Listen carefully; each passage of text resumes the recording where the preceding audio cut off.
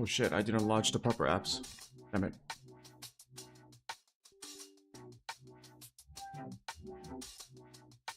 Hey, what's up, guys?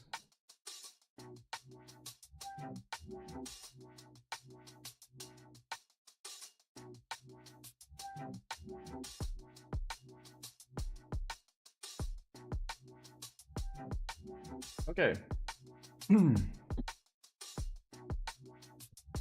Well. While our game is loading up.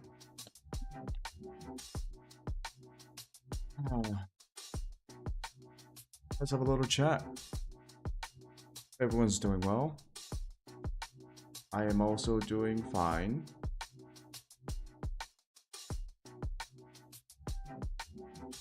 Everything is hot and humid over here in South Korea.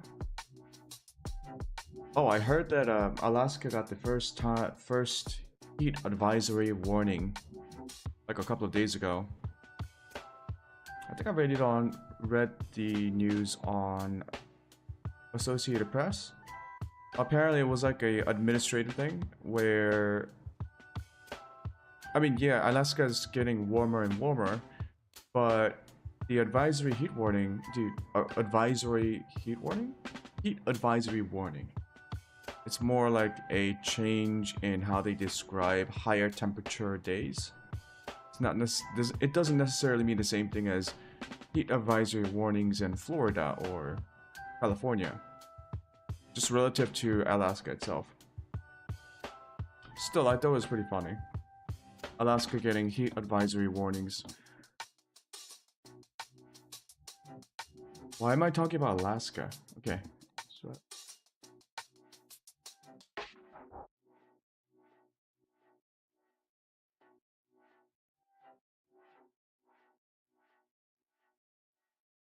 I've been looking at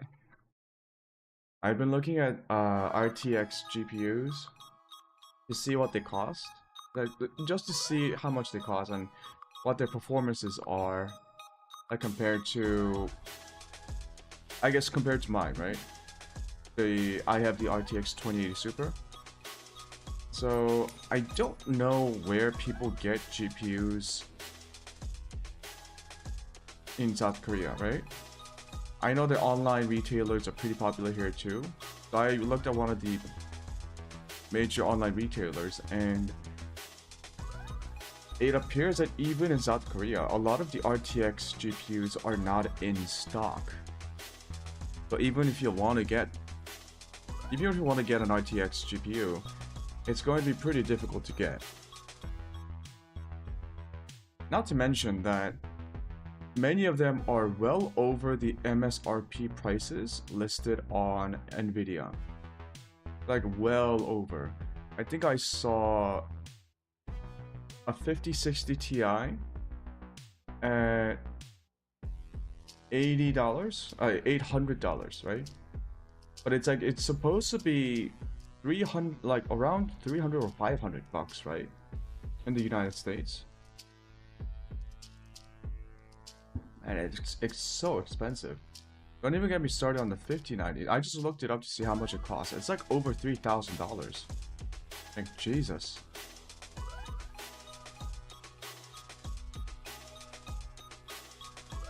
Who the heck's gonna buy a $3,000 video card? Like,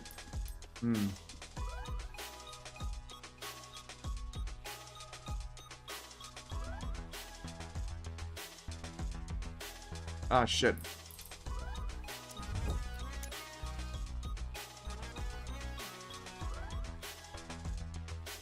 My map enhancement mod didn't open. I thought I set that mod so that it would open up automatically. Let me just double check.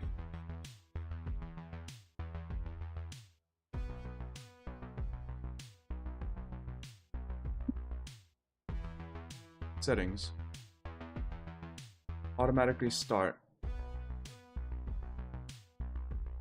Oh, I see.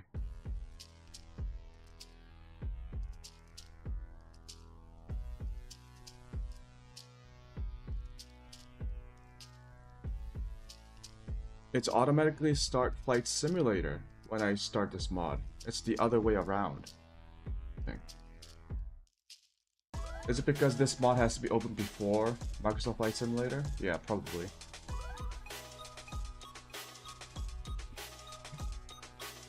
Man, why is it so hot in my room? Okay.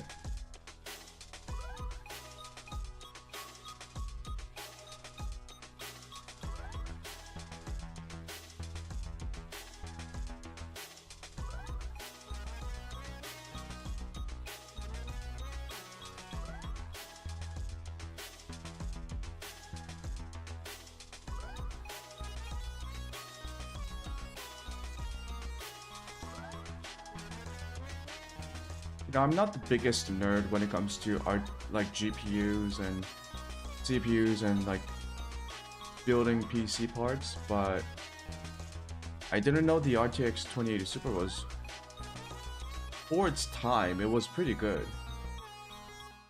Apparently it's better than the 40 fucking, what was it? It's better than the 3080 or something like that. Maybe I'm wrong. Maybe I looked at the wrong comparisons, but yeah, apparently it was like, I think a lot of people liked the, oh, I remember people loved the 10 series, right? The 1080. And then I think people were fine with the 30 series somewhat. I know that people love the 40 series, and I know that people don't like the 50 series. That's about all that I know about the state of the GPU market.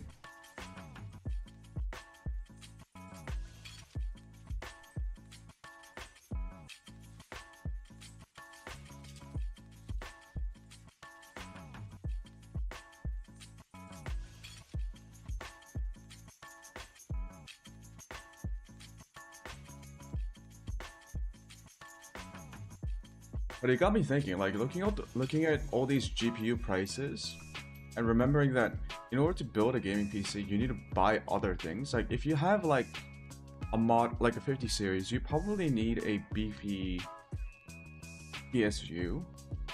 Even if you go for like one of the budget-friendly GPUs, like the 5060 or the 5070, because you also need a decent CPU, which also costs hundreds of dollars. And then you need decent RAM, probably 32 gigabytes.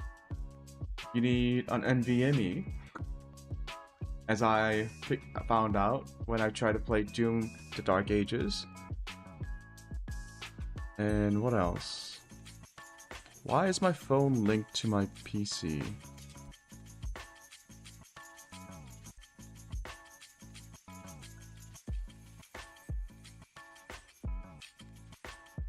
What is going on?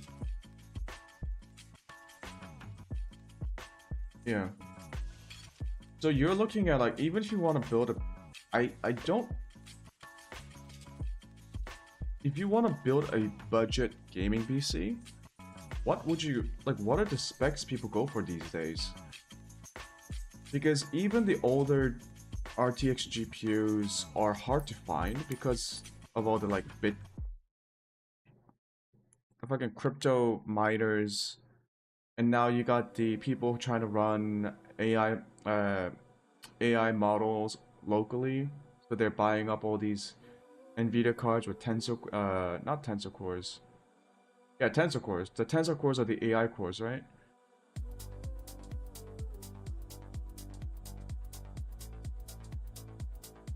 Or is it the other thing?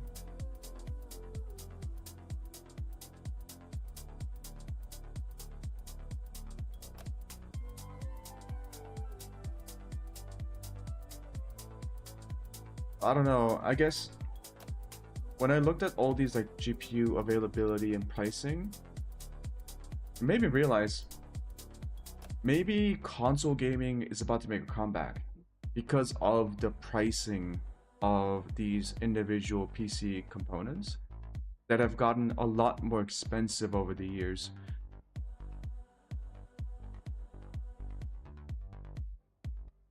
Oh god. My AC. Yeah.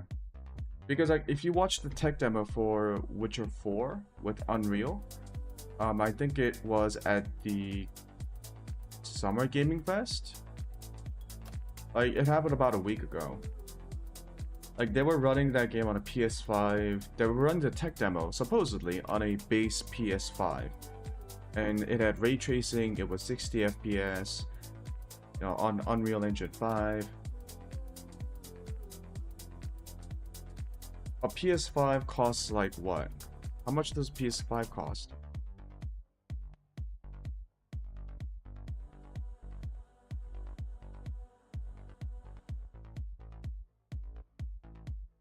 So PS5 Slim, you can get it for around 400, 500 bucks, 500 bucks. So for the price of one GPU, you get an actual gaming console that can run games. Like modern games on...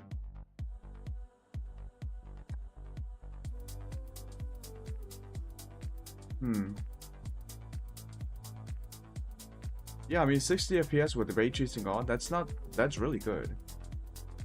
Or maybe like CD Projekt Red did something like incredible hard, like they did incredible hard work just to optimize the game, and most games won't be able to run that well. I don't know, but I think the price points are at a point where console gaming might be more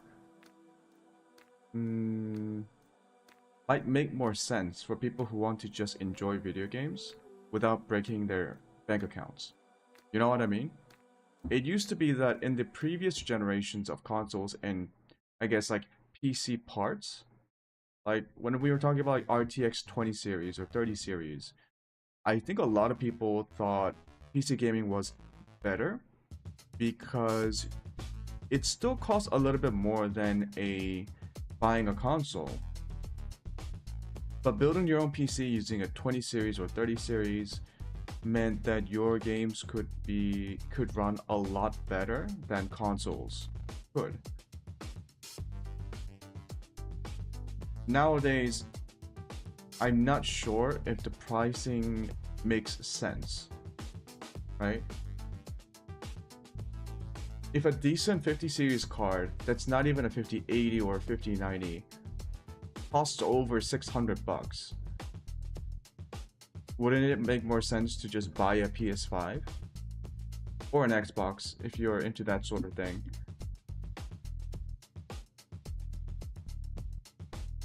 What is the equivalent Xbox right now for like the latest generation of Xbox? Is it still the Series X or is it the Series S1? Their naming scheme got confusing. Anyways, we're good.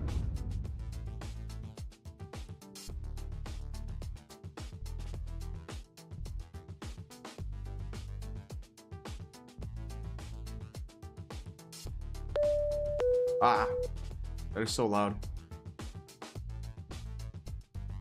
I don't know how to fix that. The volume settings kick in after the app launches. I hope the dev who made BATC puts in the option to like mute the intro sound, or like have the volume settings be affected by the mod's volume settings.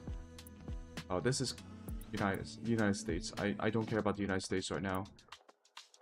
So yesterday we landed at Taoyuan. RCTP. Taoyuan. There we go. Right. We landed at Taoyuan.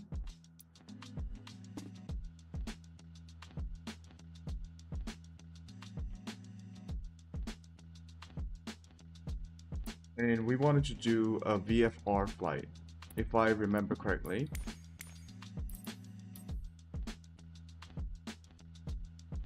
And should I even bust out the... Should I bust out the Cessna?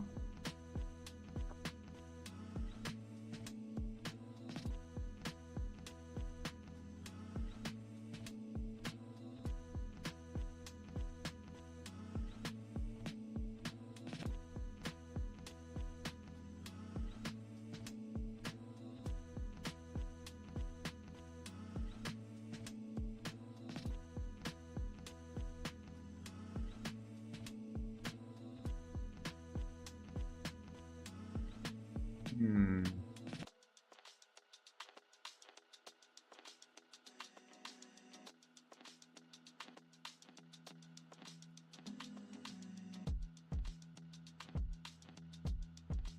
No, I'll stick with the Pilates.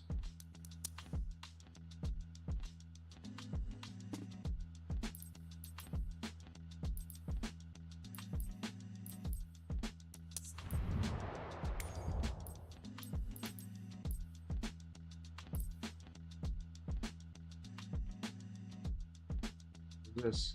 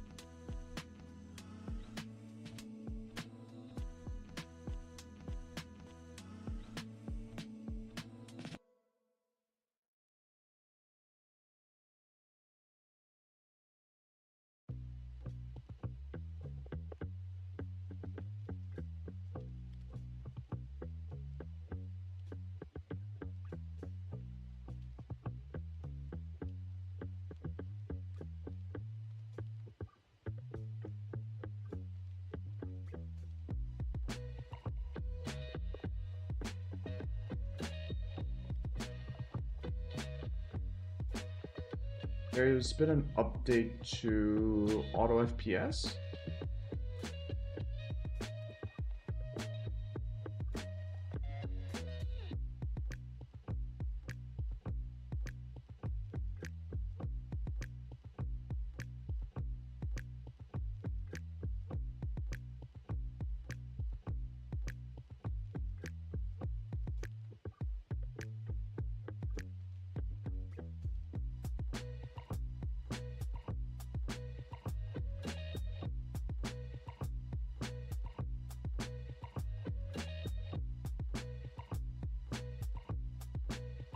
So there's been an update to auto FPS.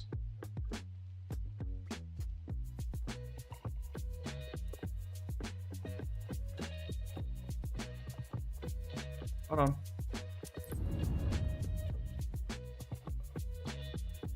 I don't think I have to close my game for it. I just have to launch.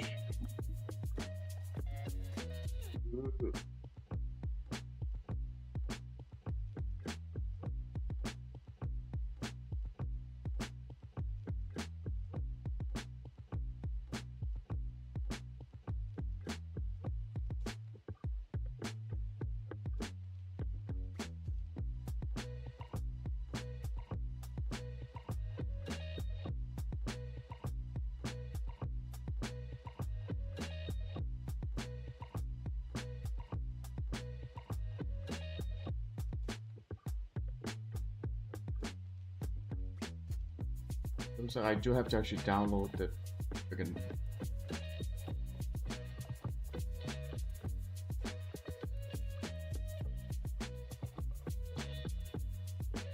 download.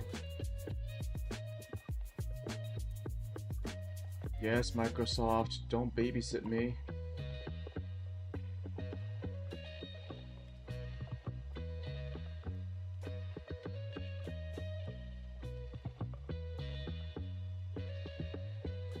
It does a thing where it's like, oh, this app might be.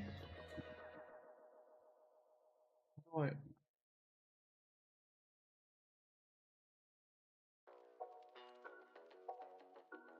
Yeah. Microsoft Edge is like, oh my god, this could be malware.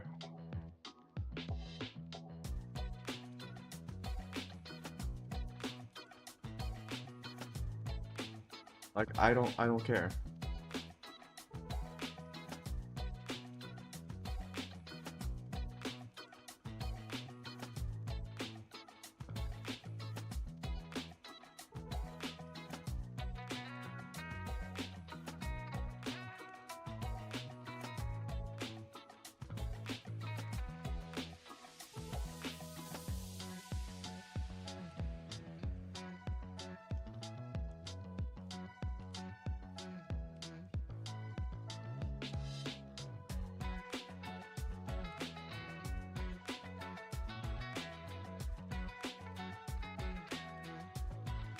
You know what is malware? The Xbox game bar. On Windows 11, you can't even uninstall it properly. You have to use a like, what was it, command line? You have to use a PowerShell command to get rid of Xbox game bar. Otherwise, it's like it's always on in your PC. So silly.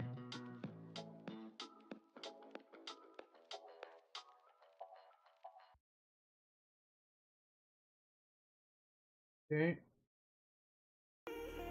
Everything's good to go.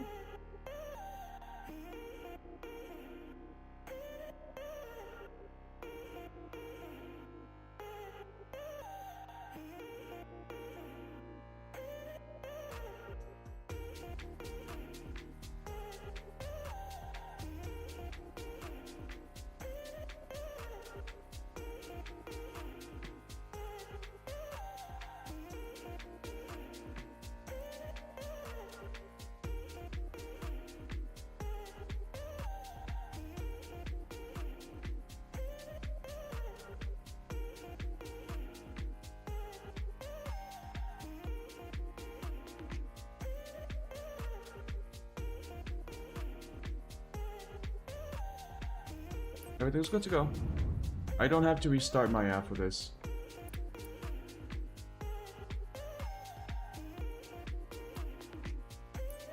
So we got the Pilates. Let's jump in and then load up our flight plans.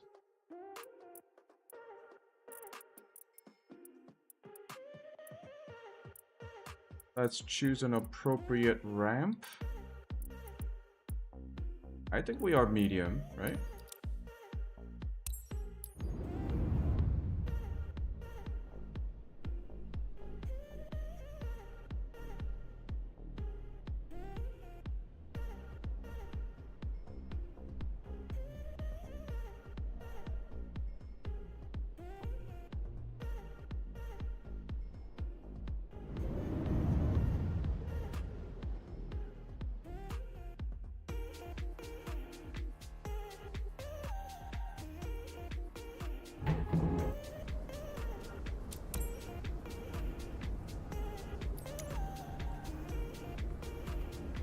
Beautiful plane.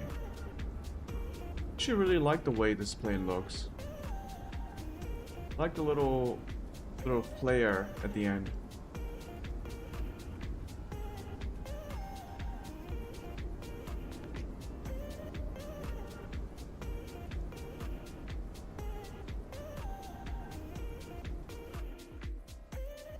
I hope the devs for this game keeps working on this, because I think this can be a great game. It's just that there are a lot of things that are incomplete or buggy about it. But I think the biggest thing what everyone seems to be complaining about, including myself, has been the performance. Like, FrameGen and DLSS can only fix these issues so far. The VRAM issues has to be fixed.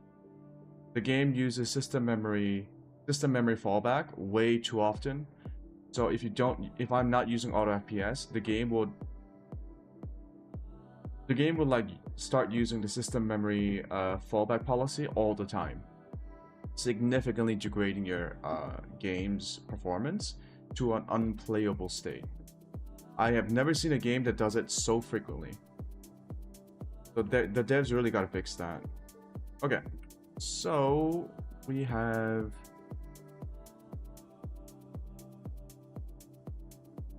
a VFR flight.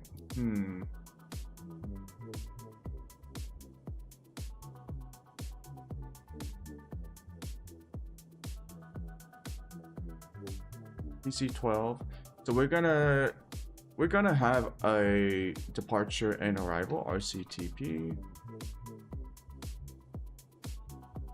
But we are going to ignore ATC center directions, controller directions once we take off.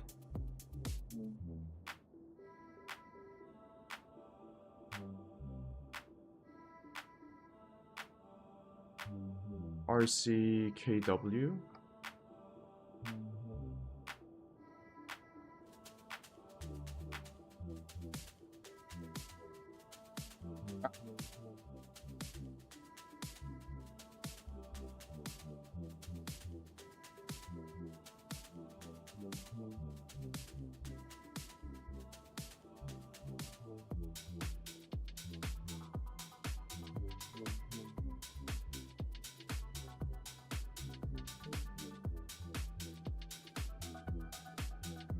Actually, that pretty much is the path we want to go on.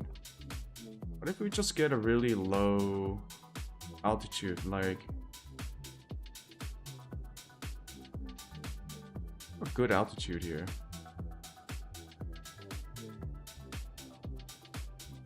Something quite low, actually.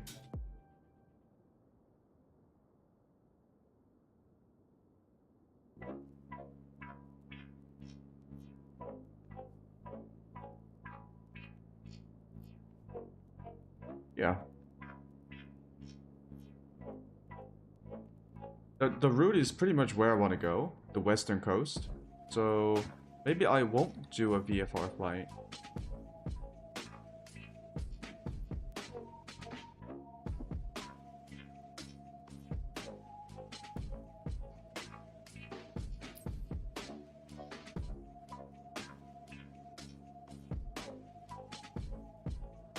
Probably don't need that much fuel actually. Let's just like unload the fuel because we don't want to deal with the extra weight.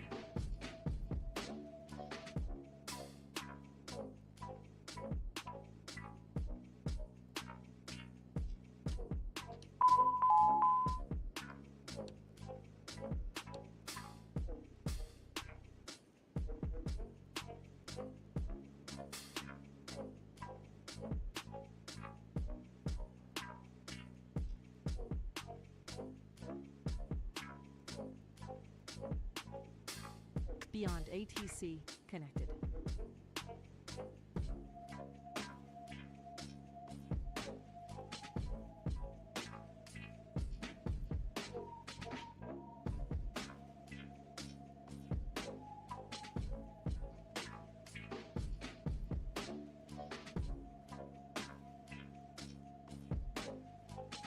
.127.6.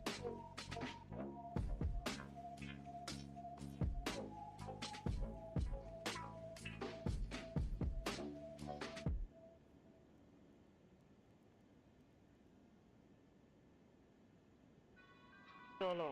Wind 215 at 10. Visibility 10 miles or more. Few clouds at 1,500. Scattered at 20,000. Temperature tree 1. 2.23. Fuel in H1007. VFR conditions. Landing runway 23 right. Departing runway 23 left. Transition level 130. Read back all hold short instructions. Advise on initial contact. You have information Tango.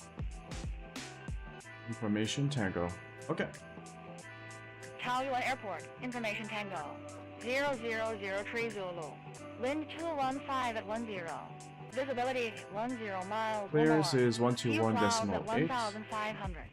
Scattered at 20,000. Temperature tree 1. 2.23.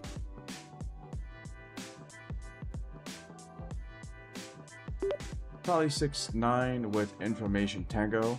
Request IFR clearance.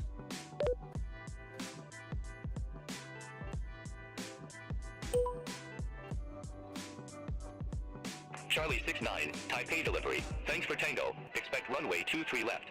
Climb 6,000 feet on runway centerline, then expect radar vectors or bow. Squawk 6740.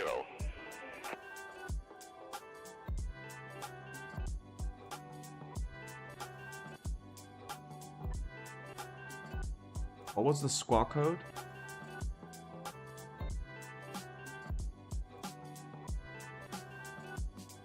Vectors to RCPO, squawk. Charlie 69, Taipei delivery. Thanks for Tango. Expect runway 23 left. Climb 6,000 feet on runway centerline, then expect radar vectors or bow. Squawk 6740.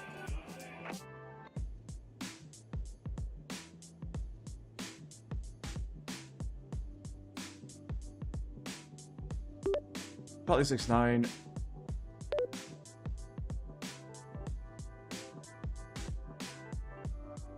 Negative. Expect radar vectors or PO. Climb 6,000 feet and squawk 6740.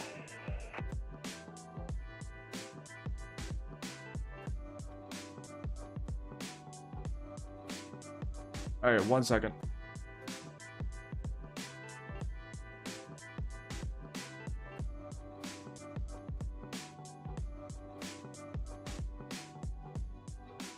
Negative. Expect radar vectors or PO. Climb 6,000 feet and squawk 6740.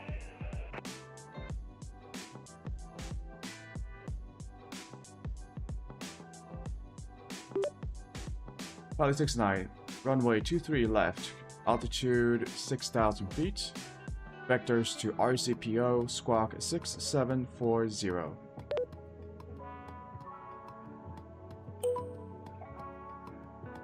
Charlie 69. Read back correct.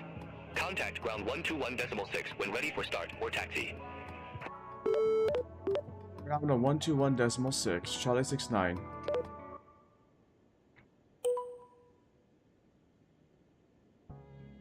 Dynasty 903 Heavy, on our way to Hong Kong.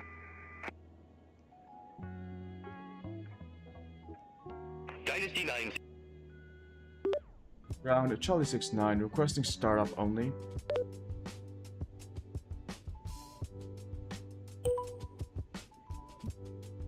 Charlie 69, engine start approved. Call when ready for taxi.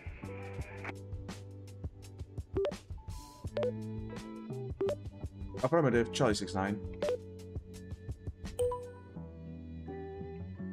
Okay, let's start up our plane.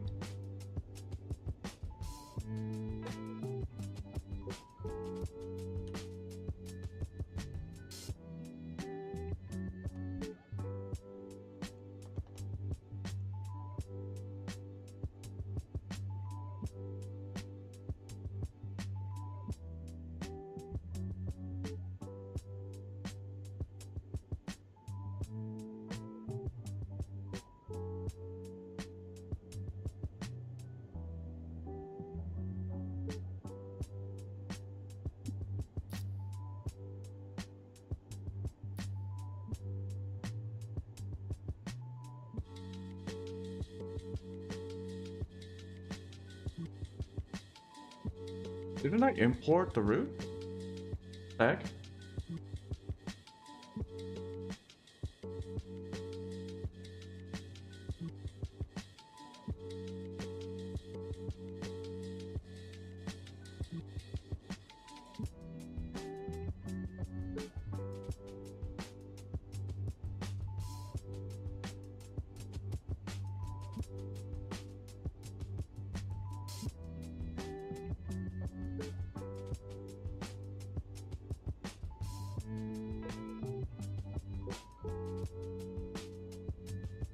Am I missing something?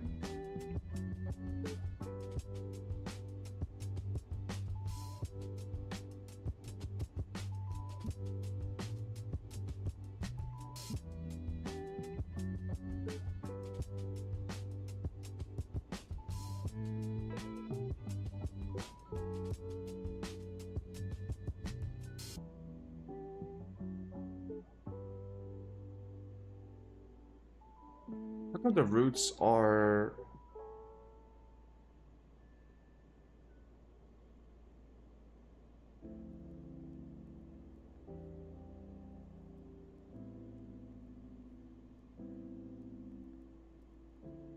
Okay, well,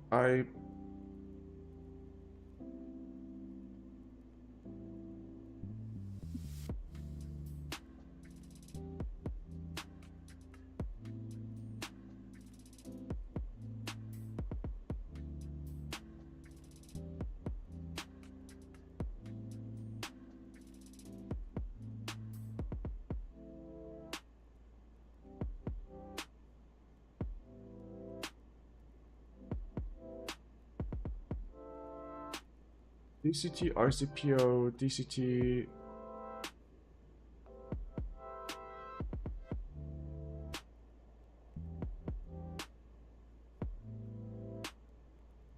Alright, well, if it doesn't work, we'll just go off route.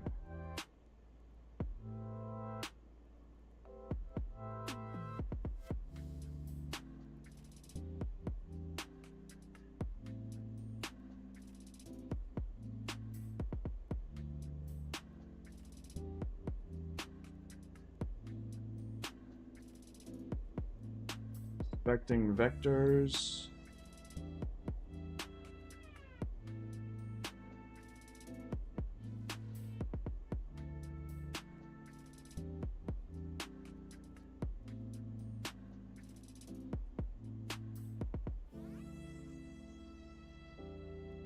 Okay.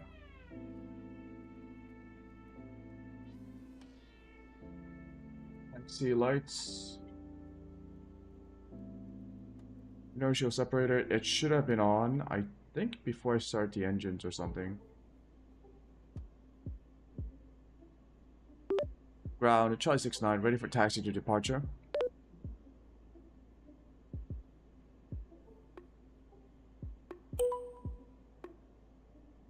Charlie 69, runway 23 left taxi via Charlie Tango, Quebec 7, Sierra, Sierra 10.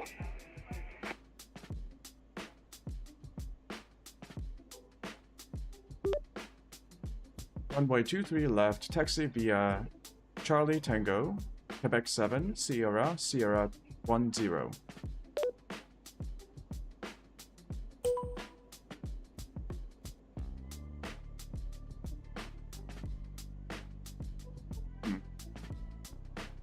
Gonna use the map here. Okay, I think everything is set up to go.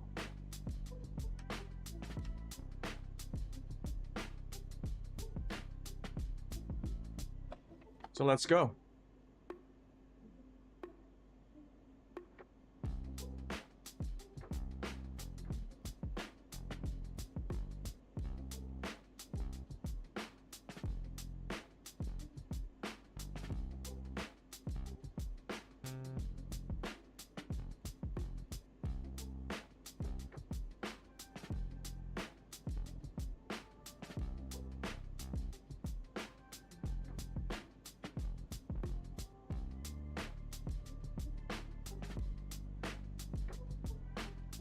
Oh, wrong way.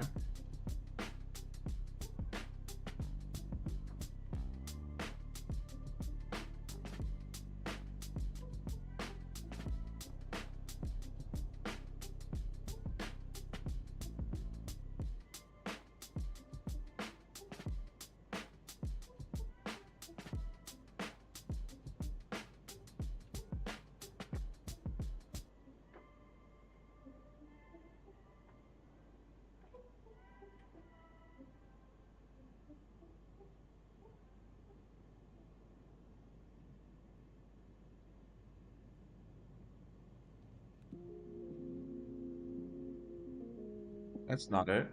Oh. How come this airport doesn't have like the guiding lines properly?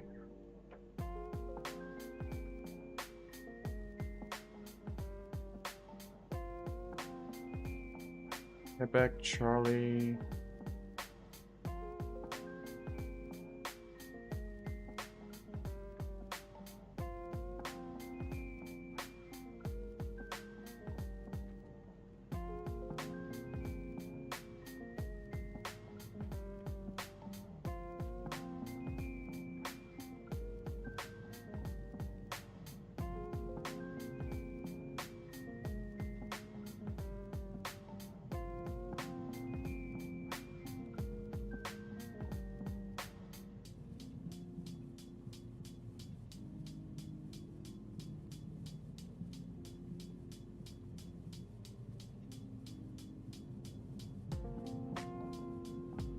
Charlie 69, contact Taipei Tower 129.3. Tower on 129.3, Charlie 69.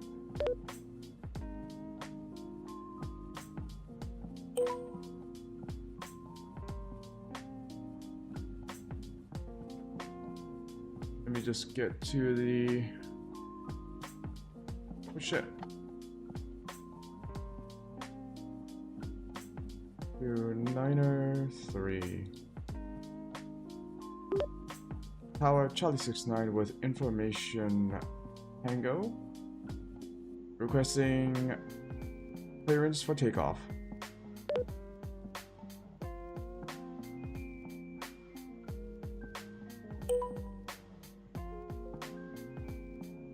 Taipei Tower Charlie 69, you are not cleared for takeoff at this time.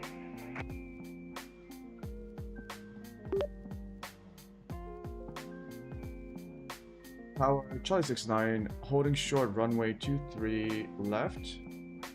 Requesting takeoff.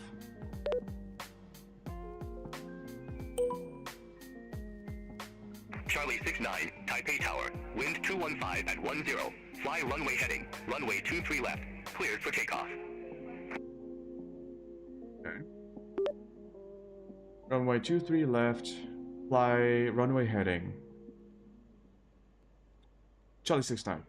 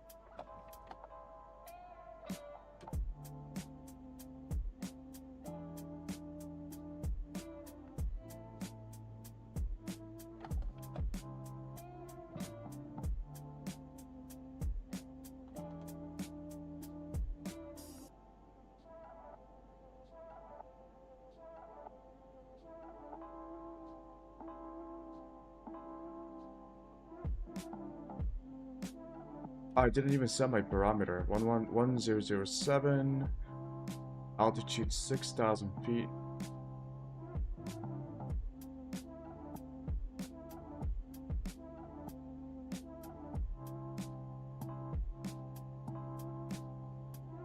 All aircraft be advised information uniform now current, QNH1007.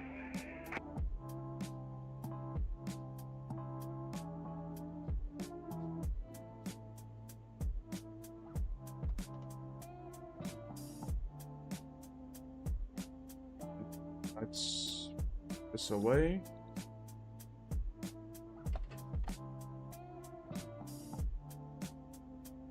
Take off.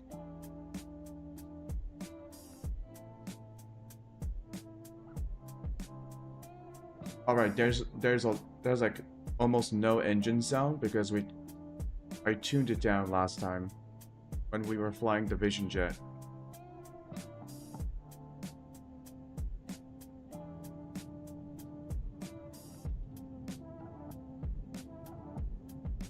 Yeah.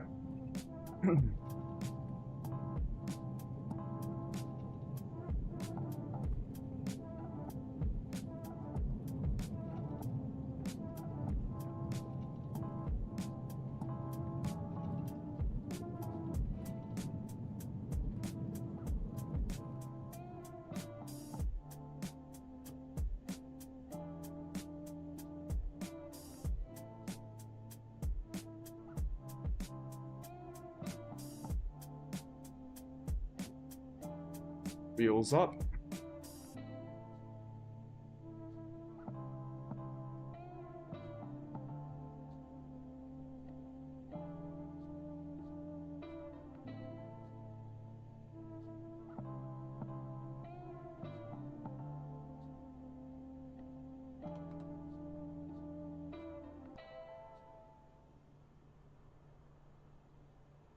Climbing to 6,000 69, feet. reset transponder. Oh, Squawk shit. 6740. Whoops.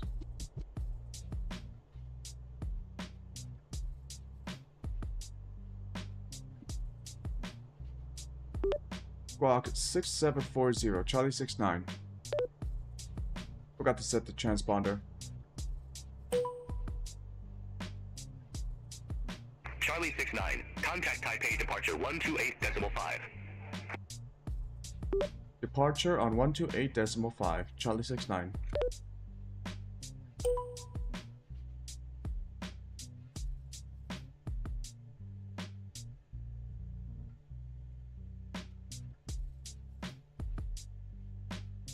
Departure Charlie 69, 3,500 feet.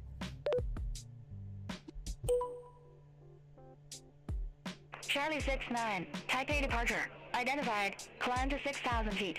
QNH 1007. Climbing to 6,000 feet, Charlie 69. Negative. QNH 1007. Climbing to 6,000 feet, QNH 1007, Charlie 69.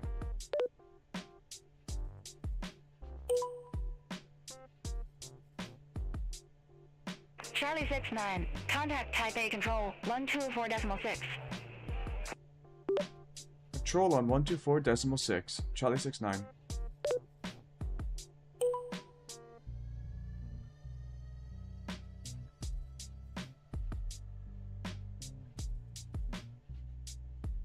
Control Charlie 69 at 6,000 feet.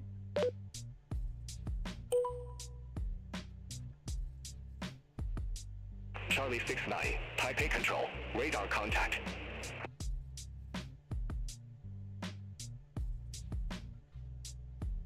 Charlie 69, clear direct pole. Resume navigation. Redirect to RCPO, resuming on navigation, Charlie 69.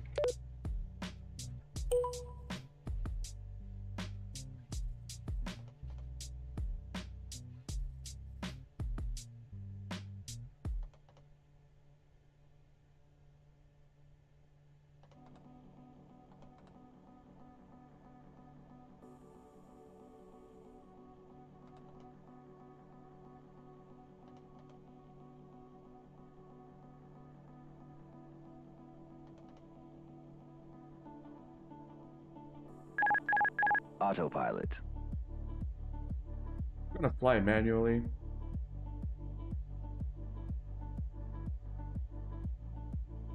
And I am going to increase the... I think the sound settings were bugged, right?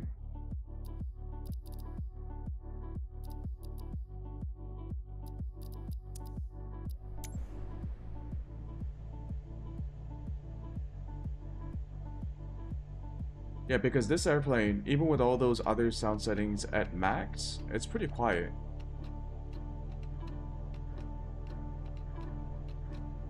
So this is Taiwan.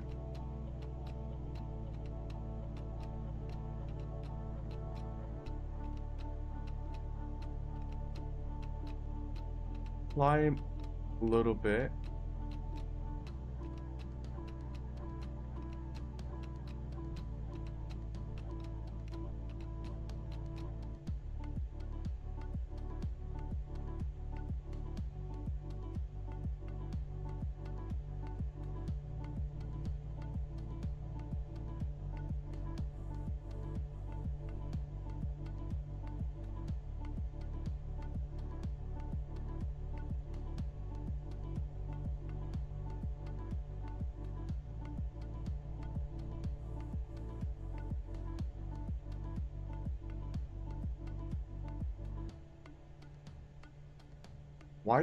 Why is that a POI? Taiwan PetroChina Drilling Engineering Office.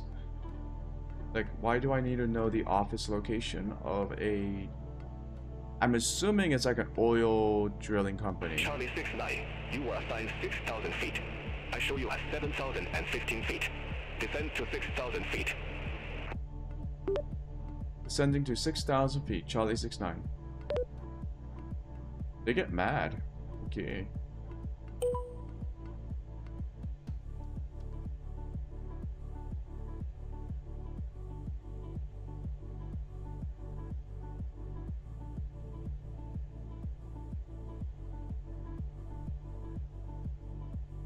I don't think this is Taipei, is it? Taipei might be further south.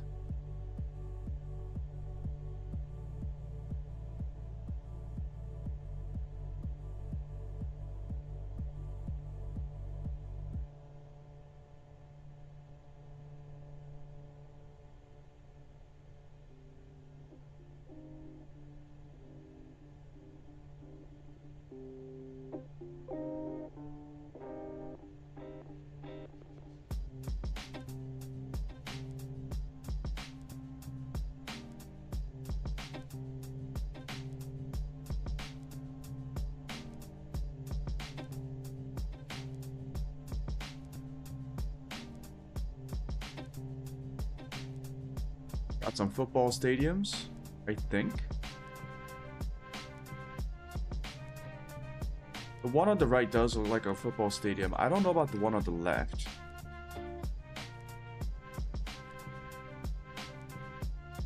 Maybe it's like a tennis court?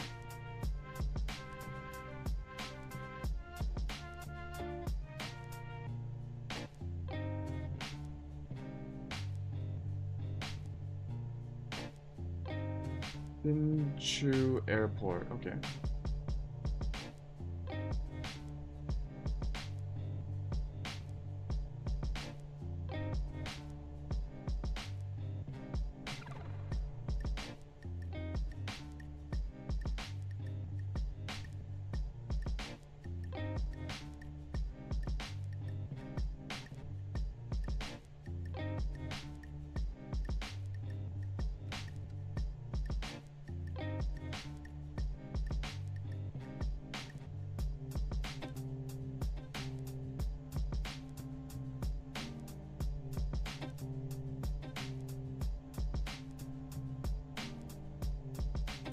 Hold on.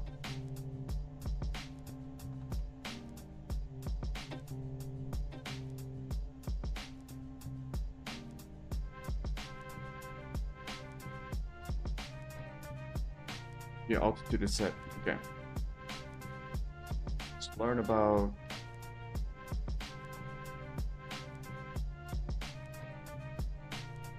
Taiwan.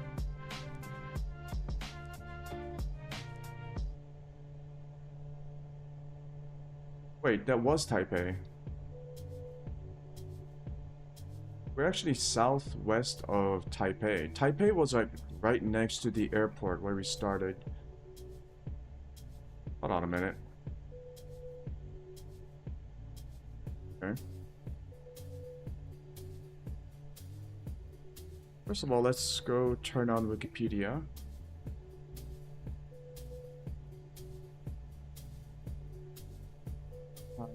Taipei.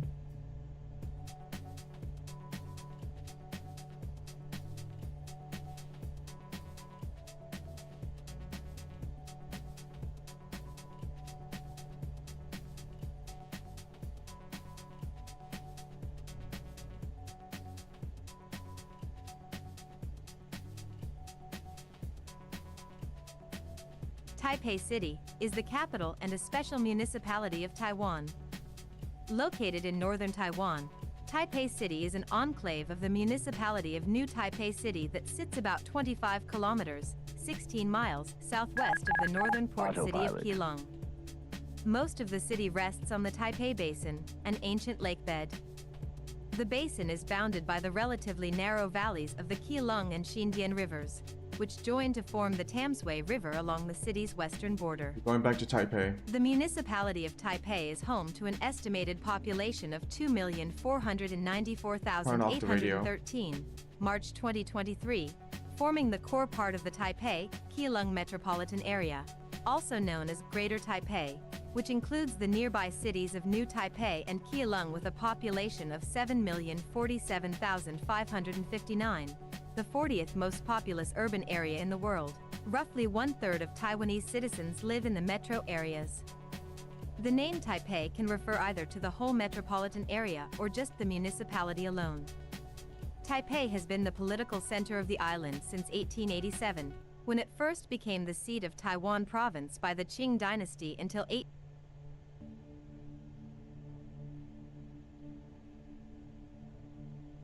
1895 and again from 1945 to 1956 by the Republic of China, ROC, government, with an interregnum from 1895 to 1945 as the seat of the Government General of Taiwan during the Japanese rule. The city has been the national seat of the ROC central government since 1949, and it became the nation's first special municipality, then known as Yuan-controlled municipality, on July 1, 1967, upgrading from provincial city status. Taipei is the economic, political, educational, and cultural center of Taiwan. It has been rated an Alpha- city by GAWC. Taipei also forms a major part of a high-tech industrial area. Railways, highways, airports, and bus lines connect Taipei with all parts of the island. The city is served by 2 airports, Songshan and Taoyuan. The municipality is home to architectural and cultural landmarks, including Taipei 101, which was formerly the tallest building in the world, Chiang Kai-shek Memorial Hall, Dalongdong Boan Temple, Xing Tiankong, Lungshan Temple of Menka, National Palace Museum, Presidential Office Building, Taipei Guest House and Jinan Temple.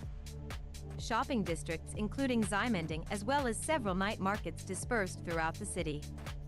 Natural features include Maokong, Yangmingshan, and hot springs. In English-language news reports, the name Taipei often serves as a synecdoche referring to the central government that controls the Taiwan area. Due to the ambiguous political status of Taiwan internationally, the term Chinese Taipei is also frequently used as a synonym for the entire country, as when Taiwan's governmental representatives participate in international organizations or when Taiwan's athletes compete in international sporting events, including the Olympics. Names. See also, Chinese language romanization in Taiwan. The spellings Taipei and Taipei derive from the Wade-Giles romanization Tai superscript 2 superscript 3, which means the north of Taiwan in Chinese. The name could be also romanized as Taipei according to Hanyu Pinyin and Tongyang Pinyin. The city has also been known as Taipak, derived from Taiwanese Hokkien, among many possible non-standardized variants. During the Japanese rule from 1895 to 1945, Taipei was known as Taihoku, merely Japanese rendition of the original Chinese language name. History. Main article, History of Taipei. See also, North-South Divide in Taiwan Taipei. Taipei's Old North Gate, completed in 1884. Prior to the significant influx of Han Chinese, the region of Taipei Basin was mainly inhabited by the plains aborigines called Kitagalan. The number of Han colonists gradually increased in the early 18th century under Qing dynasty rule after the government began permitting development in the area. In 1875, the northern part of the island was incorporated into the new Taipei Prefecture. It was formally established as Taipei Prefecture and was the temporary capital of the island in 1887 when it was declared a province, Fujian Taiwan Province. Taipei was formally made the provincial capital in 1894. Its romanization was changed to Taihoku in 1895 when the Empire of Japan annexed Taiwan, It looks like a based dam. on the Japanese reading of the 2 characters. The writing in Chinese characters remained unaltered. Under Japanese rule, the city was administered under Taihoku Prefecture. Taiwan's Japanese rulers embarked on an extensive program of advanced urban planning that featured extensive railroad links. A number of Taipei landmarks and cultural institutions date from this period.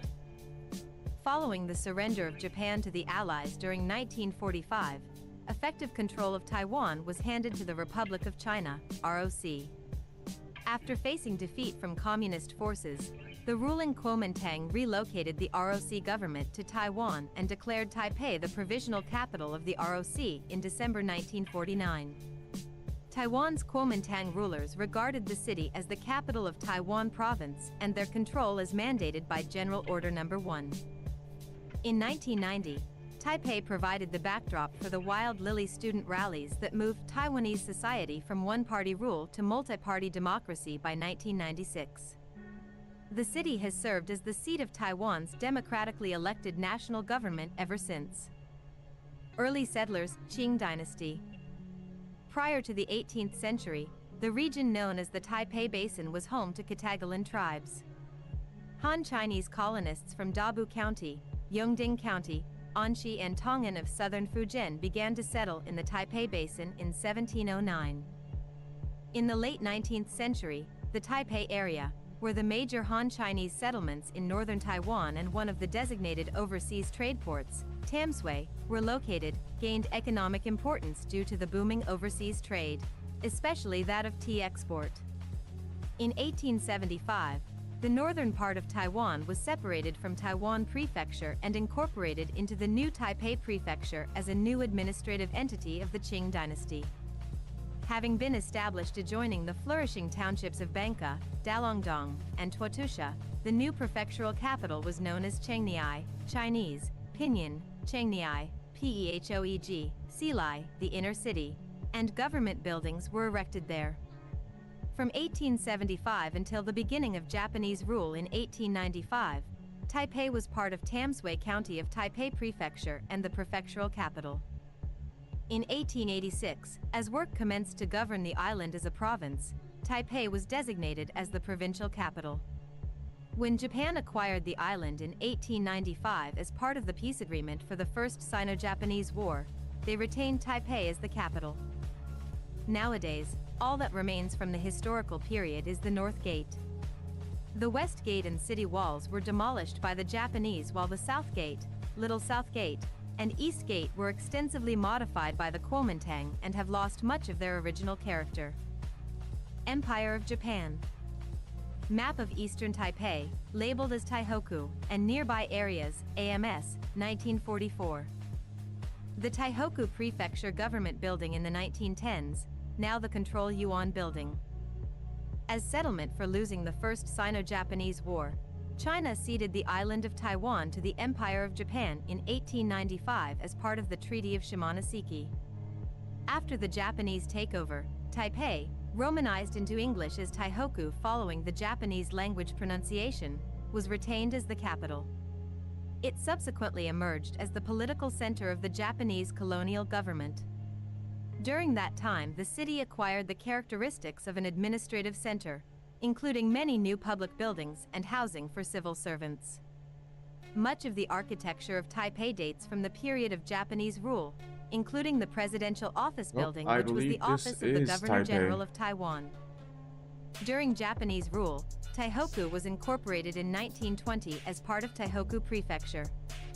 It included Banka, Tuotusha, and Jonai, among other small settlements. The eastern village of Matsuyama, modern-day Songsan District, Taipei, was annexed into Taihoku City in 1938. Taihoku and surrounding areas were bombed by Allied forces on several occasions. The largest of these Allied air raids, the Taihoku Air Raid, took place on May 31, 1945. Post WW2 under ROC. Taipei 101 is a landmark and tourist attraction in Taipei. The National Chiang Kai-shek Memorial Hall is a national monument, landmark, and tourist attraction in Taipei. With President Chiang Kai-shek, U.S. President Dwight D. Eisenhower waved to a crowd during his visit to Taipei in June 1960. I also think I saw the Upon city the Japanese hall. defeat Yep, following that's the the city nuclear hall. bomb destruction of Hiroshima and Nagasaki, and its consequent surrender in August 1945, the Kuomintang, Chinese Nationalist Party, assumed control of Taiwan. Subsequently, Taipei was established as a provincial city, and a temporary office of the Taiwan Province Administrative Governor was established in it. In 1947, the Kuomintang, KMT, government under Chiang Kai-shek declared island-wide martial law in Taiwan as a result of the February 28 incident, which began with incidents in Taipei but led to an island-wide crackdown on the local population by forces loyal to Chiang. 2 years later, on December 7, 1949, Chiang and the Kuomintang forces were forced to flee mainland China after the defeat by communist revolutionaries. The KMT-led national government that fled to Taiwan declared Taipei to be the provisional capital of a continuing Republic of China. Taipei expanded greatly in the decades after 1949, and as approved on December 30, 1966, by the Executive Yuan, Taipei was declared a special municipality on July 1, 1967. It's actually a In lot the following smaller than year, I thought. Taipei City expanded again by annexing Shilin, Beitou, Nehu, Nangang, Gingmei, and Muza.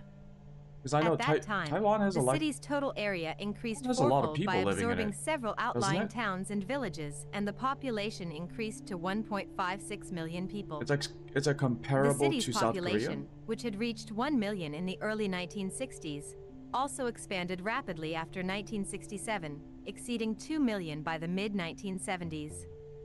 Although growth within the city itself gradually slowed thereafter, its population had become relatively stable by the mid-1990s. Taipei remained one of the world's most densely populated urban areas, and the population continued to increase in the regions surrounding the city, notably along the corridor between Taipei and Keelung. In 1990, Taipei's 16 districts were consolidated into the current 12 districts. Mass democracy rallies that year in the plaza around Chiang Kai-shek Memorial Hall led to an island-wide transition to multi-party democracy, where legislators are chosen via regularly scheduled popular elections during the presidency of Lee Teng-hui. Geography. Aerial panorama of Taipei's west from the perspective of Tamsui River. The city of Taipei, as seen from Maokong in 2014. Taipei City is located in the Taipei Basin in northern Taiwan. It is bordered by the Xindian River on the south and the Tamsui River on the west. The generally low-lying terrain of the central areas on the western side of the municipality slopes upward to the south and east and especially to the north, where it reaches the 120 m, 3,670 feet, tall Qixing Mountain, the highest, dormant, volcano in Taiwan in Yangmingshan National Park. The northern districts of Shilin and Beitou extend north of the Keelung River and are bordered by Yangmingshan National Park. The Taipei city limits cover an area of 271.7997 square kilometers, 104.9425 square miles, We can actually ranking see how 16th these of were 25 among all volcanic counties and mountains. cities in Taiwan. You can see the eruption Two peaks, and the Qixing Mountain and Dayton, the way rise to it the northeast erupted. of the city. That's pretty cool. Qixing Mountain is located on the Tatan Volcanic Group. Its 120 m, 3,670 feet, high main peak renders it the tallest mountain at the rim of the Taipei Basin. 1092 m, 3,583 feet, high m to Dayton is a close runner-up. These former volcanoes make up the western section of Yangmingshan National Park, extending from Dayton northward to Kegongkeng. Located on a broad saddle between two mountains, the area also contains the marshy Dayton Pond. To the southeast of the city lie the Songsan Hills and the Qingshui Ravine, which form a barrier of lush woods. Climate. Taipei has a humid subtropical climate, Köppen, CFA. Summers are long-lasting, very hot and humid, and accompanied by occasional heavy rainstorms and typhoons, while winters are short, generally warm and generally very foggy due to the northeasterly winds from the vast Siberian high being intensified Now by that the we've cooling kind of of this did cooler a air in the Taipei little Basin. circle around Taipei, As why in the don't rest we of northern continue Taiwan, heading down daytime south? temperatures of Taipei can often peak above 26 degrees Celsius 79 degrees Fahrenheit during a warm winter day, while they can dip below that same level during afternoon showers and thunderstorms in the summer. Occasional cold fronts during the winter months can drop the daily temperature by 3 to 5 degrees Celsius, 5.4 to 9.0 degrees Fahrenheit, though temperatures rarely drop below 10 degrees Celsius 50 degrees Fahrenheit. Extreme temperatures ranged from minus 0.2 degrees Celsius 31.6 degrees Fahrenheit on February 13, 1901 to 39.7 degrees Celsius 103.5 degrees Fahrenheit on July 24, 2020, while snow has never been recorded in the city besides on mountains located within the city limit such as Yangmingshan. Due to Taiwan's location in the Pacific Ocean, it is affected by the Pacific typhoon season, which occurs between June and October. Show climate data for Taipei, normals 1991 to 2020, extremes 1896 present. Yeah, I don't need to know about the temperature of the city.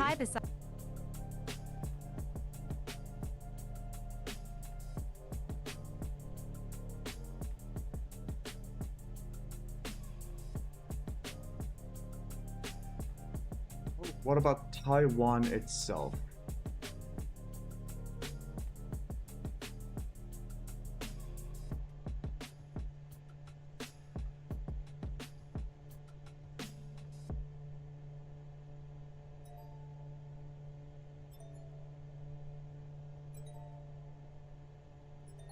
Taiwan, officially the Republic of China, ROC, is a country in East Asia. The main island of Taiwan, also known as Formosa, lies between the East and South China Seas in the northwestern Pacific Ocean, with the People's Republic of China, PRC, to the northwest, with Japan to the northeast and the Philippines to the south. It has an area of 35,808 square kilometers, 13,826 square miles, with mountain ranges dominating the eastern two-thirds and plains in the western third, where its highly urbanized population is concentrated. The combined territories under ROC control consist of 168 islands in total, covering 36,193 square kilometers, 13,974 square miles. The largest metropolitan area is formed by Taipei, the capital, New Taipei City, and Keelung. With around 23.9 million inhabitants, Taiwan is among the most densely populated countries. Taiwan has been settled for at least 25,000 years. Ancestors of Taiwanese indigenous peoples settled the island around 6,000 years ago. In the 17th century, large-scale Han Chinese immigration began under Dutch colonial rule and continued under the Kingdom of Tungning, the first predominantly Han Chinese state in Taiwanese history. The island was annexed in 1683 by the Qing dynasty of China and ceded to the Empire of Japan in 1895. The Republic of China, which had overthrown the Qing in 1912 under the leadership of Sun Yat-sen, took control following the surrender of Japan in World War II. The immediate resumption of the Chinese Civil War resulted in the loss of the Chinese mainland to communist forces, who established the People's Republic of China, and the flight of the ROC central government to Taiwan in 1949. The effective jurisdiction of the ROC has since been limited to Taiwan, Penghu, and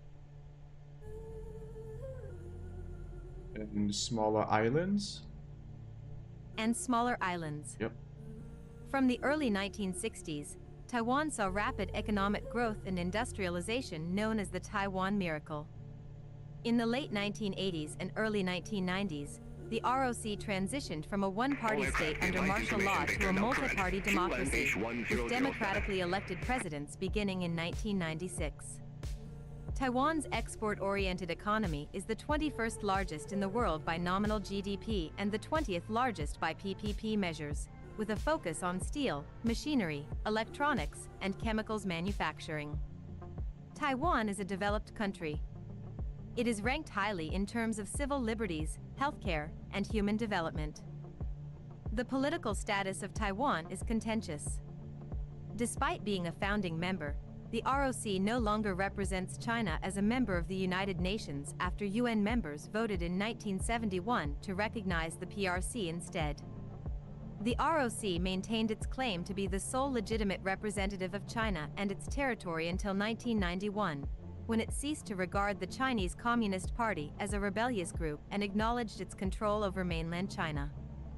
Taiwan is claimed by the PRC, which refuses to establish diplomatic relations with countries that recognize the ROC. Taiwan maintains official diplomatic relations with 11 out of 193 UN member states and the Holy See. Many others maintain unofficial diplomatic ties through representative offices and institutions that function as de facto embassies and consulates. International organizations in which the PRC participates either refuse to grant membership to Taiwan or allow it to participate on a non-state basis.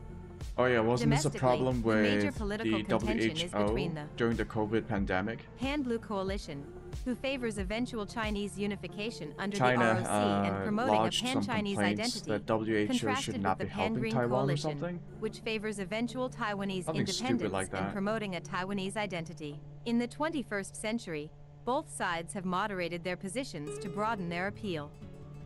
Etymology. Names for the island. In his Dawi Zilyu, 1349, Wang Dayuan used Liuqiu as a name for the island, or the part of it closest to Penghu. Elsewhere, the name was used for the Ryukyu Islands in general or Okinawa specifically. The name Ryukyu is the Japanese form of Liuqiu.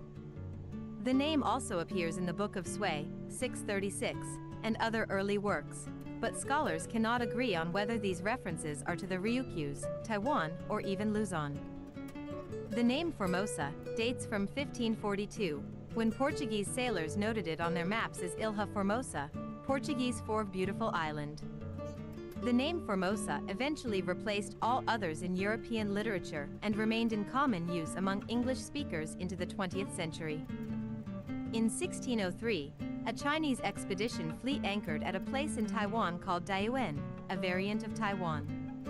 In the early 17th century, the Dutch East India Company established a commercial post at Fort Zeelandia, modern-day Onping, on a coastal sandbar called Taoyuan, after their ethnonym for a nearby Taiwanese Aboriginal tribe, possibly Taiwan people.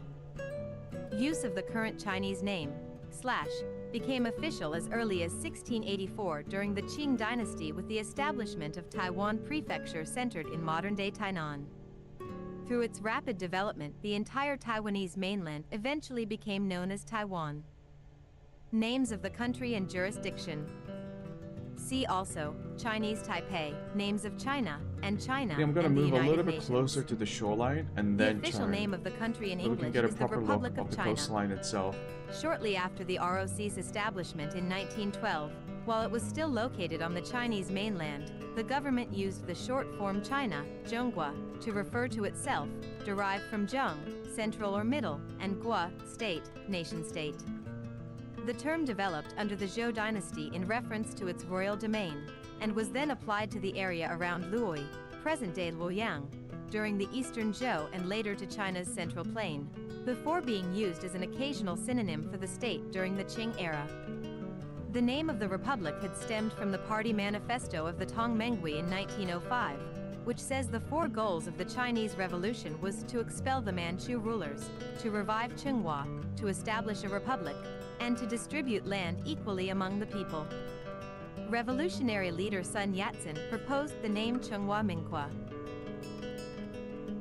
as the assumed name of the new country when the revolution succeeded. During the 1950s and 1960s, after the ROC government had withdrawn to Taiwan, it was commonly referred to as Nationalist China, or Free China, to differentiate it from Communist China, or Red China. Over subsequent decades, the Republic of China has become commonly known as Taiwan, after the main island. To avoid confusion, the ROC government in Taiwan began to put Taiwan next to its official name in 2005. In ROC government publications, the name is written as Republic of China, Taiwan, Republic of China/Taiwan, or sometimes Taiwan, ROC. Taiwan area was defined to mean the island of Taiwan, Penghu, Kinmen, Matsu, and other territory under ROC's effective control, in contrast to mainland area, which refers to ROC territory outside the Taiwan area and under Chinese communist control. The Republic of China participates in most international forums and organizations under the name Chinese Taipei as a compromise with the People's Republic of China, PRC. For instance, it is the name under which it has participated in the Olympic Games as well as the APEC. Taiwan authorities is sometimes used by the PRC to refer to the government in Taiwan. History. Main article, History of Taiwan. For a chronological guide, see Timeline of Taiwanese History. 2,300-year-old jade, unearthed at Bainan Cultural Park. Pre-colonial period. Main articles, Prehistory of Taiwan and Taiwanese indigenous peoples. Taiwan was joined to the Asian mainland in the late Pleistocene, until sea levels rose about 10,000 years ago. Human remains and Paleolithic artifacts dated 20,000 to 30,000 years ago have been found. Study of the human remains suggested they were Australo-Papuan people similar to Negrito populations in the Philippines. Paleolithic Taiwanese likely settled the Ryukyu Islands 30,000 years ago. Slash-and-burn agriculture practices started at least 11,000 years ago. Stone tools of the Chongbin culture have been found in Taitung and Eluanbai. Archaeological remains suggest they were initially hunter-gatherers that slowly shifted to intensive fishing. The distinct Wangxing culture, found in Niali County, were initially gatherers who shifted to hunting. Around 6,000 years ago, Taiwan was settled by farmers of the Daepankang culture, most likely from what is now southeast China. These cultures are the ancestors of modern Taiwanese indigenous peoples and the originators of the Austronesian language family. Trade with the Philippines persisted from the early 2nd millennium BCE, including the use of Taiwanese jade in the Philippine jade culture. The Dapinkang culture was succeeded by a variety of cultures throughout the island, including the Tahu and Ingpu. The Yuanshan were characterized by rice harvesting. I didn't know they traded Iron a lot appeared with in the such Philippines. cultures as the Niasong culture, influenced by trade with China and maritime Southeast Isn't it Asia. pretty far away? The plains' indigenous peoples mainly lived in permanent walled villages, with a lifestyle based on agriculture, fishing, and hunting. I mean, considering this was like They had thousands of years traditionally ago, matriarchal societies. it's pretty far away. Early colonial period to 1683. Main articles: Early Chinese contact with Taiwan, Dutch Formosa, Spanish Formosa, Kingdom of Middag, and Kingdom of Tungning. The Penghu Islands were inhabited by Han Chinese fishermen by 1171, and in 1225 Penghu was attached to Xinjiang. The Yuan dynasty officially incorporated Penghu under the jurisdiction of Tongan County in 1281. Penghu was evacuated in the 15th century by the Ming dynasty as part of their maritime ban, which lasted until the late Not even 16th Taiwan century. was safe from the Mongols. In 1349, Wang Dayuan provided the first written account of a visit to Taiwan. By the 1590s, a small number of Chinese from Fujian had started cultivating land in southwestern Taiwan. Some 1,500 to 2,000 Chinese lived or stayed temporarily on the southern coast of Taiwan, mostly for seasonal fishing but also subsistence farming and trading, by the early 17th century. In 1603, Chen Di visited Taiwan on an anti-Wokou expedition and recorded an account of the Taiwanese indigenous people. In 1591, I thought for a second Japan that the sent envoys to deliver a I thought for a second the TTS said anti-woke. I'm like, what? Anti-woke in the 17th century?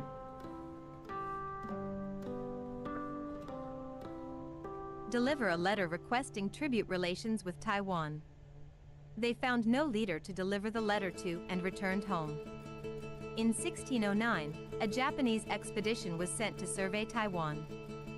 After being attacked by the indigenous people, they took some prisoners and returned home. In 1616, a Japanese fleet of 13 ships were sent to Taiwan. Due to a storm, only one ship made it there and is presumed to have returned to Japan. Fort Zeelandia, built in 1634, was the governor's residence in Dutch Formosa. In 1624, the Dutch East India Company, VOC, established Fort Zeelandia on the coastal islet of Taiwan, in modern Tainan.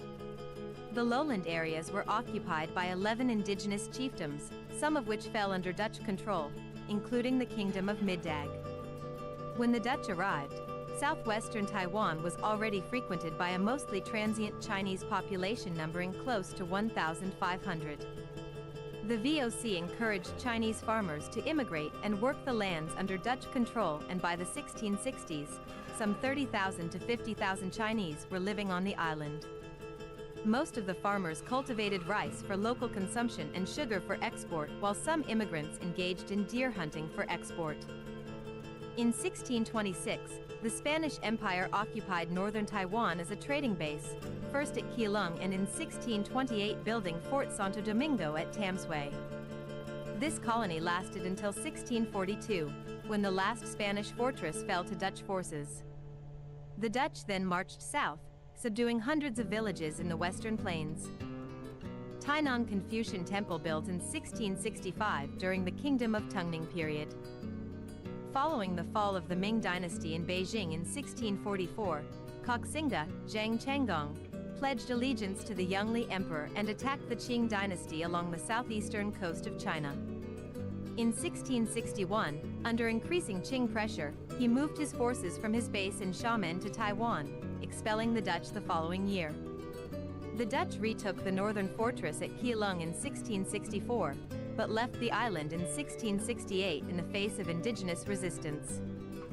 The Zheng regime, known as the Kingdom of Tungning, proclaimed its loyalty to the overthrown Ming, but ruled independently. However, Zhang Jing's return to China to participate in the revolt of the three feudatories paved the way for the Qing invasion and occupation of Taiwan in 1683. Qing rule, 1683 to 1895. Main article, Taiwan under Qing rule.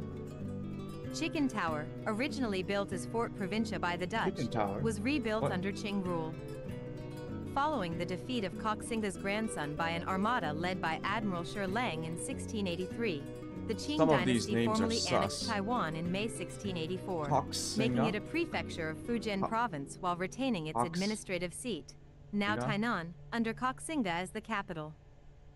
The Qing government generally tried to restrict migration to Taiwan throughout the duration of its administration because it believed that Taiwan could not sustain too large a population without leading to conflict. After the defeat of the Kingdom of Tungning, most of its population in Taiwan was sent back to the mainland, leaving the official population count at only 50,000, including 10,000 troops. Despite official restrictions, officials in Taiwan solicited settlers from the mainland, causing tens of thousands of annual arrivals by 1711. A permit system was officially recorded in 1712, but it likely existed as early as 1684. Its restrictions included only allowing those to enter who had property on the mainland, family in Taiwan, and who were not accompanied by wives or children. Many of the male migrants married local indigenous women. Over the 18th century, restrictions were relaxed. In 1732, families were allowed to move to Taiwan. By 1811, there were more than 2 million Han settlers in Taiwan, and profitable sugar and rice production industries provided exports to the mainland. In 1875, restrictions on entering Taiwan were repealed. Taiwanese indigenous peoples hunting deer, 1746. 3 counties nominally covered the entire Western Plains, but actual control was restricted to a smaller area. A government permit was required for settlers to go beyond the Dajia River. Qing administration expanded across the Western Plains area over the 18th century due to continued illegal crossings and settlement. The Taiwanese indigenous peoples were categorized by the Qing administration into acculturated Aborigines who had adopted Han culture and non-acculturated Aborigines who had not. The Qing did little to administer or subjugate them.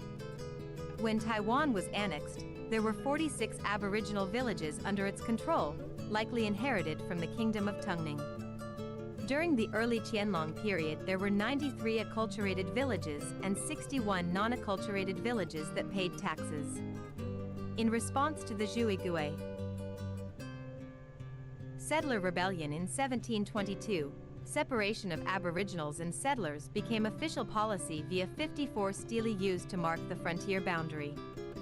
The markings were changed 4 times over the latter half of the 18th century due to continued settler encroachment.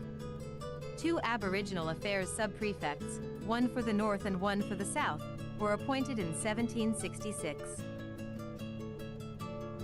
During the 200 years of Qing rule in Taiwan, the Plains indigenous peoples rarely rebelled against the government, and the mountain indigenous peoples were left to their own devices until the last 20 years of Qing rule. Most of the more than 100 rebellions during the Qing period, such as the Lin Shuangwen Rebellion, were caused by Han settlers.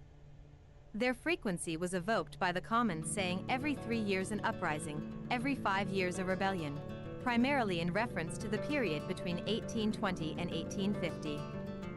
Many officials stationed in Taiwan called for an active colonization policy over the 19th century. In 1788, Taiwan Prefect Yang Tingli supported the efforts of a settler named Wu Sha to claim land held by the Kavalan people. In 1797, Wu Sha was able to recruit settlers with financial support from the local government but was unable to officially register the land. In the early 1800s, local officials convinced the emperor to officially incorporate the area by playing up the issue of piracy if the land was left alone. In 1814, some settlers attempted to colonize central Taiwan by fabricating rights to lease Aboriginal land. They were evicted by government troops 2 years later. Local officials continued to advocate for the colonization of the area but were ignored. Taipei North Gate, constructed in 1884, was part of the walls of Taipei. The Qing took on a more active colonization policy after 1874 when Japan invaded indigenous territory in southern Taiwan and the Qing government was forced to pay an indemnity for them to leave. The administration of Taiwan was expanded with new prefectures, sub-prefectures, and counties. Mountain roads were constructed to make inner Taiwan more accessible. Restrictions on entering Taiwan were ended in 1875 and agencies for recruiting settlers were established on the mainland, but efforts to promote settlement ended soon after. In 1884, Keelung in northern Taiwan was occupied during the Sino-French War, but the French forces failed to advance any further inland while their victory at Penghu in 1885 resulted in disease and retreat soon afterward as the war ended. Colonization efforts were renewed under Lu Mingtuan. In 1887, Taiwan's status was upgraded to a province. Taipei became the permanent capital in 1893. Lu's efforts to increase revenues on Taiwan's produce were hampered by foreign pressure not to increase levies. A land reform was implemented, increasing revenue which still fell short of expectation. Modern technologies such as electric lighting, a railway, telegraph lines, steamship service, and industrial machinery were introduced under Lu's governance, but several of these projects had mixed results. A campaign to formally subjugate the indigenous peoples ended with the loss of a third of the army after fierce resistance from the Mgogan and Tunix peoples. Lu resigned in 1891 due to criticism of these costly projects. By the end of the Qing period, the Western Plains were fully developed as farmland with about 2.5 million Chinese settlers. The mountainous areas were still largely autonomous under the control of indigenous peoples. Indigenous land loss under the Qing occurred at a relatively slow pace due to the absence of state-sponsored land deprivation for the majority of Qing rule. Japanese rule, 1895 to 1945. Main article, Taiwan under Japanese rule. Following the Qing defeat in the First Sino-Japanese War, 1894 to 1895, Taiwan, its associated islands, and the Penghu archipelago were ceded to Japan by the Treaty of Shimonoseki. Inhabitants wishing to remain Qing subjects had to move to mainland China within a 2-year grace period, which few saw as feasible. Estimates say around 4,000 to 6,000 departed before the expiration of the grace period, and 200,000 to 300,000 followed during the subsequent disorder. On May 25, 1895, a group of pro-Qing high officials proclaimed the Republic of Formosa to resist impending Japanese rule. Japanese forces entered the capital at Tainan and quelled this resistance on October 21, 1895. About 6,000 inhabitants died in the initial fighting and some 14,000 died in the first year of Japanese rule. Another 12,000 bandit rebels were killed from 1898 to 1902. Subsequent rebellions against the Japanese, the Beipu Uprising of 1907, the Tapani Incident of 1915, and the Musha Incident of 1930, were unsuccessful but demonstrated opposition to Japanese rule. A sugarcane mill and its railways in Tainan in the 1930s. The colonial period was instrumental to the industrialization of the island, with its expansion of railways and other transport networks, the building of an extensive sanitation system, the establishment of a formal education system, and an end to the practice of headhunting. The resources of Taiwan were used to aid the development of Japan. The production of cash crops such as sugar greatly increased, and large areas were therefore diverted from the production of rice. By 1939, Taiwan was the 7th greatest sugar producer in the world. I didn't know that happened. The Han and indigenous populations were classified as second- and third-class citizens, and many prestigious government and business positions were closed to them. After suppressing Han guerrillas in the first decade of their rule, Japanese authorities engaged in bloody campaigns against the indigenous people residing in mountainous regions, culminating in the Musha Incident of 1930. Intellectuals and laborers who participated in left-wing movements were also arrested and massacred, e.g. Chiang Wei-shui and Masanosuke Watanabe. Around 1935, the Japanese began an island-wide assimilation project. Chinese-language newspapers and curriculums were abolished. Taiwanese music and theater were outlawed. A national Shinto religion was promoted in parallel with the suppression of traditional Taiwanese beliefs. Oh yeah, the Starting Japanese from did the 1940, same thing in Korea around families the were same also time. required to adopt Japanese surnames, although only 2% had done Cultural so by assimilation. 1943. By 1938, 309,000 Japanese were residing in Taiwan. During the Second World War, the island was developed into a naval and air base while its agriculture, industry, and commerce suffered. Air attacks and the Yeah, subsequent I thought this invasion was of a the city at Philippines were first, launched but from no, these are all Taiwan. like farms. The Imperial It's a Japanese lot- Navy operated a heavily lot from of Taiwanese farms. ports, and its Holy. think tank South Strike Group was based at Taihoku Imperial University. Military bases and industrial centers, such as Kaohsiung and Keelung, I don't think became I've targets of seen heavy this Allied bombings, which in- destroyed many of the factories, on dams, mainland and China, transport right? facilities built by the It's like a Japanese. very concentrated In area October of farming. 1944, the Formosa air battle was fought between American carriers and Japanese forces in Taiwan. Over 200,000 of Taiwanese served in the Japanese military, with over 30,000 casualties. Over 2,000 women, euphemistically called comfort women, were forced into sexual slavery for Imperial Japanese troops. After Japan's surrender, most Japanese residents were expelled. Republic of China, 1945 to present. Main articles: Republic of China, 1912 to 1949, and History of Taiwan, 1945 present. See also, History of the Republic of China and Chinese Civil War. General Chen Yi, right, accepting the receipt of Very General Order No. tumultuous 1 history. from Rikichi Ando, left, the last Japanese Governor-General of Taiwan, in Taipei City Hall. While Taiwan was under Japanese rule, the Republic of China was founded on mainland China on January 1, 1912, following the Xinhai Revolution of 1911. Central authority waxed and waned in response to warlordism, 1915 to 28, Japanese invasion, 1937 to 45, I mean, and the like, Chinese holy Civil War, shit. 1927 to 49, with central These are all authority strongest farms during the as Nanjing far decade, as the eye can see. 1927 Like, to it 37, stretches when beyond most the- of China came almost under to the the control of the horizon. Kuomintang, Jesus. KMT. During World War II, the 1943 Cairo Declaration specified that Formosa and the Pescadores be returned by Japan to the ROC. The terms were later repeated in the 1945 Potsdam Declaration that Japan agreed to carry out in its instrument of surrender. On October 25, 1945, Well, I guess they don't really Japan have a lot of surrendered Taiwan to the ROC, arable- and in the Treaty of arable San land Francisco, in the Japan island, formally other than this renounced part, their right? claims to the Because islands, though most of without the island specifying to whom they were surrendered. next In the eastward, same year, Japan and the are ROC mountains, signed a peace treaty.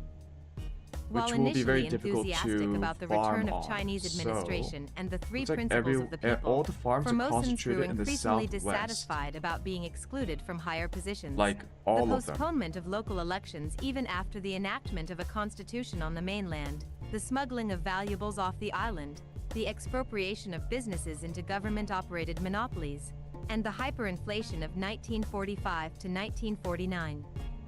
The shooting of a civilian on February 28, 1947 triggered island-wide unrest, which was suppressed with military force in what is now called the February 28 incident. Mainstream estimates of the number killed range from 18,000 to 30,000. Chen was later replaced by Wei Taoming, who made an effort to undo previous mismanagement by reappointing a good proportion of islanders and reprivatizing businesses.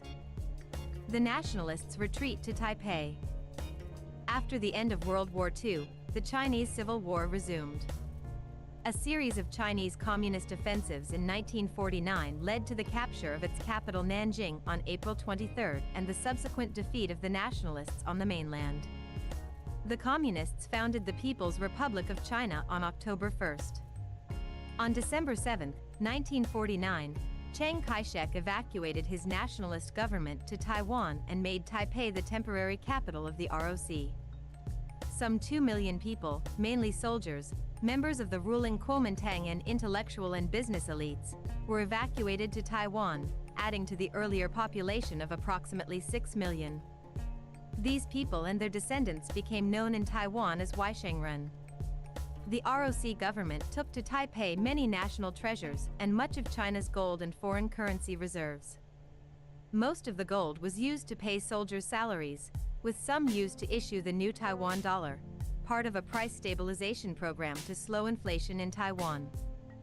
After losing control of mainland China in 1949, the ROC retained control of Taiwan and Penghu, Taiwan, ROC, parts of Fujian, Fujian, ROC, specifically Kinmen, Wuqiu, now part of Kinmen, and the Matsu Islands, and 2 major islands in the South China Sea.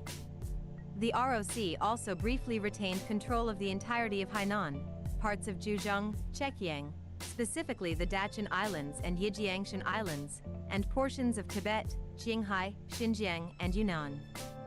The Communists captured Hainan in 1950, captured the Dachin Islands and Yijiangshan Islands during the First Taiwan Strait Crisis in 1955 and defeated the ROC revolts in northwest China in 1958.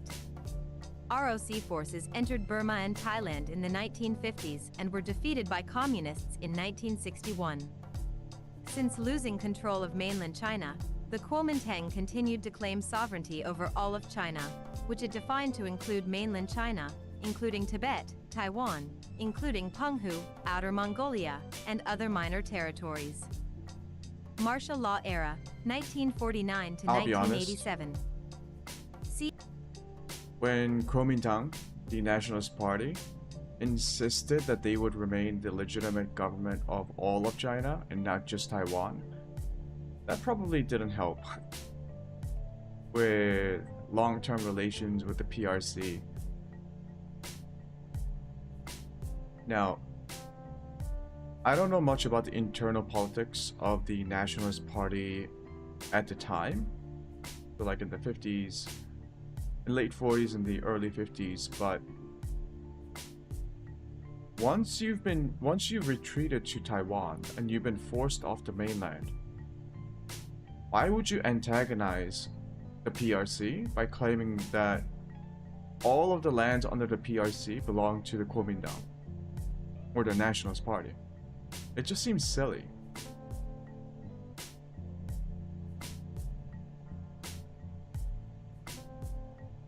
Now, I can talk shit about the early Nationalist Party of Taiwan because they were not nice people.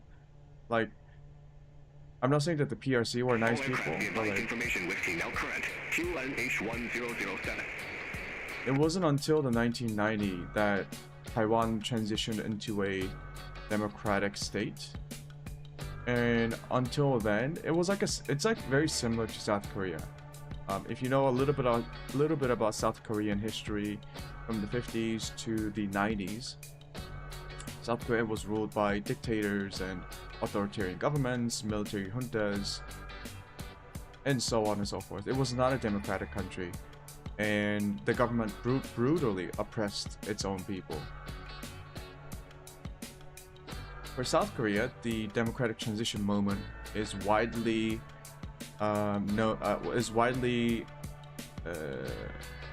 whatchamacallit,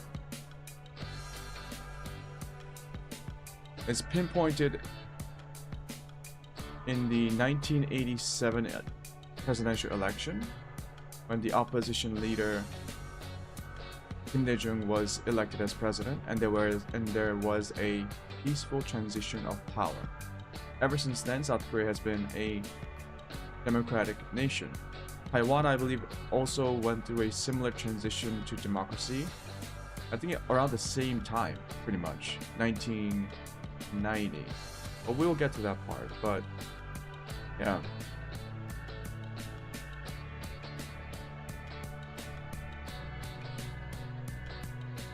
Some of the maximalist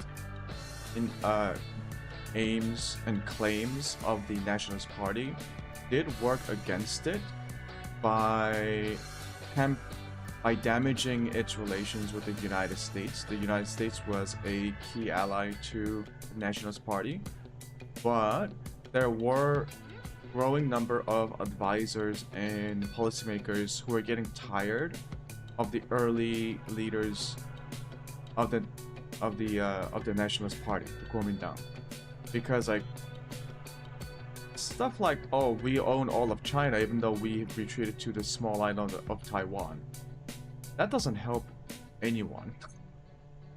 And so the Americans were like, how long are we going to be supporting this party, right?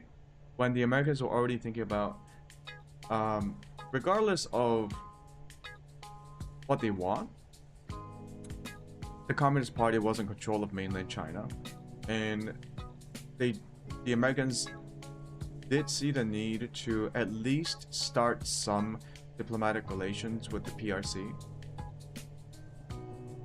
But that was at odds with their support for Kuomintang. But over time, especially during the 50s, the Americans did change their political stance by trying to manage the Taiwan PRC relations so that they wouldn't be another conflict, and try to begin a diplomatic relationship with the PRC.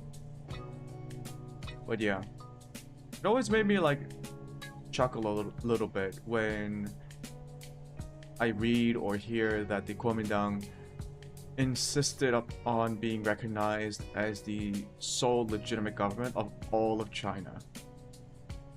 Like, they could have just said, "Fine, we'll just take Taiwan," right? No, they had to go.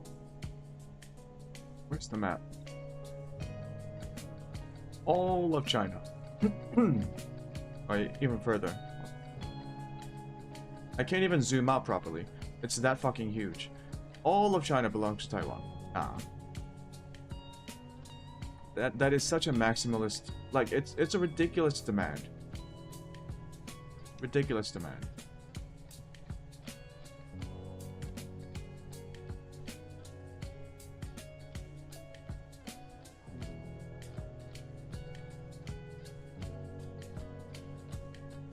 Let's continue. Martial law, 1949 to 1987. Martial law, declared on Taiwan in May 1949, continued to be in effect until 1987 and was used to suppress political opposition. During the White Terror, as the period is known, 140,000 people were imprisoned or executed for being perceived as anti-KMT or pro-communist. Many citizens were arrested, tortured, imprisoned, or executed for their real or perceived link to the Chinese Communist Party. Since these people were mainly from the intellectual and social elite, an entire generation of political and social leaders was destroyed.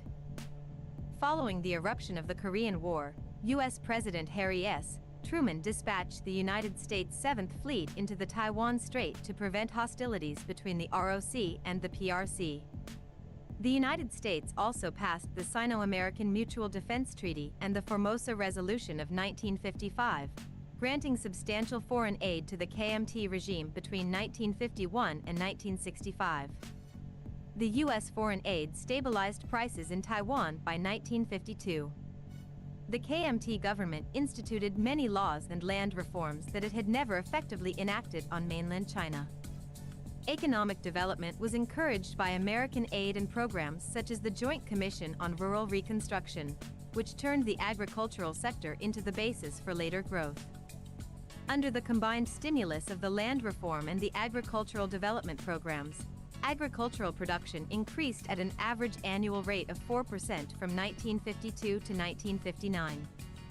The government also implemented a policy of import substitution industrialization, attempting to produce imported goods domestically. The policy promoted the development of textile, food, and other labor-intensive industries. As the Chinese Civil War continued, the government built up military fortifications throughout Taiwan. Veterans built the Central Cross Island Highway through the Taroko Gorge in the 1950s. During the Second Taiwan Strait Crisis in 1958, Nike Hercules missiles were added to the formation of missile batteries throughout the island. With Chiang Kai-shek, U.S. President Dwight D. Eisenhower waved to crowds during his visit to Taipei in June 1960. During the 1960s and 1970s, the ROC maintained an authoritarian, single-party government under the Kuomintang's Deng Guo system while its economy became industrialized and technology-oriented. This rapid economic growth, known as the Taiwan Miracle, occurred following a strategy of prioritizing agriculture, light industries, and heavy industries, in that order. Export-oriented industrialization was achieved by tax rebate for exports, removal of import restriction, moving from multiple exchange rate to single exchange rate system, and depreciation of the new Taiwan dollar. Infrastructure projects such as the Sun Yat-sen Freeway, Taiyuan International Airport, Wait, Taichung Taiyuan Harbor, International and Airport, that's Jinshan where we Nuclear started Power off from. Plant were launched, while the rise of steel, petrochemical, and shipbuilding industries in southern Taiwan saw the transformation of Kaohsiung into a special municipality on par with Taipei. In the 1970s, Taiwan became the second fastest growing economy in Asia. Real growth in GDP averaged over 10%. In 1978, the combination of tax incentives and a cheap, well-trained labor force attracted investments of over $1.9 billion from overseas Chinese, the United States, and Japan. By 1980, foreign trade reached $39 billion per year and generated a surplus of $46.5 million. Along with Hong Kong, Singapore, and South Korea, Taiwan became known as one of the 4 Asian tigers. Because of the Cold War, most Western nations and the United Nations regarded the ROC as the sole legitimate government of China until the 1970s. Eventually, especially after Taiwan's expulsion from the United Nations, most nations switched diplomatic recognition to the PRC. Until the 1970s, the ROC government was regarded by Western critics as undemocratic for upholding martial law, severely repressing any political opposition, and controlling the media. The KMT did not allow the creation of new parties, and competitive democratic elections did not exist.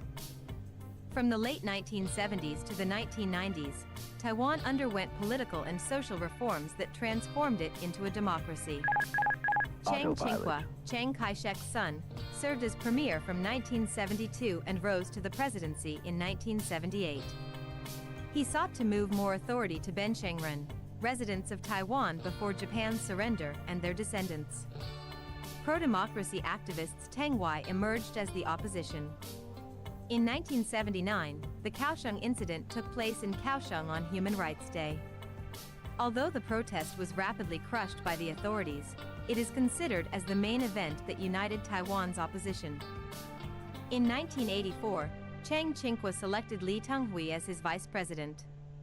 After the Democratic Progressive Party, DPP, was, illegally, founded as the first opposition party in Taiwan to counter the KMT in 1986, Chiang announced that he would allow the formation of new parties. On July 15, 1987, Chiang lifted martial law on the main island of Taiwan. Transition to democracy.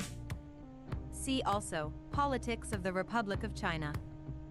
In 1988, Lee Teng-hui became the first president of the Republic of China born in Taiwan and was the first to be directly elected in 1996.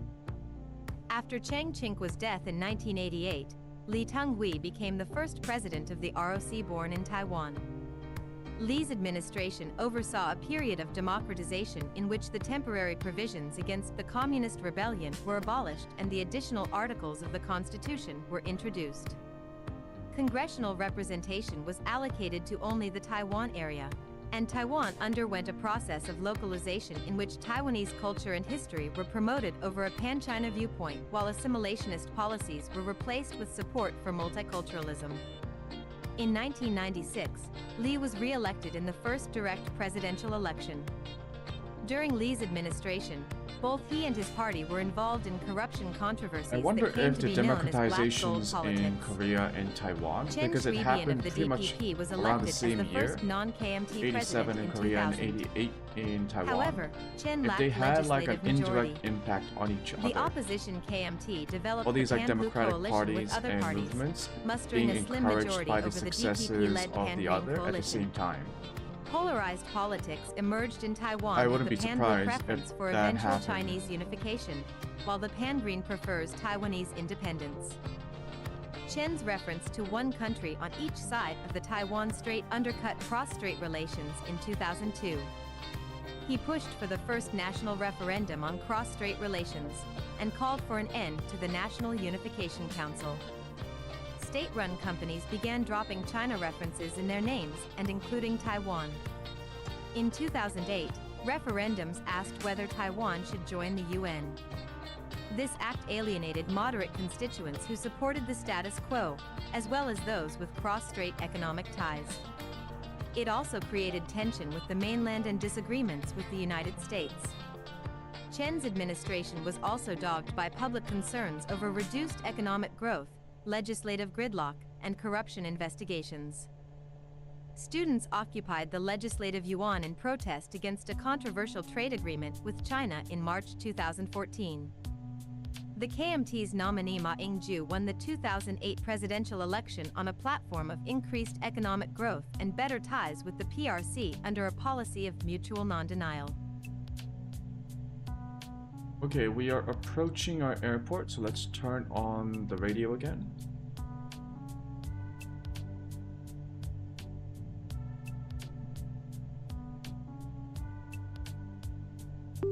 Charlie 69, altitude 9,300 feet.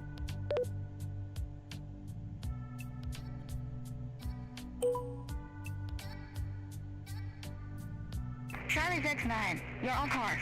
Clear direct RCKH. Resume mode navigation. Clear direct RCKH, resuming on navigation, Charlie 69.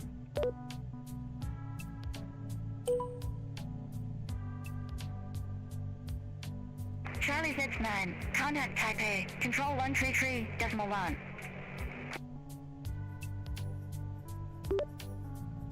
Control on 133.1, Charlie 69. Negative, Taipei control on 133.1. Control on 133.1.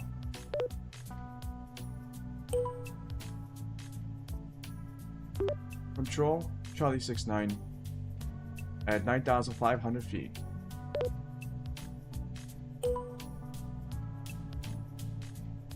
Charlie 69, Taipei control, identified.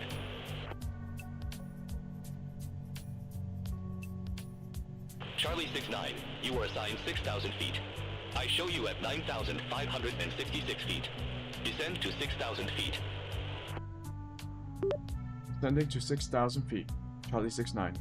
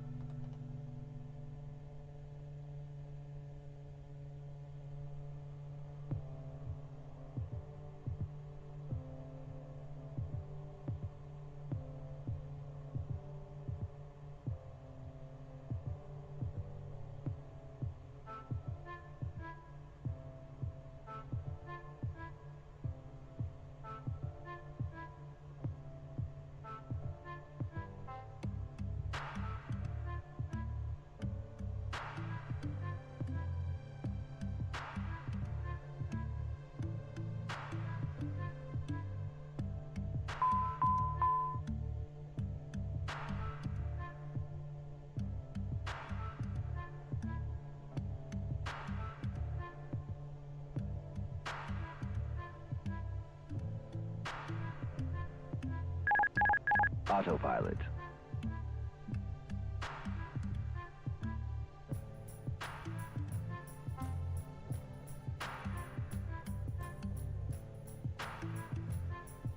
Charlie 69, turn right, heading 175. Vectors for Hunchuan Airport. Expect further clearance in about 4 or 5 miles. Turning right 175. Expect further clearance. Charlie 69.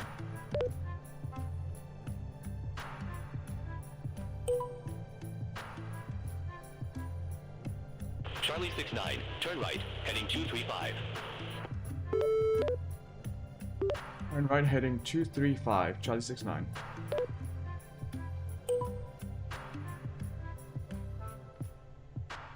Charlie 69, you are assigned 6,000 feet. I show you at 7,162 feet. Descend to 6,000 feet. Descending to 6,000 feet. Charlie 69.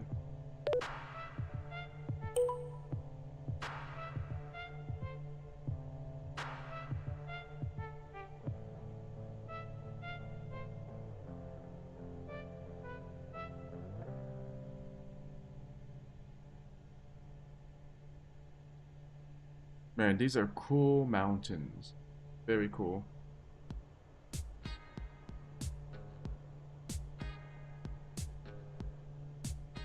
I really like mountains with like jaggy ridges. Makes it look more like intimidating. I like mountains that look intimidating.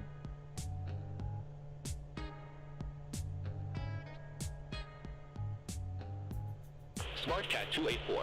Contact Nanchang Control 120.5. Center on 120.5. SmartCat 284.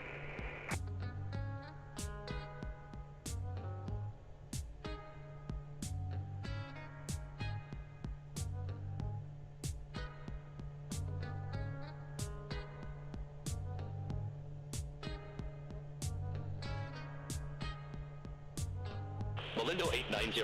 Contact Taipei Control 124.6.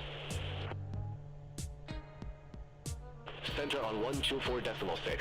Malindo 890. Bye-bye.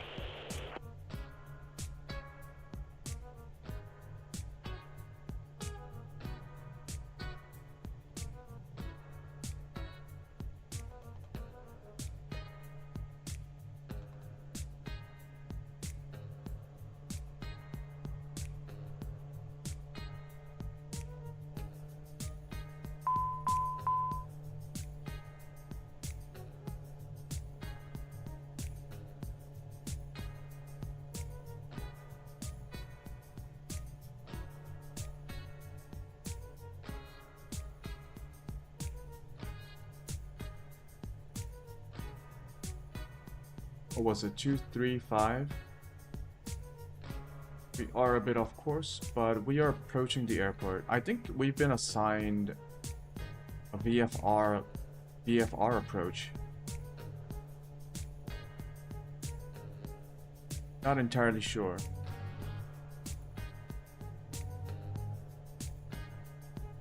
But yeah, it's kind of cool to see that Taiwan, most of the populated cities appear to be in the north, with a lot besides Taipei, and everything else on the coastline is just farms. Lots and lots of farms.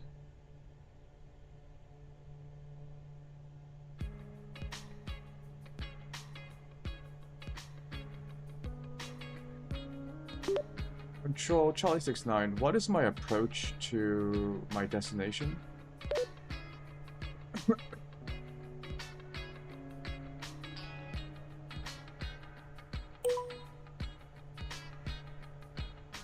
Charlie 69, Taipei Control. You have no assigned approach for your destination. Please contact approach for further instructions. Affirmative, Charlie 69.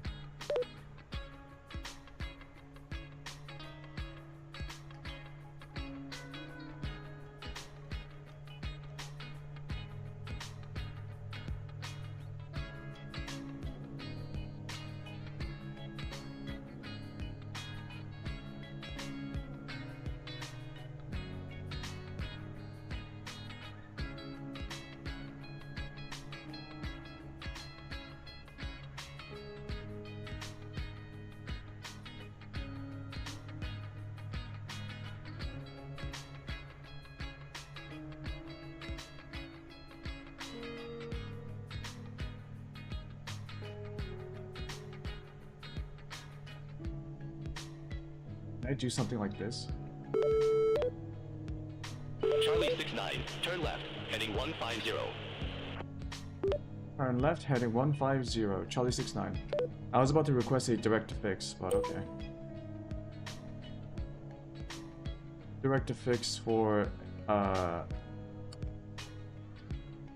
whatchamacallit?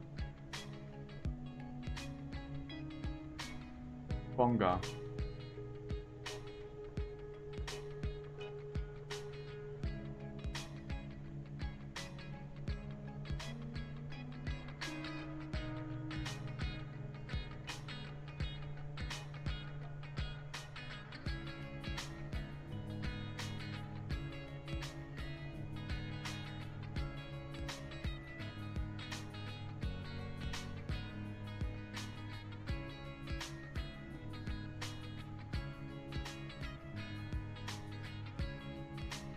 Let's tune into...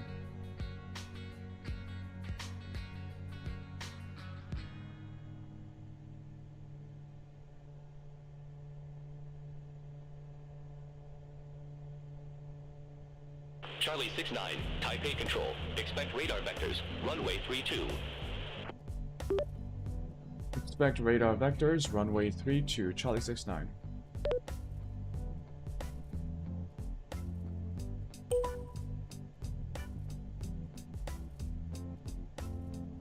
Mine.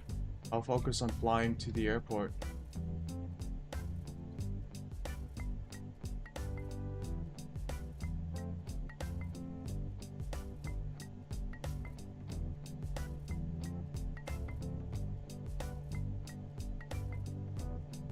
Charlie 69, turn right, heading 215.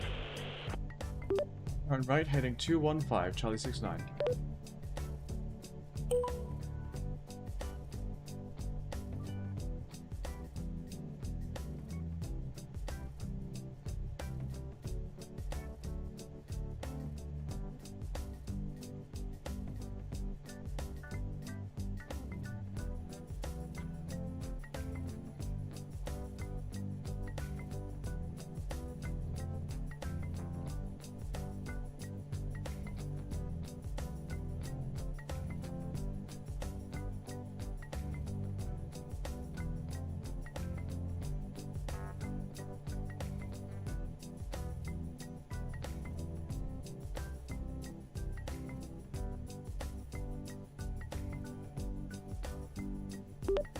Charlie 69, requesting direct to fix, Bonga.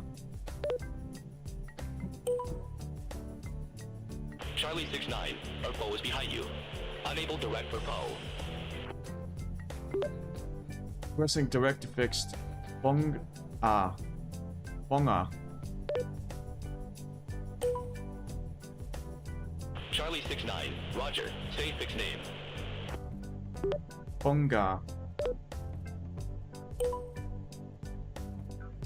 Charlie 69, RCNN is behind you. Unable direct RCNN. Nope. Not gonna work. Charlie 69, turn left, heading 145. Turn left, heading 145, Charlie 69.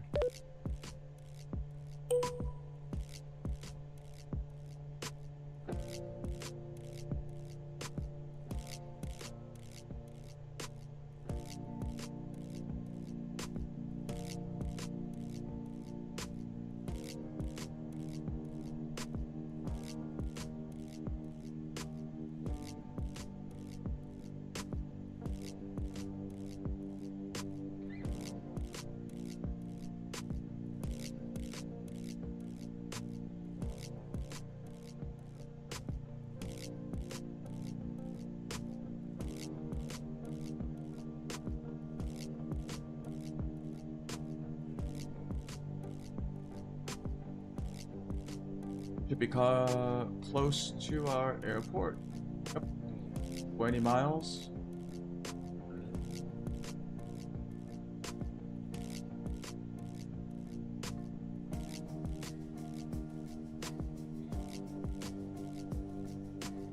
I'll be honest, Taiwan kind of looks like one of the islands from Jurassic Park. I know. Wait, which islands were the Jurassic Parks based on in real life? Like the filming location? I guess not the location, but like, you know, like the establishing shots of the island itself is based on a real island. But I don't think it was in Asia. I think it was in maybe Southern America or maybe the Caribbean. No, it's not the Caribbean. I'm gonna have to look that up. Kinda looks like a Jurassic Park island. It's got that vibe.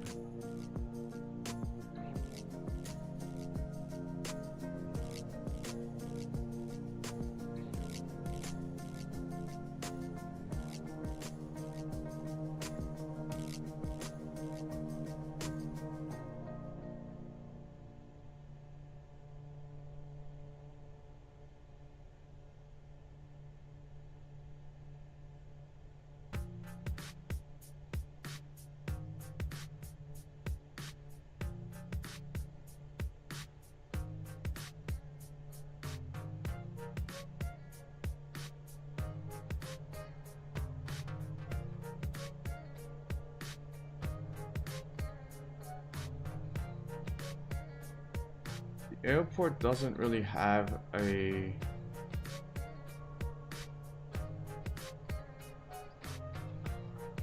visual landing. Okay. Charlie 69, radar vectors, runway 32. Report ready for descent. Vectors for runway 32.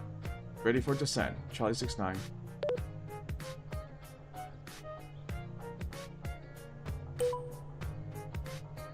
Charlie 69, Ventuen landing runway 32.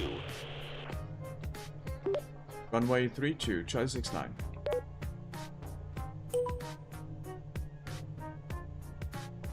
Charlie 69, contact Kaohsiung approach 124.7. Approach on 124.7. Charlie 69.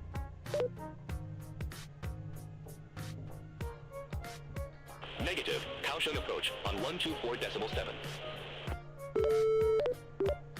Approach on 124.7.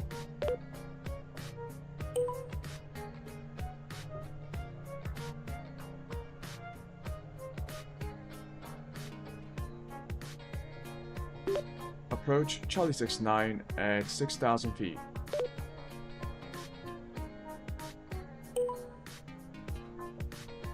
Charlie 69, you broke up. Say again altitude. 6,000 feet. Charlie 69.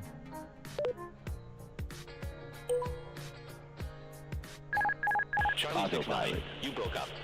Say again altitude. Approach Charlie 69 at 6,000 feet.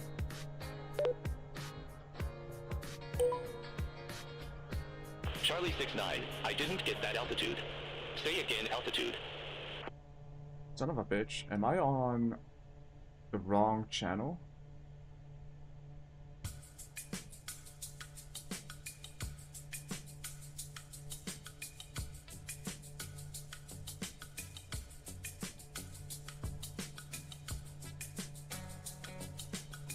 Charlie 69, you broke up. Say again altitude.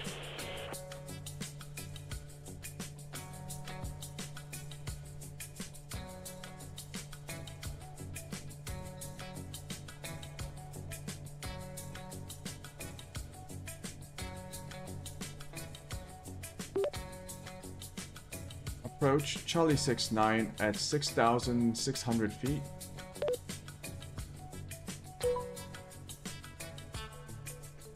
Charlie 69, Kaohsiung approach. Good morning. QNH expect the visual approach runway 32.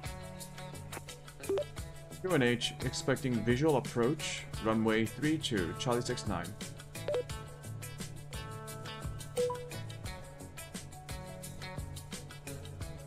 Charlie 69, descend to 3,000 feet. QNH. Descend to 3,000 feet. QNH. Charlie 69.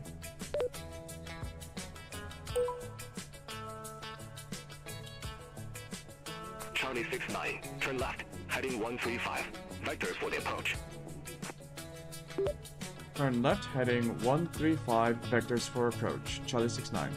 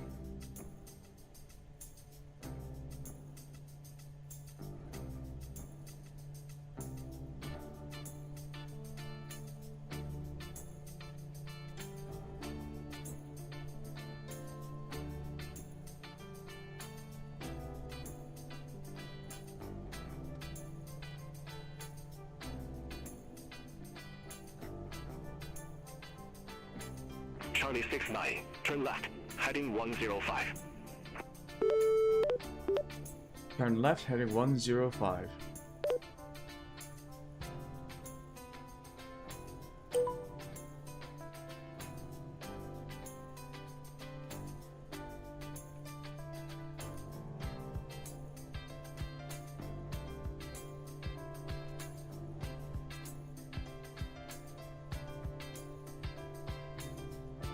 Okay, where is it taking me?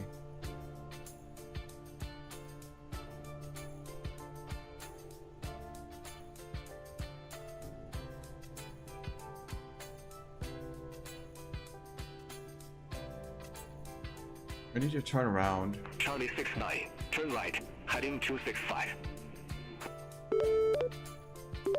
Turn right heading 265. Charlie 69.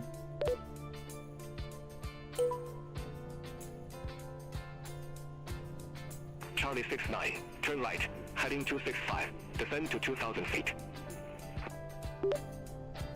Turn right heading 265, descending to 2,000 feet. Charlie 69. Envelope.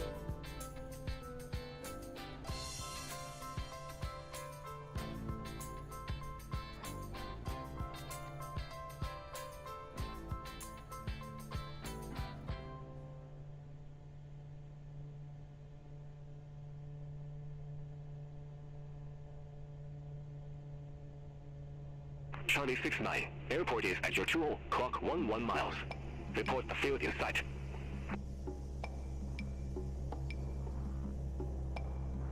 I start my day in silence. Where are my slippers? Where's my notebook? Motherfuckers, I can't see it. Write down your dreams. 2 Write down o'clock. your dreams. Don't forget to write down. Charlie 69, airport is at your 20, clock 11 miles. Report the field in sight. More silence. More silence. And now, it's time to go. My journey to where I'm going is steady and still silent. Am I blind? I gather my belongings and my clothes. Charlie 69. garments, Airport my in gloves, sight. My socks, my heels, and I put them together in a Charlie 69, cleared visual approach runway 32. appearance. Cleared for visual approach runway 32. Charlie 69. I start to sing to myself and gauge how I feel. I see it. I see Charlie it. 69, contact Hanchun Tower 118.25. And still more silence. Tower more 118.25. silence. Charlie 69. Where's my water? Drink plenty of water. Be fluid. Be one with water. Be one with air. Preparing myself for the adventure. Tower Charlie 69 at 2,100 feet. For the sound. VFR approach runway 32. I am ready to start my day. Charlie 69, Hanchun Tower, runway 32 cleared to land. Clear to land runway 32. Charlie 69. Thank you.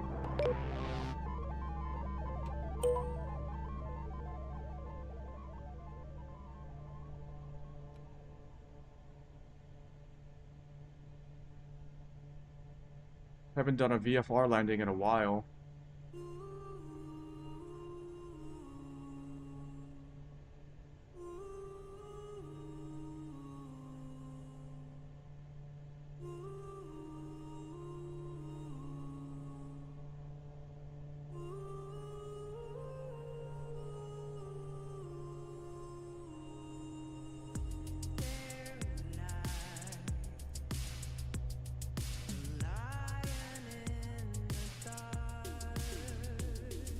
Wheels down.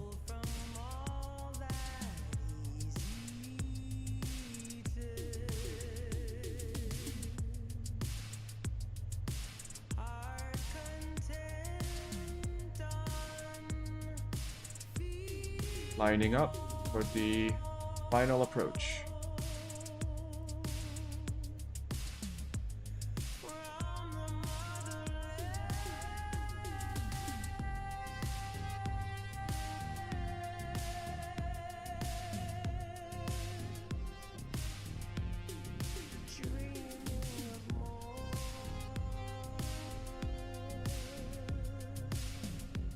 bit too high.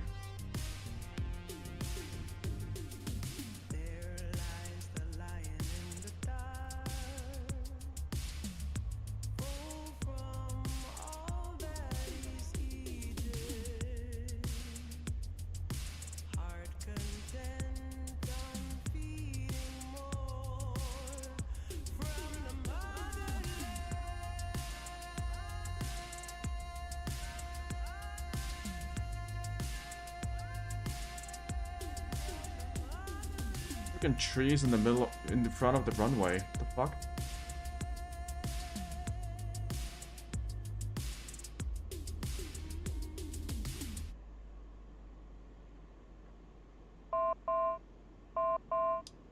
I know. I'm landing. I don't care about the ground.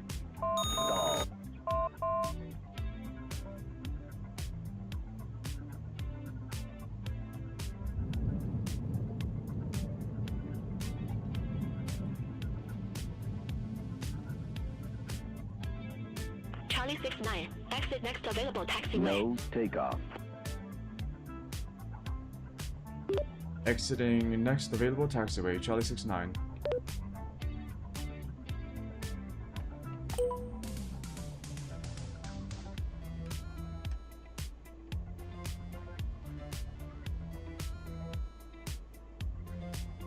Nice.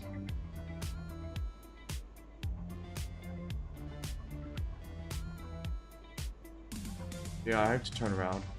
I suspected that that was the only parking spot. And I was right.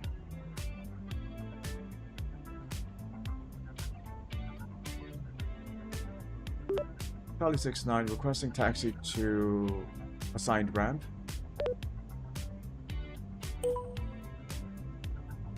Charlie 69, ramp 10, taxi at pilot's discretion. Ramp 10, taxi at pilot's discretion. Thank you, Charlie 69. You're welcome.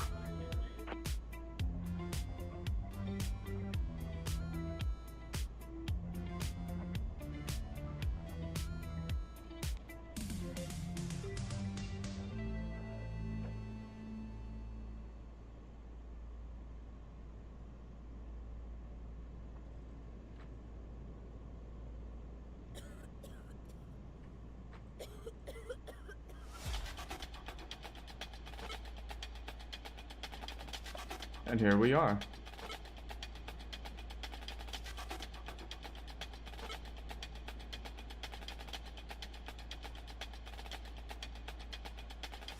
I can tell we need to talk about things, so I'll let you start.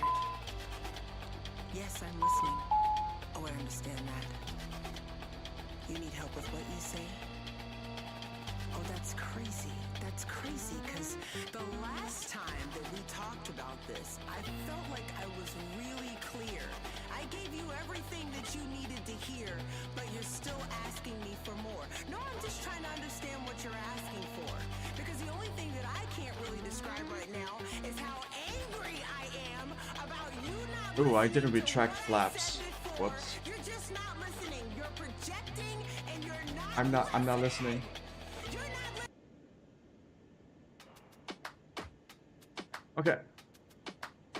That was a nice little flight over Taiwan, or the west coast.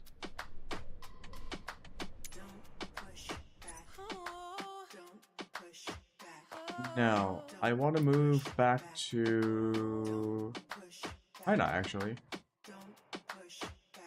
So let's go ahead and get the jet.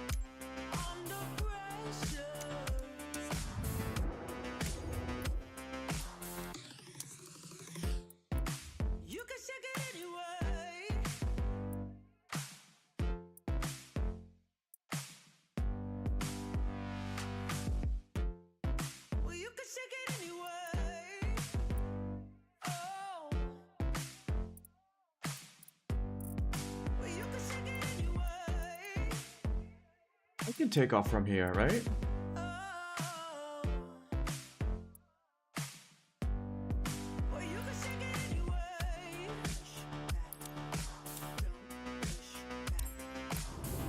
$5,500 feet of runway.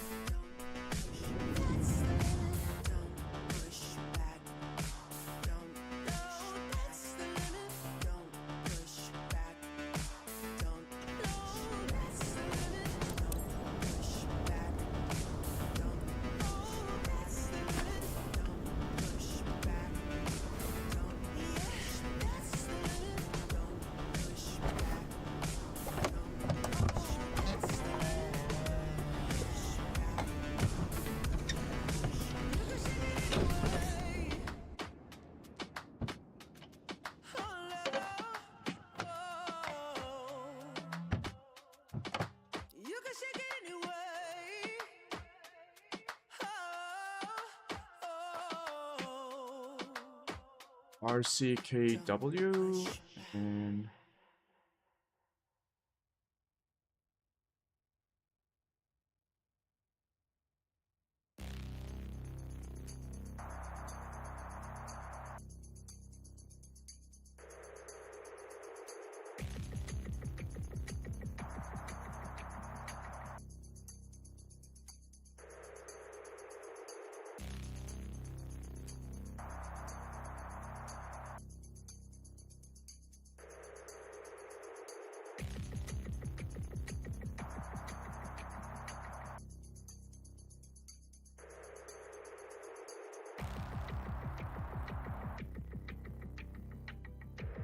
let's see.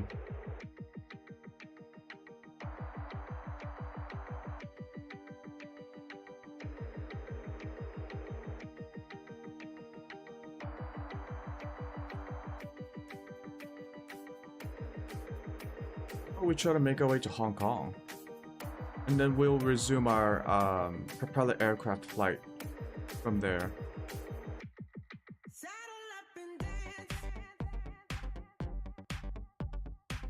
Hong Kong International VHHH.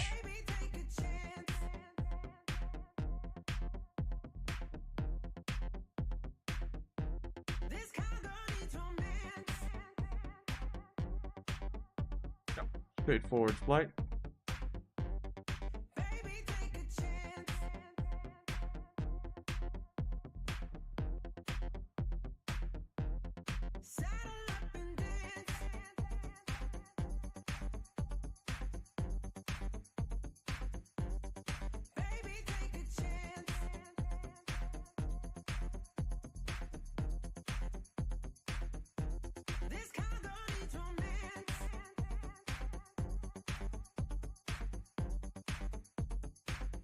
Let's get our BATC going.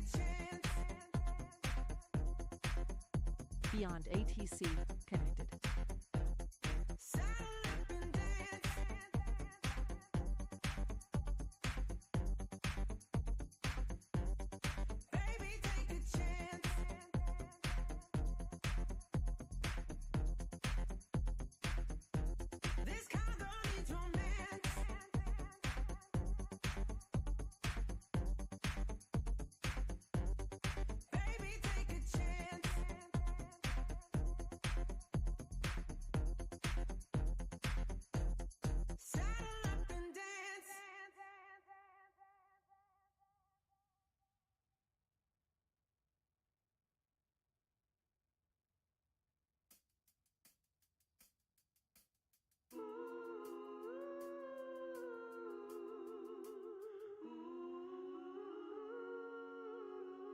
Go ahead and turn our flight battery to.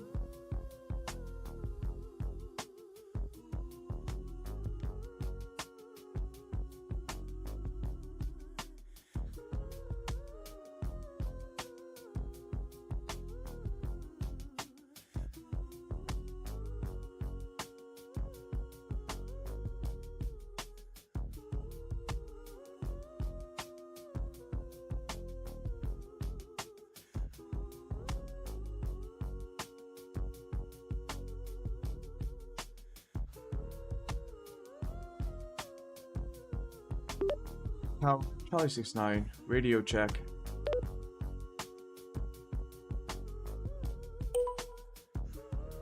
Charlie 69, readability file. Charlie 69, ready to copy IFR plan to Hong Kong International Airport. Charlie 69, Hanchen Tower, expect runway 32. Climb 6,000 feet on runway centerline, then expect radar vector function. Squawk 5310.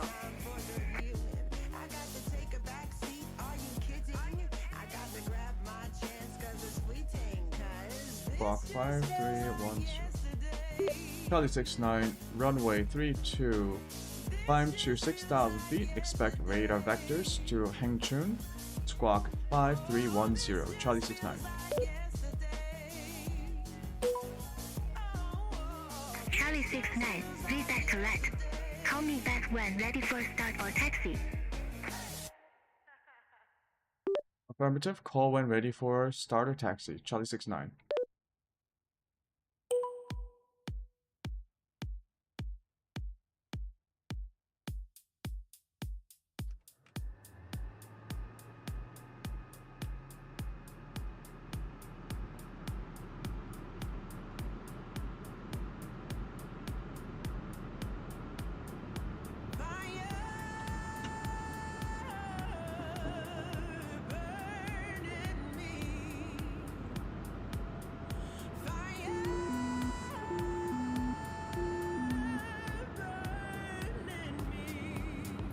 I think I have to set.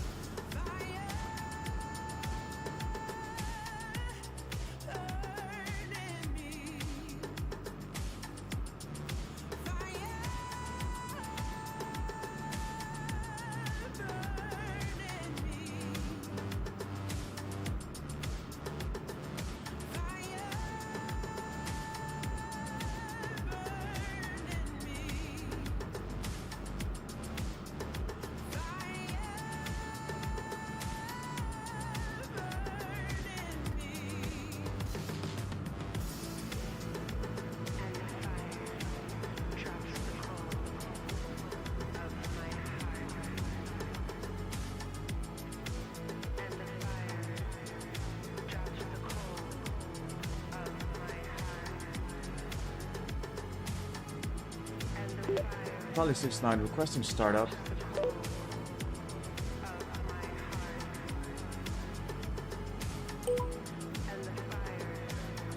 Charlie 69, engine start approved. Call when ready for taxi. Affirmative, call when ready for taxi. Charlie 69.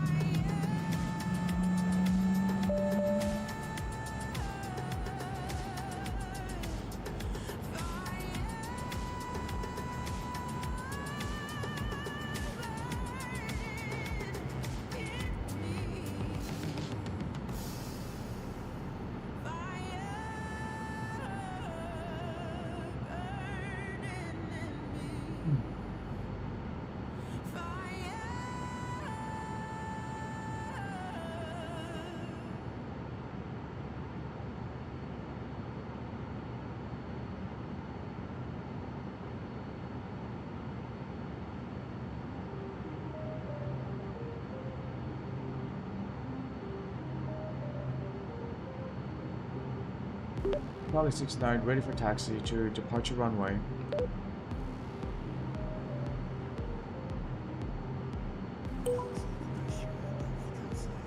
Charlie 69, runway 32, taxi at pilot's discretion.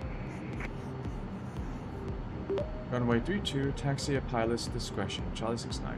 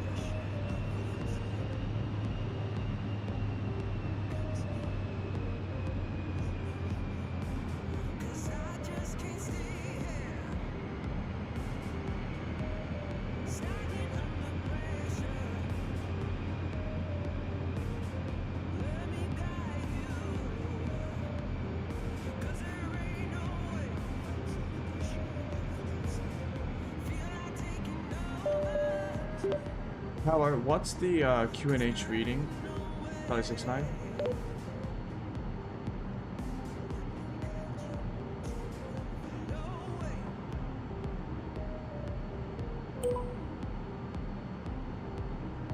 Charlie 69, Hong Kong International QNH 1005.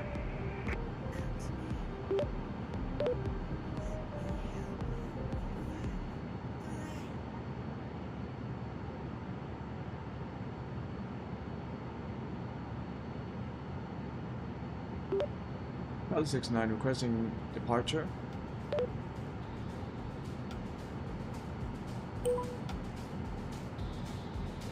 Charlie 69, Changchun Tower, fly runway heading, runway 32, clear for takeoff. Fly runway heading, runway 32, clear for takeoff. Charlie 69.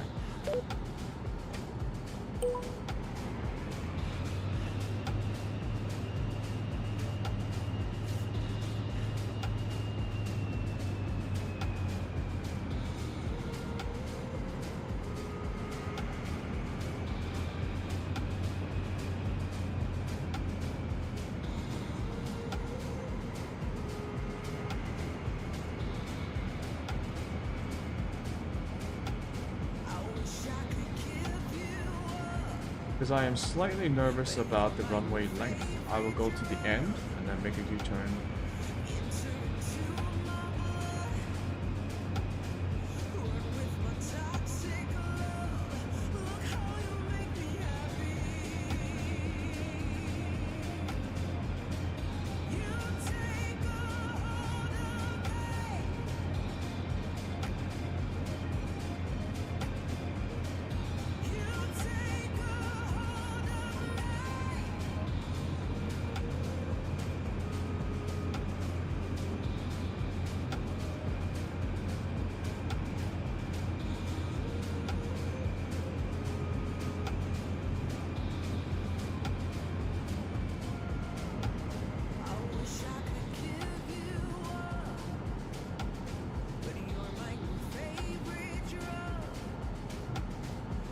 Rims are set, flaps are down.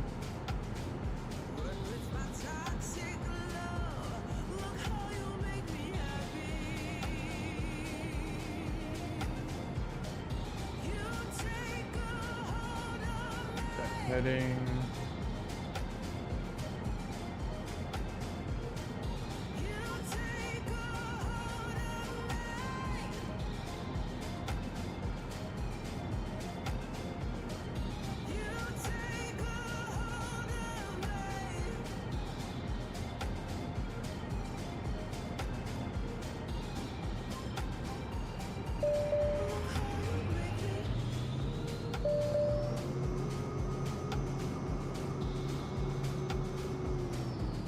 Oh, why does that screw up my takeoff pitch?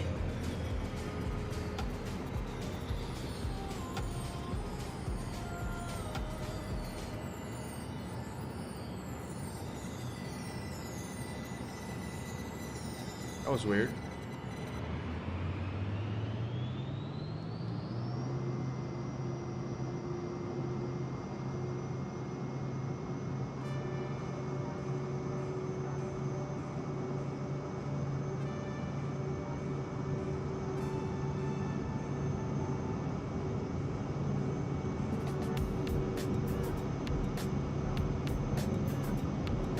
I don't understand the takeoff mode.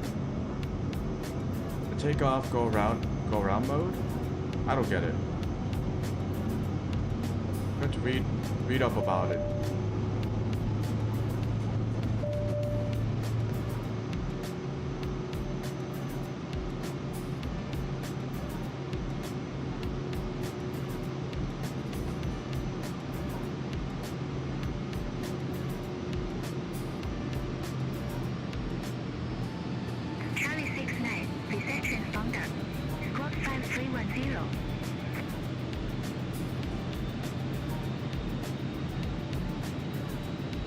Something is fucking up my...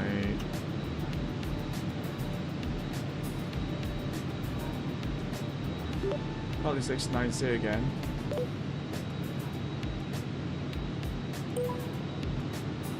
I set up the plane wrong. Reception founder. Squawk 5310. Squawk 5310, Charlie 69.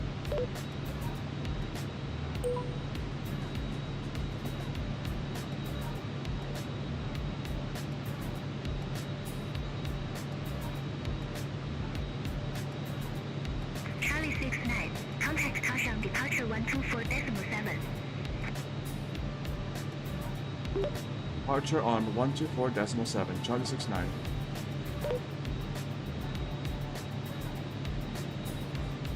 Negative. Caution departure on 124.7.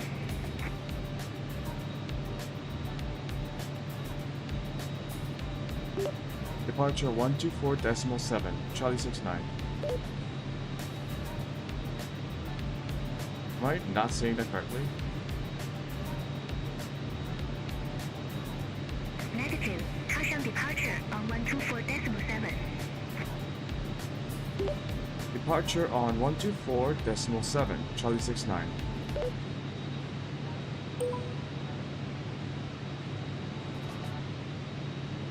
Yeah, I was fighting with the autopilot that whole time.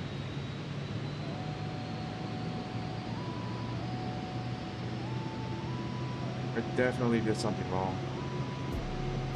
Departure Charlie 69 at 1,700 feet, climbing to 6,000 feet.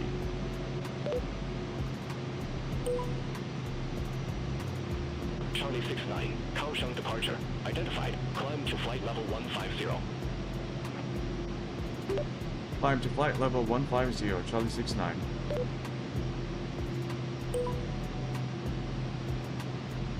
Charlie 69, turn right, heading 145.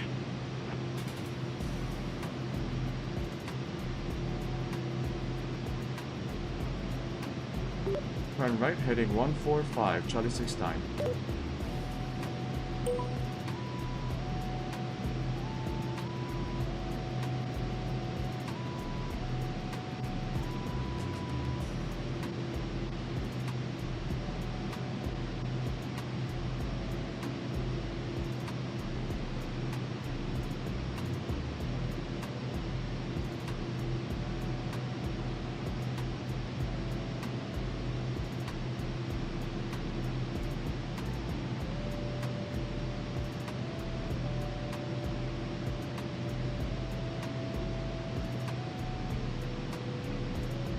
I think the takeoff mode was messing up my pitch trims.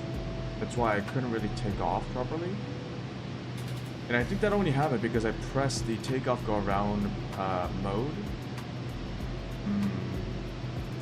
Which I shouldn't do unless I know what that does.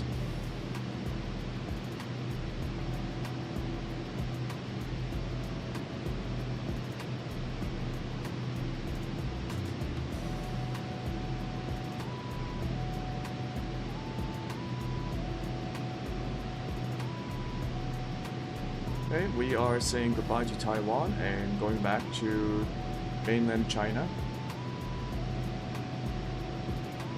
This should be a relatively short flight. We are only hopping across the Taiwan Strait and arriving at Hong Kong International Airport.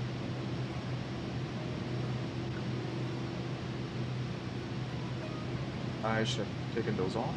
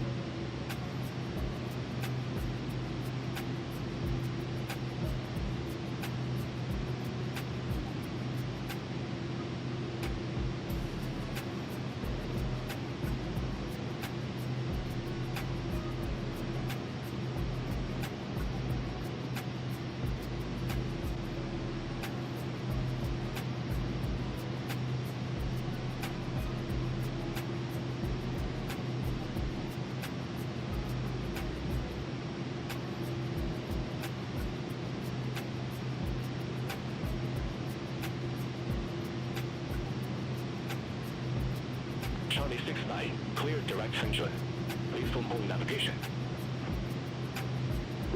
Clear direct to Hengchun. Resuming on navigation. Charlie 69. Have a good day.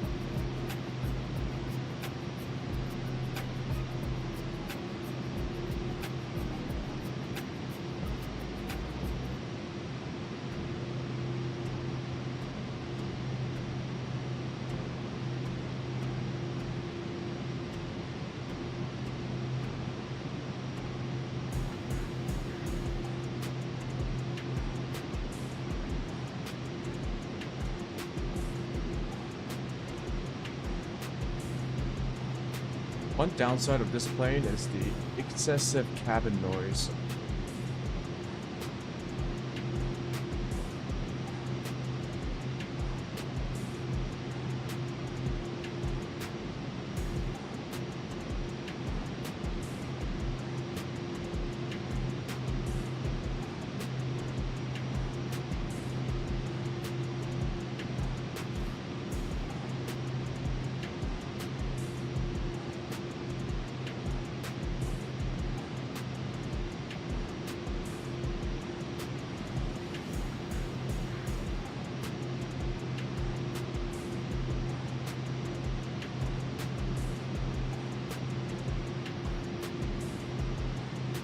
Charlie 69, contact Taipei Control 133.1.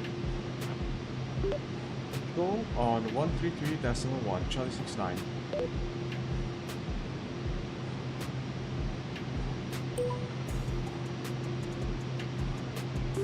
Control Charlie 69 at flight level 123, climbing to flight level 150.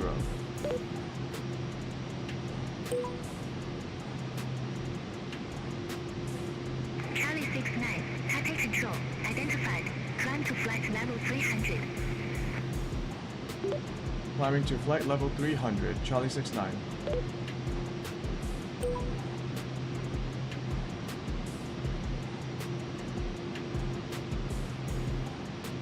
That's pretty high, but we'll go there.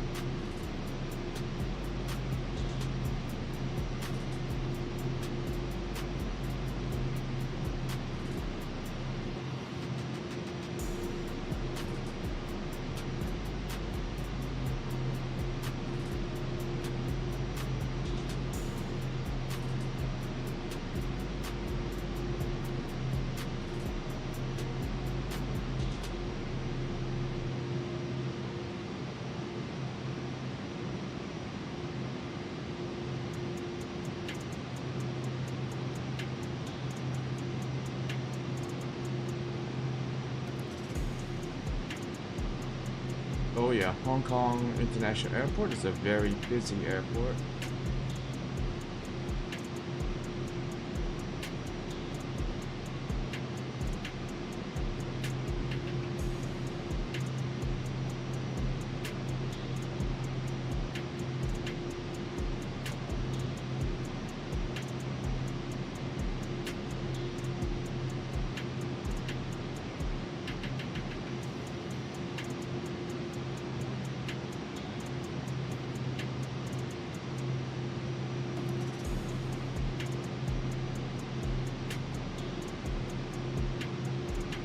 We're coming in from Eton, right?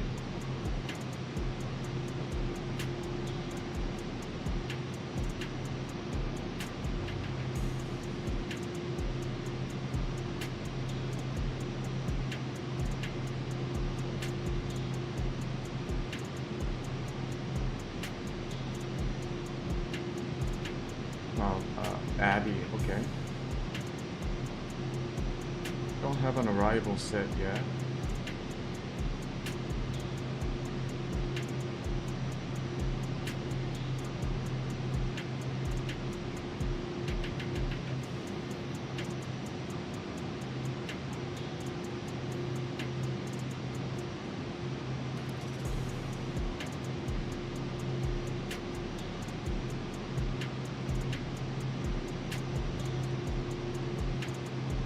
That's our approach for arrival.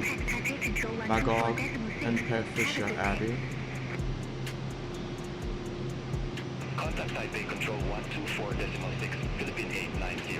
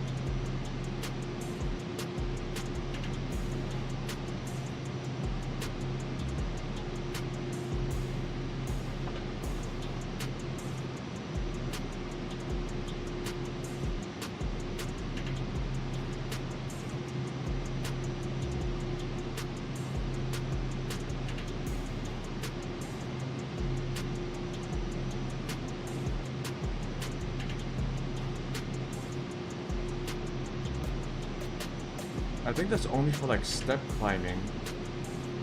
But I don't need to set that in.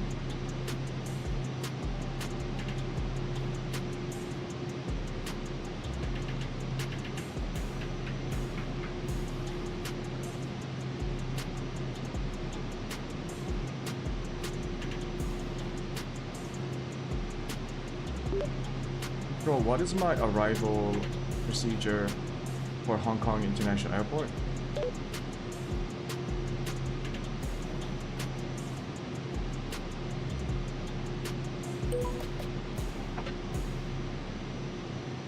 Charlie 69, Taipei Control. Your arrival procedure for Hong Kong International Airport is Abbey 2P, transitioning at Abbey.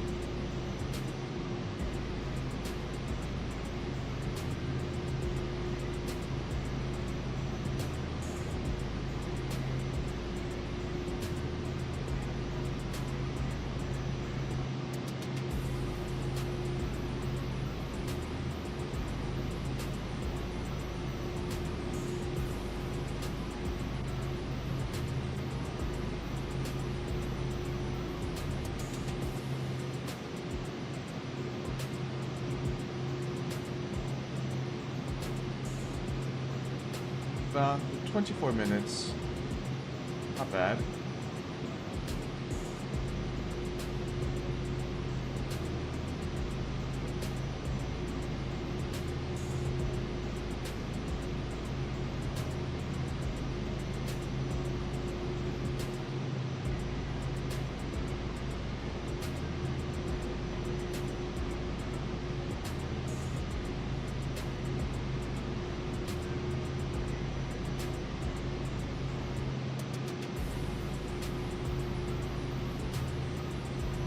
Actually, look at the approach procedure.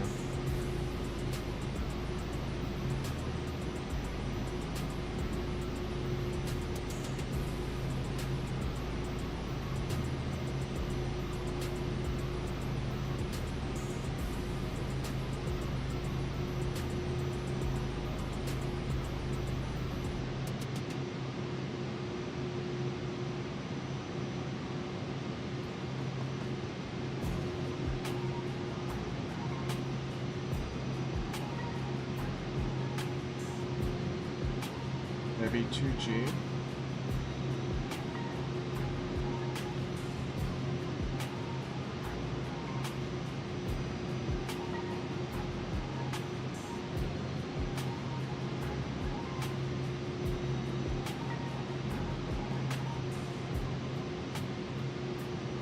Maybe 2G, to Tedor.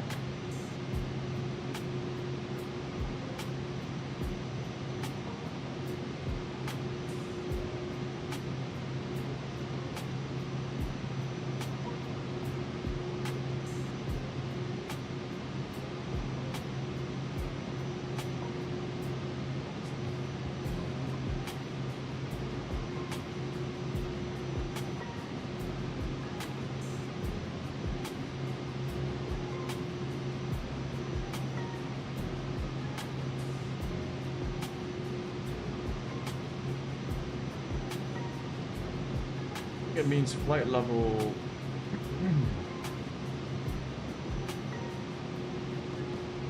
Muso is flight level 110.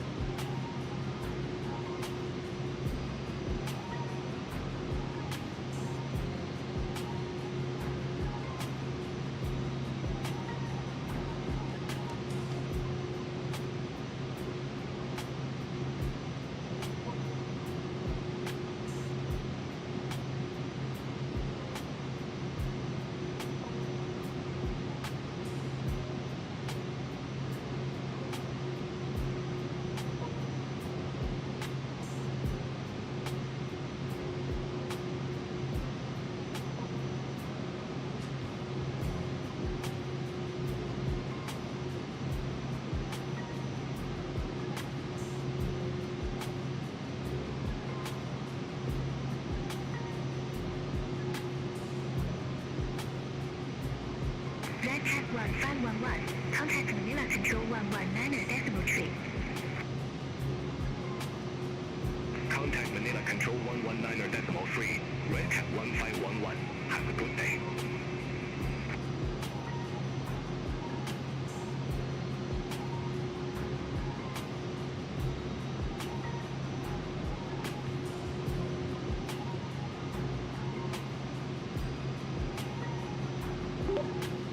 Bro, Charlie 69, what is my approach at Hong Kong International Airport?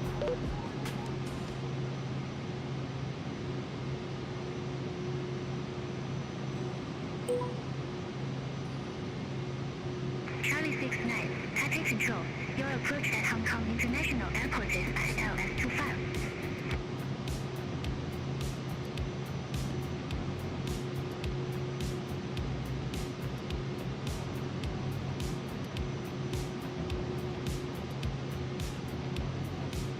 Like left or right?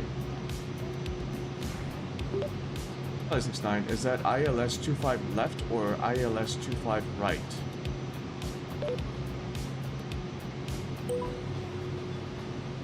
Charlie 69, you've not yet started your descent. Unable. Son of a bitch.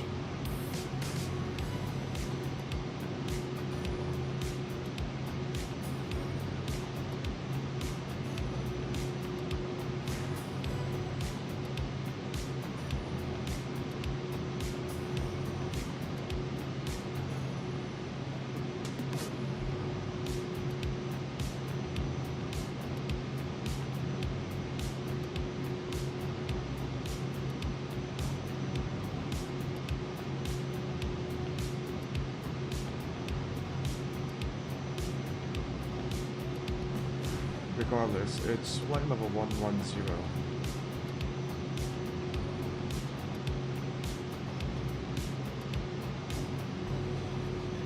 Vertical track.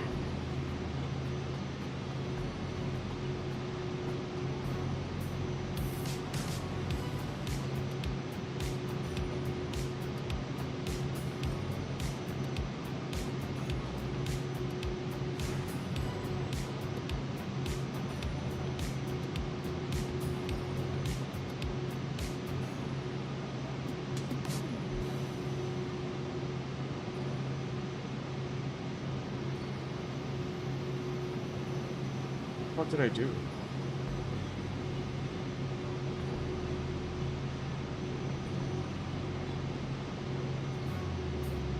I don't want the vertical track to be engaged right now.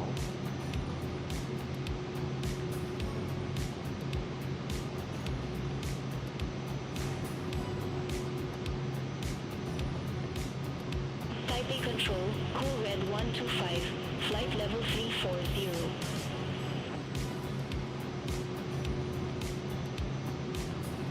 Cool Red 125, Taipei Control, identified.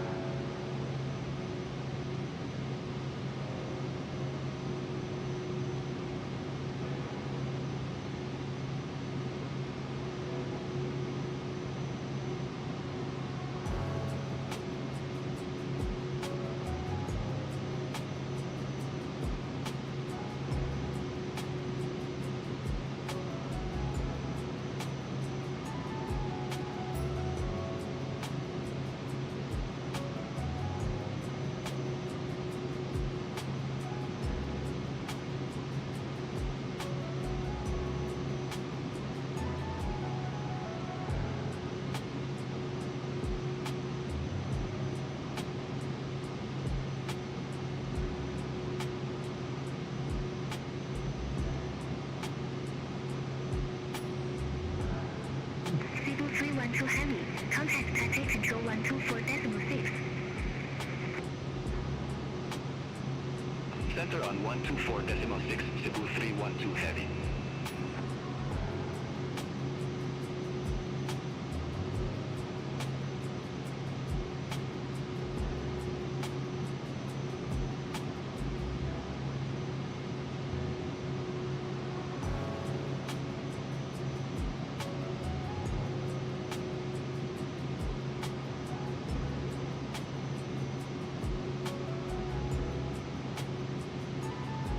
Vertical track. Oh, I see. I get it. I think.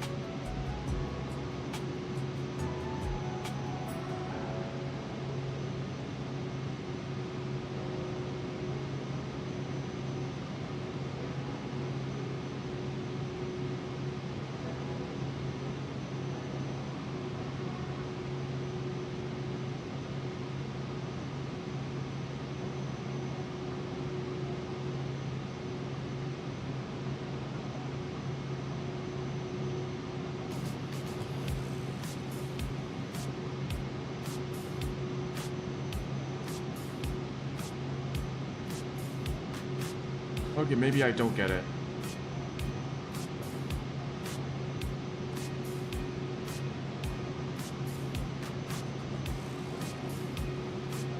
I just wanted to calculate top of descent.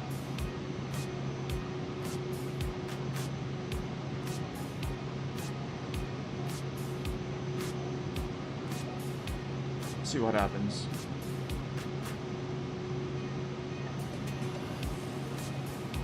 I do think the altitude that gets highlighted in, what is this, cyan?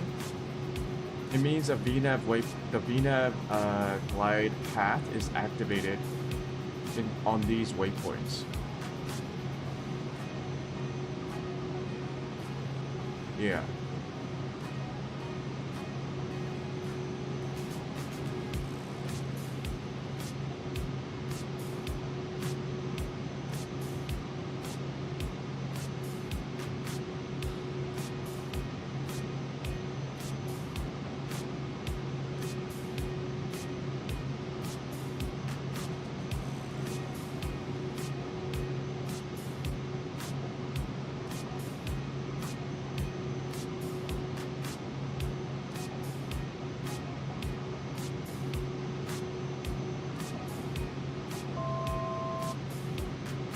We have reached flight level 300. Very high up in the air.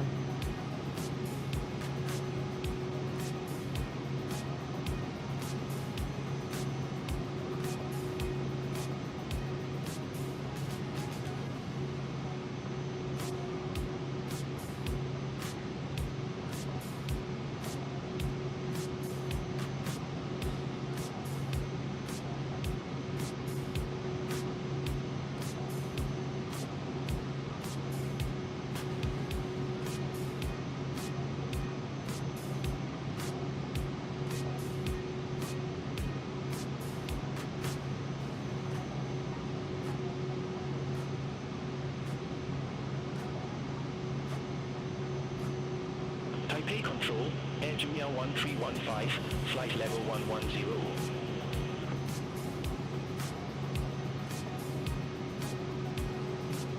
Air Junior 1315, Taipei Control, radar contact. Air Junior 1315, descend to 4,000 feet, QNH 1009. Descend to 4,000 feet, QNH 1009, Air Junior 1315.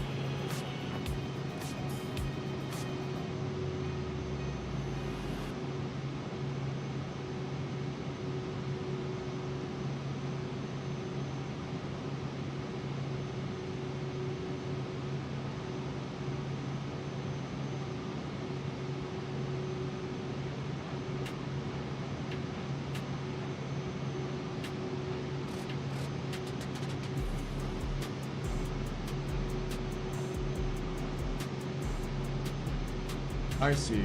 Our TOD has now been calculated. Okay.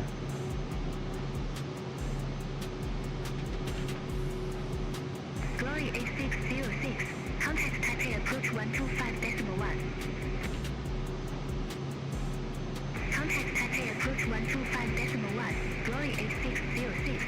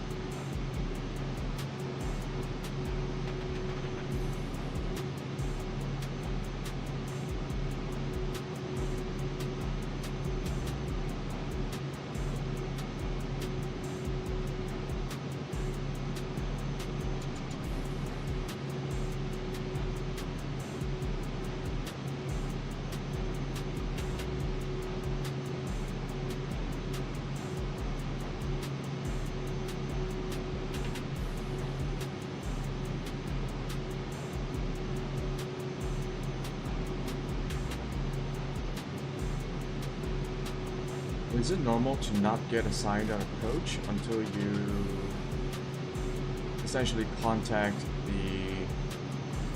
the approach, the airport approach controllers?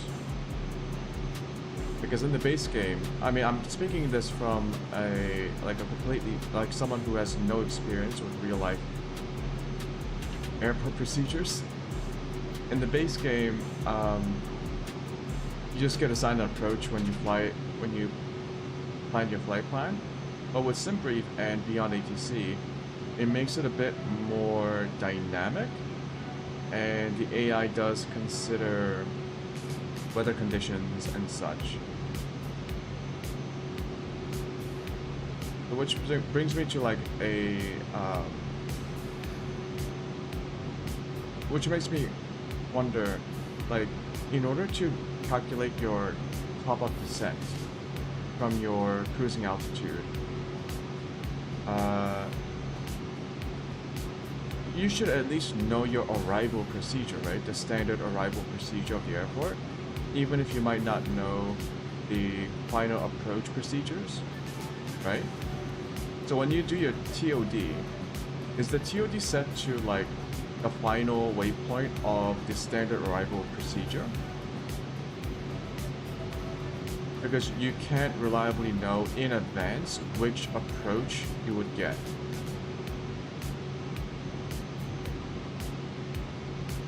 Because in my case, I asked BATC AI to give me like, oh, what's my final approach? And they don't give me one.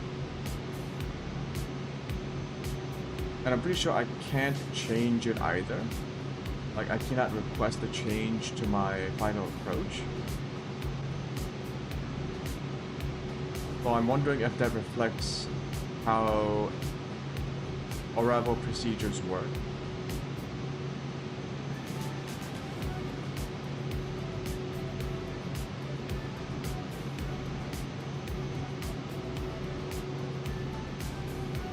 In any case, it makes the landings a lot more interesting. Because I don't know what I'm gonna get hit by. Like, which approach am I gonna get hit by? Most of the times, when I'm doing the arrival procedures and the landings, I'm so busy trying to manage the computer system, making sure I put in the right approaches, making sure my autopilot settings are correctly configured, managing my throttles, trying to look at the map, switching to different frequencies, like all of that gives me a lot of stuff to do. If I knew the arrivals and the approaches in advance, a lot of that could be done before I start even before I start my descent, right?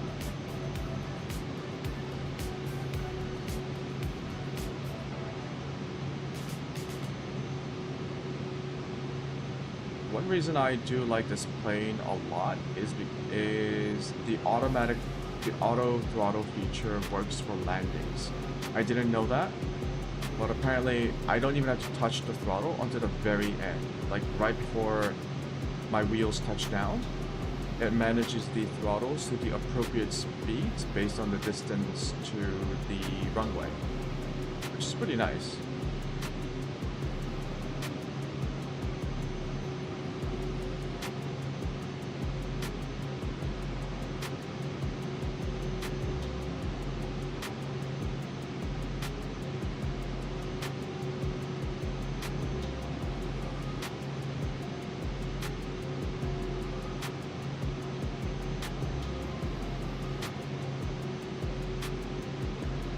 We do have some wind, but not too much.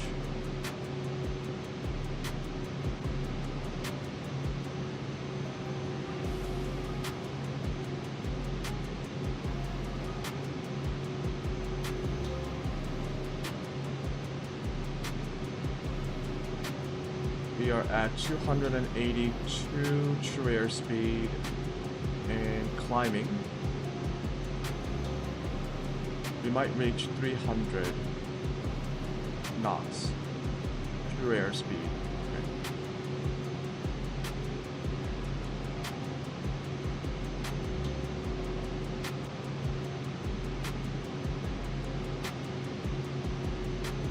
Let me look up a little bit about the Vision Jet takeoff, go around mode.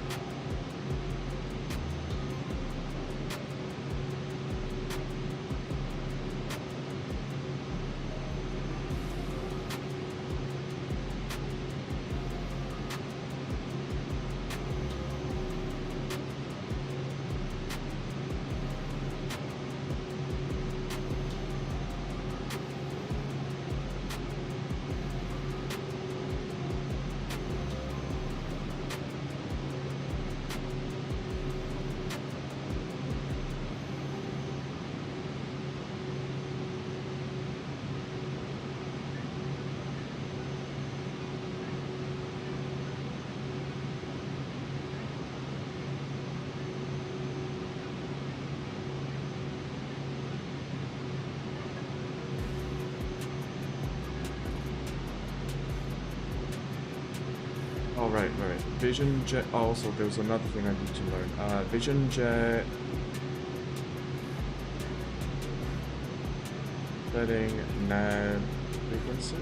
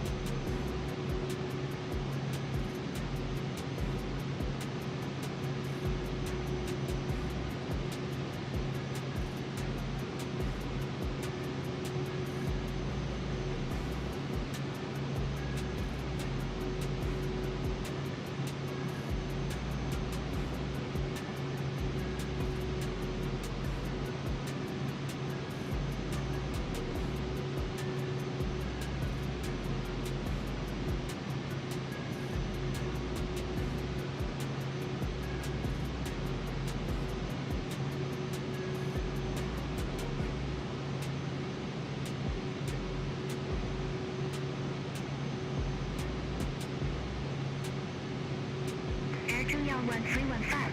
Contact touchdown approach 135.8.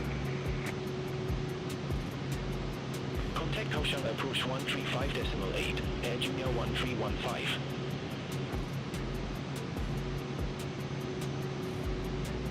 Glory 8696. Flight present heading. Climb to flight level 170. Wait, what? Audio and radio. Flight present heading. Climb to flight level 170. Oh. 8696. Okay. Glory 8696. Taipei control. Expect seat on 1 mic. Runway 27. That's how you control it. Okay. Expect speed on 1 mic. Runway 27. Glory 8696.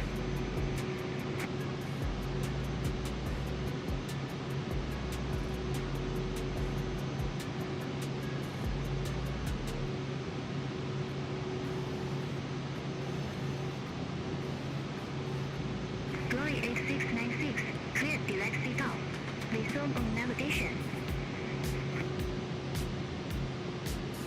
Roger. We'll head direct seat on then resume on navigation Glory 8696. Thanks.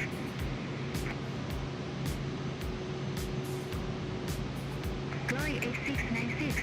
Contact touchdown approach 135.8.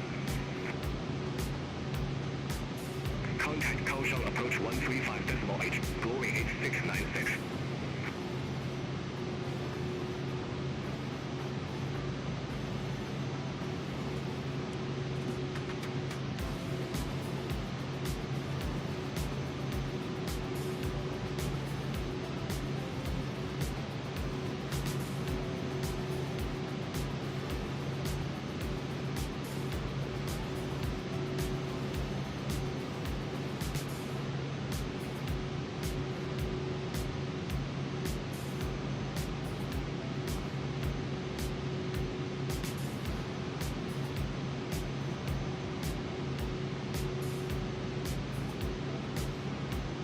Pickup go-round mode should be armed with lateral and vertical guidance modes like FLC. Press it and then it will automatically rotate for initial climb pitch. I see. And also you can press it when you're about to land, but you missed your landing, and you can do a go-round mode where it will automatically pitch up and climb away. In which case you should go back to the assigned holding pattern for another run at the landing. Okay.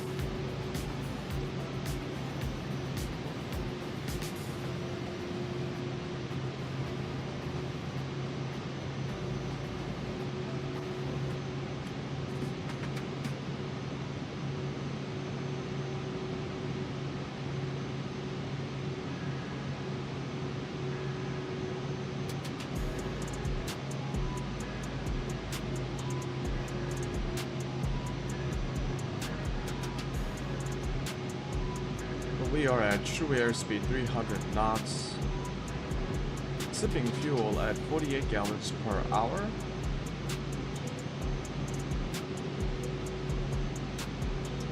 .34% thrust.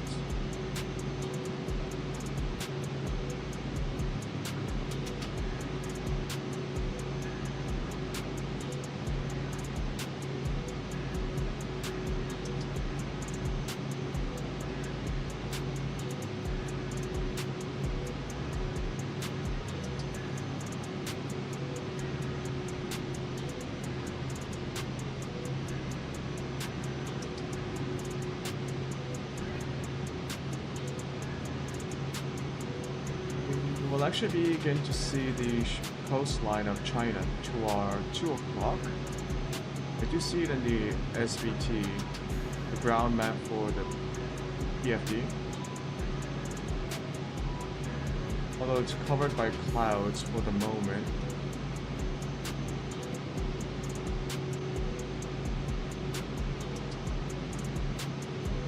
And we are very high up in the air.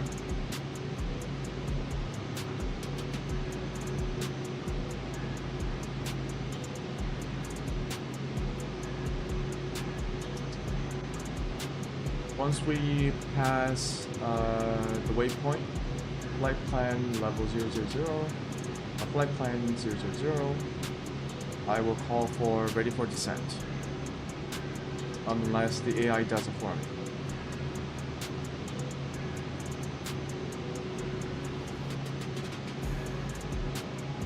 Not sure why my game is struggling with frames because there's nothing around, but okay.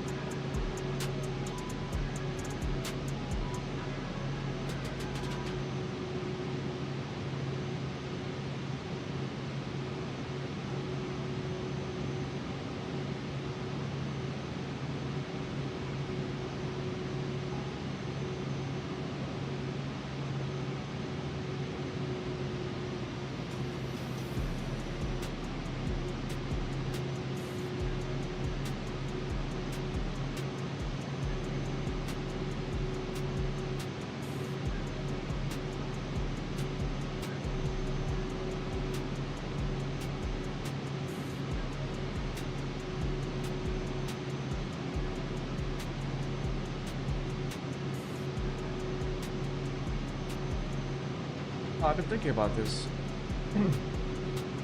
I originally planned on doing the world travel in one marathon, like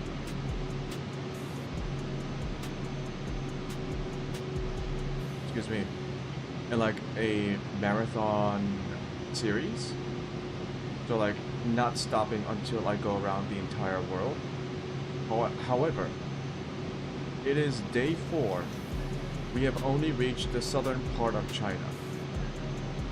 Smart Taxiway 2, contact Taipei Control 124.6. And I don't want to burn myself out because I do want to complete the world travel series. So maybe I should just like interweave my flight streams with other things. Right? Because there are other experiences to check out in the world of video gaming. Wow, that is a really weird way to describe it. What I meant to say was, I don't want to burn myself out. I don't want to bore myself either, because I do enjoy flying. I actually really enjoy this. However, it means I would have to sacrifice variety if I keep doing this for like the next month or so, right? What if I just put this as a long-term project that I work towards every other day, and when I'm not doing these flight streams, when I'm not doing the world traveling challenge, I might just do other games and other things on the stream.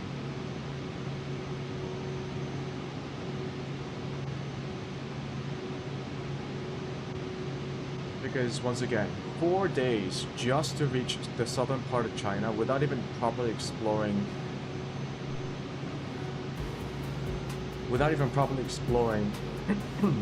inland China, that's a long ass time. Like, I would have to visit the Philippines, Bangladesh, India, Indonesia, Vietnam, Laos, Cambodia. Not to mention Australia, New Zealand, and the Pacific Islands. So it might take more than a month. Even if I do it constantly, like even if I don't do anything else in between, like I just come online, stream for 10 hours every day, 10 to 11 hours every day, and go around sightseeing, it would still, I think, will take me more than a month. That for sure. So I can just turn this into a longer term project where Charlie 69, contact Hong Kong radar 125.8. control on 125.18, Charlie 69. That wasn't right. Negative, Hong Kong radar on 125.8. Hong Kong radar on 125.8, Charlie 69.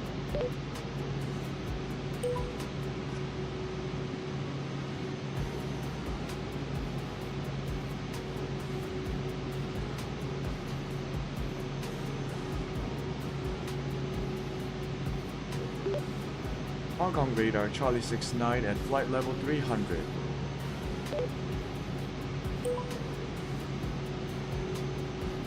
Charlie 69, Taipei control, radar contact.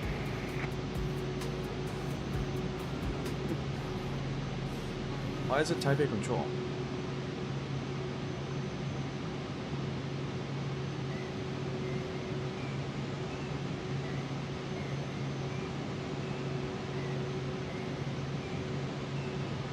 Okay.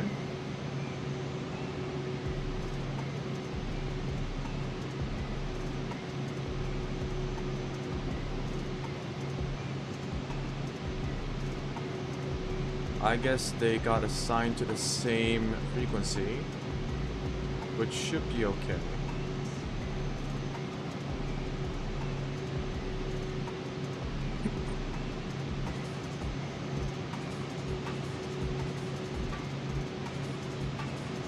I'm gonna go get myself a cup of coffee, and then we're gonna start planning our descent.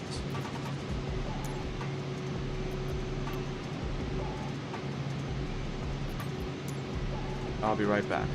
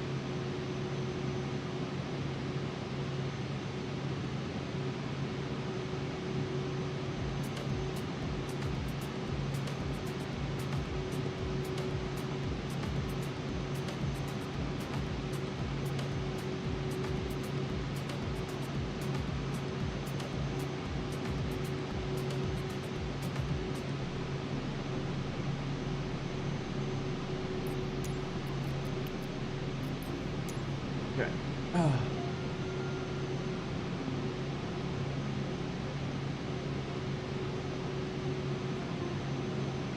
there was another thing that I always wondered. Do pilots sleep on long flights? Like, I think the longest flight I've been on was 14 to 15 hours. That's a long ass time to not sleep, right? Especially if you're like constantly paying attention and trying not to crash a plane, making sure everything's going smoothly. Like it, spending that long paying attention to like potentially what the fuck am I talking about? I don't think pilots sleep.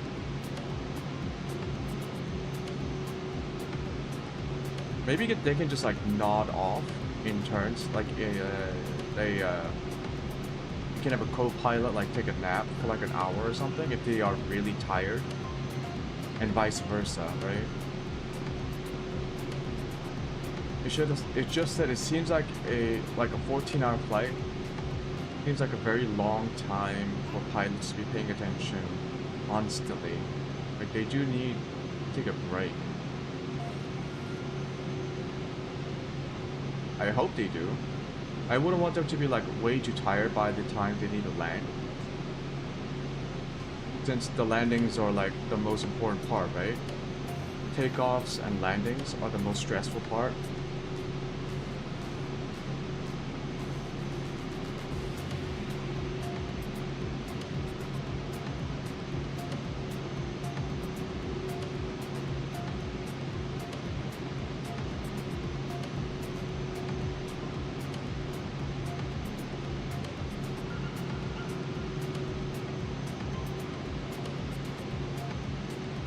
We are reaching our top of descent in about 2 minutes.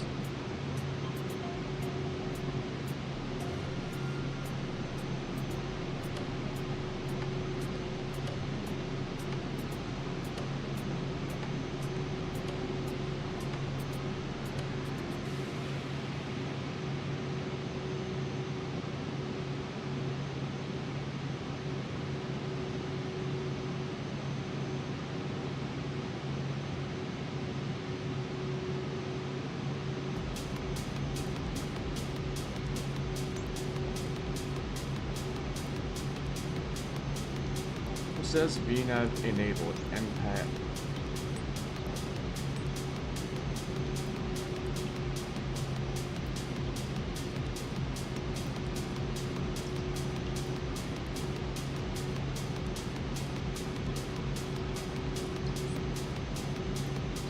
Vertical track.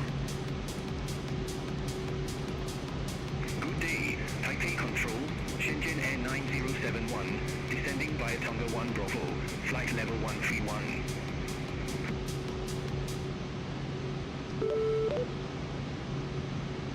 Shenzhen Air 9071, Taipei Control, identified.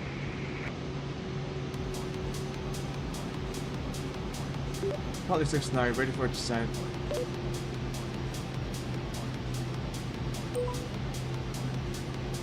Charlie 69, Abbey 2G, runway 25 right, descent to 11,000 feet, QNH 1005. Say again, Charlie 69. That was way too fast. Holy. Charlie 69, Abbey 2G, runway 25 right, descent to 11,000 feet, QNH 1005.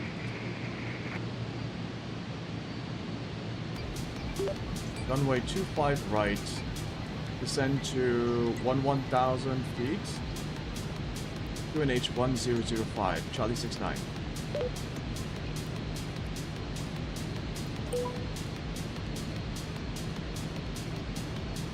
I missed something in that feedback. Abbey 2G. Okay.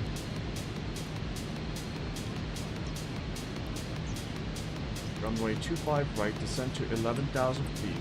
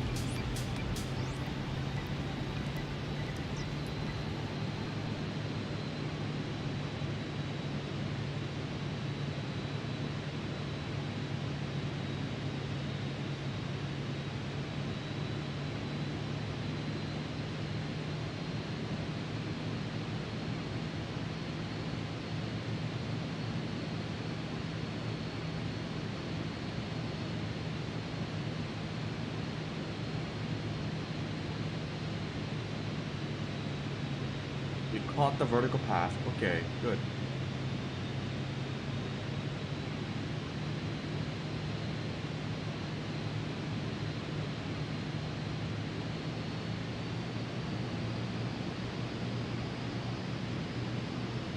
Our profile should be set to descent.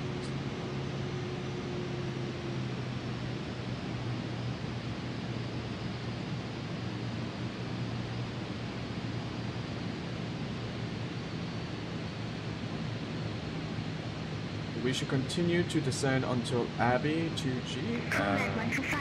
Contact Manila Control Abbey 119 at flight level 3. 110. Okay. Center on 119.3, cool red 125.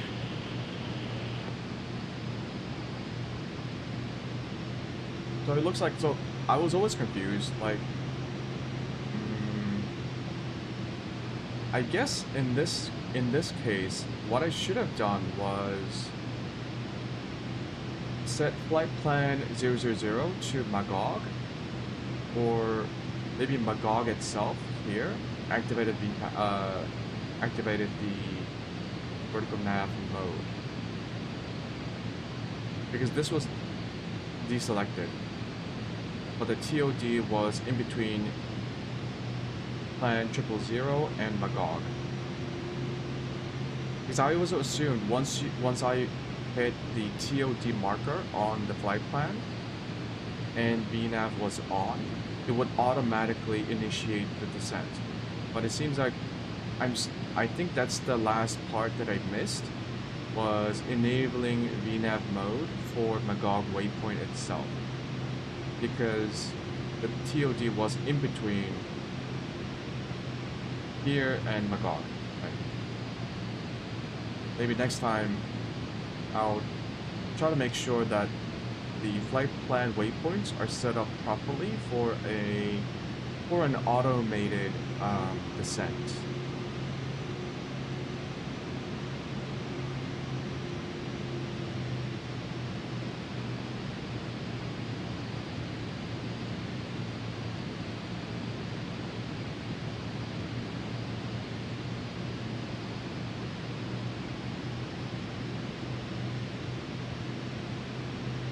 Some music.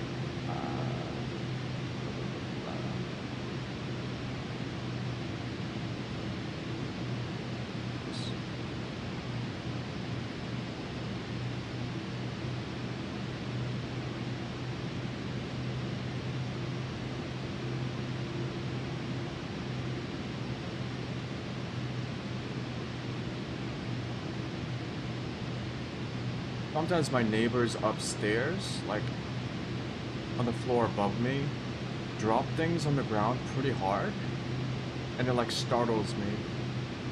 I wish they wouldn't do that, because it happens pretty frequently. I think they have children. I do hear children running around sometimes, running around screaming. That I'm okay with, because they're children, you know. There's not much you can do about that. But dropping shit on the ground? I don't know.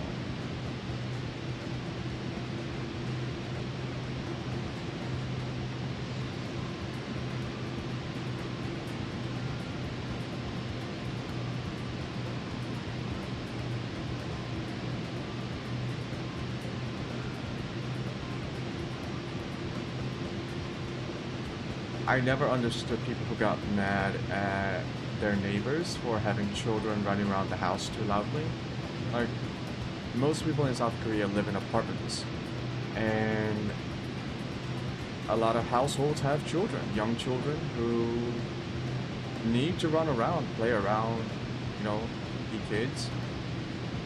Now, some parents might be too lax with how their children need to behave in their apartments.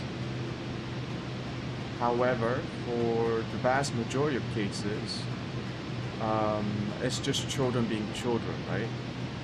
Even if you try to teach children about being mindful about neighbors and the particular considerations that children need to learn about when living in a rather communal living space, right? Apartment blocks are quite communal in the sense that you have neighbors downstairs who will be hearing a lot of stuff if you scream at the top of your lungs, or if you're running around the house, or you drop things, or you're doing repairs at night. All of those things do affect people beneath you, like on the floors beneath you.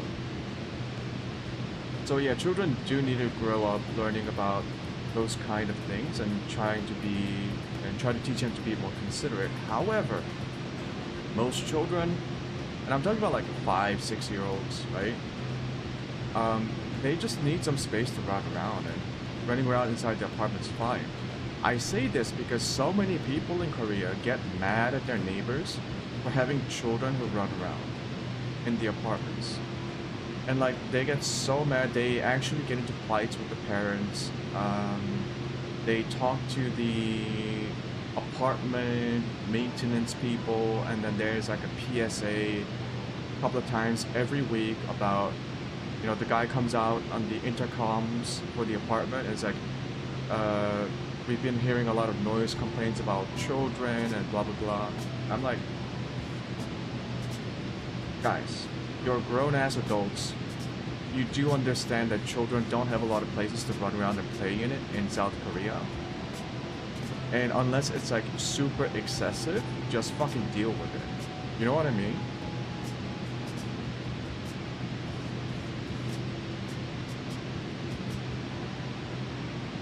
Like, this is the reality of the South Korean housing situation. Everyone lives in apartments, there will be children, and those children do need to run around and just play around. And they can't always go outside because there might not be a suitable place for them to do it. So just don't be a dick about it. Like, complaining about noise about children to like the apartment maintenance block and then having them do a PSA about it constantly. Like, if you live in Korean apartments, you will hear PSAs about noise complaints and children dozens upon dozens of times every year, no matter where you are.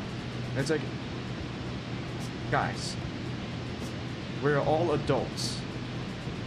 We can't really stretch our patience for children having a little fun in the apartments. Like, there are children above me, right? In the apartment above me, I'm pretty sure. Because I hear them at night too. At around like 8 p.m. before the kids go to bed. They kind of scream around, play around, run around a little bit, right? I don't complain. I don't even feel annoyed about it.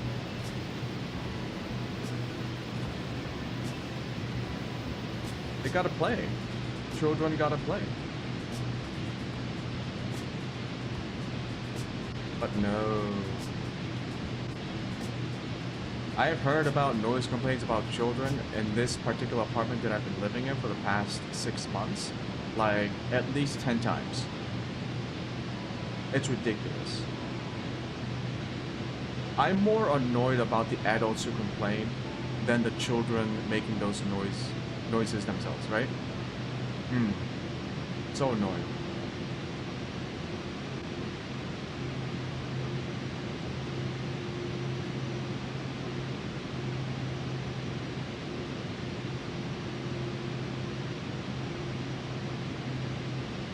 Once again, if the children are being excessive, you can have a quiet conversation with their parents about it, and if the parents don't listen, then you can go to a PSA and just let those parents know that even the maintenance people are aware of the issue.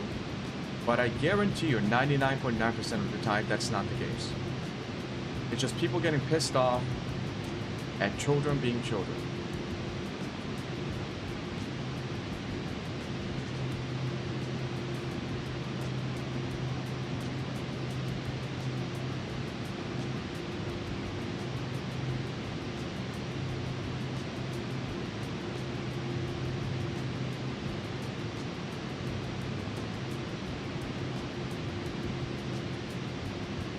Why are we not descending? Oh, it's because we descended too much? I guess so.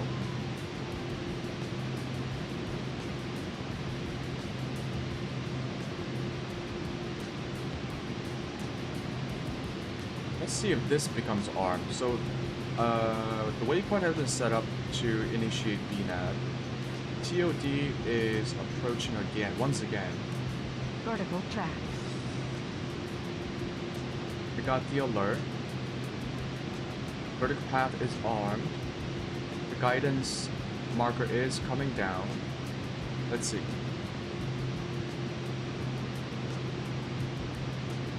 Mascot 963 Heavy, Taipei Control. Expect FA2G, runway 25 left. Expect FA2G, runway 25 left, Mascot 963 Heavy.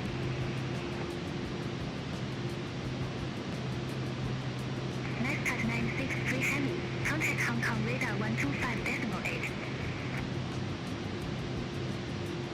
Contact Hong Kong radar 125.8, Mascot 963 Heavy. The issue with that is like a lot of parents,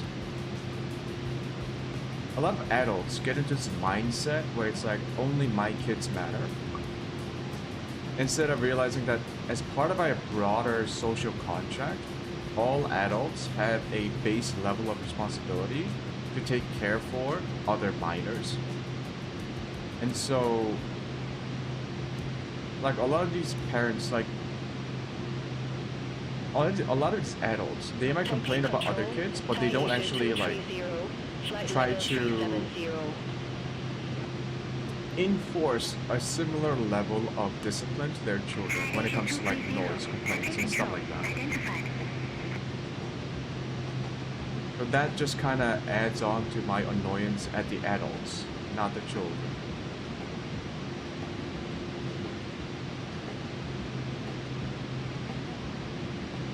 Because if it were their kids making all the noise, they wouldn't back down, and they would be like, oh yeah, my kids are kids, they just need to play around. You know? Silly.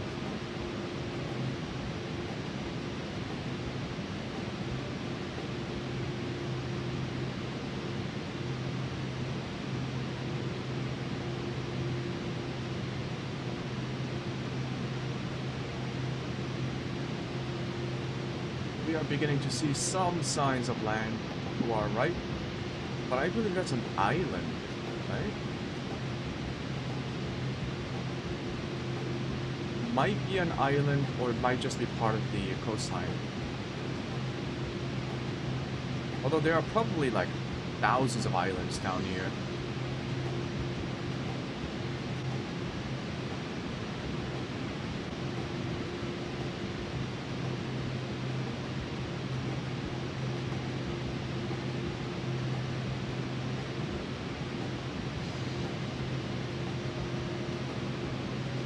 Yeah, no, we missed the vertical path. Okay.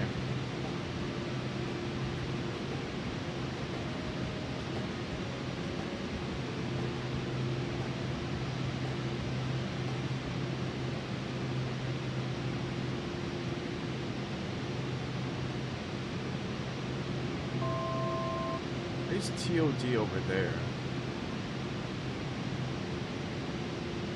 What was that sound?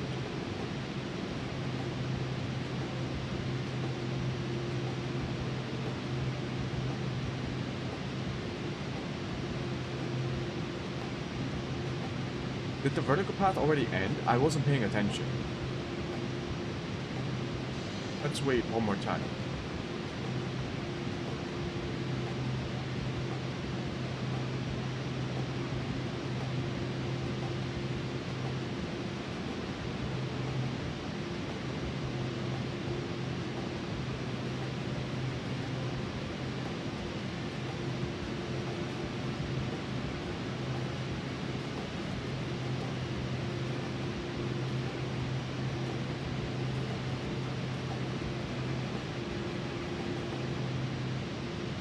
I remember one time I was visiting a family member in the States, and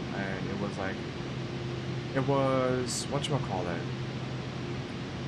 it was an apartment building. Like it's like a condo apartment building, right?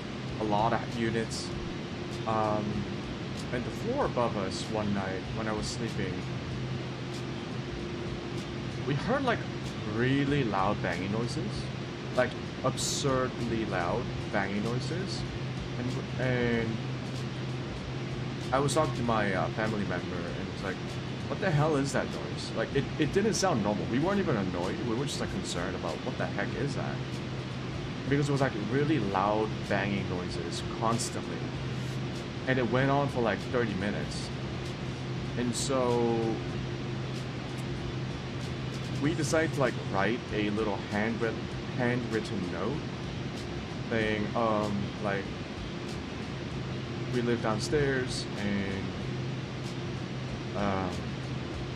we heard this noise, and it was late at night, like 11 p.m., 11:30 p.m. And so like, yeah, we were trying to sleep. This noise was a little bit too loud. You know, we tried to be very polite about it. As the one person among us went to deliver the note to the unit above us. Vertical track. We were listening to the sound, trying to determine what it was. The prevalent theory was that it was a washing machine that was just like kind of loose. So as it was like rotating the tumbler, like the washing machine might be just like banging against the wall or something, or just like kind of like tilting left and right, making that noise. As we listened more closely, we could hear moaning.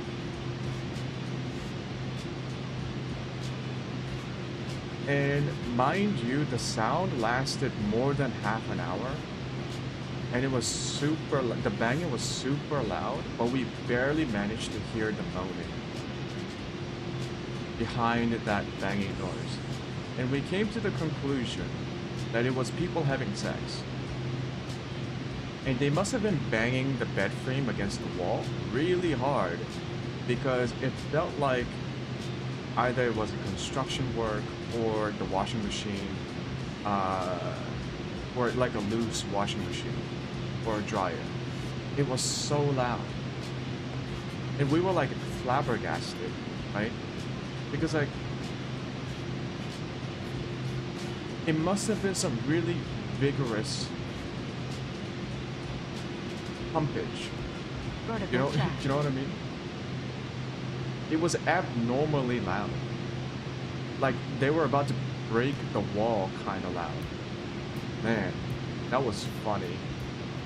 And the funny thing is, my family member and we were all like talking about it. It's like, we weren't even mad. We were just like, we were just kind of in shock at the intensity of the sound, at the duration of the sound. And we talked about like taking back the note, and I think in the end we might have just like, I think one of us went back and retrieved the note, because, you know, as inconsiderate as it might have been for them to be having, you know, not being mindful about the amount of noise that their activities might be causing to people, or to the people living around their unit. At the same time, just people having sex, you know. And it didn't continue the day after, so you know what? Let them fuck, you know? Let them enjoy themselves. And it was one of those cases where the sound was so loud that we weren't annoyed, we weren't angry. We were just like, what the fuck? Can't believe that was the sound of people having sex. Yeah. But for a lot of Americans, I think a lot of Americans don't have any experience living in apartments or in like buildings with multiple units, on like where like having neighbors on top. in my mind, a lot of Americans are probably more used to living in houses, like independent houses. So I guess the biggest problems you might have in that case Descend to 6,000 feet. QNH 1005. descending to 6,000 feet, QNH 1005, Charlie 69.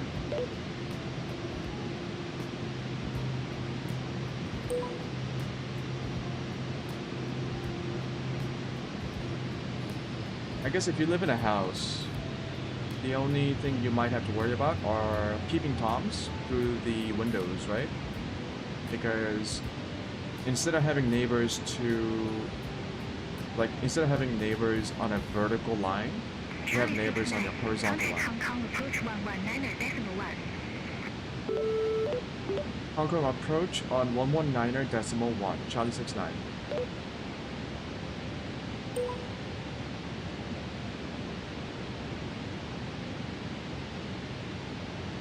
Hong Kong approach Charlie 69 at 7,600 feet, descending to 6,000 feet.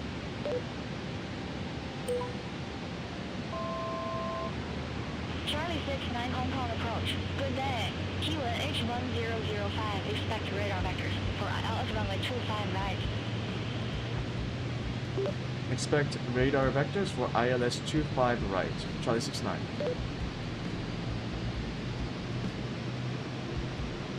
Negative.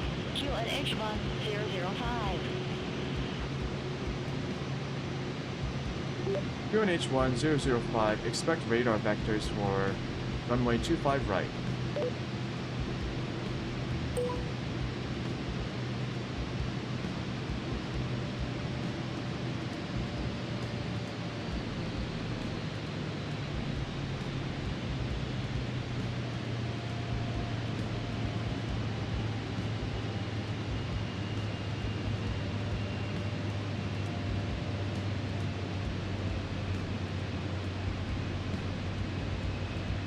Guide me.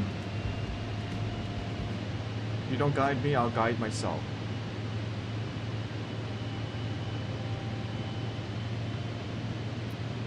We are on ILS 255, 25 right.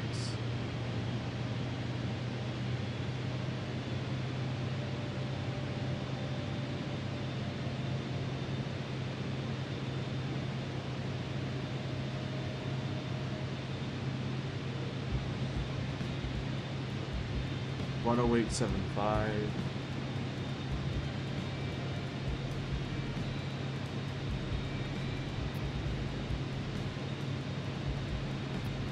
It's already set up. It's a nice feature. Does it do that in real life? Like, does the plane computer system communicate with the airport, or has a database that just automatically sets up the ILS frequencies when you activate the approach?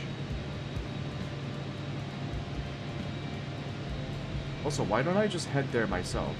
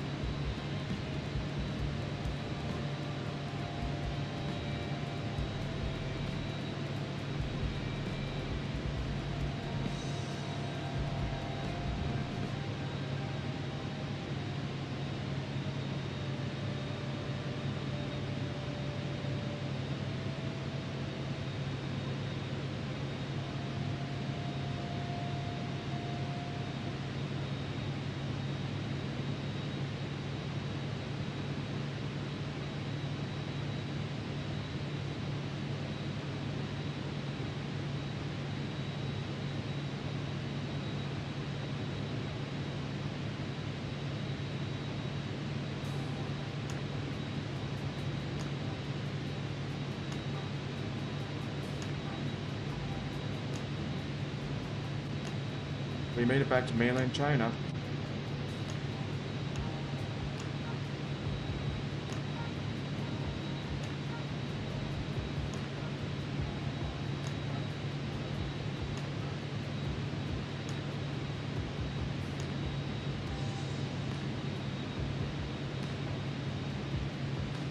Charlie 69, you're on course. Clear director. Resume on navigation. Charlie 69, resuming on navigation.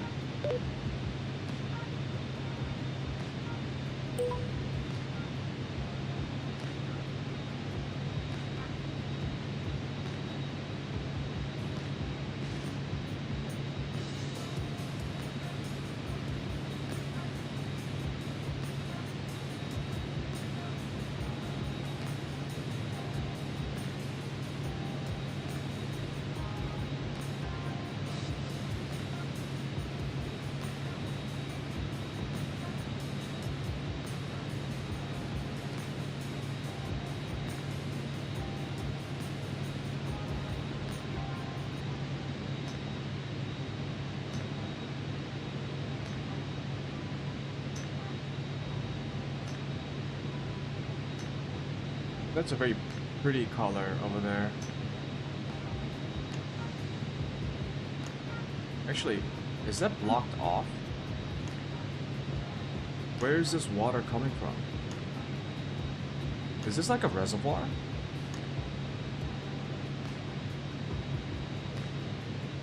It looks like a little dam over there.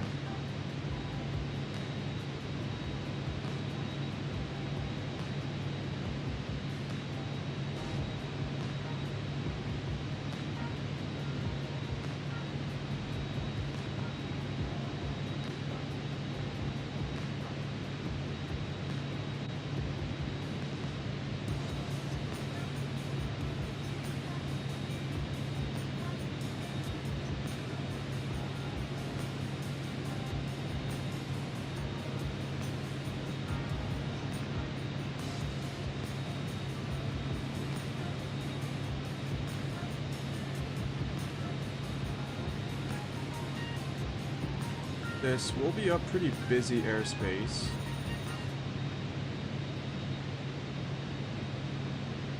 Maybe see some traffic.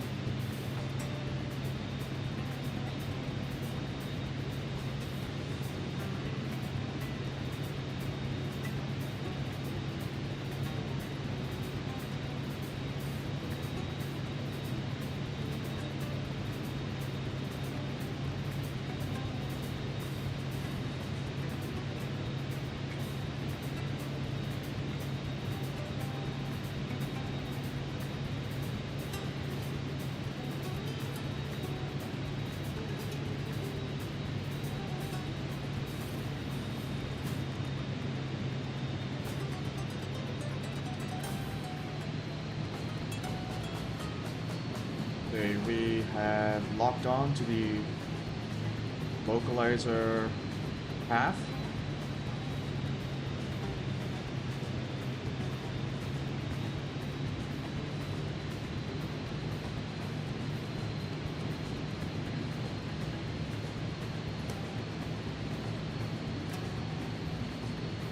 And my game almost crashed. Okay, that was scary. I think it might have been loading in the planes around the airport.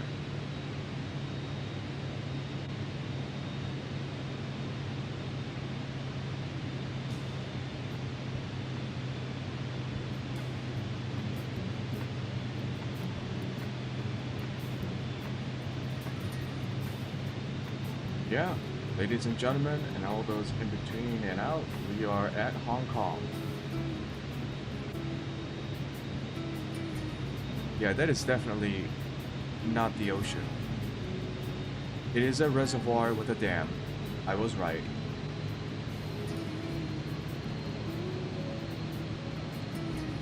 So close to the ocean.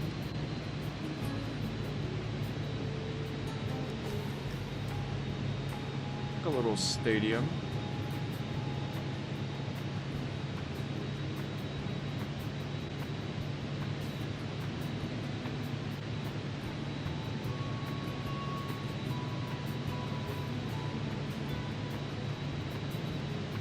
Charlie 69, flight present heading. Descend to 4,000 feet. Vector for the approach. Descend to 4,000 feet. Vectors to approach. Charlie 69.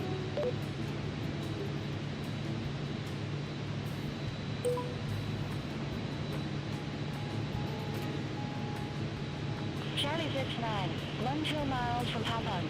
Flight present heading. Maintain 2,700 feet until established on the final approach course. Cleared at ILS runway 25 right. Cleared. ILS 25 right. Charlie 69.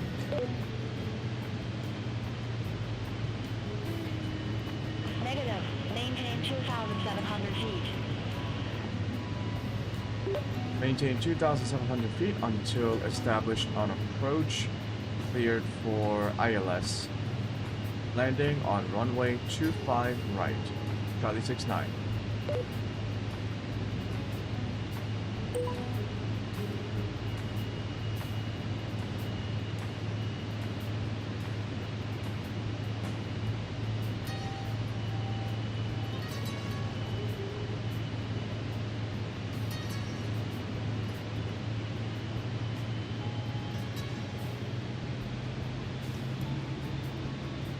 I don't really have to worry about anything.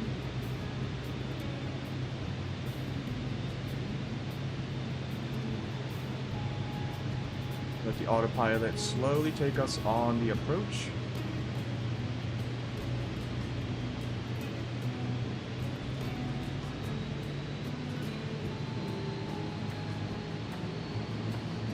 I don't know what it is about games like this. I really enjoy automated features like this. So just watching it happen in the game itself is very satisfying. Like equivalent to doing it manually.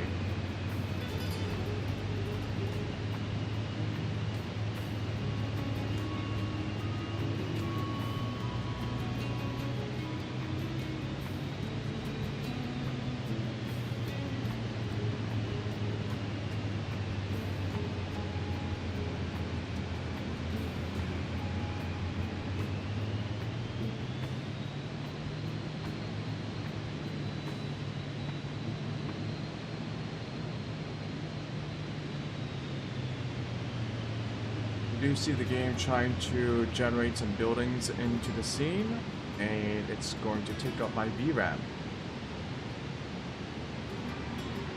Nice.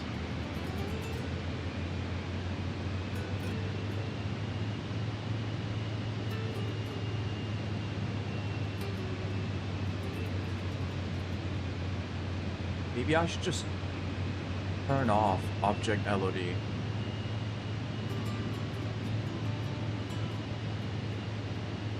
Because that just looks a little weird when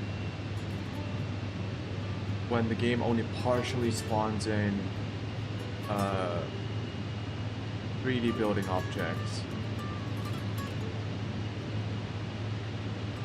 All it does is kill my frames and take up VRAM.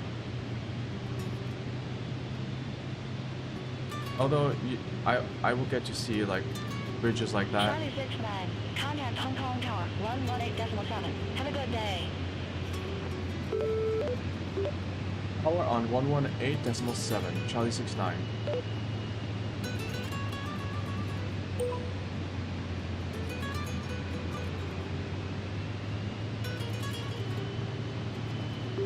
Power Charlie 69 established on approach. ILS landing runway 25 right.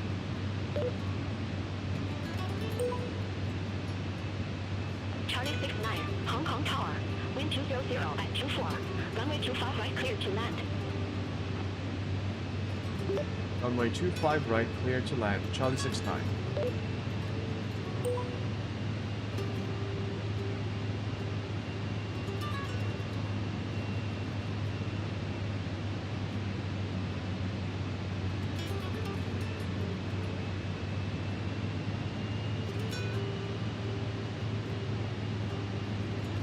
I think I was supposed to call in established an approach a lot sooner, and I was supposed to communicate that with control.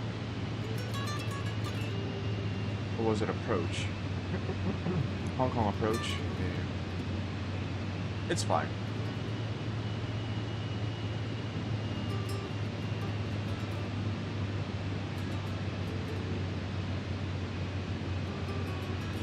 I was also supposed to listen into the local weather frequency and then get the latest information package, but I didn't do that either.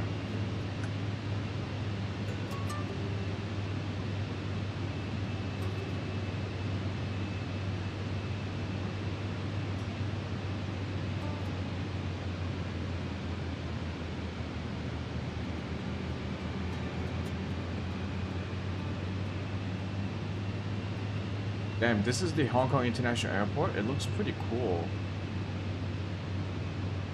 It's like out in the middle of the water.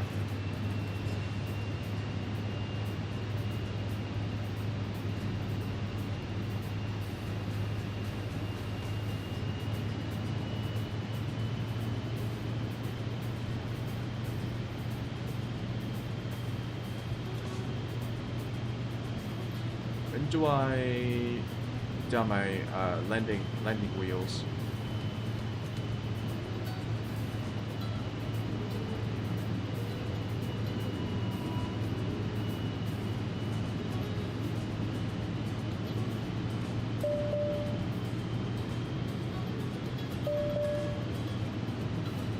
You know, that's the icing warning.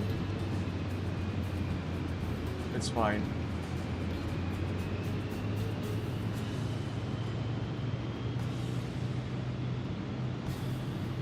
Okay, got my hands on my joystick, ready to take control.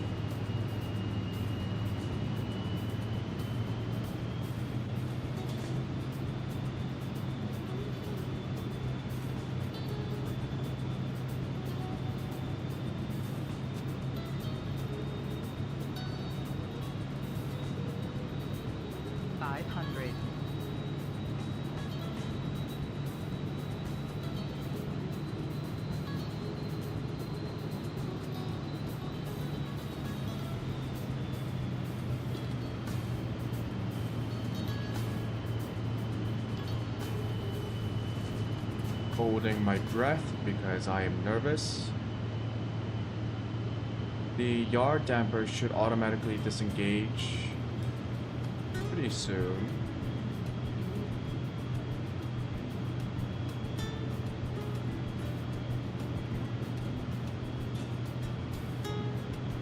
Yard damper is disengaged. Line up.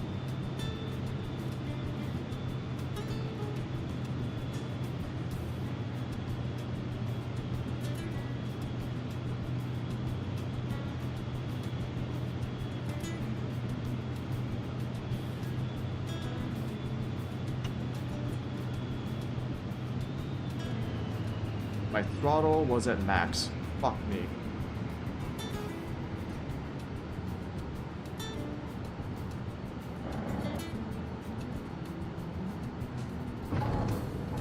Oof. It's a rough landing. Charlie 69, exit left at Charlie 6. Exit left at Charlie 6. Charlie 69. Oh, that's not gonna fly. It's gonna get confused. No?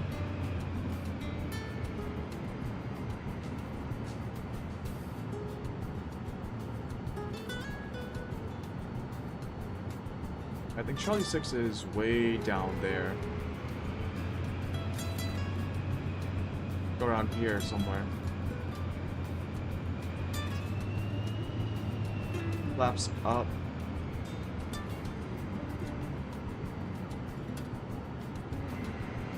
I didn't turn on my landing lights. Whoops.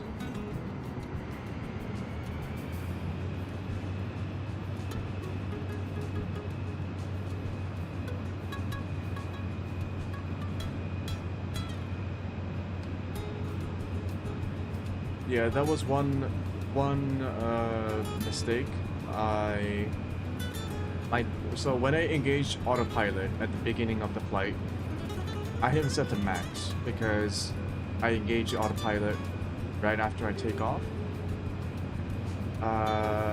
When I disengaged the autopilot just then, as I was about to land, the throttle immediately went back up to 100% because my joystick lever, throttle lever was still on 100%.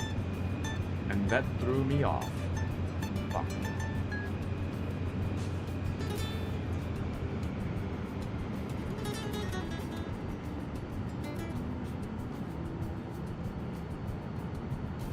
We are at Charlie 6.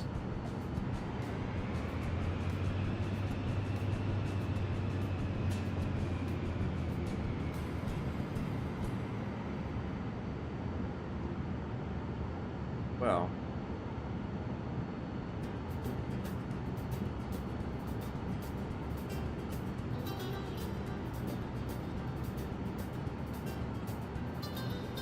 Charlie 69, contact ground 121.6. ground 121.6, Charlie 69.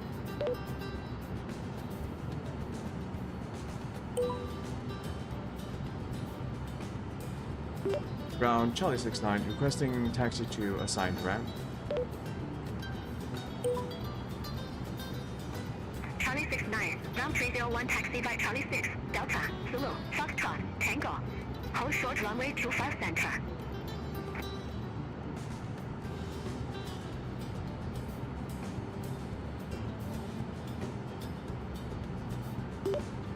Taxi to ramp 301.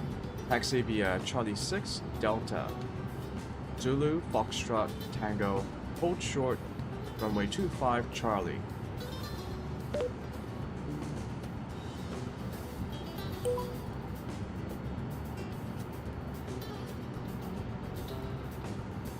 Jesus.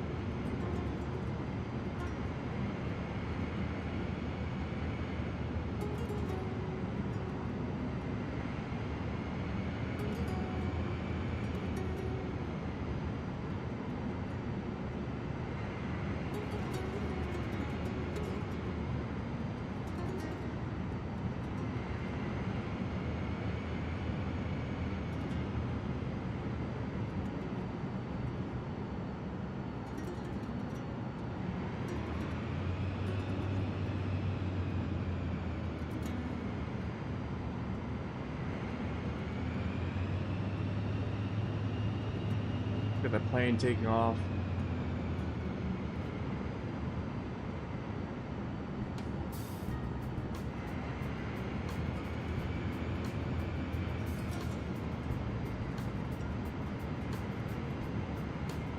This is a huge airport. I mean, the runways are huge. Look how far we have to travel just to get to the other runway.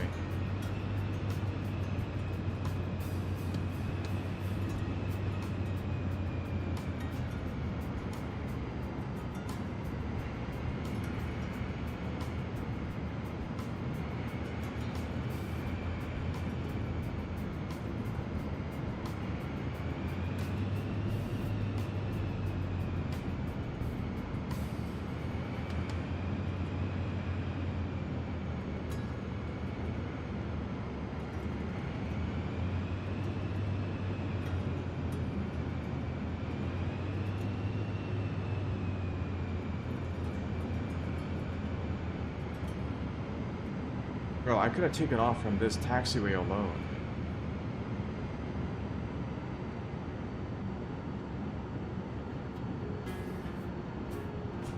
Let's not run into a plane here.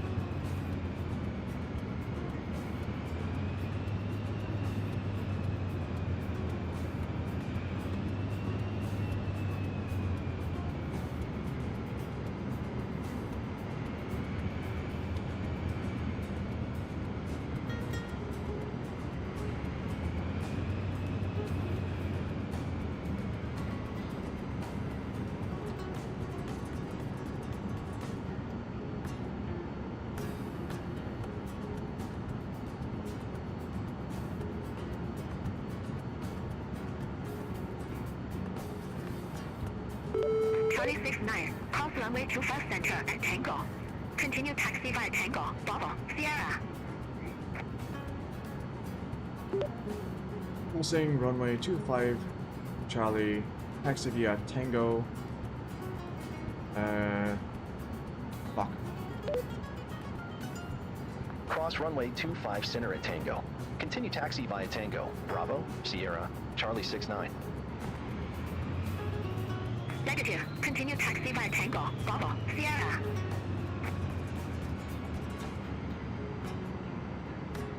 Cross runway 25 center at Tango. Continue taxi via Tango, Bravo, Sierra, Charlie 69. All aircraft be advised information Juliet now current. T1 H1005.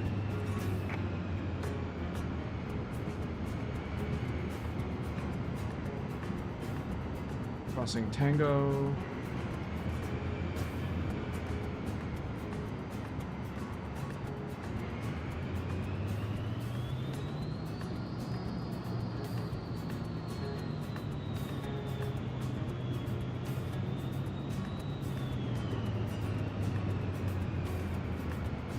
Bravo. Ah.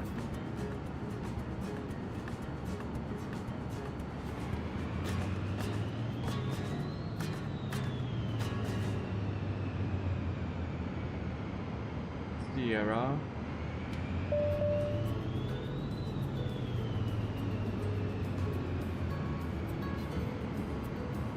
Ramp 301.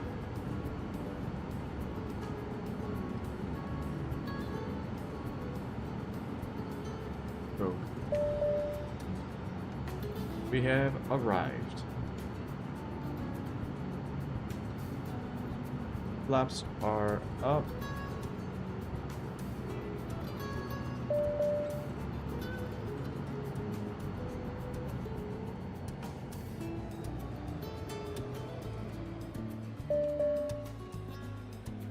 We are in Hong Kong. Okay, I'm gonna be BRB for about 15, 20 minutes, 15 minutes. And then we will continue on our journey towards South Asia on a propeller aircraft, probably the PC-12. Yeah, we will continue our journey on the PC-12. I will be right back. In about 15 minutes, I think. Hold on, I gotta check something.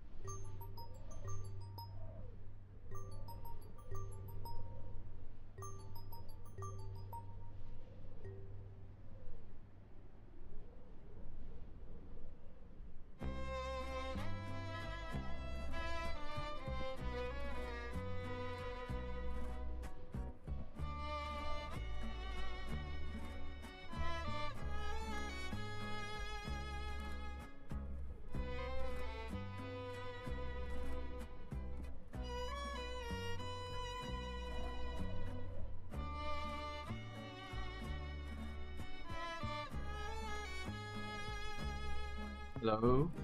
I'm back. Okay.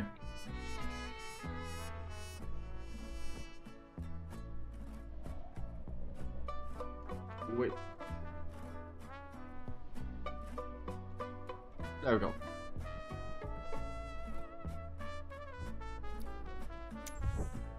Time to bring out the PC-12.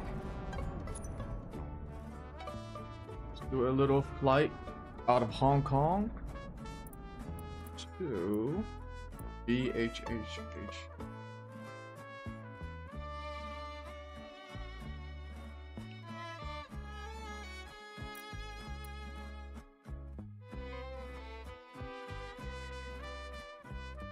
What is this? This is Bangladesh? No, what the hell am I talking about? Bangladesh is over here.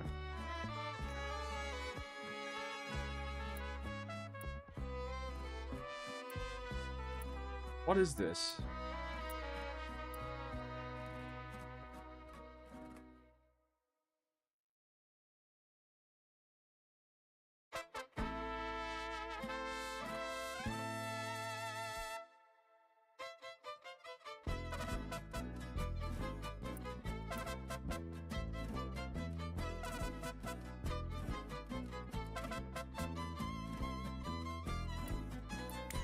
Okay.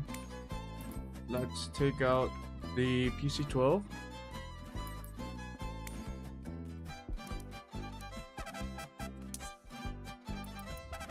Go back to our airport.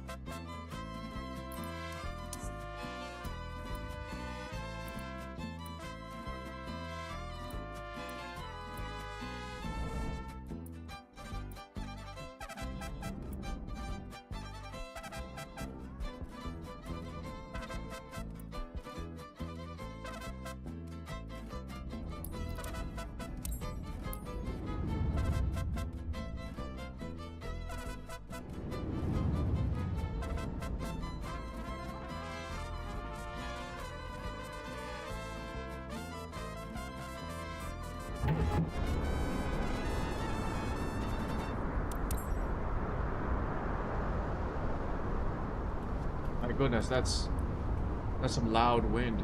Okay.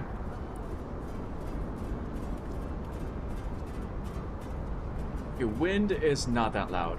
Come on now. That's a little excessive. Unless you're in like an actual storm.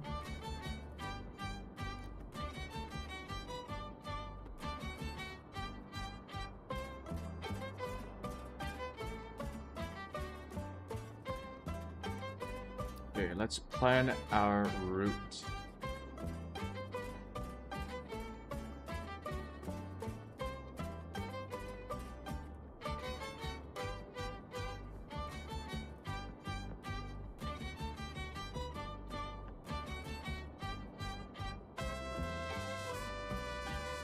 HHH.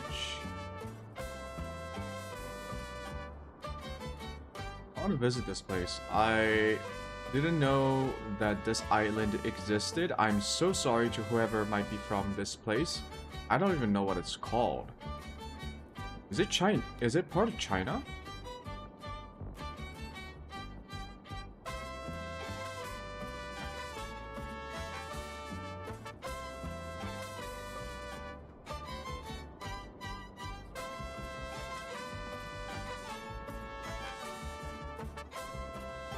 Would like to include DBA HUT SYX. How about XYX?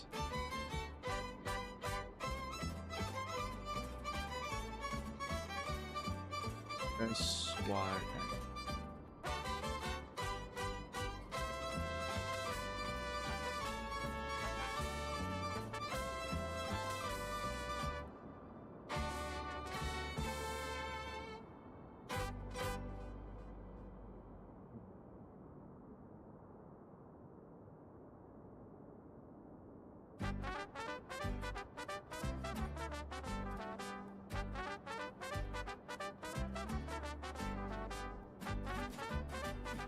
Hanoi, Hainan Province, Nanning.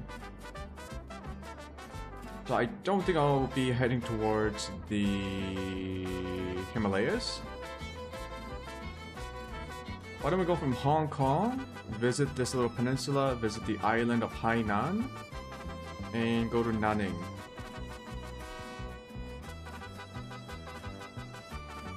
DGNN.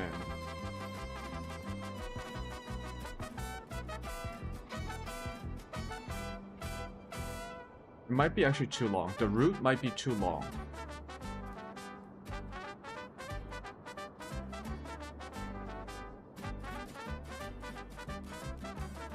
And find it.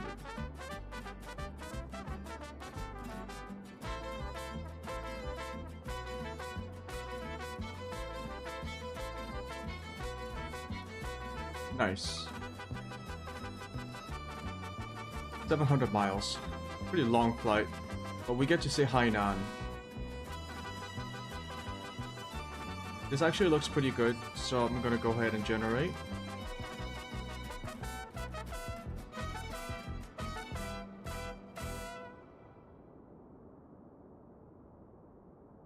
Import route.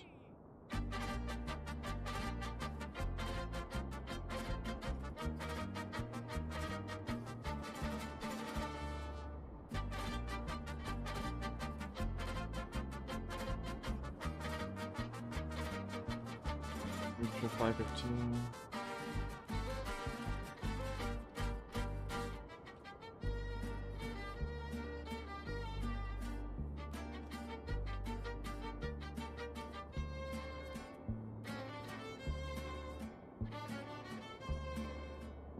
BATC.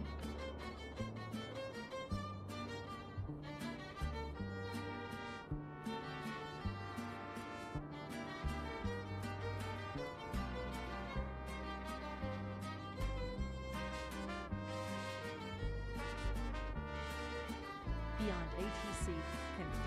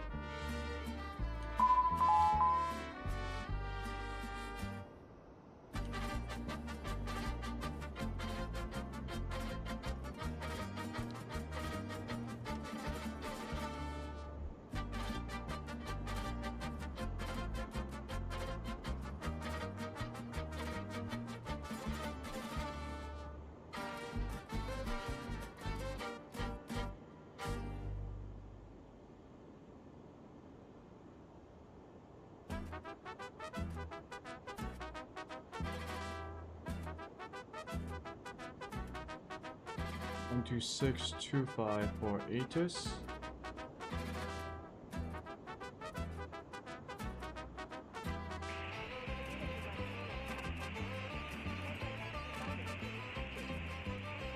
Oh, that is not the right. Okay.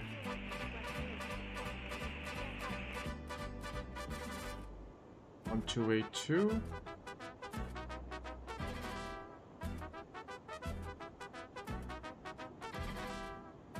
Clearance is 12215.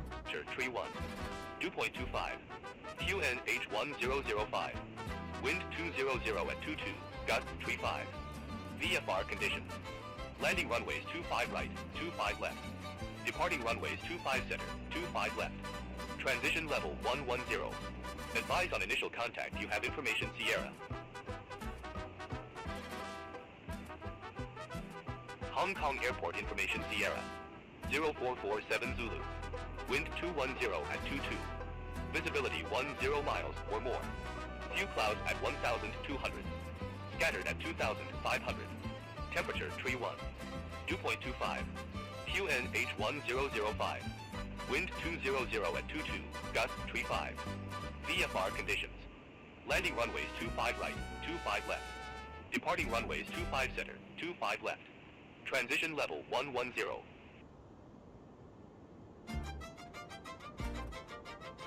Air China 102, ready for IFA clearance to Beijing capital.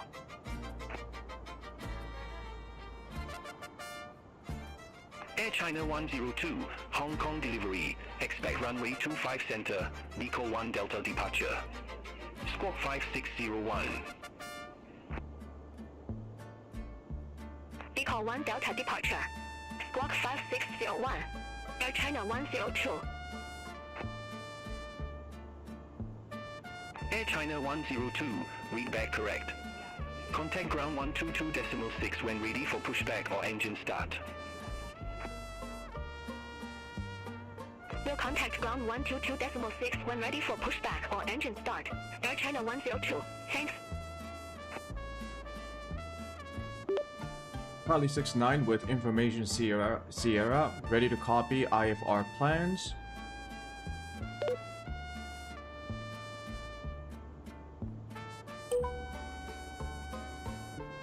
Charlie 69, Hong Kong delivery. Thanks for Sierra. Expect runway 25 left.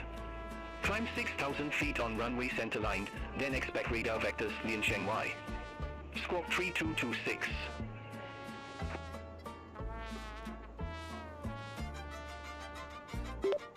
Runway 25 left. Initial climb to 6,000 feet. Expect radar vectors to Sichuan. Squawk 3226. Charlie 69.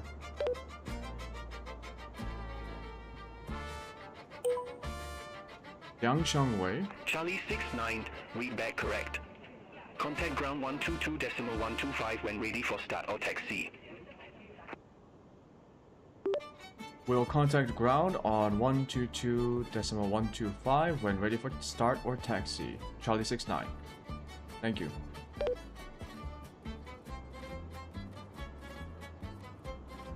Negative, ground on 122.125. Ground on 122.125. Charlie 69. Negative, ground on 122.125.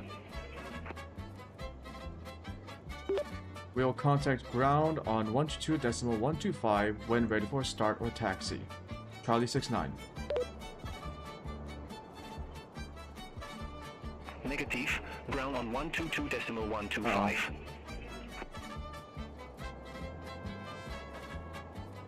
We'll contact ground 122.125 when ready for start or taxi. Charlie 69. Thanks.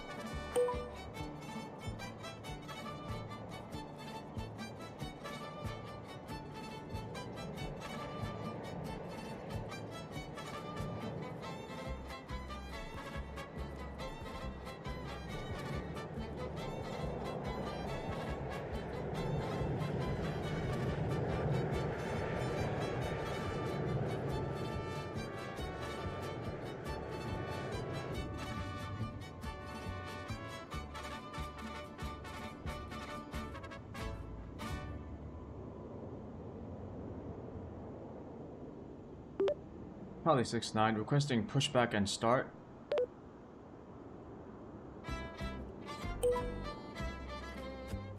Charlie 69, Hong Kong ground, pushback approved. Face east. Pushback approved, facing east. Charlie 69.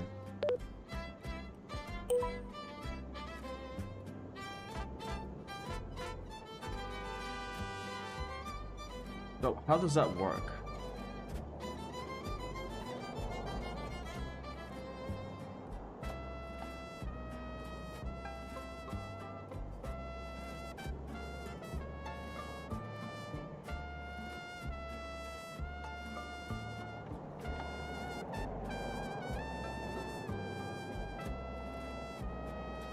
Do I get pushed or what? I'll have to look that up.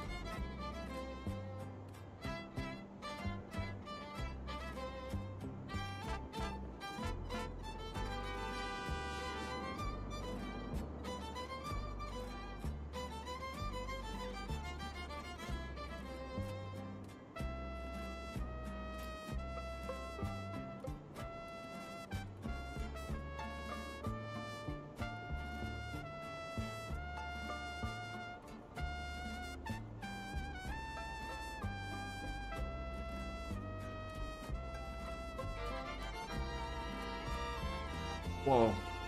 Brakes were off. Whoops.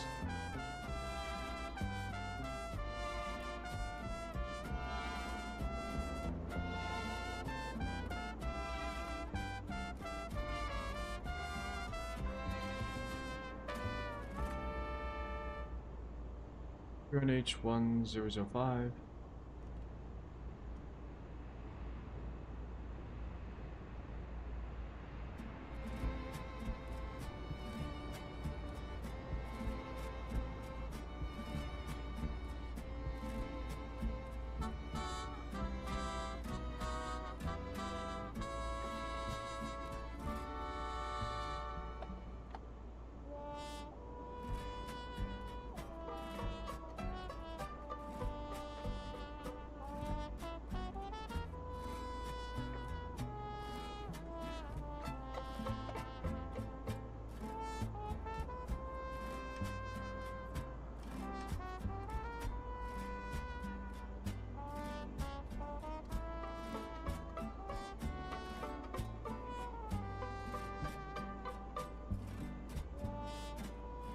Initial 1000.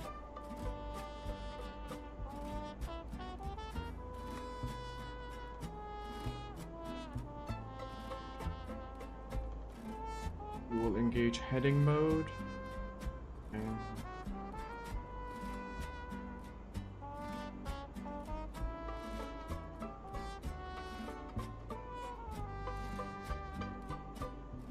Philippine 301 Heavy, Gate Romeo 19er, request pushback.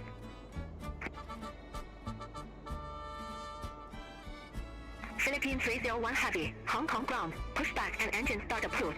Face south. Pushback approved, face south, Philippine 301 Heavy.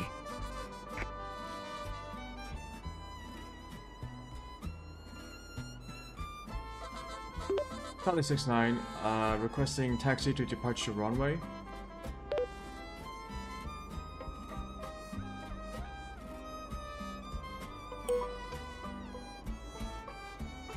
Charlie 69, runway 25 left taxi via Romeo, Hotel, Juliet 11, Kilo 7. Runway 25 left, taxi via Romeo Hotel Juliet 11, Kilo 7.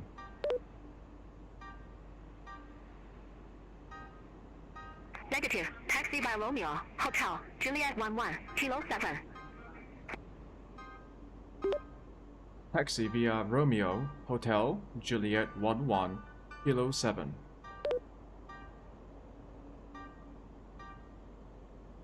Negative, taxi via Son of a Romeo, bitch. Hotel, Juliet 11, Kilo 7.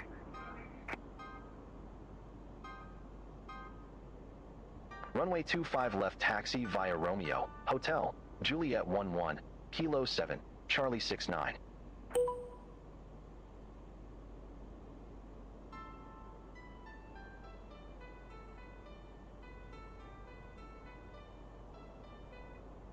Philippine 301 Heavy, taxi for departure.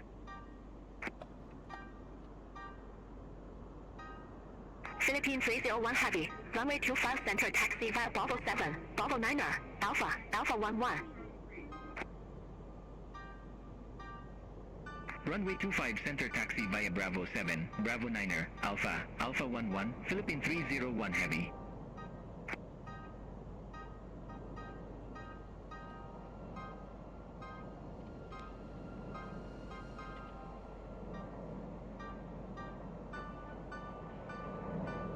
It's a busy airport, let's not dilly-dally.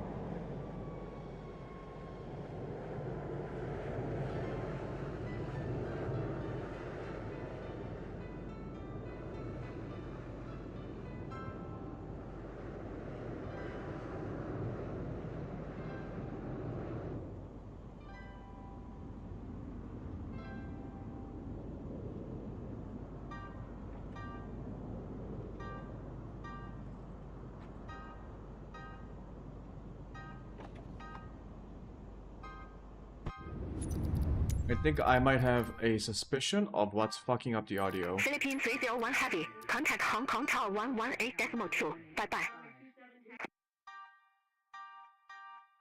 Over to Tower 118.2, Philippine 301 Heavy. I don't think that's a loudness limiter. I think that's a equalizer.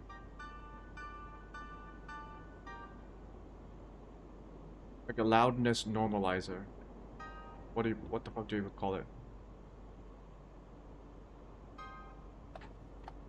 Because the environmental sounds are way too loud compared to everything else.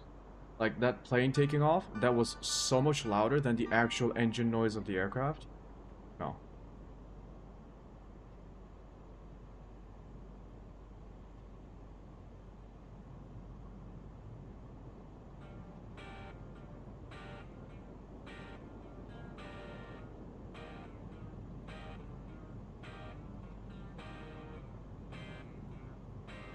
Charlie 69, radio check.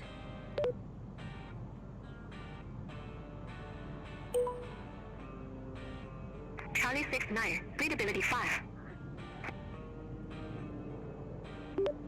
Charlie 69, can I get a wind check? Wind check? Wind check.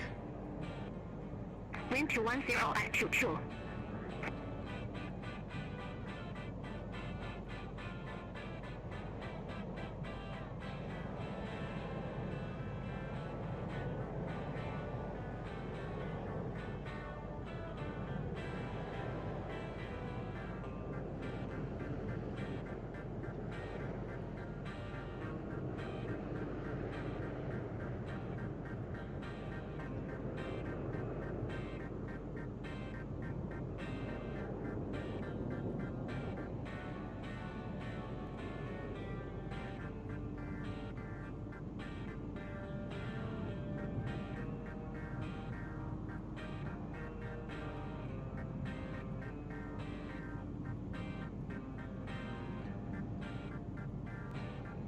I really should be checking for traffic, make sure we're not running into another plane.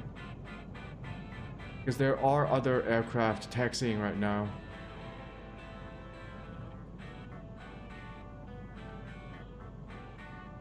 Charlie 69, contact Hong Kong Tower 118.4. Power on 118.4, Charlie 69.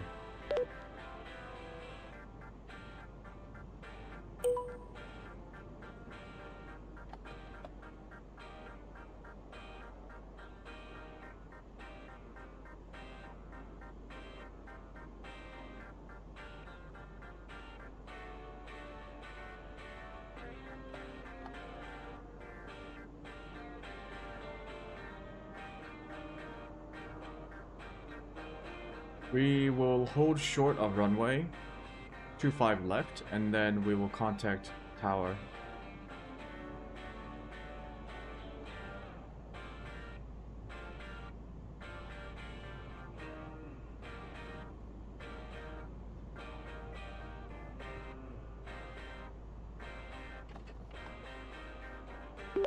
For Charlie 69, requesting departure at runway 25 left.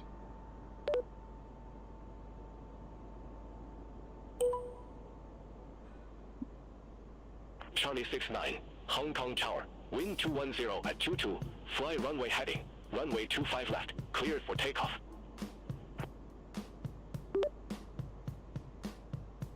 Clear for takeoff, Charlie 69, thank you. No, Charlie 69 cleared for takeoff, runway 25 left. Clear for takeoff, runway 25 left, Charlie 69.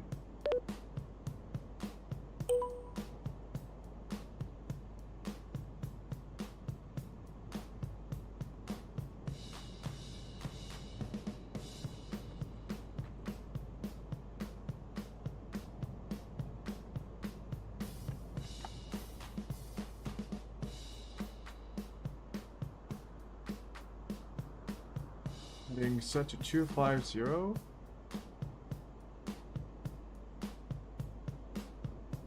Heading mode engaged.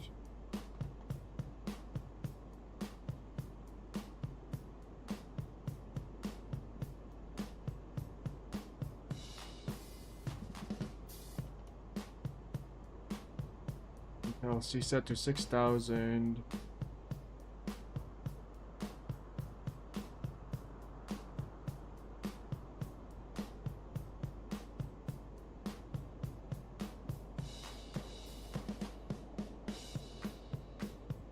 was our transition.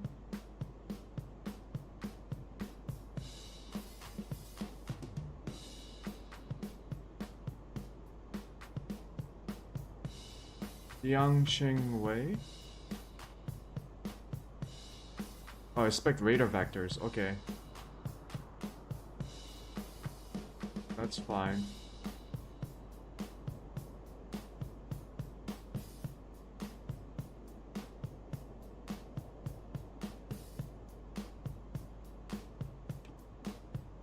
Flaps up to level 1, and trims are all set. Inertial separator on, pitot on.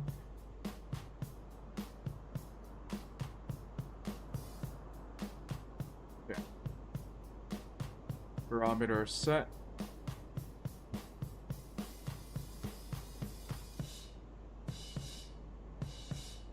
Take off.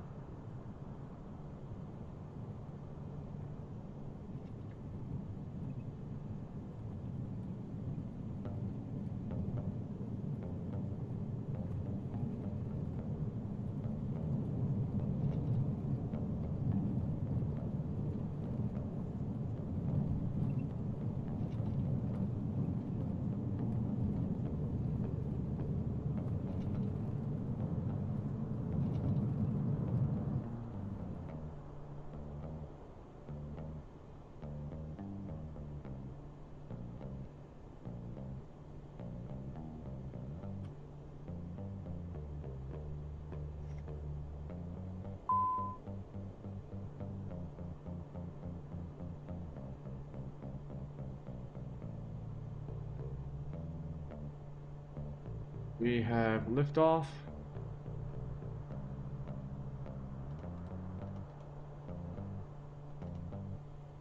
Yaw damper.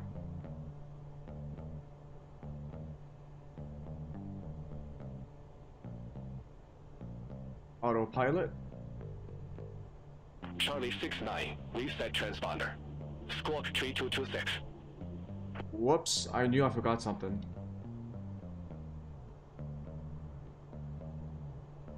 Squawk 3226, Charlie 69.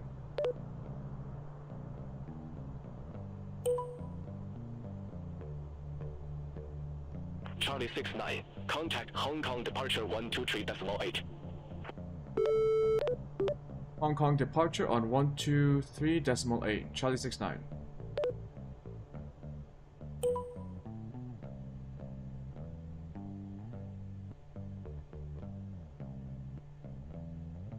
Hong Kong departure, Charlie 69 at 3,000 feet, climbing to 6,000 feet.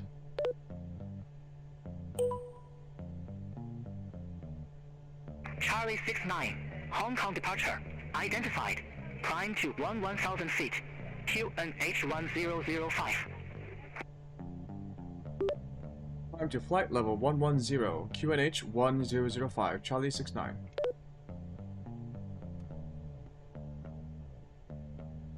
Negative. Climb to 1,000 feet. Climb to flight level 1 Charlie 69. Negative. Climb to 1,000 feet.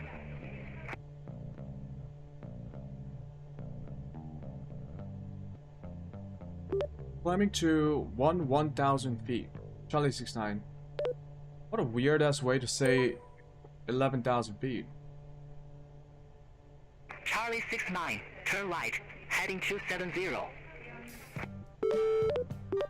Turn right heading 270.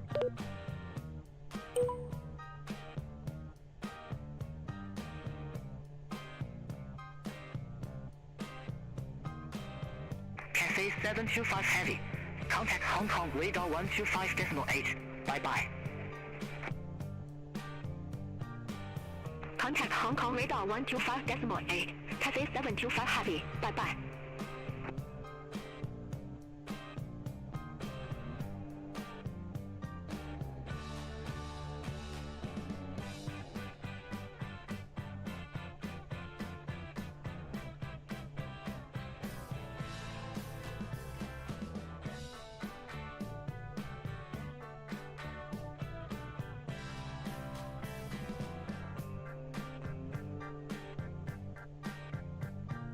Charlie 69, cleared directly in Shanghai.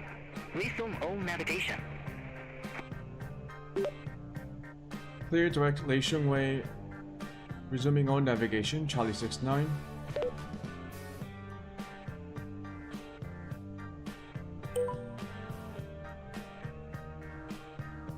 Charlie 69, contact Hong Kong radar 125.8. Bye-bye.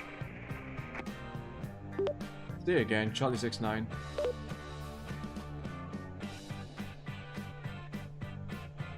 Negative. Hong Kong radar on 125.8. Hong Kong radar 125.8, Charlie 69.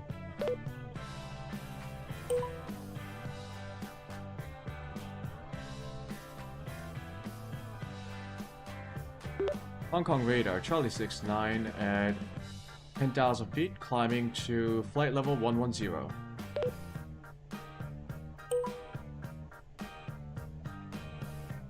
Charlie 69, Hong Kong radar. Good day. Identified. Climb to flight level 217. Climbing to flight level 217, Charlie 69.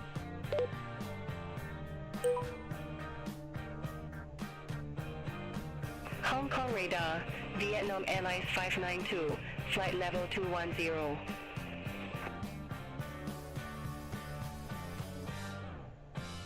Vietnam little bit Airlines too 592, high. Hong Kong radar. Radar contact. Vietnam Airlines 592, Sierra 2 Golf, runway 25 right. Report ready for descent. Sierra 2 Golf, runway 25 right, ready for descent, Vietnam Airlines 592. Vietnam Airlines 592, descend to flight level 160.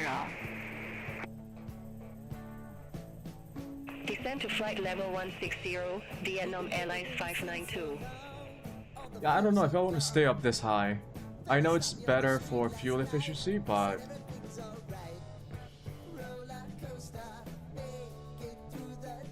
we won't get to see much.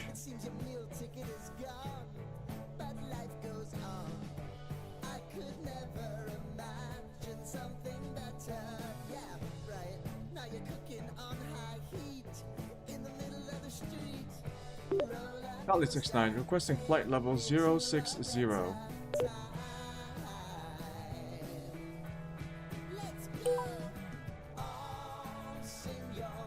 Charlie 69, confirm new cruise altitude 6,000 feet.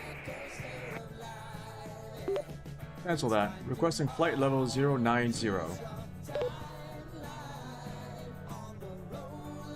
Charlie 69, I didn't get that. Say again, confirmation. Requesting flight level 090. Charlie 69.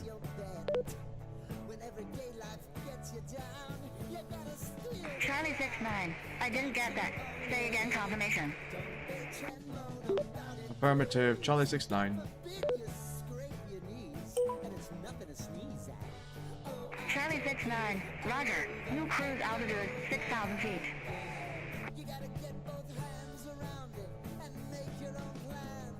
Affirmative, Charlie 69.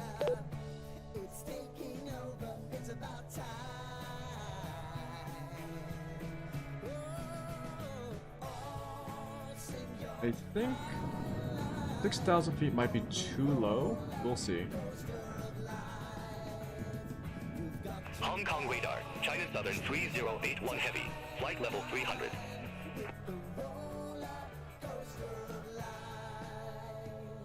China Southern 3081 Heavy, Hong Kong radar. Radar contact.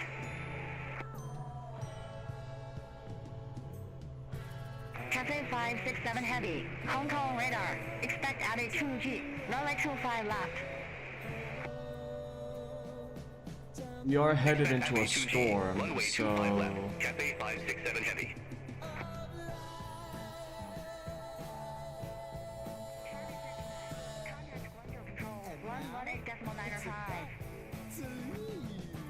maybe this was not a good idea. Anyways, it will make things a little bit more interesting.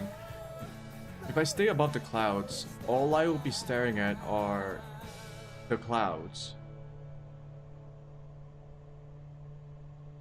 Let's try and get just below the cloud layer. Charlie 69, contact Guangzhou Control 118.905.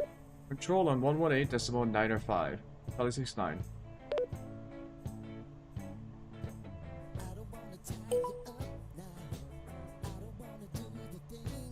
Hong Kong radar. Control Charlie 69 at flight level 110, descending to 6,000 feet.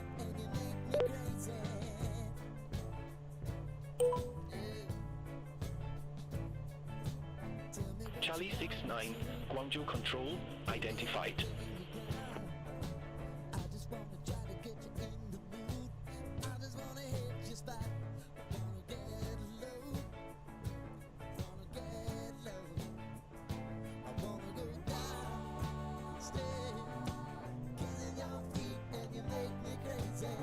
Standby battery should be armed.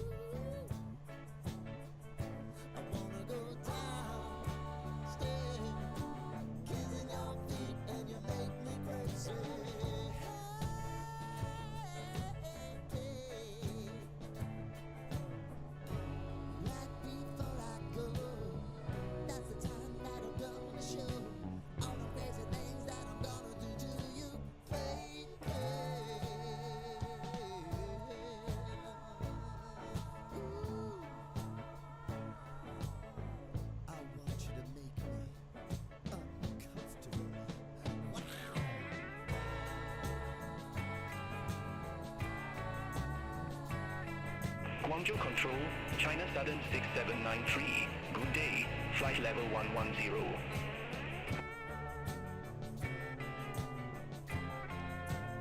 China Southern 6793, Guangzhou Control, radar contact.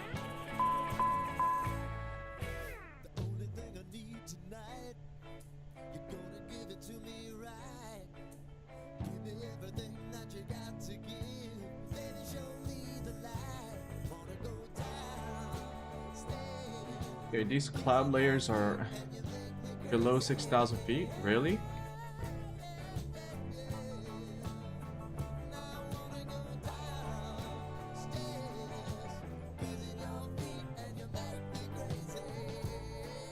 Time to go off course.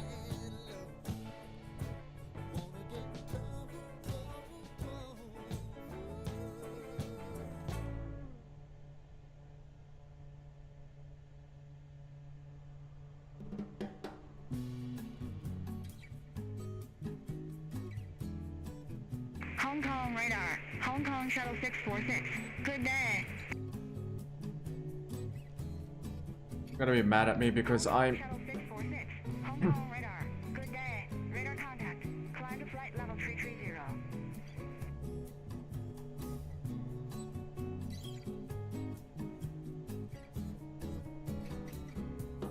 Yeah, they're gonna be mad at me because I'm below my assigned cruising altitude.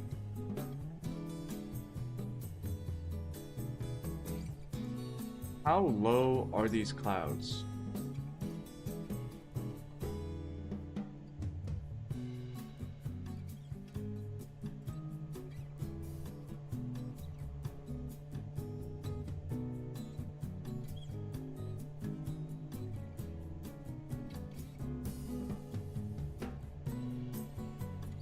Damn.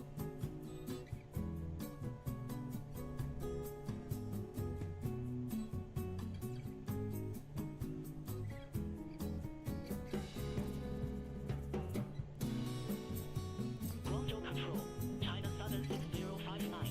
Good day, flight level 340.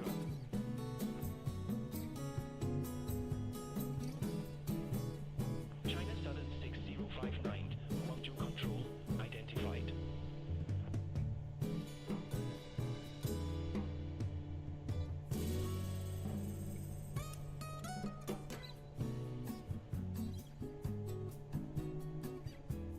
Okay, we are beneath the cloud layer. Renee 173, contact Hong Kong approach 119.35.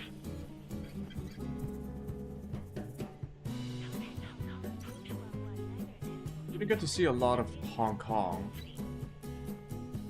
but we have a long ways to go. So, while we are on our way to Hong Kong, or not Hong Kong, Yainan,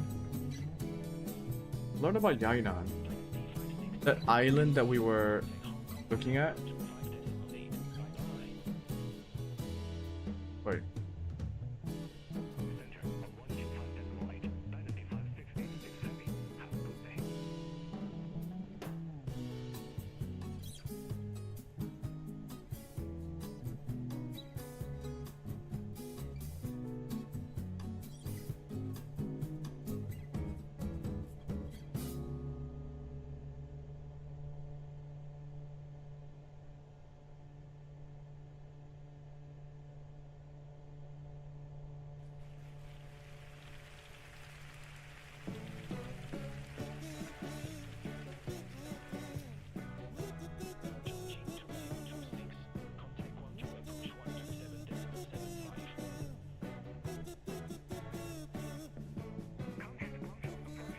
The Hainan?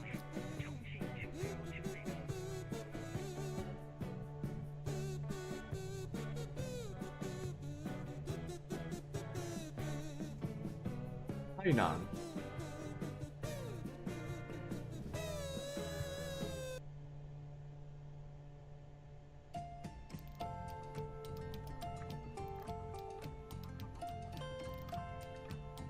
Hainan is an island province and the southernmost province of China. It consists of the eponymous Hainan Island and various smaller islands in the South China Sea under the province's administration. The name literally means south of the sea. The province has a land area of 33,920 square kilometers, 13,100 square miles, of which Hainan Island is 32,900 square kilometers, 12,700 square miles, and the rest is over 200 islands scattered across 3 archipelagos, Zhongsha, Xisha, and Nansha. It was part of Guangdong from 1950 to 1988, after which it was made a province of its own and was designated as a special economic zone by Deng Xiaoping, as part of the Chinese Economic Reform Program. The Han Chinese population, who compose a majority of the population at 82%, speak a wide variety of languages including Standard Chinese, Hainan Min, Yu Chinese, Cantonese, Hakka Chinese, etc. Indigenous peoples such as the Lei, a Kra Dai-speaking ethnic group, are native to the island and compose 15% of the population. Their native languages include the Lei languages. The Lei are recognized by the Chinese government as one of the country's 56 ethnic groups. Speakers of B, despite speaking a Kra Dai language, are reckoned officially as ethnically Han Chinese. Hainan is also home to the Jiamao language, of disputed provenance. There are 10 major cities and 10 counties in Hainan province. The capital of the province is Haikou, on the northern coast of Hainan Island, while Sanya is a well-known tourist destination on the southern coast. The other major cities are Wenchang, Sansha, Qianghai, Wanning, Wuzhishan, Dongfeng, and Danzhou. Guangzhou Control, cargo lux 7557 heavy, leading flight level 139 for flight level 275. Danzhou. According to China's territorial claims, several disputed territories in the South China Sea, including the Spratly Islands, Nansha, and Paracel Islands, Xisha, are administered under Sansha City of the province. While the Paracels are fully under China's control, many of the Spratly Islands are controlled by other countries, such as Vietnam and the Philippines.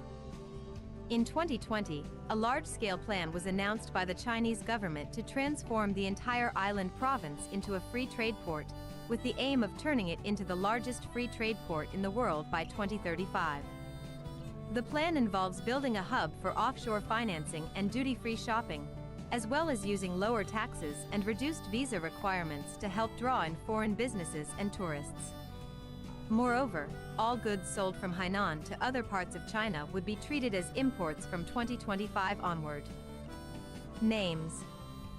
The provincial name derives from its major island, Hainan, in Hainanese Hainan, which is named after its position south of the Cheongzhou Strait. To the north of the strait, the Lijiao Peninsula in Guangdong is also known as High Bay/High Back or north of the sea. Former names for Hainan Island include Shuya, Jiangya, and Cheongzhou. The latter two gave rise to the provincial abbreviation Cheong/Kang.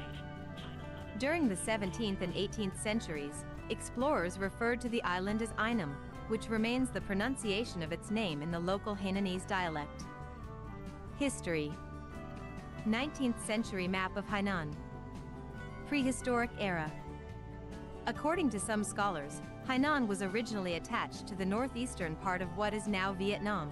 However, the island was formed after it physically broke away from Vietnam due to a volcanic eruption and drifted southeast near China after the Mesozoic, millions of years ago.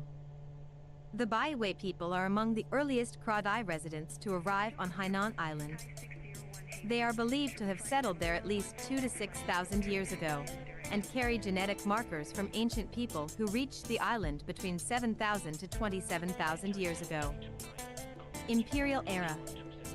Depiction of the five lords, or five famous exiles to Hainan Island.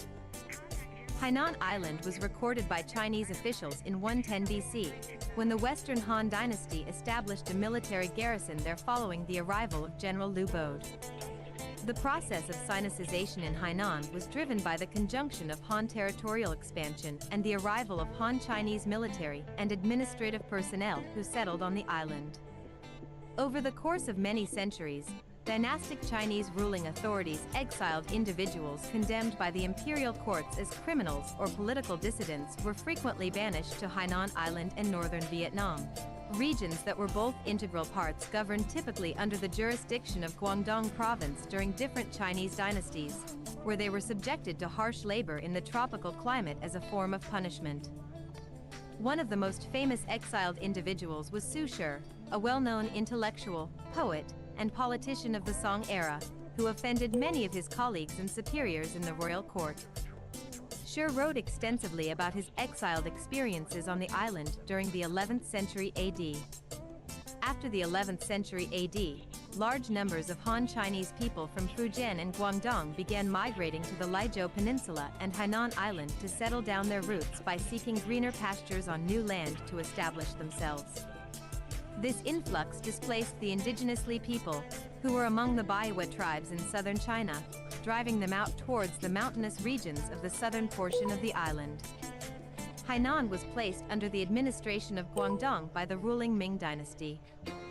Republic of China. Hainan was historically part of Guangdong and Guangxi provinces, and as such was the Qiangya Circuit, under the 1912 establishment of the Republic of China, ROC. In 1921, it was planned to become a special administrative region. In 1944, it became Hainan Special Administrative Region with 16 counties, including the South China Sea Islands. The Japanese occupied the island in 1939 during the Second Sino-Japanese War. The surviving ROC forces retreated into the interior and demanded material support from the indigenous lay people.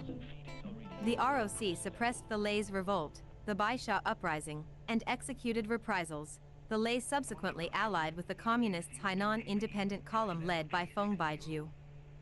The ROC re-established control over the island after the Second World War. With the resumption of the Chinese Civil War, the ROC was unable to suppress the island's communist movement, but the movement was also too weak to take control of the island. By 1950, the Communists controlled most of mainland China, founded the People's Republic of China, PRC, and were seeking to conquer the islands along the coast.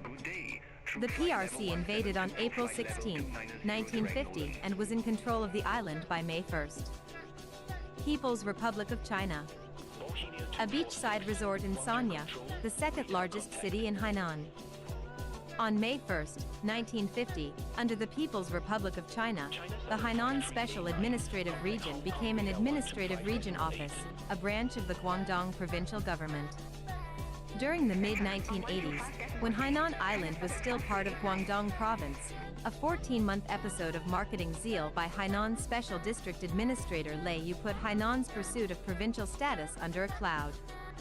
It involved the duty-free imports from Hong Kong of 90,000 Japanese-made cars and trucks at a cost of yen 4.5 billion, 1.5 billion US dollars, and exporting them, with the help of local naval units, to the mainland, making 150% profits. By comparison, only 10,000 vehicles were imported into Hainan since 1950. In addition, it involved further consignments of 2.9 million TV sets, 252,000 videocassette recorders, and 122,000 motorcycles. The money was taken from the 1983 central government funds destined for the construction of the island's transportation infrastructure, roads, railways, airports, harbors, over the next 10 years. On October 1, 1984, it became the Hainan Administrative Region, with its own people's government, and finally as a province separate from Guangdong 4 years later. In 1988, when the island was made a separate province, it was designated a special economic zone in an effort to increase investment. The central government funds were deemed insufficient by the Hainan authorities for the construction of the island's other infrastructure, e.g. waterworks, power stations, telecommunications, and had taken a very liberal interpretation of the economic and trade regulations for Hainan and 13 coastal cities. The regulations did not mention on prohibiting the reselling of second-hand goods. Some of the proceeds, from unsold units, were later retrieved by the central government to refinance the special district. In June 2020, China announced a master plan for Hainan's free trade port system. Announced by state-owned media Xinhua News Agency, Hainan will basically establish a free trade port system by 2025 and become more mature by 2035. South China Morning Post described such an initiative as an effort of PRC to replace Hong Kong as the trading entrepot, while Changshe of ICBC International has refused to accept such a claim. Additionally, experts have raised concerns about the question of compliance of global trading practices, particularly for this project. Geography. See also, Geology of Hainan Island. Topographic map of Hainan Island. Hainan, separated by the 20 kilometers, 12 miles, wide Qiangzhou Strait from the Lijiao Peninsula of Guangdong, is the 42nd largest island in the world. The area of Hainan Island, 32,900 square kilometers, 12,700 square miles, 97% of the province, is slightly smaller than that of Taiwan Island. To the west of Hainan Island is the Gulf of Tonkin. Wuji Mountain is the highest mountain on the island at 1,840 meters, 6,040 feet. Hainan Island measures 288 kilometers, 179 miles, long and 180 kilometers, 110 miles wide. The northern half of Hainan is covered with the ancient Hainan volcanic field. It's slightly Beneath smaller the than topsoil South Korea, is volcanic actually. rock, while the topsoil itself contains small pieces But of not this by much. vesicular rock. It's a pretty big island. Wetland covers 320,000 hectares, 78,000 hectares of which were created artificially. Most of this is located in the eastern and northern part of Hainan. Rivers and lakes. Most of the rivers in Hainan originate in the central area of the island and flow radially in different directions. The Nandu River in the northern part of the island is 314 kilometers, 195 miles long, and its tributary, the Xinwu River, is 109 kilometers, 68 miles long.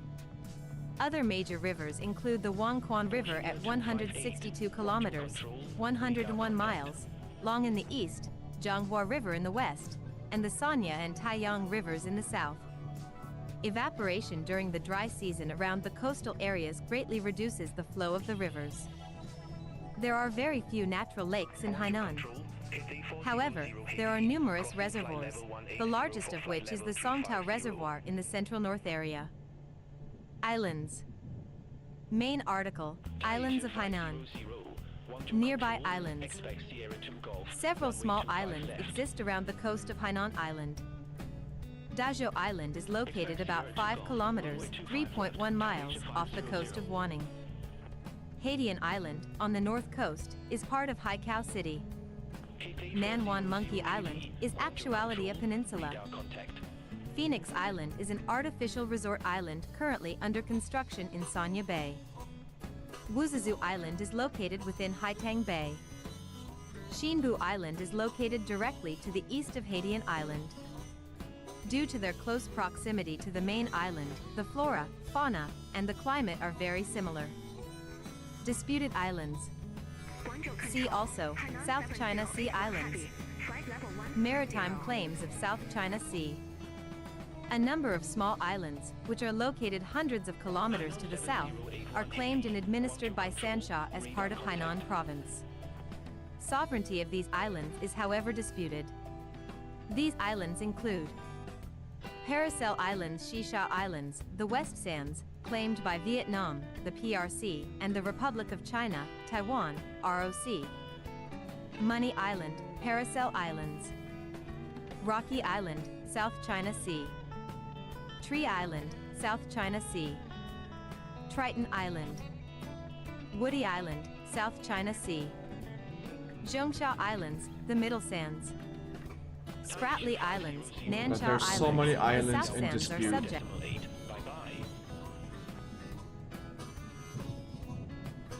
Contact Hong Kong radar 125.8, Taiyuan 500. Compared to most of mainland China, the air quality of Hainan is significantly better since it is not affected by factory pollution, which has adversely affected the air on the mainland. Throughout 2012, Hainan had the highest air quality in the country for 351 days. The provincial government's environmental protection campaign has taken action against a number of industrial plants. During 2012, several outdated manufacturing facilities had their business licenses revoked, and 175 cases related to illegal sewage discharge were handled. Total sulfur dioxide emissions for the province were 34,000 tons in 2012, a 3% year-on-year reduction. In 2011, smog emissions were reduced 6.3% to 15,000 tons. Protected areas include the Yingling Limishan and Wuzishan Diaoyuishan nature reserves. Climate. The climate of Hainan is mostly tropical. The island's two largest cities, Haikou and Sanya, both possess a tropical Köppen climate. The annual average temperature ranges from 23 to 28 degrees Celsius, 73 to 82 degrees Fahrenheit. Haikou is 24.7 degrees Celsius, 76.5 degrees Fahrenheit. Sanya is 26.5 degrees Celsius, 79.7 degrees Fahrenheit.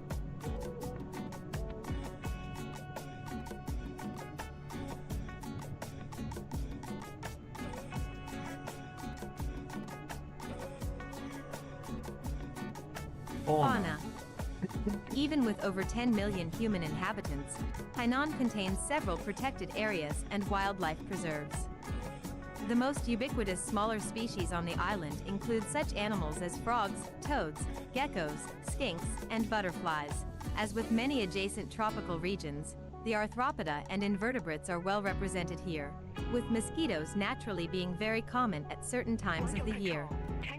The swarms of biting, flying insects actually play a key role in island food chains and ecosystems, not only being consumed by many other species, such as bats and birds, but serving as pollinators for many types of flowering plants. Hainan's lakes and waterways are populated with various freshwater fishes, such as carp and catfish, whose fry readily consume both mosquito eggs and larvae, laid on the water's surface, for sustenance. About 100 mammalian species are found on Hainan, with the Hainan black-crested gibbon, Nomascus hainanus, the Hainan hare, Lepus hainanus, the Hainan gymnor, or moonrat, Neohylames hainanensis, and the Hainan flying squirrel, Hylopedes electalis, all being endemic to the island. Larger native mammals include the Asiatic black or moon bear, Ursus thibetanus, somber, have bears? Ursa unicolor, Eurasian otter, L. lutra, the crab-eating mongoose, Herpes tes urva, and the leopard cat, Felis bengalensis, which are considered a species of conservation concern. Other mammals include Siberian chipmunks, Tamias sibiricus, squirrels, masked palm civets, and the yellow-bellied weasel. There are 362 known bird species. Seabirds such as gulls are not generally seen. Egrets and black-winged kites are common in agricultural areas. The Hainan partridge, white-eared night heron, Hainan leaf warbler, and yellow-billed nuthatch are endemic to the island. Secretive, and sometimes less commonly seen, are the snakes, such as the Asian palm pit viper, the red bamboo snake, and cobras. Vipers. And cobras. In the They seas have surrounding cobras. Hainan, sea turtles and whale sharks are regular visitors. Hainan Island has rich biodiversity of cetaceans and is the site of studying these in Chinese waters. Many whales such as North Pacific right whales, western gray whales, humpback whales, and blue whales, all of these are almost extinct in Chinese waters, were historically seen in the winter and spring to mate and calve. These gentle giants of the sea had been hunted heavily and were wiped out by Japanese whalers, established whaling stations on various sites on Chinese and Korean coasts including Hainan and Daya Bay. A few Bride's whales and minke whales may still occur in the adjacent waters along with on Lijo Peninsula and the Gulf of Tonkin. Smaller species of whale and dolphins, such as short-finned pilot whales and pantropical spotted dolphins, but most notably the endangered Chinese white dolphin. Declared sanctuary for the species extends along the coasts. These dolphins may appear among clearer waters such as vicinity to Sanya. Dugongs still occur in small number, mostly on Gulf of Tonkin.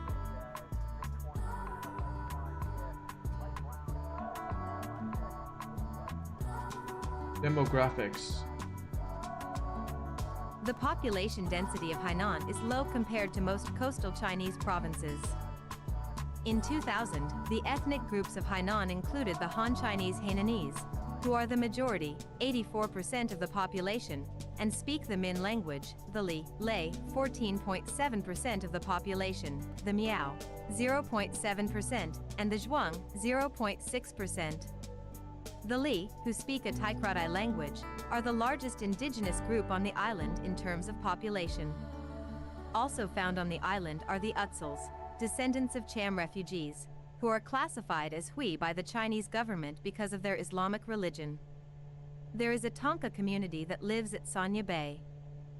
The Li people mainly reside in the 9 cities and counties in the middle and southern part of Hainan, the cities of Sanya, Wuzhishan and Dongfang, the Li autonomous counties of Baisha, Lingshui, Ledong, Changjiang, and the Li and Niao autonomous counties of Cheongjiang and Baoting. Some others live elsewhere on Hainan with other ethnic groups in Danzhou, Wanning, Qionghai, Lingshui, and Tuanchang. The area inhabited by the Li ethnic group totals 18,700 square kilometers, 7,200 square miles, about 55% of the province's total. Haikou, the capital of the province, is seen looking south from Evergreen Park, a large park located on the north shore of the city.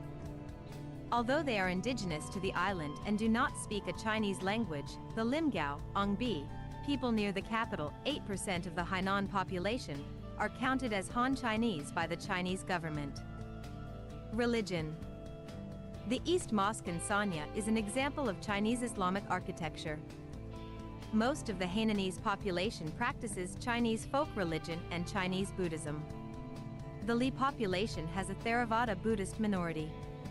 Most of the Utsuls of the island, a branch of Cham Lightning people living near strikes. Sanya, are Muslims. Saw 2 of them. Because Hainan was a point in the travel route of missionaries, there are some Christians. I think that's the first time we've According ever to the seen Chinese a General lightning Social strike in the Survey game. of 2009, Christians constitute 0.48% of the province's population.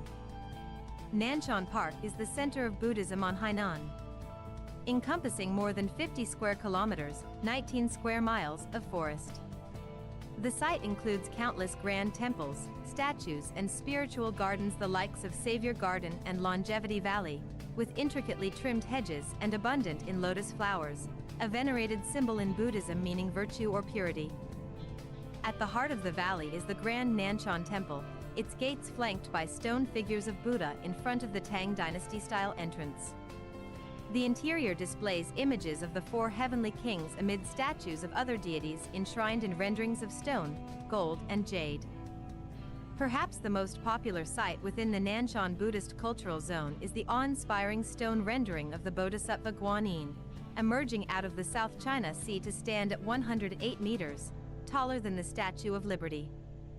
The Nanshan Buddhist Holy Cultural shit, Zone is that's visited pretty by fucking thousands of tall. tourists and pilgrims each year who come pay homage to the site that plays a significant role in the religion in China and to sample some of the finest Buddhist vegan cuisine on the island.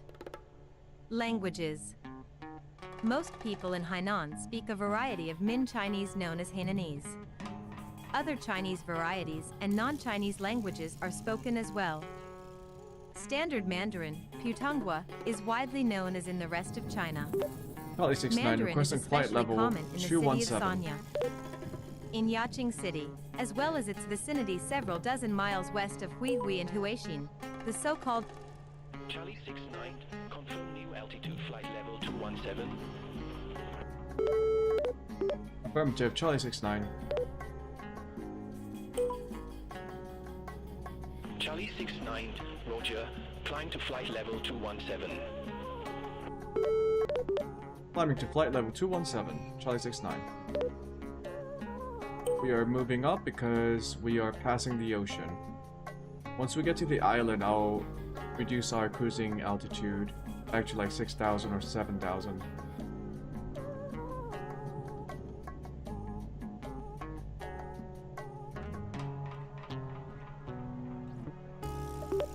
Charlie 69 requesting flight level 127.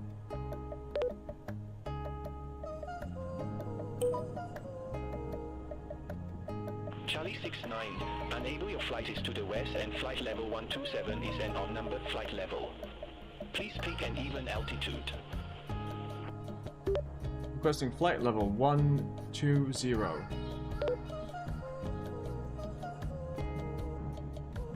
Charlie 69, confirm new cruise altitude flight level 120. Affirmative, Charlie 69. Charlie 69, Roger, new cruise altitude flight level 120. There we go. We'll get some airspeed from that. so-called military speech dialect of Mandarin, the official language of the Southwest among the northern Chinese dialects, is spoken.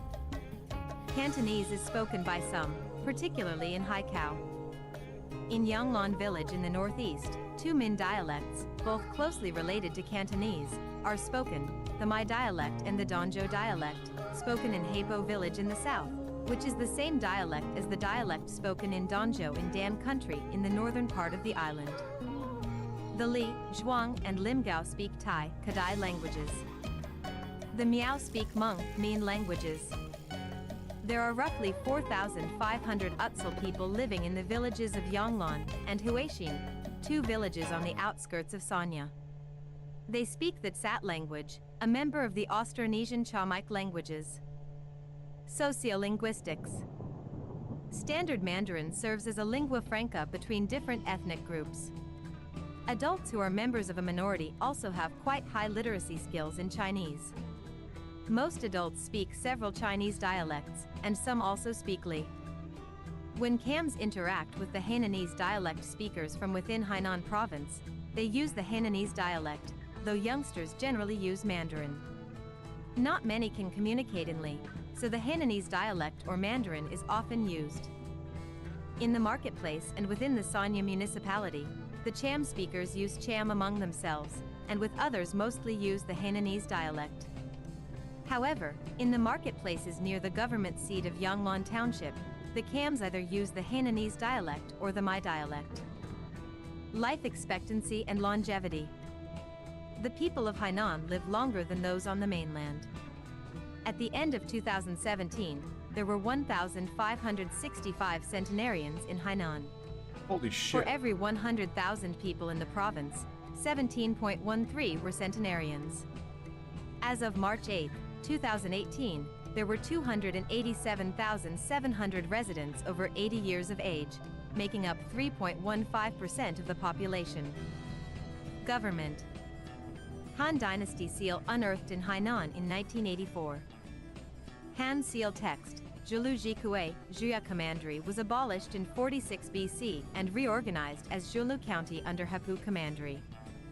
Even when Hainan Island was a part of Guangdong, it had a considerable amount of local autonomy. The southern half of the island was an autonomous prefecture. Hainan's elevation to provincial level in 1988 increased its accountability to the Central People's Government. But by designating the new province a special economic zone, the central government expressed its intent to allow Hainan maximum flexibility in devising programs to facilitate foreign investment and economic growth. Administratively, the province has been divided into 5 economic major districts. Politics. Main articles: Politics of Hainan and List of provincial leaders of the People's Republic of China. The politics of Hainan is structured in a dual-party government system like all other governing institutions. Yeah, it should be all the same with the rest of China.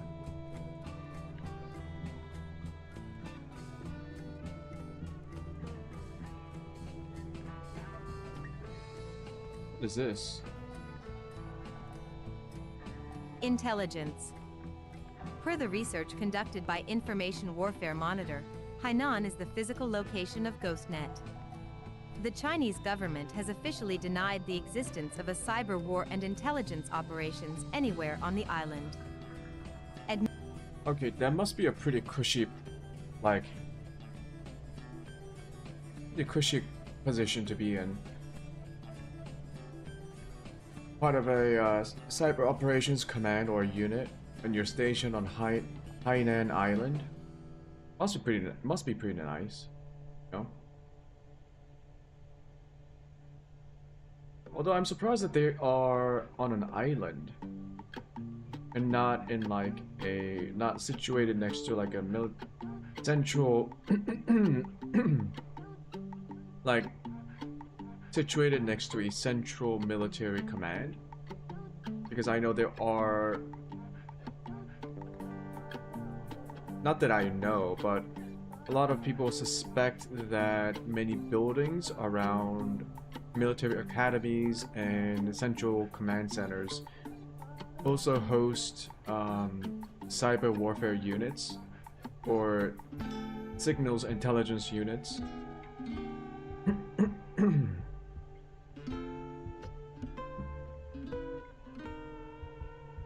But if you've been stationed on Hainan Island, I guess it's pretty nice.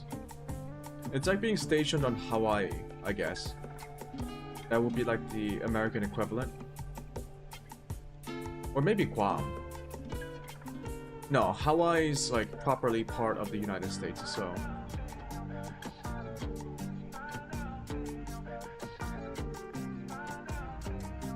Now that I think about it, there probably are SIG-INT or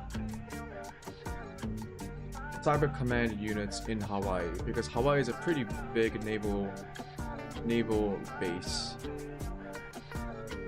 with the American military.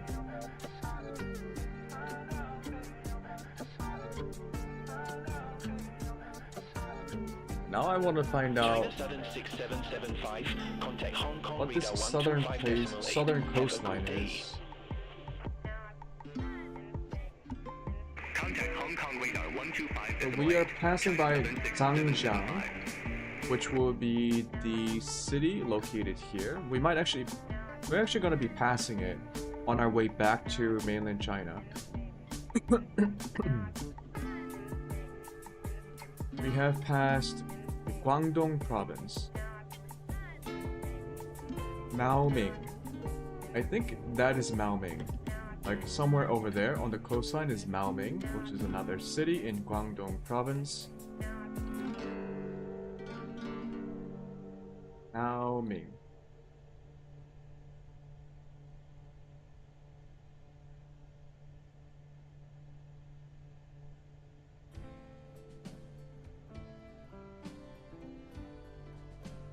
Maoming, alternately romanized as Moming, Maoming-yu, Maotu-2 Ming-2-1, is a prefecture-level city located in southwestern Guangdong Province, China. Facing the South China Sea to the city's south, Maoming City borders Zhangjiang to the west, Yangjiang to the east, and Yunfu to the northeast, and is 362 kilometers, 225 miles, from Guangzhou and 121 kilometers, 75 miles, from Zhangjiang. The Maoming port is a grade I port that handled 16.8 million tons of cargo in 2007. Refined oil and aquatic products are the major export products from the city. Major export destinations include Hong Kong, Macau, and ASEAN member nations. As of the 2020 census, Maoming had a population of 6,174,050 inhabitants, So many people in these cities. 2,539,148 of whom live in the build-up, or metro, area, which includes 2 urban districts, Maonan and Dianbai, largely being conurbated. The city's birth rate is 11.04 per thousand, and its GDP, 2012, was 195.118 billion renminbi, 31.81 billion US dollars, up by 10.6% over the previous year. According to government sources, Maoming's GDP ranked 7th among Guangdong's 21 cities, and ranked 79th of China's 656 cities in 2012. China has Etymology. 656 The city is named after Holy Jin Dynasty shit. Taoist scholar and Dr. Pan Maoming, 290 to 371, born in Gaozhou. The local area was renamed by imperial decree in honor of Pan in 598 AD during the Sui dynasty. History. During the early development of Chinese civilization in the Wei and Yellow River valleys and across the North China Plain, the area around Maoming was held by the Baiwei. After the Qin invaded in the late 3rd century BC, the area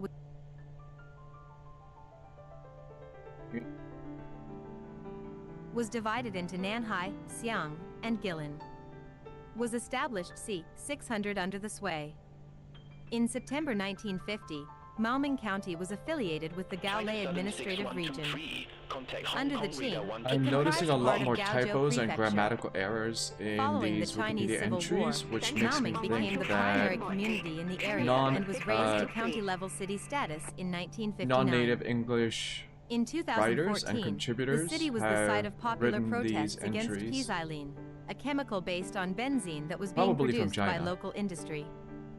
Since the 18th Party Congress What's and the the correct ascension term? of Party ESL? General Secretary Xi Jinping, Maoming English has as a been one second of the language hardest speaker? hit areas of the anti-corruption Such as myself? campaign. It was seen as a city But where still, buying I and would selling I would official care a positions little was bit more rampant. about my grammar The when I'm writing stuff 2014 down. Like I don't have a by problem Central with writing Inspection stuff down. Authorities found that some 159 local officials had taken various forms And if I of did have a bribes. problem, I'll just use like The a former Communist Party online Secretary grammar of Maoming, checker or Zhou something. Zhenheng, was sentenced to death with a 2-year reprieve for corruption in relation to the pisilene scandal. 2 other former party secretaries, Liang Yimin and Luo Yinghua, were removed from office and sentenced to prison, respectively. Demographics. The prefecture includes a large number of minority groups, including the Yao, Zhuang, and Niao, giving it diverse cultural activities and folk arts. The people of southern Maoming speak a Min dialect brought by Puxinese immigrants, which is especially closely related to the Laizhou dialect, while the people of northern Maoming speak the Gaoyang dialect of Cantonese, as well as Mandarin. In addition, Hakka dialect is also spoken by a certain percentage of the Maoming people. Administration. The prefecture-level city of Maoming administers 5 county-level divisions, including 2 districts and 3 county-level cities. Map. Maonan, Dianbei, Gaozhou City, Huazhou City.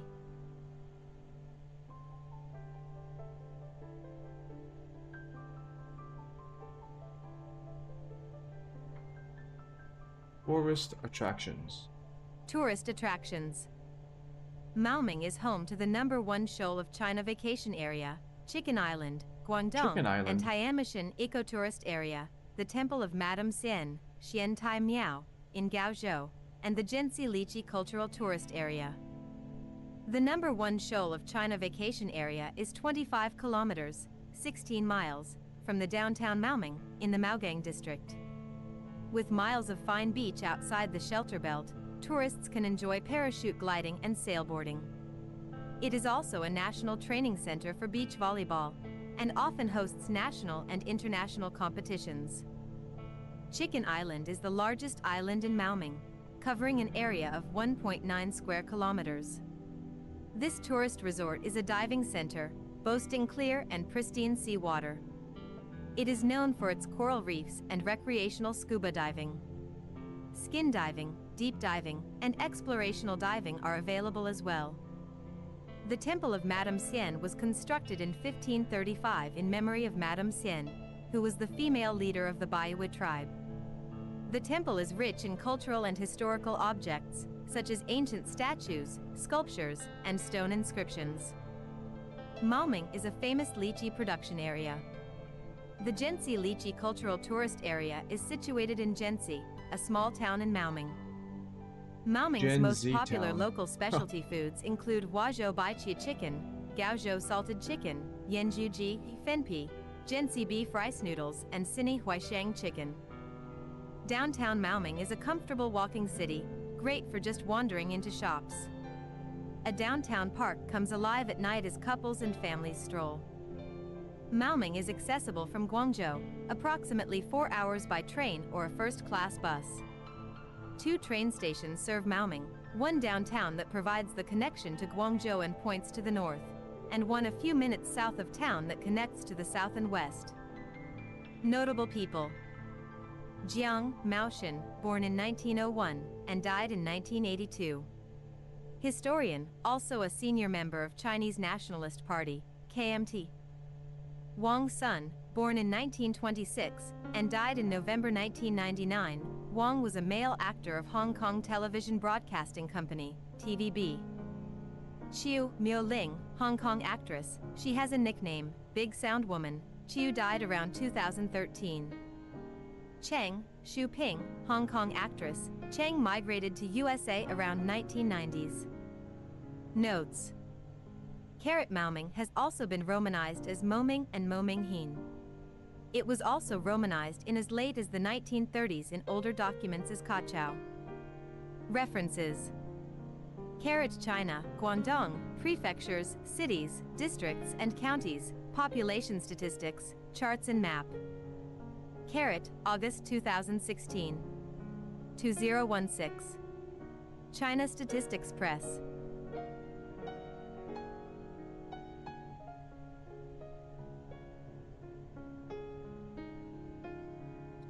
We are finally reaching Hainan.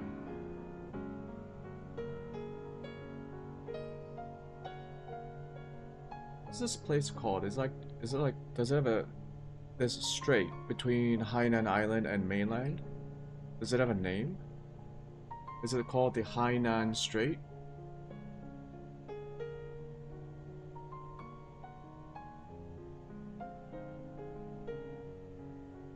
No, it's just called the South China Sea.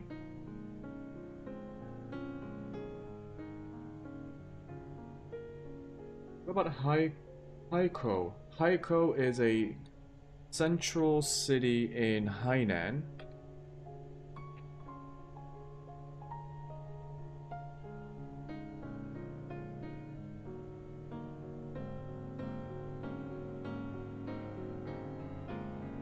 Haikou is the capital and most populous city of the Chinese province of Hainan. Haikou City is situated on the northern coast of Hainan, by the mouth of the Nandu River. The northern part of the city is on the Haidian Island, which is separated from the main part of Haikou by the Haidian River, a branch of the Nandu. Administratively, Haikou is a prefecture-level city, comprising 4 districts, and covering 2,280 square kilometers, 880 square miles. There are 2,046,189 inhabitants in the built-up area, all living within the 4 urban districts of the city. Haikou was originally a port city, serving as the port for Qiangshan. During the Chinese Civil War, Haikou was one of the last nationalist strongholds to be taken by the communists, with the Battle of Hainan Island in 1950. Currently, more than half of the island's total trade still goes through Haikou's ports. The Temple of the Five Lords is located to the southeast of the city. The city is home to Hainan University, a comprehensive research university under the Project 211 and the double first-class university plan in certain disciplines, which has its main campus on Haidian Island. History. The Hanzi characters comprising the city's name mean ocean/sea and mouth/port, respectively. Thus, The name Haikou is also a word for seaport, similar to Portsmouth in Britain. Haikou originally served as the port for Cheongshan, the ancient administrative capital of Hainan Island, located some 5 kilometers (3.1 miles) inland to the southeast. During its early history, Haikou was a part of Guangdong province. In the 13th century, it was fortified and became a military post under the Ming Dynasty, 1368 to 1644. The port is located west of the mouth of the Nandu River, Hainan's principal river. When Cheongshan was opened to foreign trade under the Treaty of Tianjin in 1858, Haikou started to rival the old administrative city. It was formerly known internationally as Hoi Hao, based on the Cantonese pronunciation by the British Raj officers. In 1926, Haikou overtook Cheongshan in population and it was declared a separate administrative city. The city and island of Hainan stayed under the control of the nationalists until April 1950, when it fell to the communists during the landing operation on Hainan Island. Since 1949, Haikou has maintained its position as Hainan's main port, handling more than half of the island's total trade. It has replaced Cheongshan as the island's administrative capital. In 1988, Haikou was made a prefecture-level city as well as the capital of the newly created Hainan province. Haikou Old Town contains a small portion of the oldest buildings in Haikou City that returnees from overseas built. The houses are a mixture of styles including Portuguese, French, and Southeast Asian. The streets used to be divided into different areas selling Chinese and Western medicine, for silk and bespoke clothes, one for fresh fish and meat, and others for the sale of incense, candles, paper, ink, and other goods. Various projects are currently under discussion to decide the best way to restore and preserve these historical buildings. Geography. Haikou City Map. Haikou is situated on the north coast of Hainan Island, by Haikou Bay, facing the Lijiu Peninsula across the Cheongzhou Strait that stretches west from Bibu Bay near Vietnam to the James Shoal bordering the South China Sea to the west. Most of the city is almost completely flat and only a few meters above sea level. It has an area of 2,304.84 square kilometers. Probably 69 requesting altitude 6,000 feet.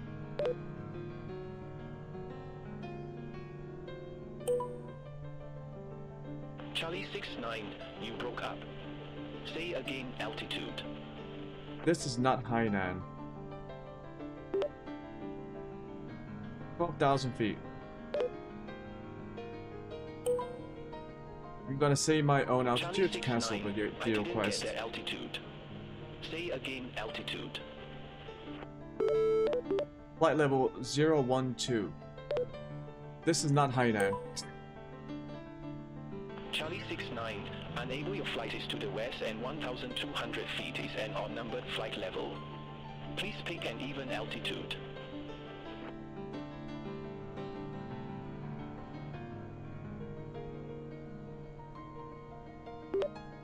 Flight level 120.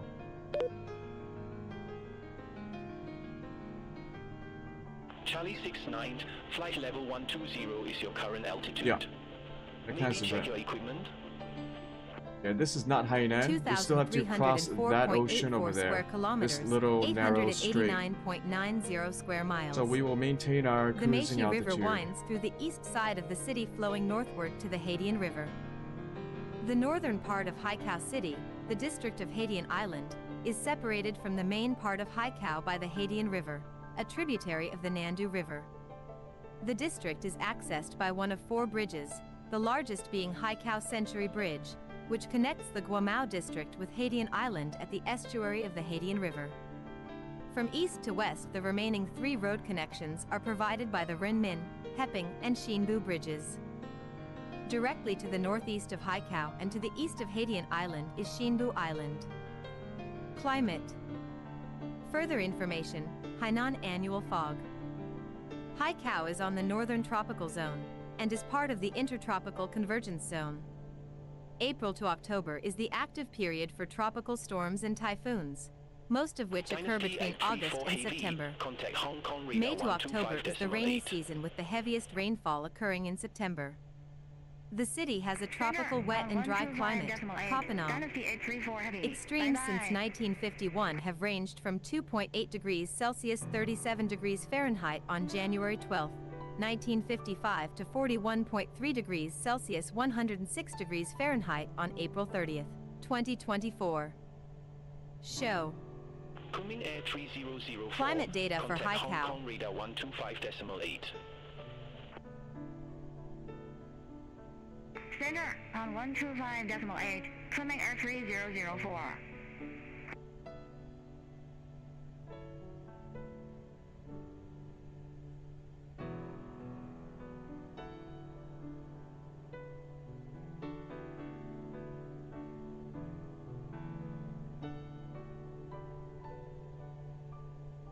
Arts and culture. Arts and culture. Haikou City Stadium. Several large public buildings now occupy Guoxing Avenue, the new area for arts and culture. These include the Hainan Provincial Museum, the Hainan Provincial Library, and the Hainan Center for the Performing Arts. These are all located near to one another on the south side of the road, west of Haikou College of Economics, Haikou campus. At the west side of Evergreen Park is the Haikou Great Hall of the People, a concert hall, and Hainan Exhibition and Convention Center, a large center for trade shows and other commercial events. Haikou City Stadium is the main venue for sports events and is located at the southeast corner of Evergreen Park. Wuyuan River Stadium. The Wuyuan River Stadium opened in April 2018. It is located west of downtown Haikou, near the newly built Haikou West Coast. With a capacity of over 40,000, it is the largest stadium in the province. Older cultural sites include the now restored buildings of the Boai Road area, the tomb of Hai Rui, Xiuying Fort in the Guomao area, the Temple of the Five Lords, the cemetery for the martyrs of Hainan's Battle of the Liberation, and the former temple Haikou Yazhou Guchang. Nightlife. Bars and KTV are patronized until after midnight. There are several popular bar streets within the city. Up until 2015, roadside barbecue sites were common throughout the city. A large-scale campaign to clean up the city has since prohibited them. Tourism. Also known as the Coconut City, Haikou is an important tourist destination for China. The city received 4.11 million tourists in 2002, up 7.99% from 2001. In 2019, the number of tourists in Haikou has exceeded 83.11 million. The city earned approximately 3 billion yuan, $361 million from the tourism industry during that period, up 11% from the previous year. Haikou is also developing its meetings, incentives, conferencing, exhibitions industry. The local government set up the Haikou Convention and Exhibition Bureau in June 2012 and pledged 35 million renminbi, $5.6 million to support the development of the MICE industry. More international hotel chains are also arriving. By 2013, international brands included Shangri-La, Westin, opening September 2013, and Sheraton. In 2016, the China Merchants Holdings Group unveiled its plans to develop Shenzhen, Haikou, and Sanya as the three destination ports that its South China Sea passenger cruises would serve. Subsequently, a large passenger cruise terminal was inaugurated in Shenzhen in October 2016. Sister cities. Haikou has international relationships with these places. Cities. Country. Date of establishing sisterhood relationship. Darwin, Australia. I never understood about these like sister city concept. I don't know what that's about. What is the sister city called? Sister city?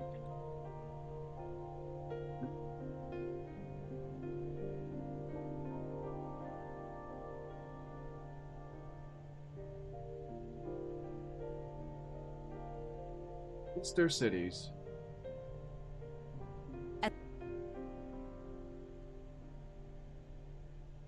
A sister city or a twin town relationship is a form of legal or social agreement between two geographically and politically distinct localities for the purpose of promoting cultural and commercial ties. While there are early examples of international links between municipalities akin to what are known as sister cities or twin towns today dating back to the 9th century, the modern concept was first established and adopted worldwide during World War II. Origins of the modern concept. Throughout history, many cities have participated in various cultural exchanges and similar activities that might resemble a sister city or twin city relationship. But the first officially documented case of such a relationship was a signed agreement between the leaders of the cities of Toledo, Ohio and Toledo, Spain in 1931. However, the modern concept of town twinning appeared during the Second World War. More specifically, it was inspired by the bombing of Coventry on November 14, 1940, known as the Coventry Blitz. First conceived by the then mayor of Coventry, Alfred Robert Grindlay, culminating in his renowned telegram to the people of Stalingrad, now Volgograd, in 1942, the idea emerged as a way of establishing solidarity links between cities in Allied countries that went through similar devastating events. The comradeship between the two cities continued, when again in response to the Battle of Stalingrad, 830 women in Coventry, led by the subsequent mayor Emily Smith, had their names embroidered on a tablecloth along with the words "Little help is better than a lot of pity" and sent it, along with money, each donated 6 pence, to the people of Stalingrad. The tablecloth can now be seen at the Panorama Museum of the Battle of Stalingrad. The twinning between Coventry and Stalingrad was formalized in 1944 and, after the end of the war, similar links were established to foster friendship and understanding among former foes as an act of peace and reconciliation, with new twinnings between Coventry and German cities, Kiel as early as in 1947 and Dresden in 1956. In 1957, Coventry was officially twinned with Belgrade, even though the link actually dates back to 1953 when then Yugoslav ambassador visited Coventry and offered a gift of timber from his native country for use in the new Civic Theatre, which when finished was named Belgrade Theatre. The purpose of twinnings was then expanded to encourage trade and tourism or to reflect other links, such as towns sharing the same name or migration links. By the 2000s, town twinning became increasingly used to form strategic international business links among member cities, and may include localities of any scope such as villages, prefectures, or countries. Terminology. A sample twinning agreement between Castellabate, Italy, left, and Bleiskastel, Germany, right. In the United Kingdom, the term twin towns is most commonly used. The term sister cities is generally used for agreements with towns and cities in the Americas. In mainland Europe, the most commonly used terms are twin towns, partnership towns, partner towns, and friendship towns. The European Commission uses the term twin towns and refers to the process as town twinning. Spain uses the term ciudades hermanadas, which means sister cities. Germany, Poland, and the Czech Republic each use Partnerstadt, German, Miasto Partnerski, Polish, and Partnersk Mesto, Czech, which translate as partner town or partner city. France uses Ville Jumelée, jumelage, twin town or city, and Italy has Gemellaggio, twinning, and Commune Gemellato, twinned municipality. ACH use Partnerstadt. Diplomacy. City diplomacy. From left, Mayors Care Nordgaard of Tromsø and George M. Sullivan of Anchorage, Alaska. Macy is a form of par diplomacy that involves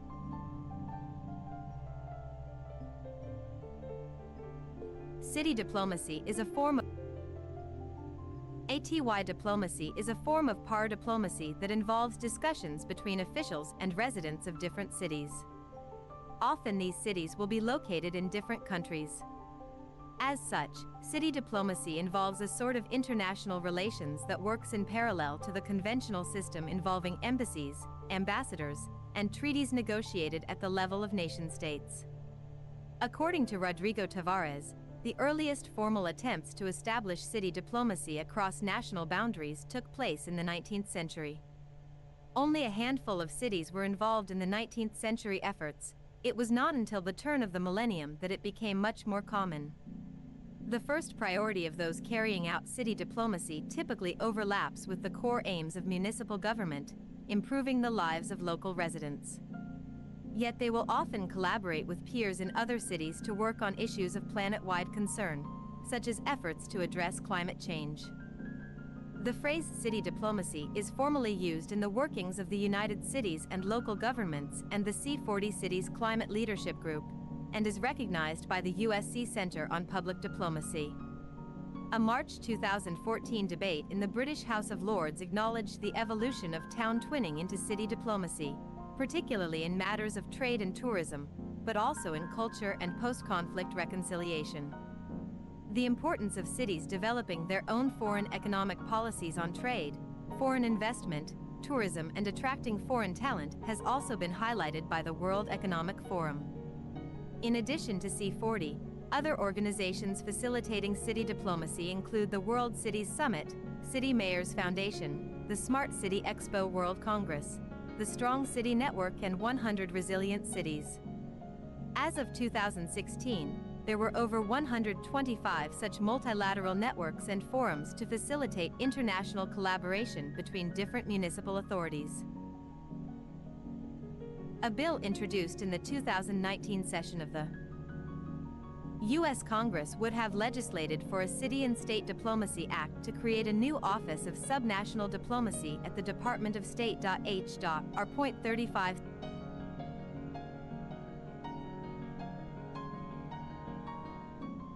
Long history.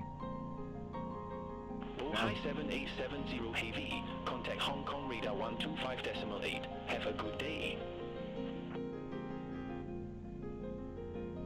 Contact Hong Kong Radar 125.8, Bohai 7870 Heavy.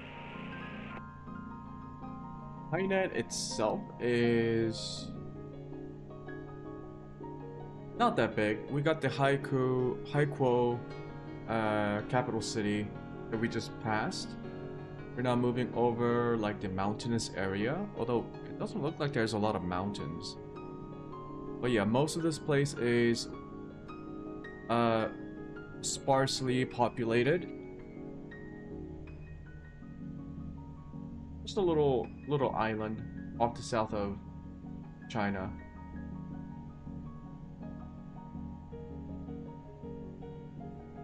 Cool. Bro, I'll be honest, I didn't even know this island existed. I guess I always thought it was part of the coastline, so it's like a little peninsula and not an actual island. But apparently it is.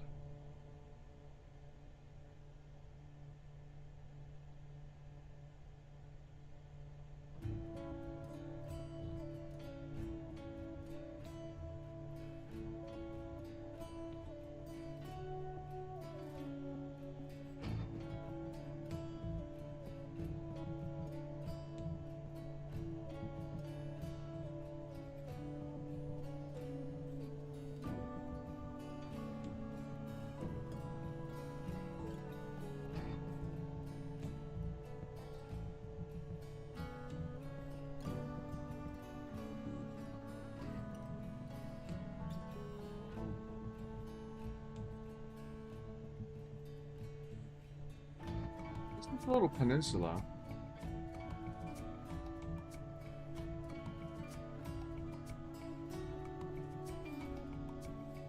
Zhangjiang? Zhangjiang? So Zhenjiang is a city up here. Right? This place is just a Zhangjiang. No, it's the Guangdong province.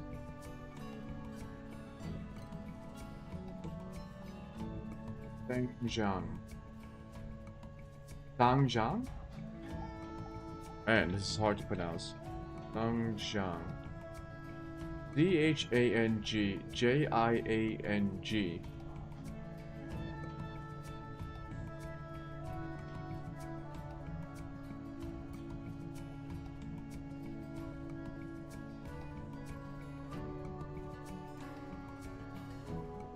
Zhang.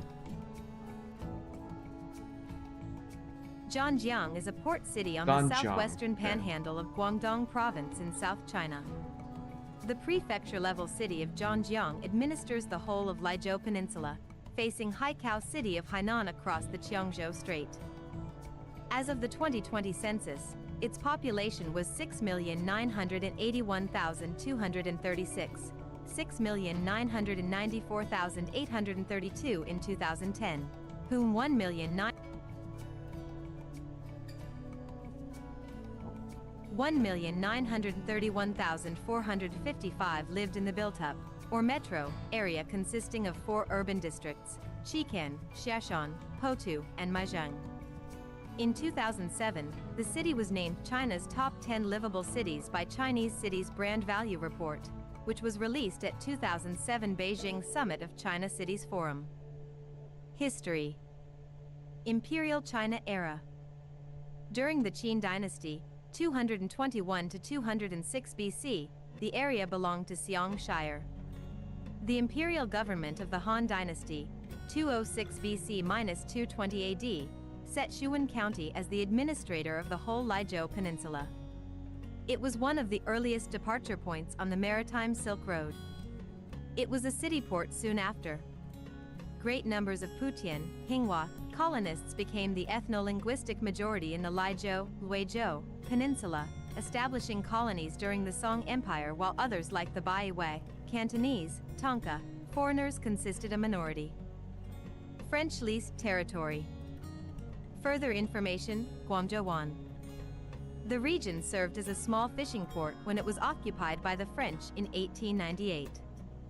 The next year, the French forced the Chinese to lease a small enclave of Zhangjiang for 99 years as the territory of Guangzhou, historically known in English as Guangzhou or Guangzhou.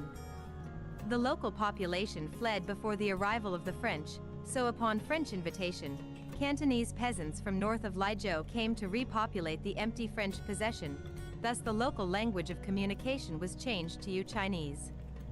The French wanted to develop the port, which they called Fort Bayard, to serve southern China, in parts where France had exclusive rights to railway and mineral development. Their efforts, however, were hindered by the poverty of the surrounding land. The French controlled the small enclave until 1943, when the Japanese occupied the area during World War II.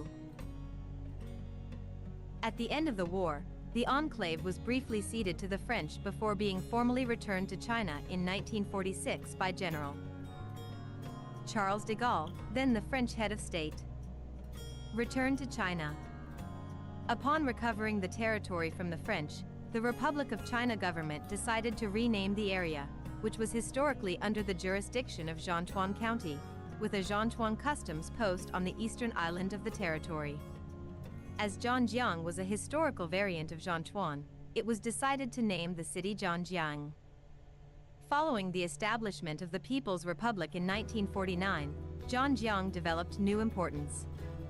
From 1957, Zhangjiang has developed into a major modern port serving southern China, usable by ships of up to 50,000 tons. In 1984, Zhangjiang was designated one of the open cities of China, where the central government invited foreign investment. This spurred the city's further industrial development. It has shipyards and engineering works, automobile, electrical appliance, and textile plants, and sugar refineries, flour and rice mills, and chemical works. In the early 1990s, a new rail line was completed, linking Zhangjiang with Guangzhou, the provincial capital. The line was later extended to Haiyan, at the southernmost tip of Lizhou Peninsula, where trains could be transported by Guangdong-Hainan Ferry, part of the Guangdong-Hainan Railway, across the Hainan Strait to Haikou City. Geography. Zhangjiang, labeled Chongcheng, Kwangchhowwan, 1954. Zhangjiang is to the southwest of the city of Guangzhou on an inlet of the South China Sea. It is on the eastern coast of the Lizhou Peninsula.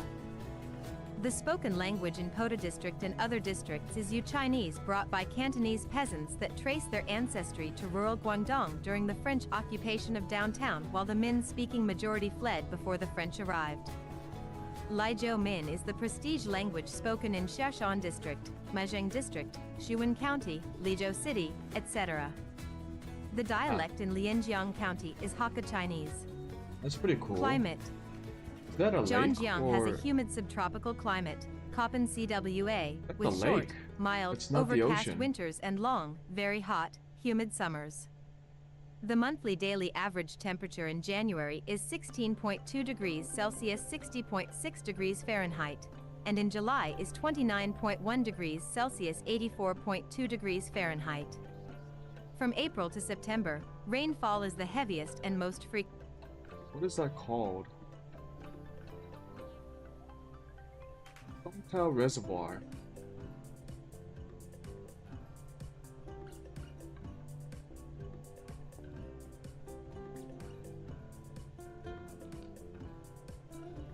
Reservoir. Oh, there's also a dam.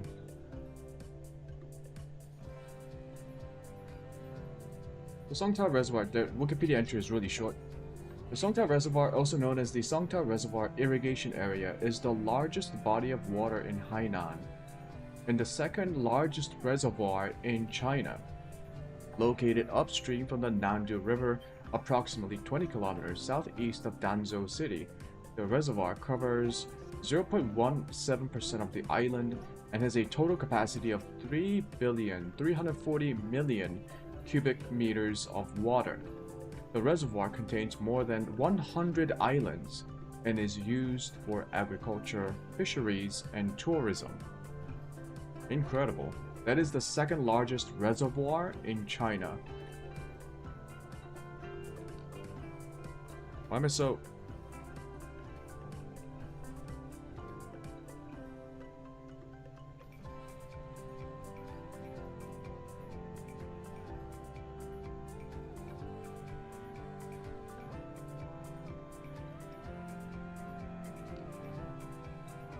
I think it's because I moved up my chair a little bit.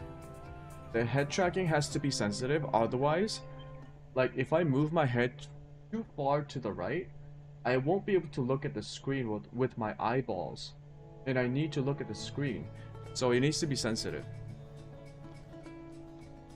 But that also means if I move my chair around a little bit, it can lead to quite dramatic shifts in the camera position.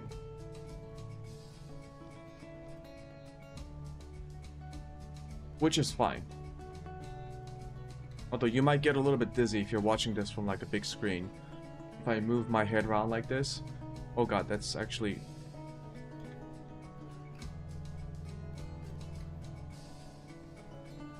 That ain't doing any favors for my frames. So let me just try to chill out and look at the scenery. I wonder if Hainan is quite popular among the Chinese to visit as like a vacation. It's like a vacation destination, like a holiday destination.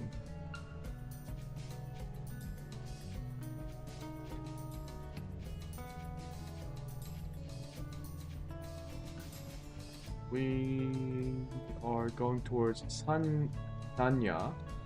Sanya will be a city down south, like over here, south of the island. I think we will be able to just like take a glimpse of it before we turn around, but let's see if there are any interesting factoids about Sanya.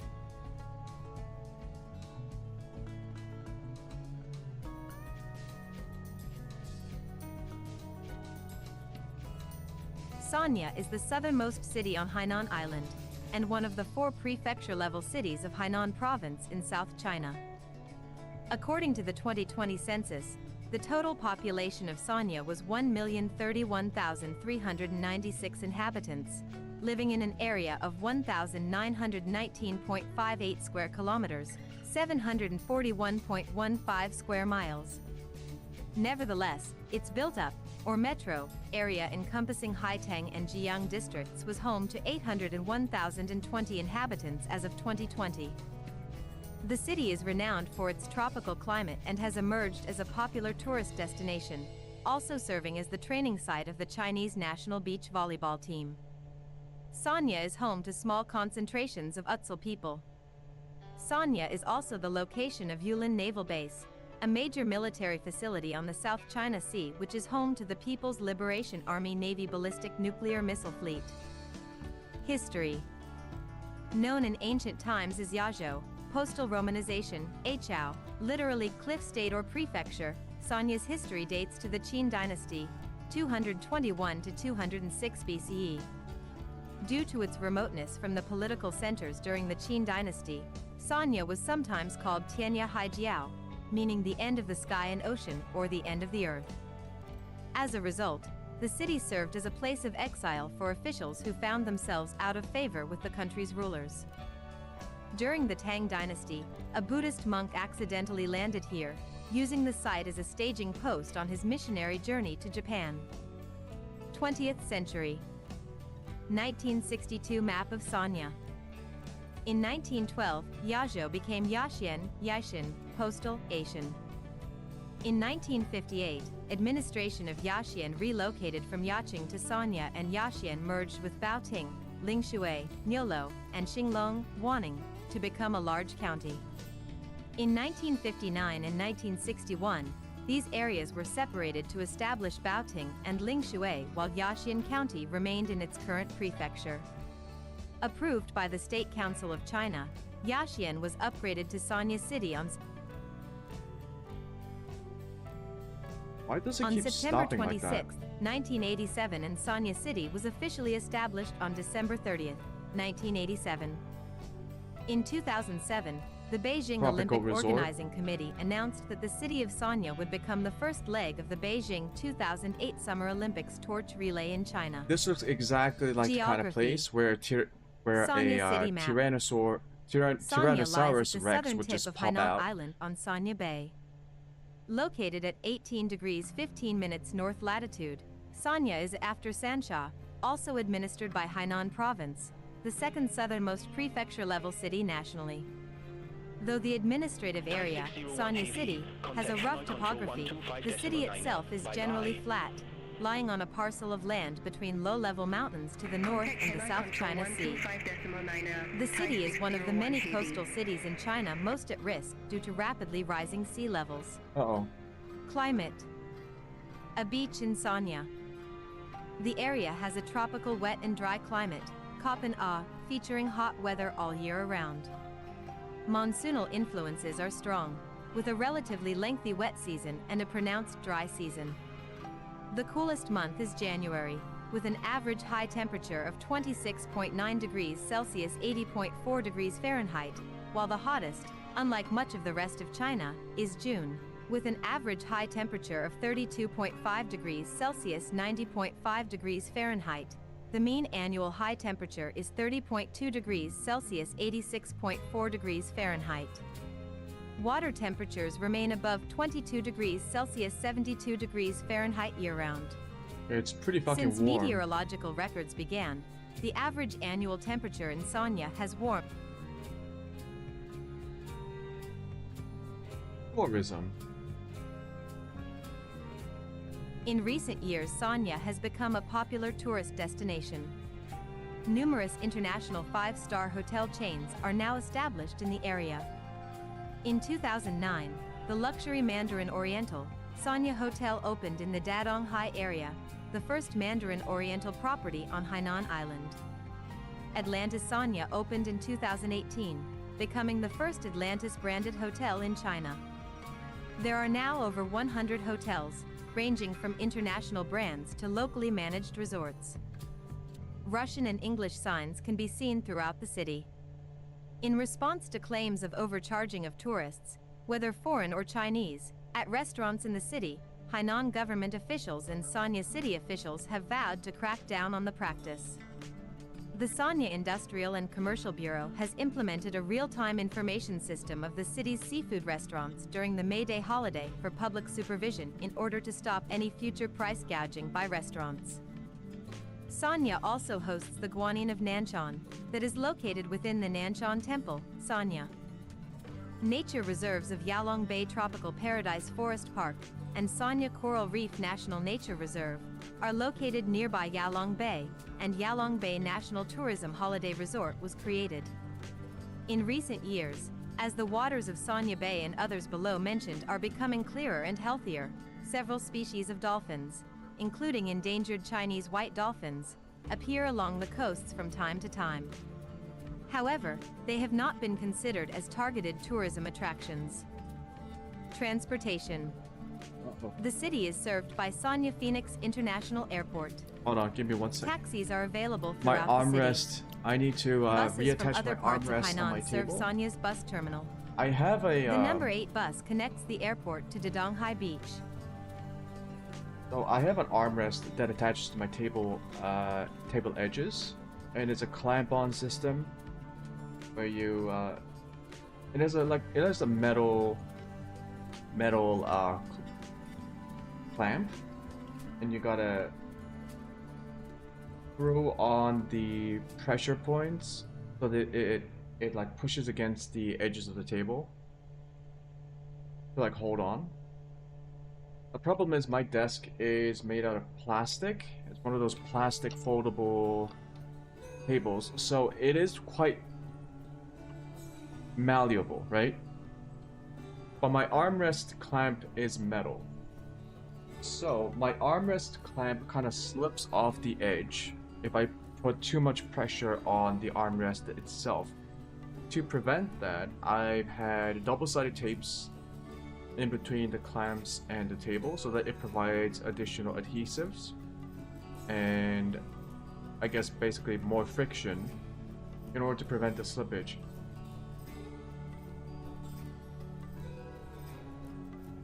Now I need to get some more double-sided tapes because I want to move my armrest just a little bit. Just a little bit. Where would be a good place?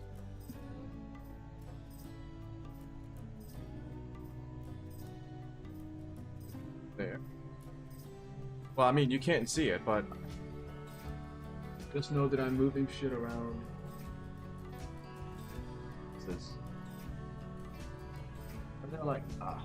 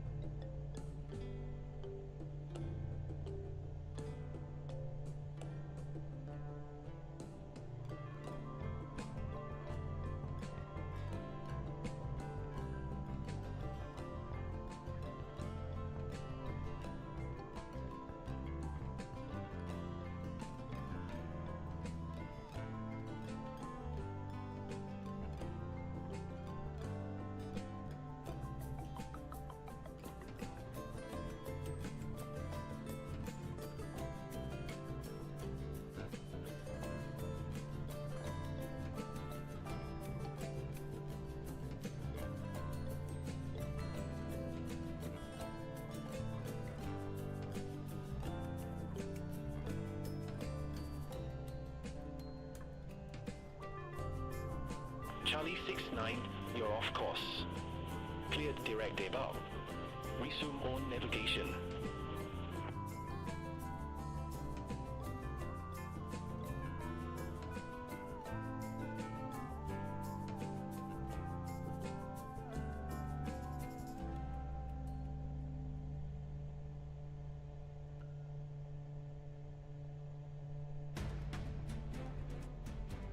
Charlie 69, you're off course. Cleared direct debug. Resume on navigation.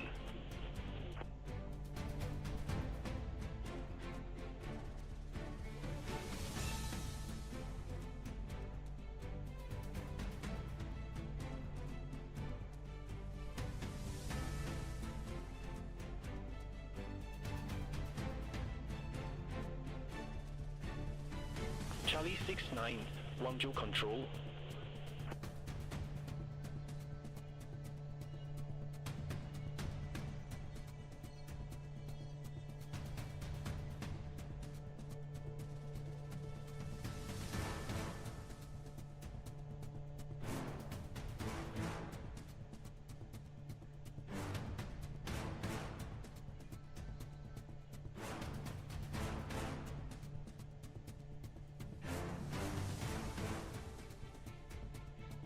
Okay, I put my armrest in a new position. I hope it holds. It doesn't slip off. I also use 3 layers of double-sided tape stacked on top of each other. Hopefully this will be stable.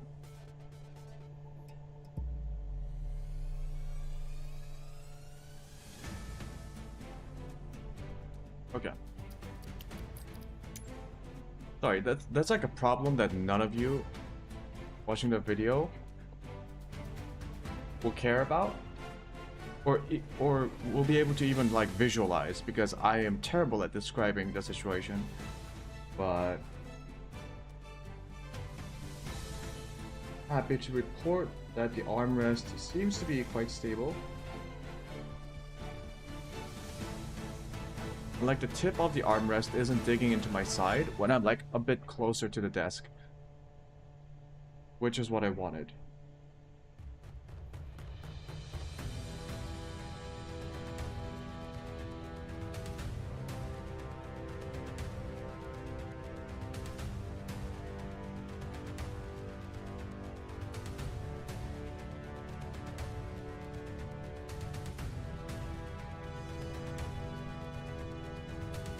Okay, we did turn around. We are now headed back to Zhao...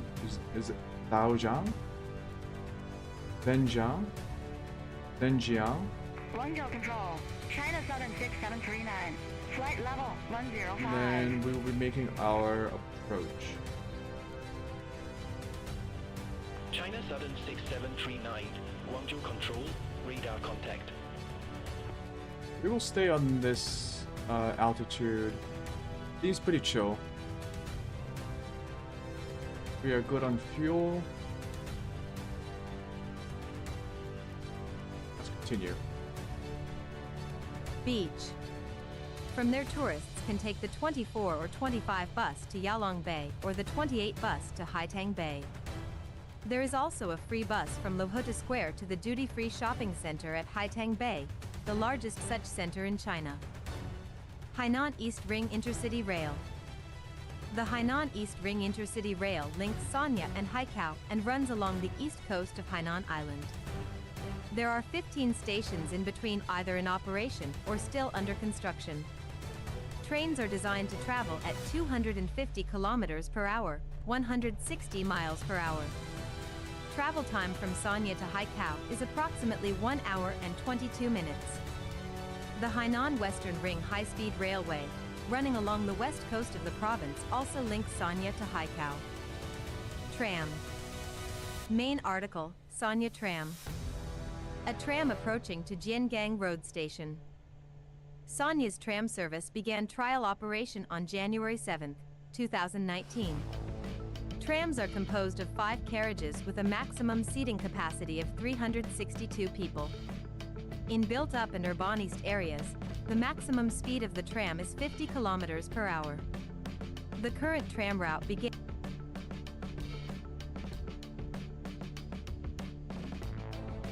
What the fuck is medical tourism?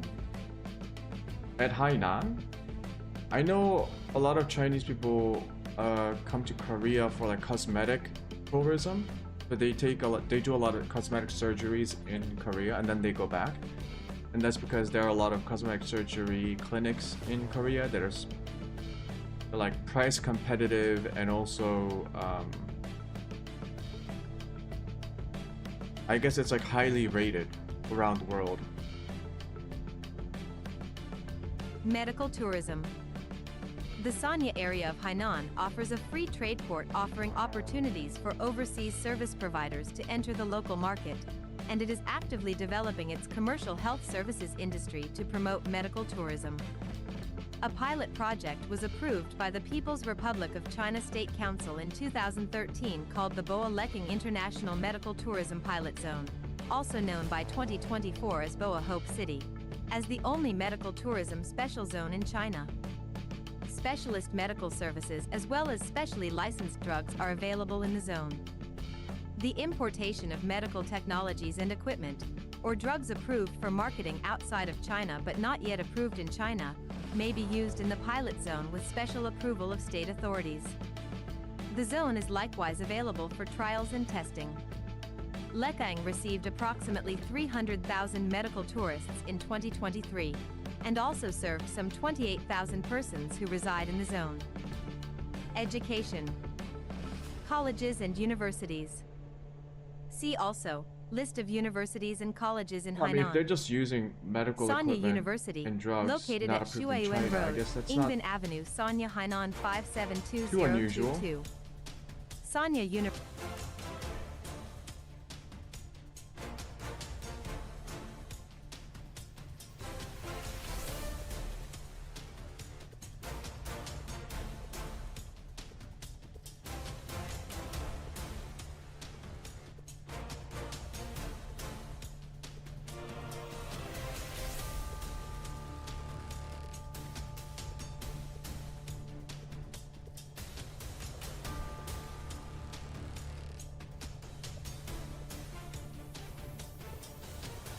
What can we learn about Nanning?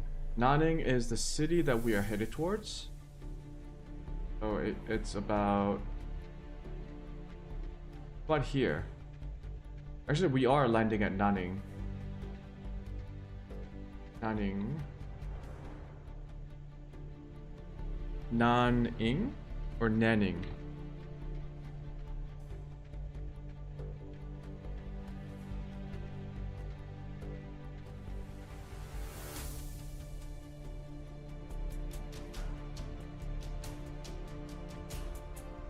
Nanning is the capital of the Guangxi Zhuang Autonomous Region in southern China.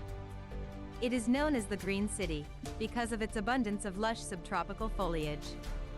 Located in the south of Guangxi, Nanning is surrounded by a hilly basin with a warm, monsoon-influenced humid subtropical climate.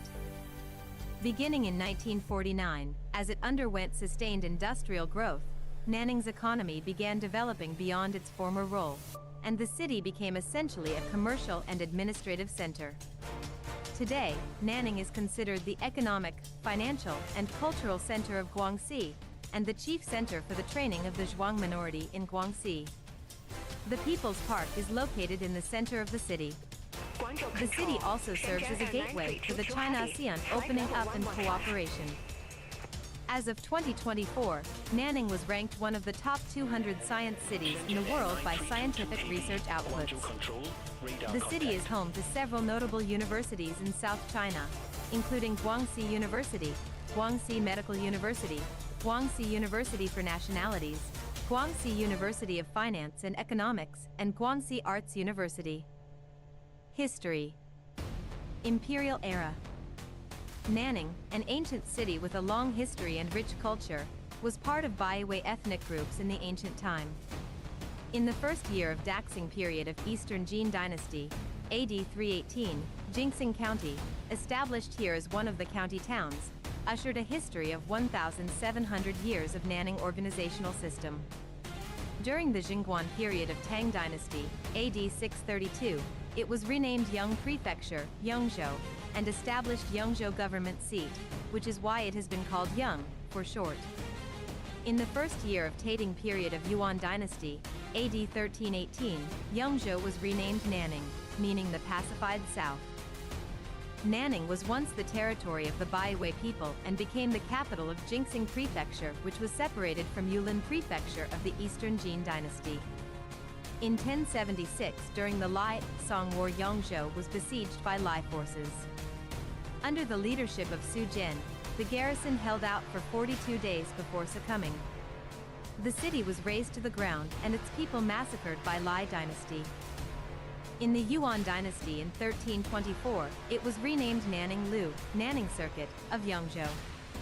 Historically, Nanning was famous for trade, and had permanent business offices from other areas in China since the Song dynasty. In the Ming dynasty, Nanning developed into an economic center of the Zhuo River and the Yu River with the reputation of Little Nanjing. People's Republic era. On December 4, 1949, Nanning was captured by the Communist Party.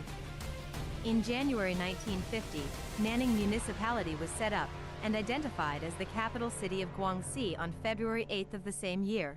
In March 1958, the Guangxi Zhuang Autonomous Region was established, and Nanning Municipality was the capital city. Nanning served as host for the annual China ASEAN Expo, ASEAN Expo, which began in 2004. The city was also the venue for the 2006 World Robotics Olympiad. Administrative divisions. Nanning has jurisdiction over 7 districts, 1 county-level city, 4 counties, and 6 development zones. Map. Xingning, Qingxiu, Jiangnan, Zhixiangtang, Liangqi.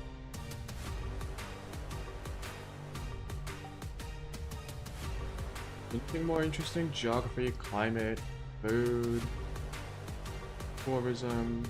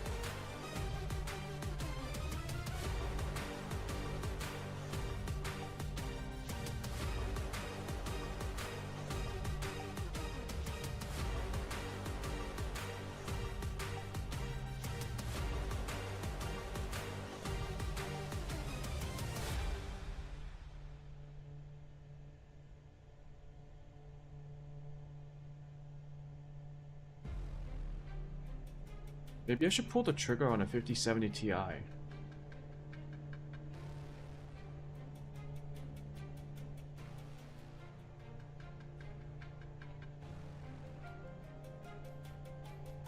What is a good value? Like, doesn't even make sense to call it a good value thing because RTX cards are so hard to find.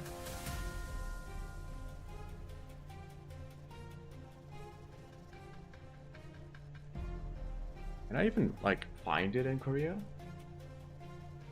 I know people in the United States are also having a hard time finding it. Uh-oh.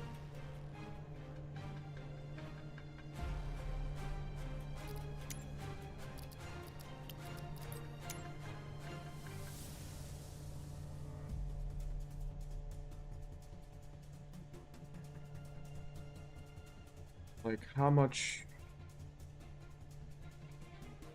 In all honesty, I should probably get a better mic first.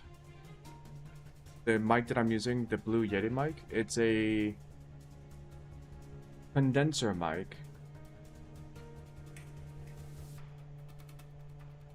which means it picks up a lot more background noise. I've heard everyone, like almost everyone, unanimously say to get a dynamic mic if you're trying to do like a voiceover in your room, recording for a video, or doing live streams. The compressors are much better to manage in terms of minimizing background noise and getting better clarity in your voice.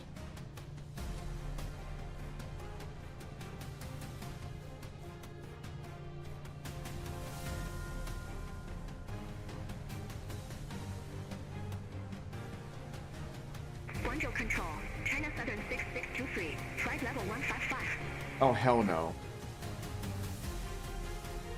A 5070 Ti costs over $1,300 in Korea. That is ridiculous.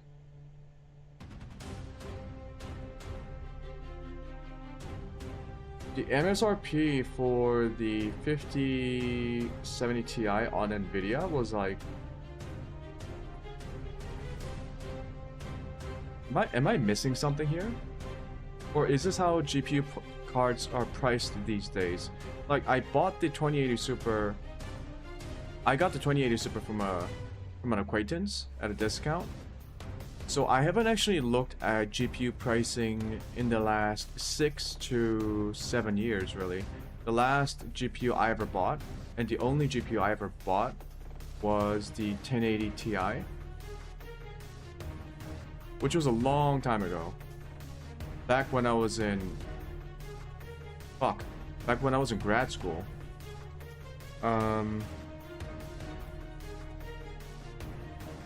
That can't be right. So, an RTS 5070 Ti in the United States costs... It costs $839 on Amazon. How come in Korea the 5070 Ti is like... Wait a minute. What is it? What is this?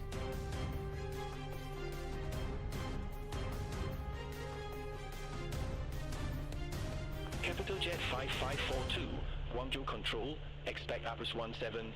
Let me go into currency exchange. Expect Airbus 17, runway 08, Capital Jet 5542. 830, like $850, right? Capital Jet 5542. So $850 in Korean, in South Korean won is... Descend to flight level 080. God damn it. They make it so difficult to read.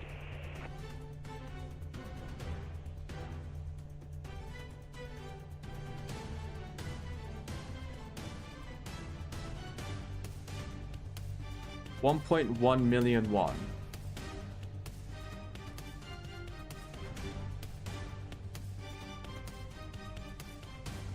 Okay, I guess it's just like... It's about like a $200 to $300 premium on the online retailers. Which is quite a lot. Why is it so much more expensive here? It's like $200 more. The heck?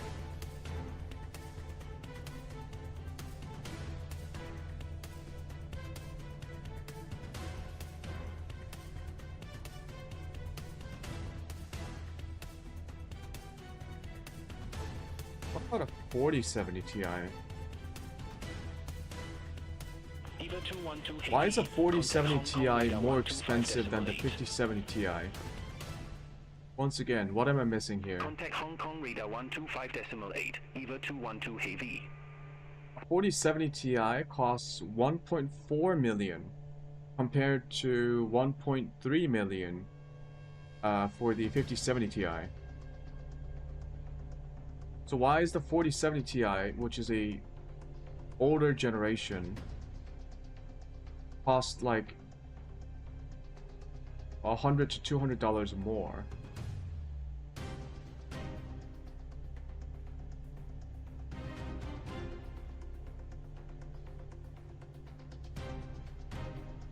Is this like a joke?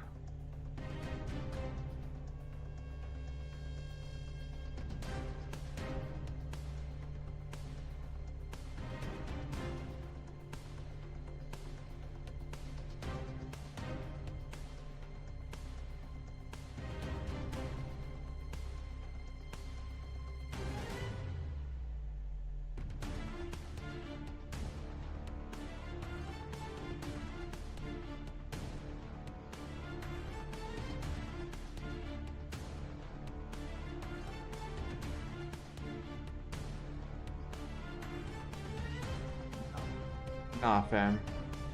Nope.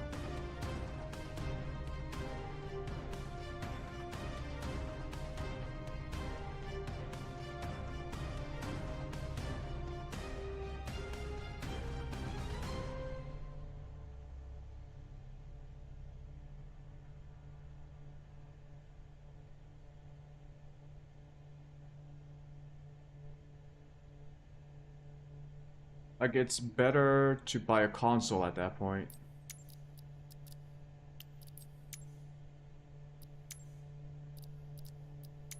Man, the prices are ridiculous.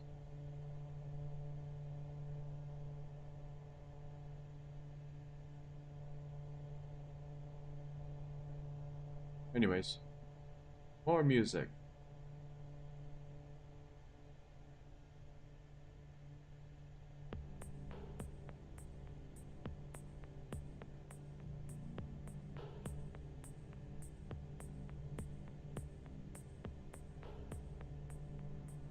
Crossing the strait again.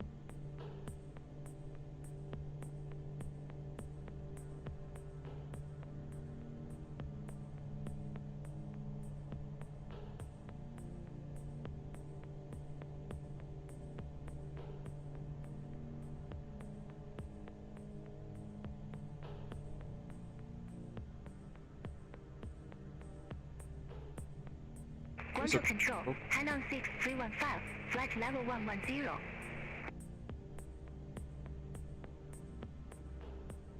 Hainan 6315, Guangzhou Control, identified.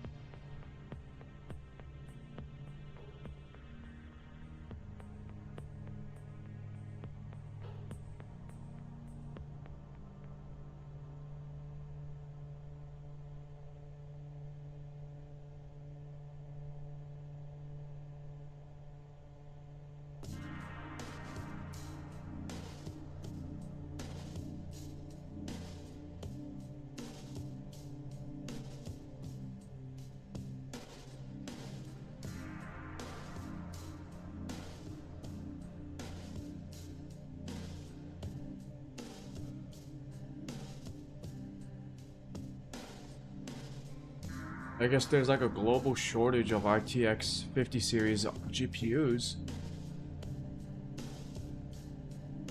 Although it doesn't make any sense to me that the 4070 Ti is more expensive than the 5070 Ti.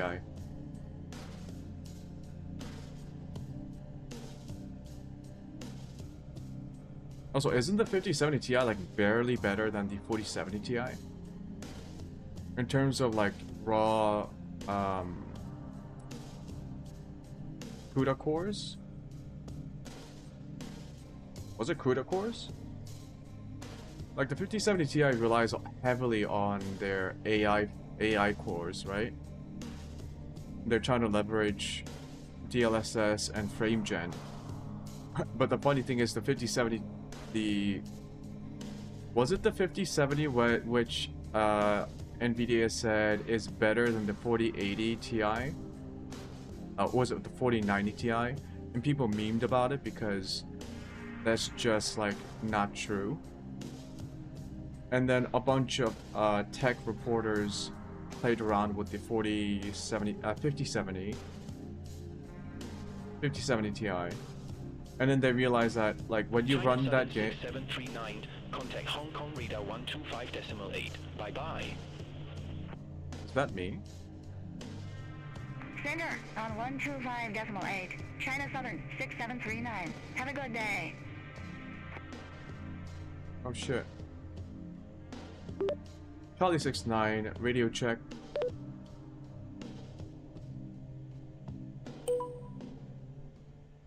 Charlie 69, readability 5. Thai 630, contact Hong Kong radar 125.8. Bye-bye. Yeah, anyways, like the 5070 has like, it doesn't have enough, I believe it only has like 8 gigabytes of RAM. Thai 630. And because DLSS and FrameGen, multi-FrameGen uses up VRAM, the tech reporters who played around with the new GPU, when playing around with the 5070 Ti with Cyberpunk, using all those features, found that there was a lot of, like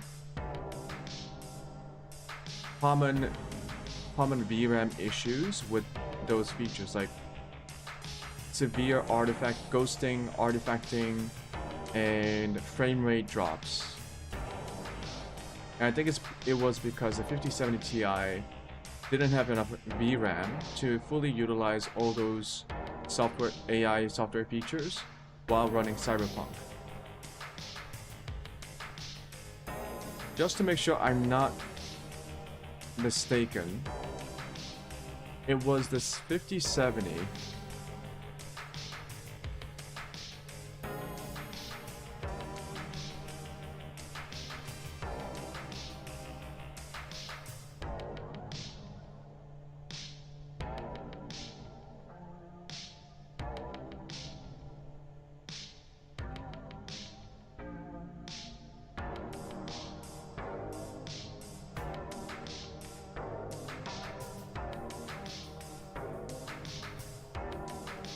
Yeah, it was the 5070, and I saw the video from... Who was this again? It was like a pretty big YouTube channel.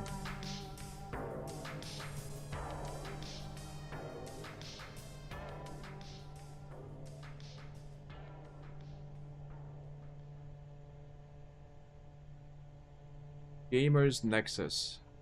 Nvidia is selling lies. RTX 5070 Founders Edition review and benchmarks. I remember this. Yep. Like the 5070, Nvidia claimed the 5070 was comparable or slightly better than the 4090. Guangzhou Control, SH1 3416. Good day. Flight level 125.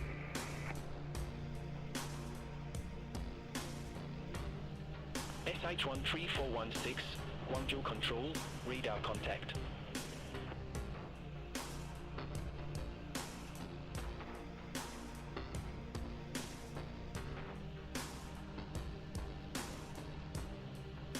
China Southern 8314, contact Hong Kong radar 125.8. Contact Hong Kong radar 125.8. China Southern 8314. Bye-bye.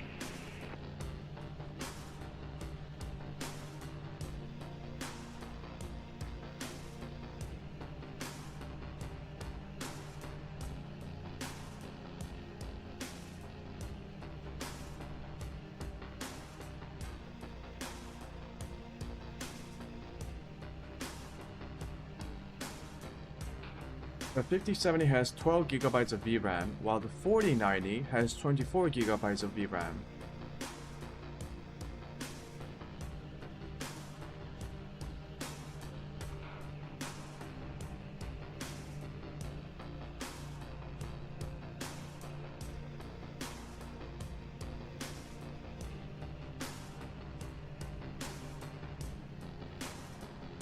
Yeah, the 5070 runs out of VRAM.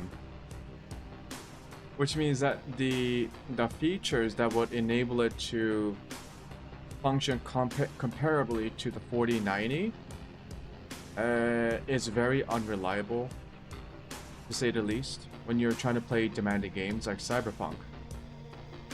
Keeping in mind that Cyberpunk came out, what? Cyberpunk came out 5 years ago? 6? Oof. Center on 125.8.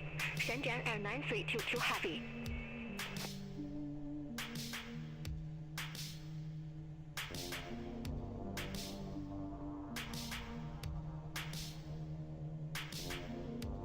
But I guess if you're like one of the most highly evaluated companies in the world, you can just straight up lie about your own products.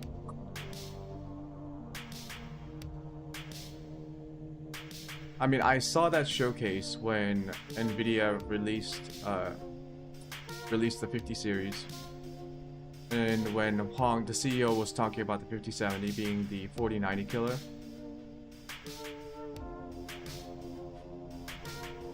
How does that? How was that not like false advertising? I feel like that was false advertising to the point where a lawsuit might actually be successful. You know what I mean? Like, yeah, you can exaggerate, and companies are, I think, there's a difference between exaggerating or being slightly misleading versus just false advertising. I feel like that leans more closely towards false advertising than just slightly exaggerating.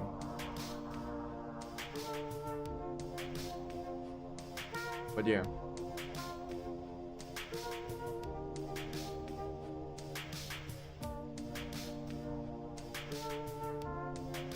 Disappointing. Disappointing.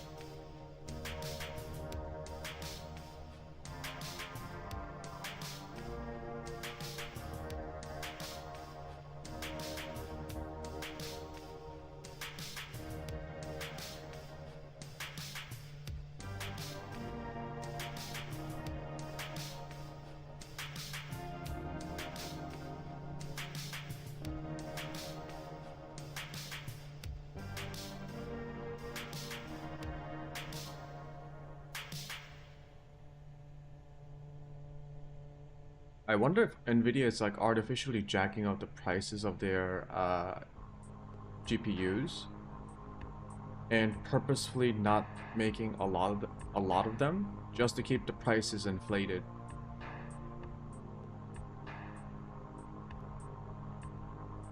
Because you can actually make those kind of calculations, right? There's a 358 Guangzhou control, expect Area 1, runway 20 left. At a certain point, if you can have a high enough margin on a product, you can get away with selling less of it versus just pricing a product at a reasonable price and then mass producing them. Whichever is more profitable, the company would do it. So if it was more profitable for Nvidia to reasonably price GPUs and mass produce them, rather than producing fewer GPUs but selling them at a higher price point, then they would have done so. I assume the accountants and the business analysts at Nvidia have made the decision to go for a higher margin product with fewer SKUs.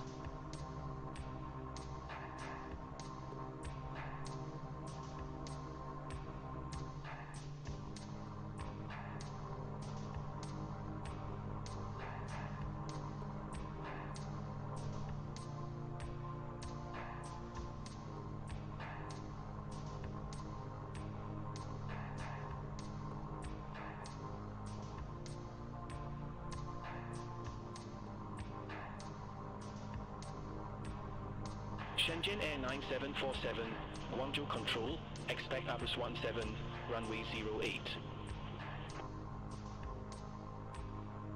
Expect upper 17, runway 08, Shenzhen Air 9747. We are now passing over Zhangjiang. Man, that is so hard to pronounce. Zhanjiang. Zhanjiang. Pretty place, but I bet it's really hot and humid.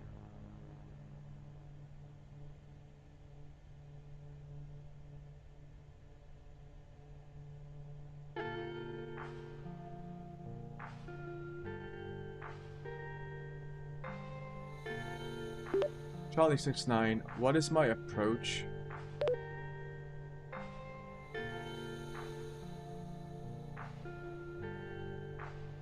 Airspring 6872, turn right, heading 225, climb to flight level 120. Star transition BH Heading 225, BHY 19 Alpha.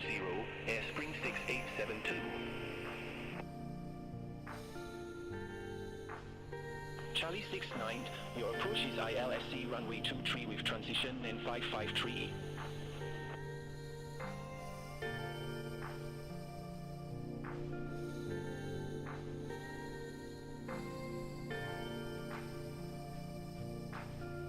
What did he say?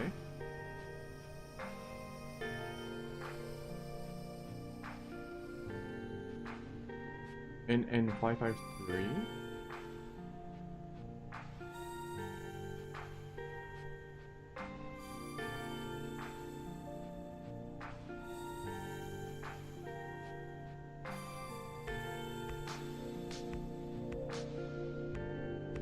Oh, and 553. Okay.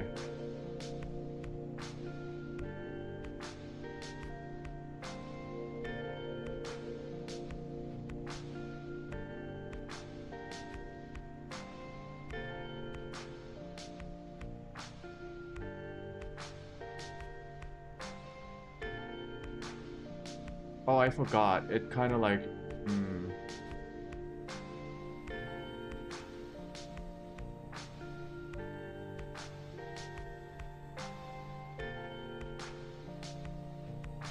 Well, we will have to choose that approach when we contact tower at Nanning Airport. China Southern 3070, contact Hong Kong radar 125.8. Center on 125.8, China Southern 3070.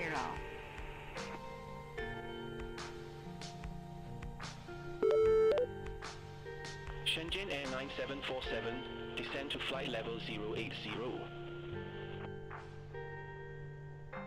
Descend to flight level 080, Shenzhen Air 9747.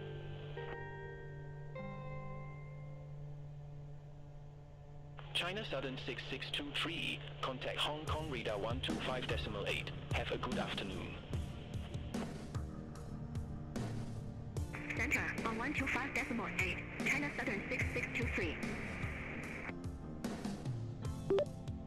Charlie 69, requesting flight level 120.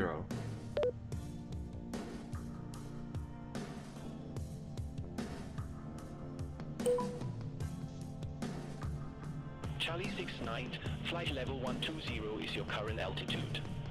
Maybe check your equipment.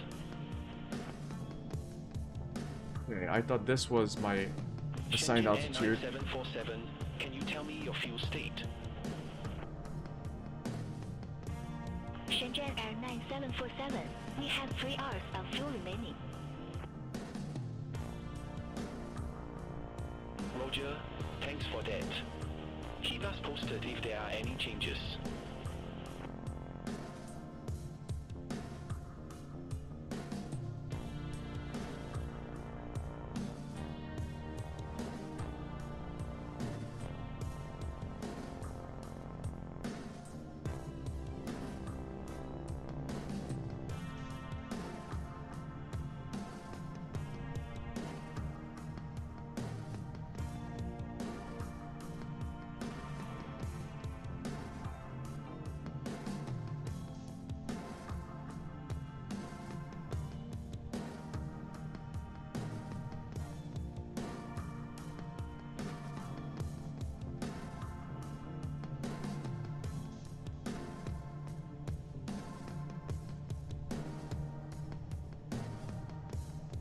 Maybe I should choose a. Maybe I should take out the serious, the Vision Jet for the next leg of the journey, and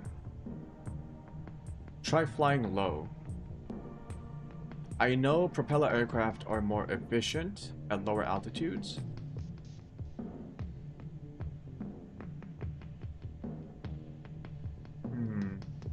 But this is a little bit too slow.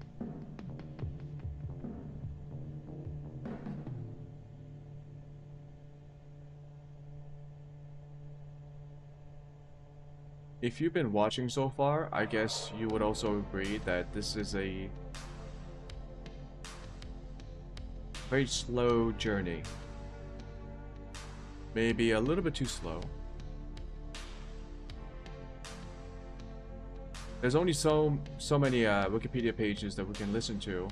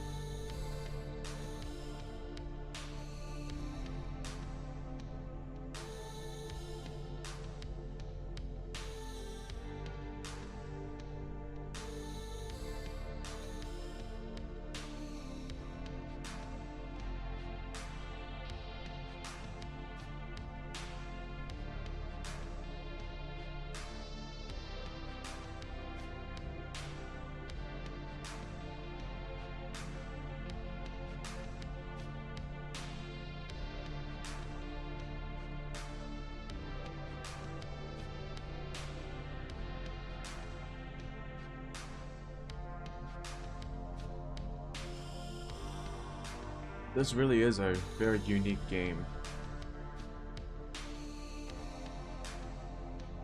What other games can you use to like travel around the world using real life satellite imagery data like this? Except Google Maps or Google Earth, right? Doesn't Google Earth have like a flight mode? I remember Google Earth when it came out. There's like a little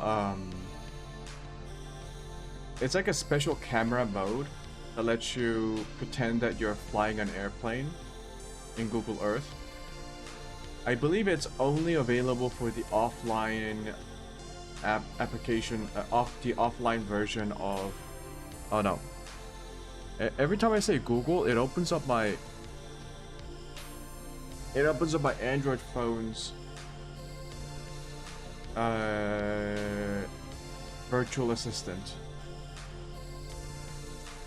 Yeah, I remember when that feature came out. I thought it was pretty funny because even then Microsoft Flight Simulator was no, it wasn't Microsoft Flight Simulator, it was like X-Plane. Isn't X-Plane another flight sim?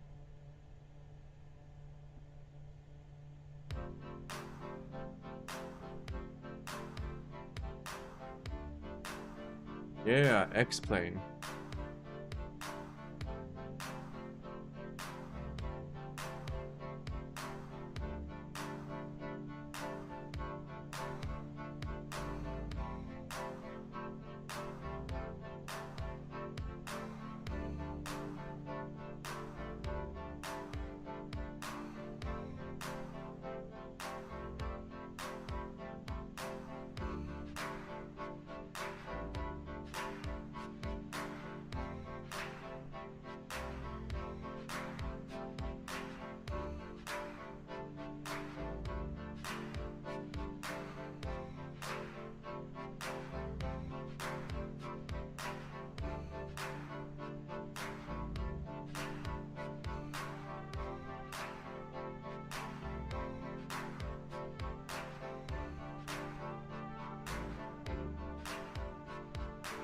Hainan 7627, Guangzhou Control, expect Libin 01 Alpha, runway 05.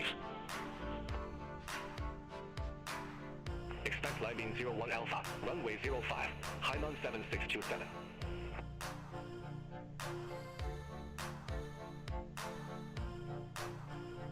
Hainan 7627, contact landing approach 121.25. approach 121.25, Hainan 7627.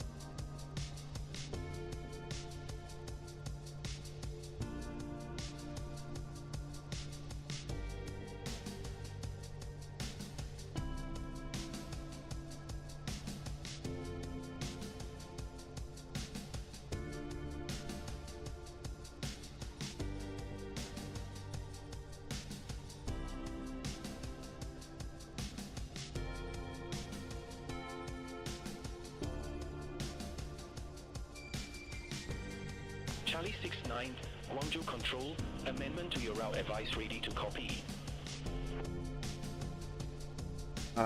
That's new. Charlie 69, ready to copy.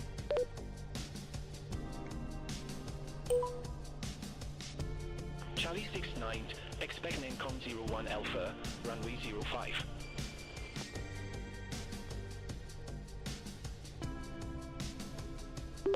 Expect BHY01 Alpha, runway 05, Charlie 69.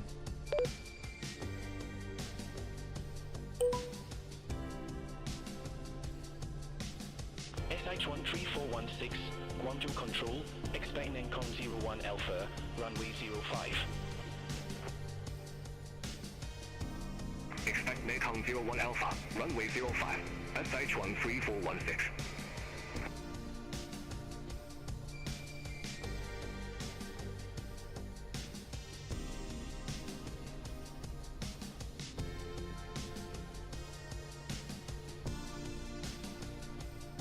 Is it Y or Z? Fuck.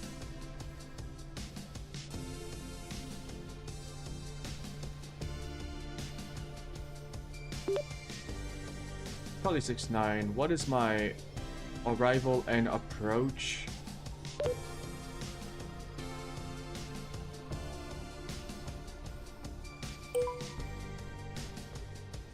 Charlie 69, your arrival is Nancom 01 Alpha with ILSY runway 05 approach.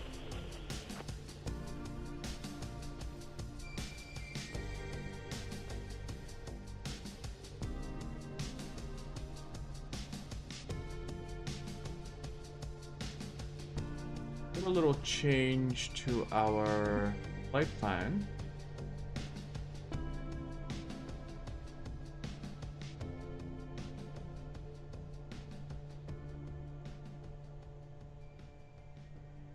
ILS Yankee.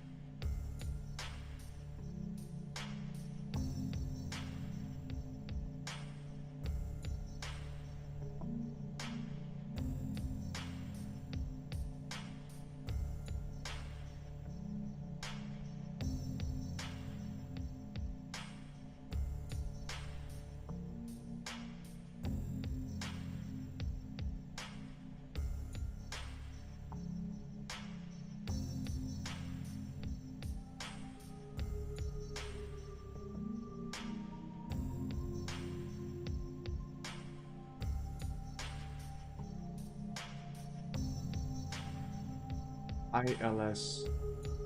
Flight 13416, descend to 5,300 feet, QNH 1001. Descend to 5,300 feet, QNH 1001. 108.9.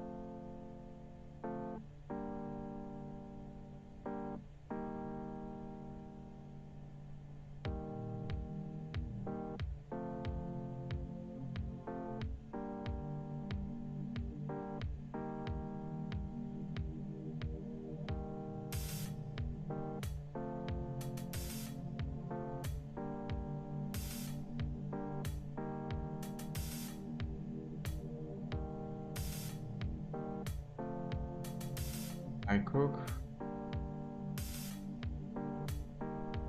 BHY02A BHY01 Alpha. Okay.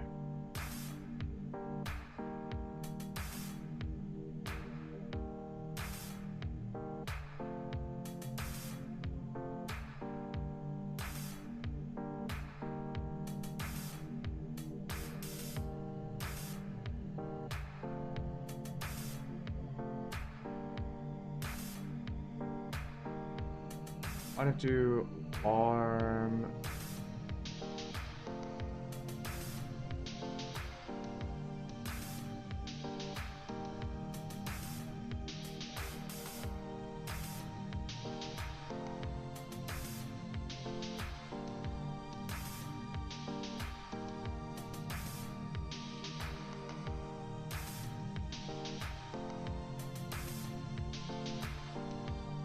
I would like this to not get like it moves on its own. The menu just scrolls up and down on its own. I would like the system not to do that. It messes up my okay. Yeah, there's like auto scrolling in this menu.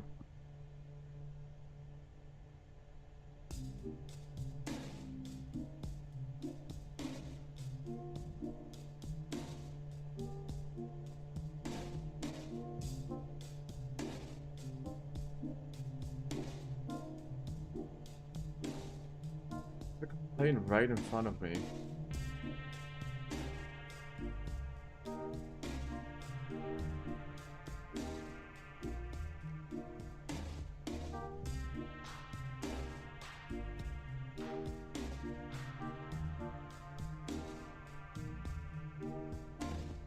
+0.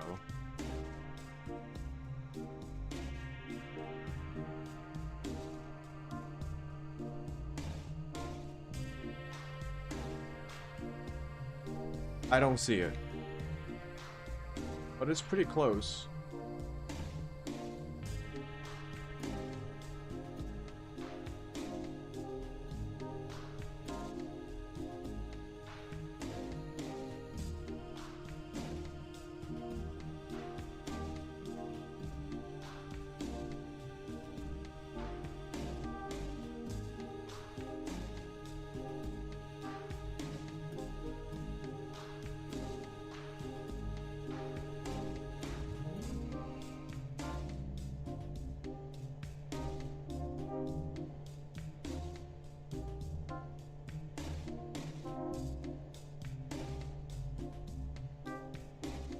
be able to listen in on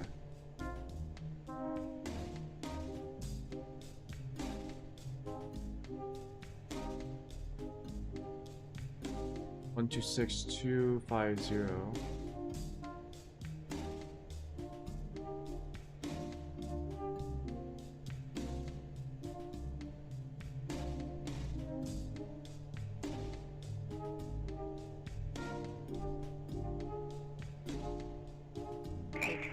Temporary flight restrictions are in effect for Nanning Wushu.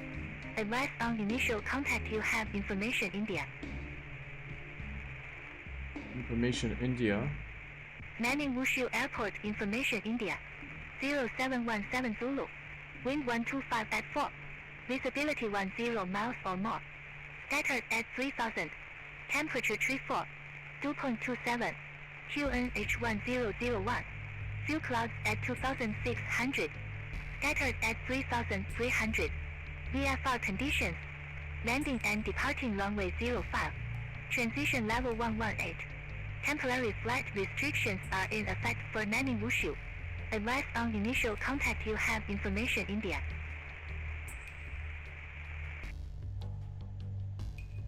Information India.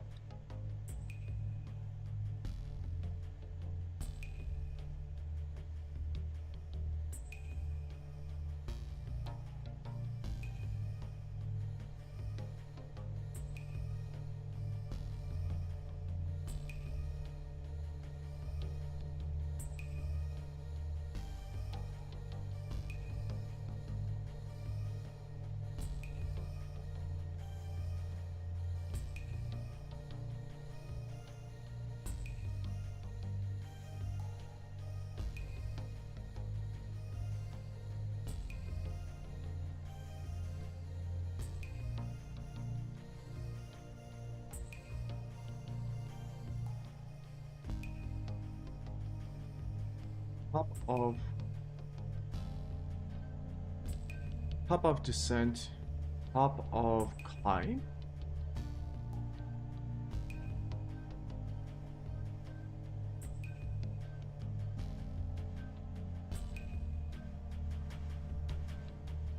Anyways, we are approaching our TOD.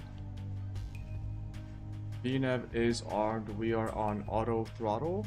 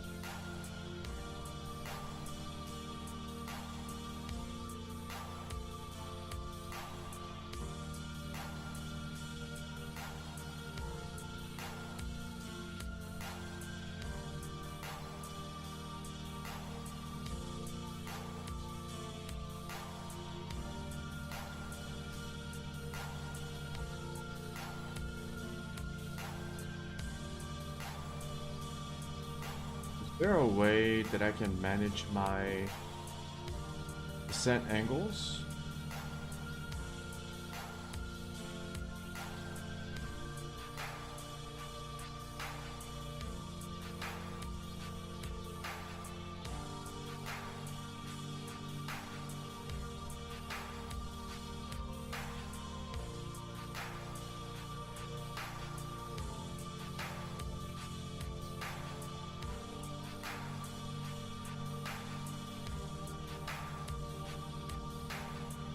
Spring 6777, Guangzhou Control, expect Libin 01 Alpha, runway 05. Expect landing 01 Alpha, runway 05, airstream 6777.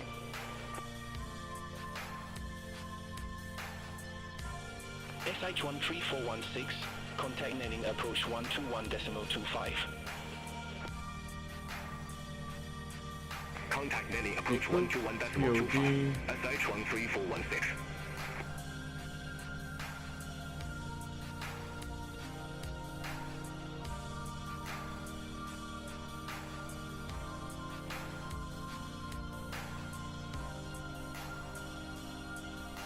Glide slope should be armed. Or glide path. Tibet 9821 heavy. VNAV is on. Expect Appers 17, runway 08.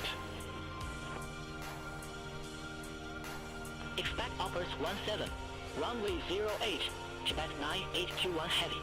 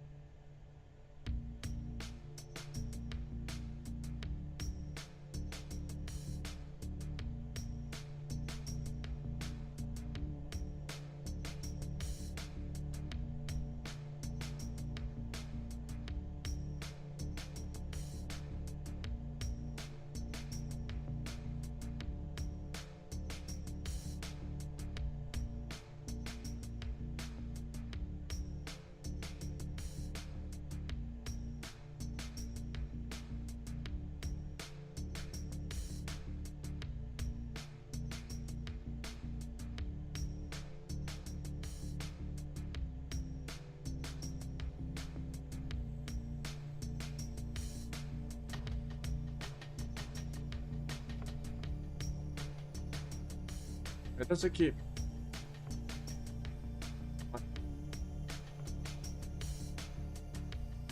XTOC keeps phasing in and out.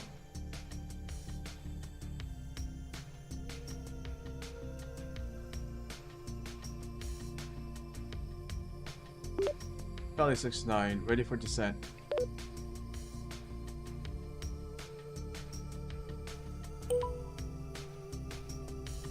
Charlie 69, Nancon 01 Alpha, runway 05, descend to 5,300 feet, QNH 1001. Nancon 01 Alpha, runway 05. QNH 1001. Descend to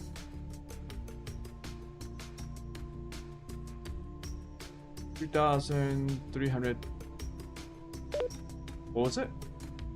Fuck. Negative, descend to 5,300 feet.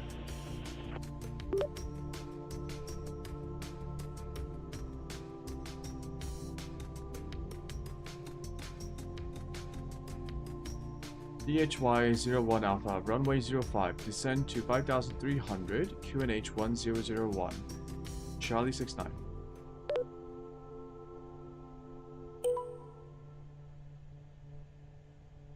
Charlie 69, contact landing approach 121.25. Approach on 121.25. Charlie 69.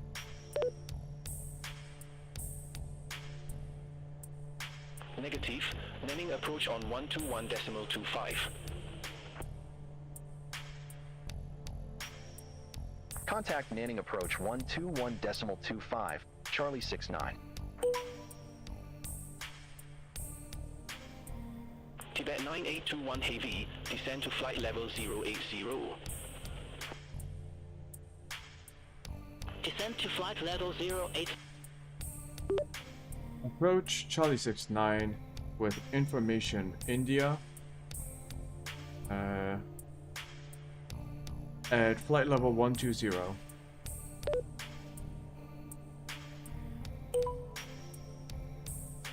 Charlie 69 landing approach. Good afternoon. QNH 1001 expect the ILS Yankee runway 05 with the transition. QNH 1001 expect ILS Yankee 05 with the Alpha transition. Charlie 69.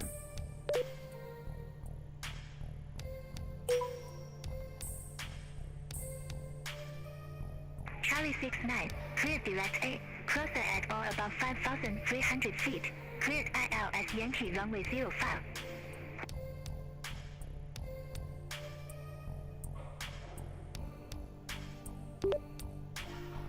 Cleared direct Alpha, cross Alpha at or above 5,300, cleared ILS Yankee 05, Charlie 69.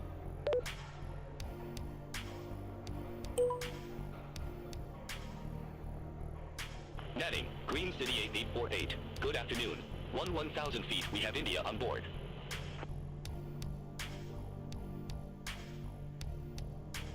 Green City 8848 landing approach. Good afternoon. QNH 1001 expect the ILS Yankee runway 05 with the landing transition. QNH 1001, expect the ILS Yankee runway 05 with the netting transition. Green City 8848.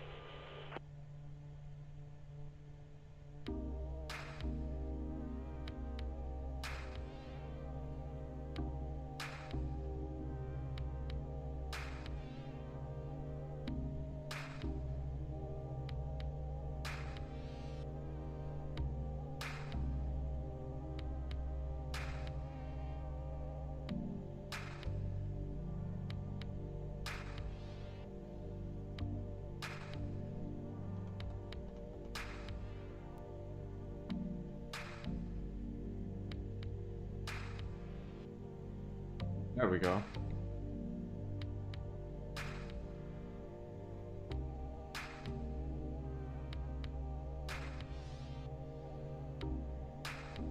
Landing, Airspring 6777, 9,800 feet with information India.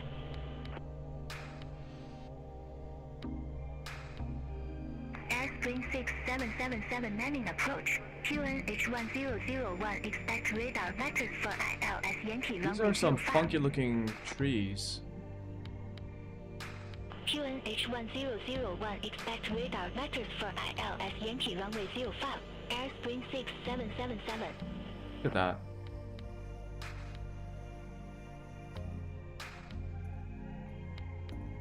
They look like the divots on a golf ball. The dimples. If they were like spread out across the terrain.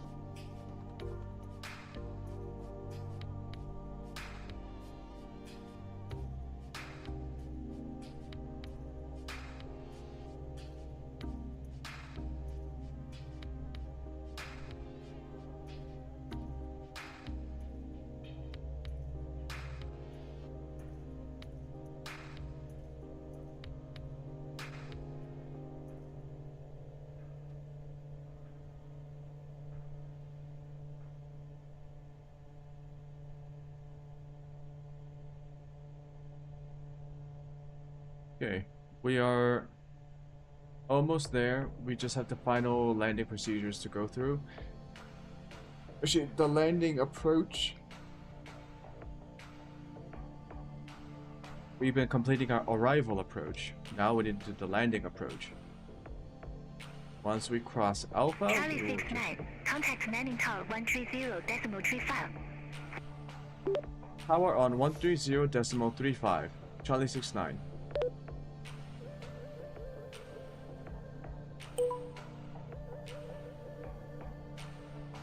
Spring 6777. Leave slot heading.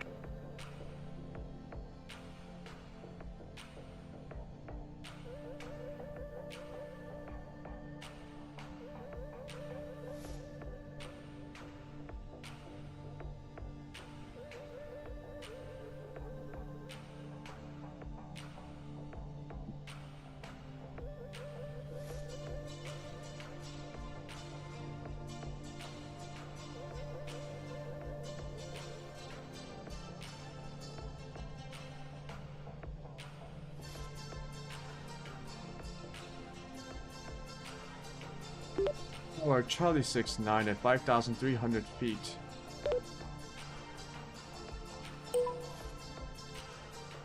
Charlie 69, landing tower. Runway 05 clear to land.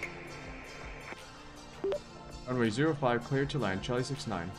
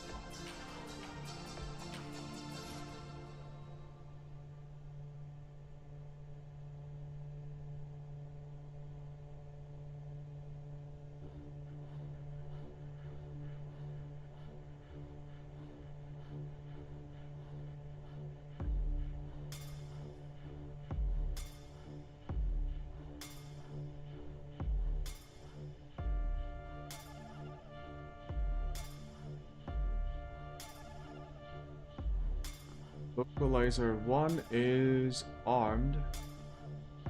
We just have to intercept the correct waypoint.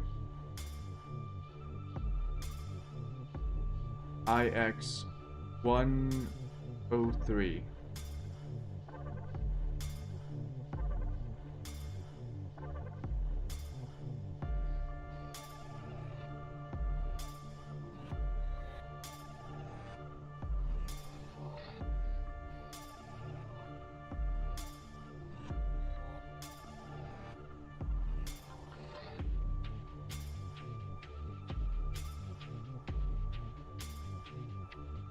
I don't understand what the intercept does.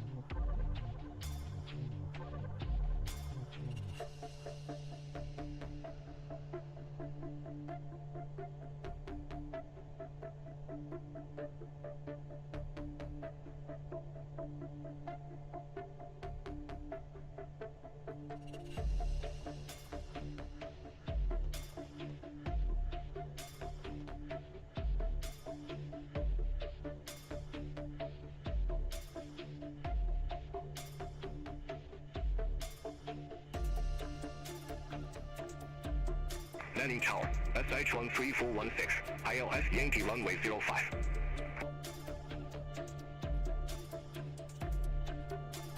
SH-13416, landing tower, continue. Roger, SH-13416.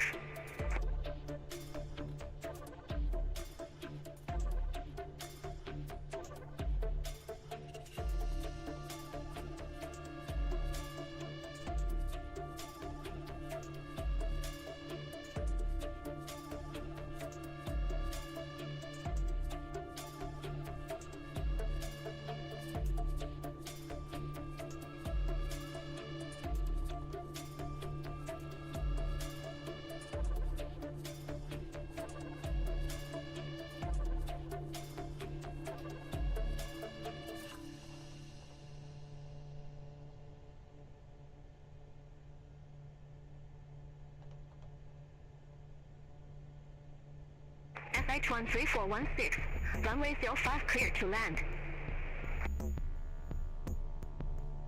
Runway 05 clear to land, SH-13416.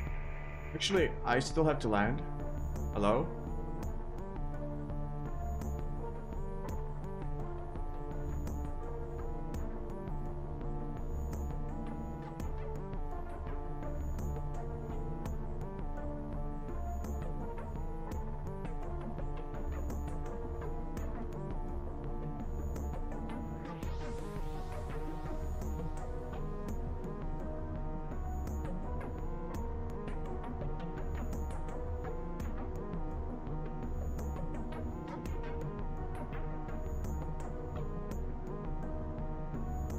Another thing that I don't understand about this system. When I pressed the IX103 and tried to get a direct fix to it, instead of choosing IX103, it chose IXU62, which is the next point on the ILS waypoint.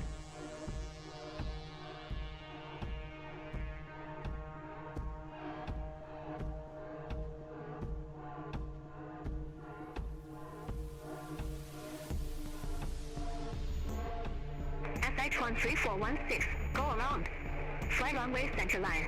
Maintain 2,400 feet. On the go. Fly runway center line. Maintain 2,400 feet. SH13416. SH13416, contact landing approach 121.25. Contact landing approach 121.25. SH13416. Talk to you in a minute.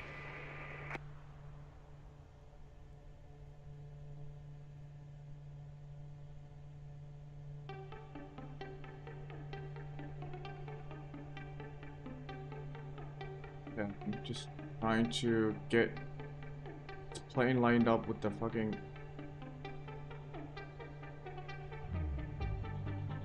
waypoint.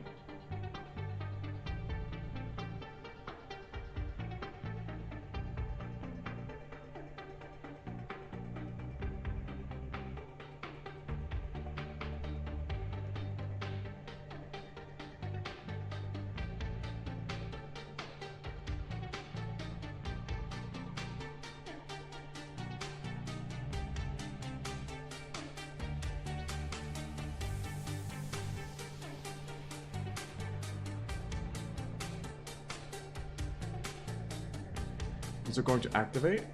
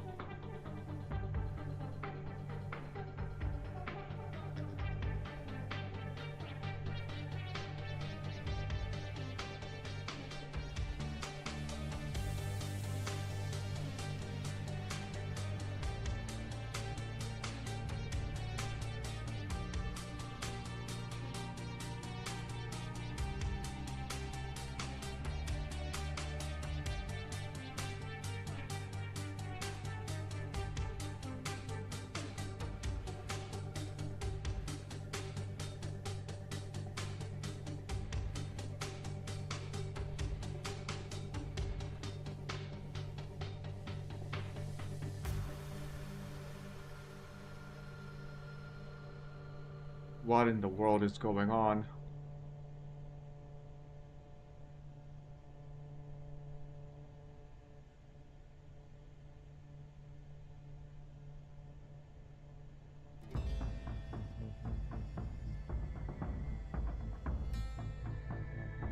I am sweating.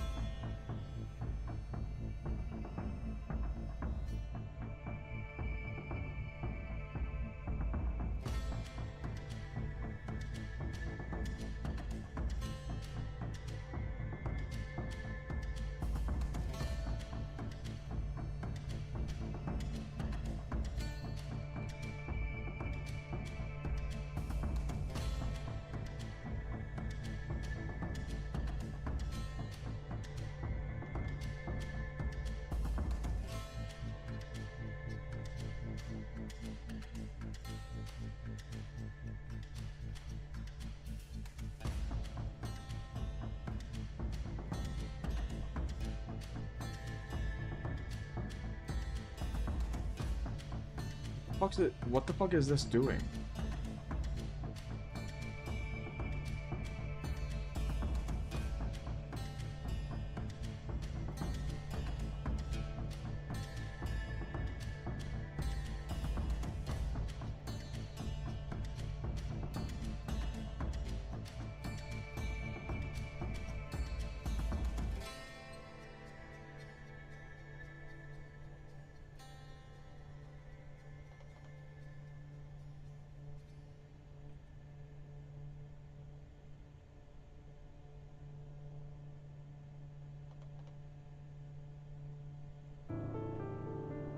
Let's back out a little bit and then come back around. Kind of line up the approach again.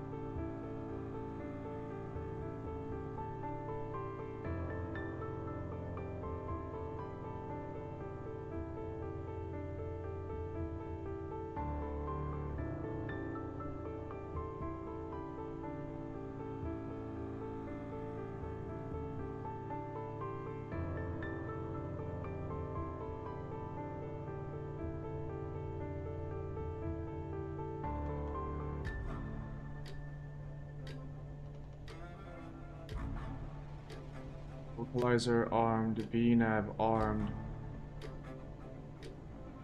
Lined up. This has to work.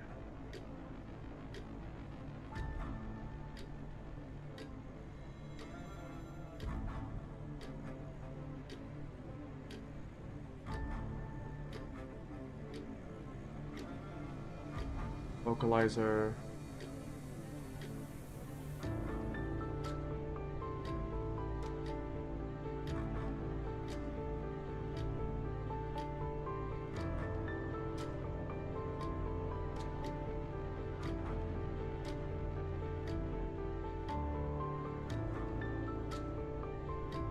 Come on, come on.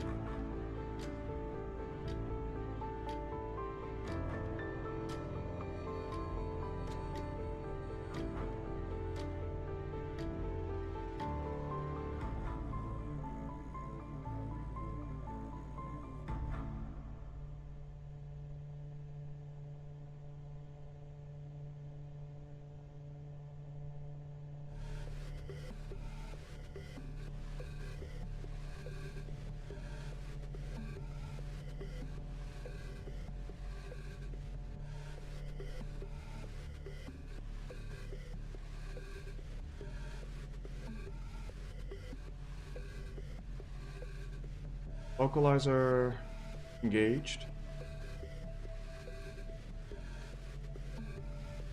Light slope.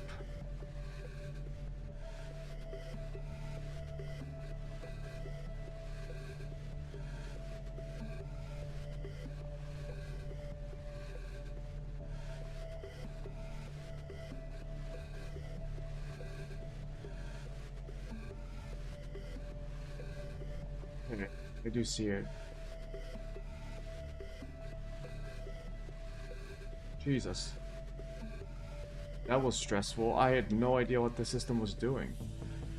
When I pressed localizer, it said BC up here. And it kept trying to like go in the opposite direction. So I guess it was the system's way of trying to get back on track.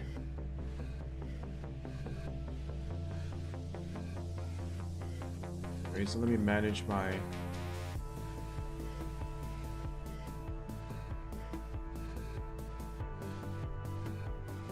Need to manage my throttle.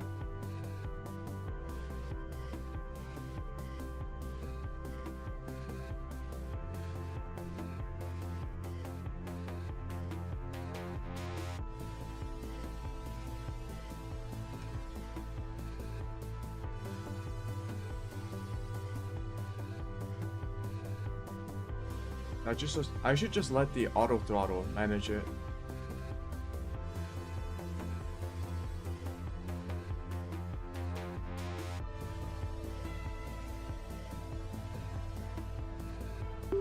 Charlie 69 established on approach.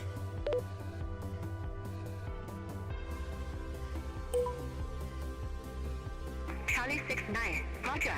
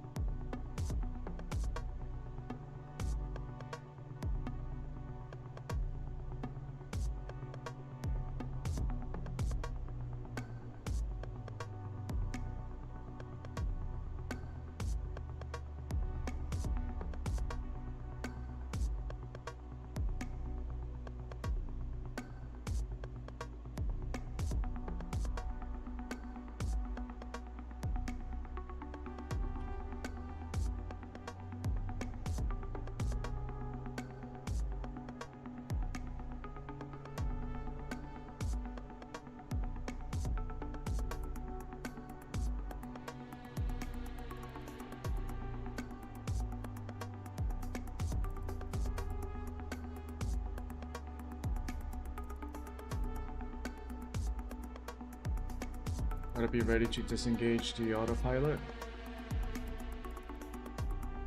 Come on, Nanning Airport.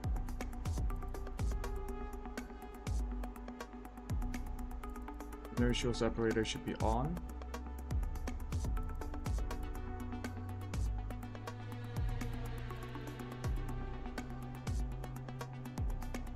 But I believe that's mainly for like icing thing. Okay, it's like a system to protect icing or debris going into like the engine.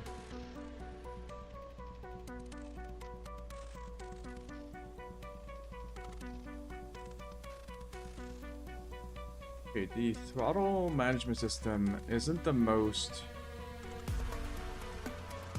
steady.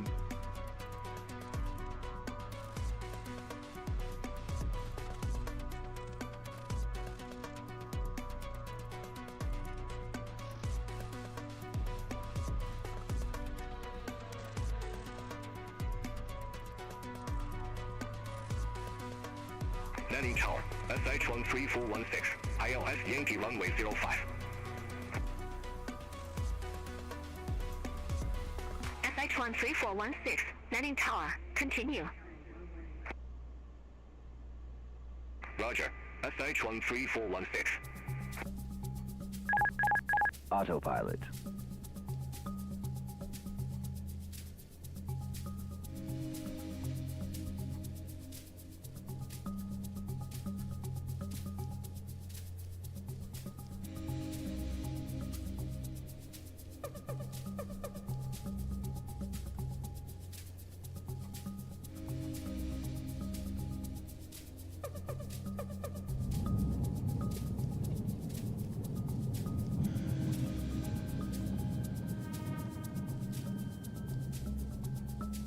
Charlie 69, exit left No at Alpha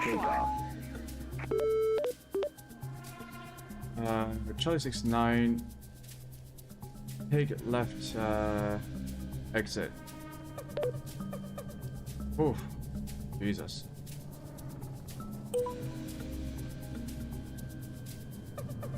All aircraft be advised information Juliet now current, T1 H1001.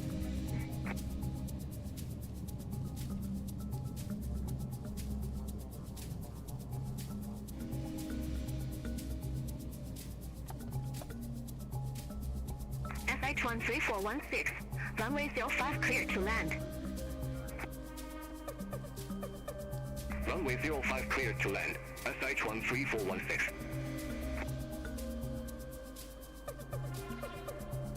Charlie 69, contact ground 121.75. Have a good afternoon. Ground on 121.75. Charlie 69. Have a good afternoon.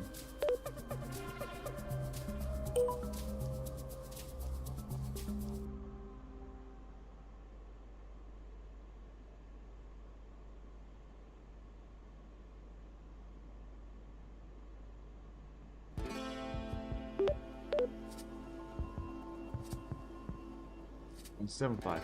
Sure.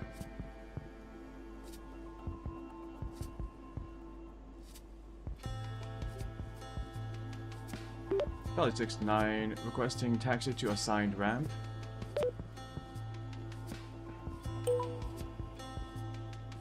Charlie 69, Ram 14 taxi via Alpha 4, Juliet 6, Juliet, Juliet 5, Tango 1.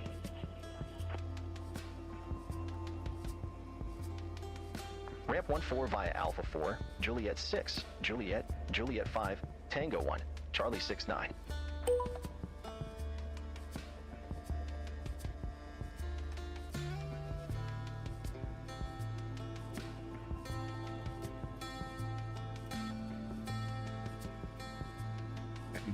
Everyone, welcome to Nanning.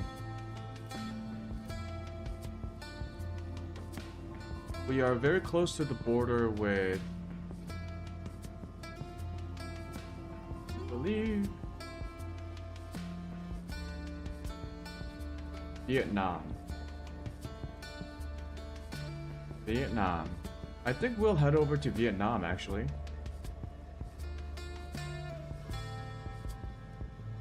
Let's take the Vision Jet and go low altitude.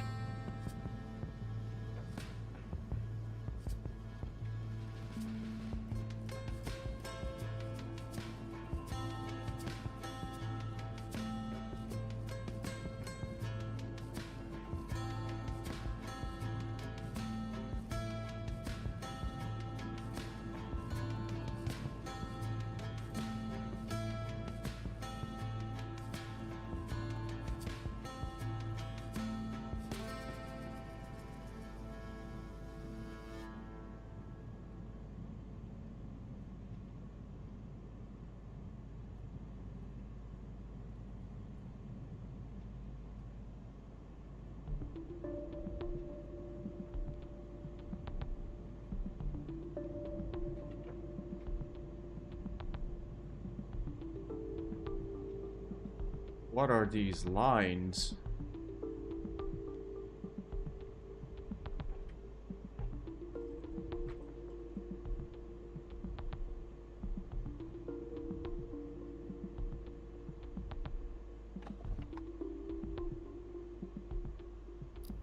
Made it. Oof.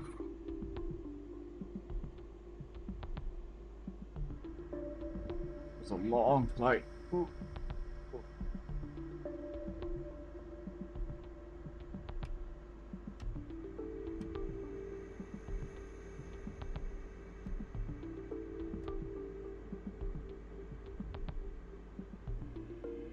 SH-13416, RAM 325 taxi via Charlie, Bravo 6. RAM 325 via Charlie, Bravo 6, SH-13416.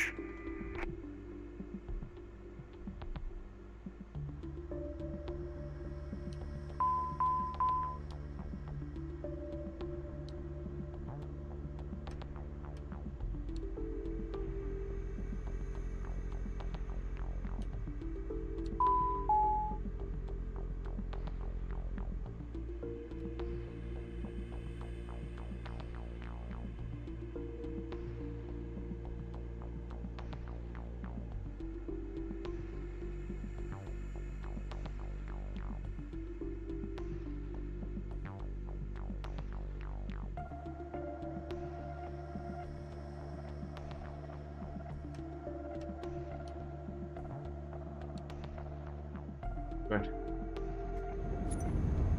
We have made it to Nanning Wushu International Airport. And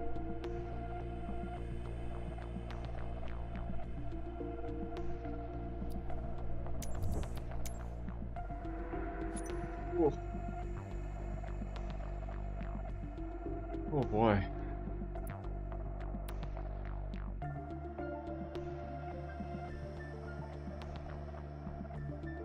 Our journey so far, we went from Incheon to about Yanjin, Beijing,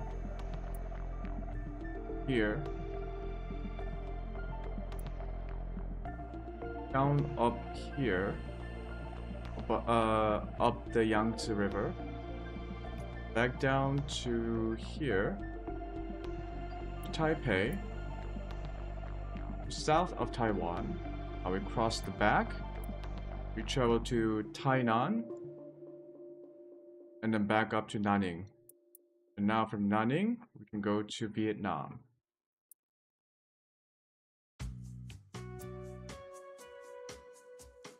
This should be another...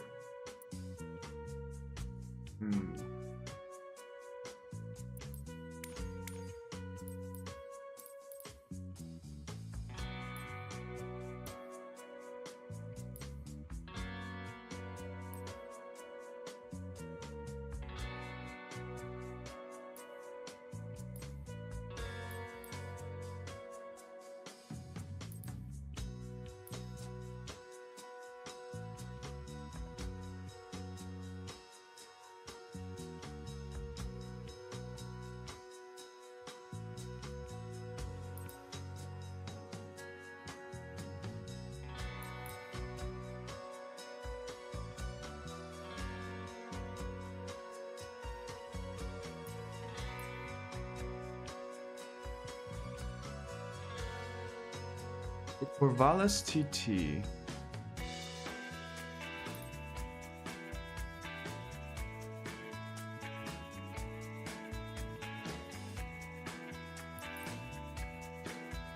Slightly slower.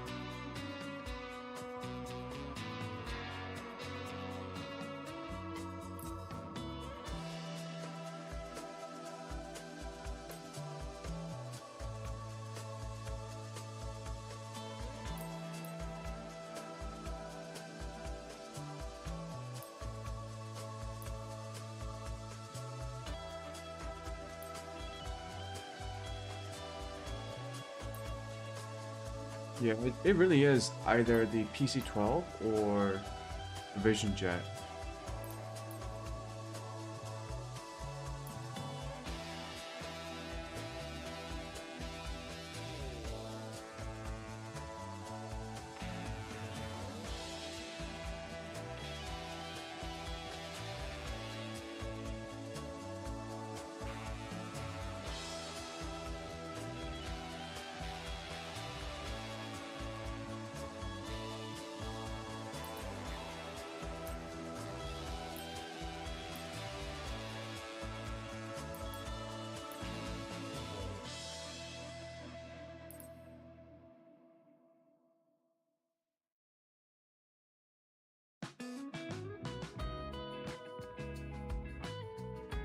I can't remember what the TT was like.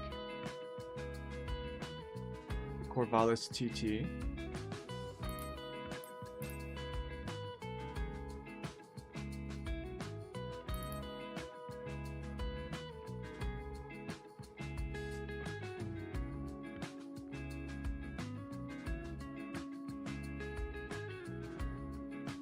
People saying out the A10C.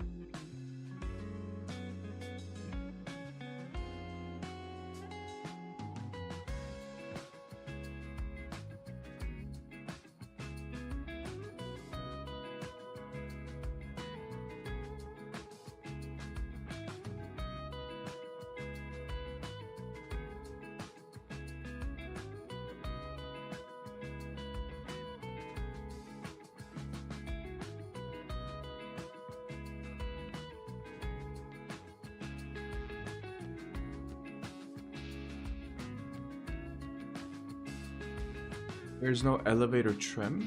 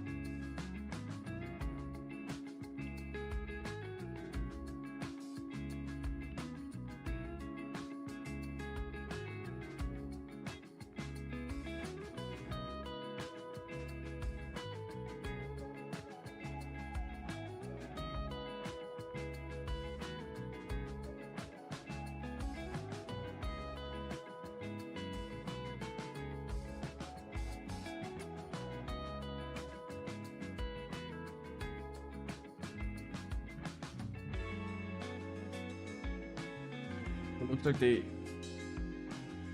the I guess each plane has a different developer behind it.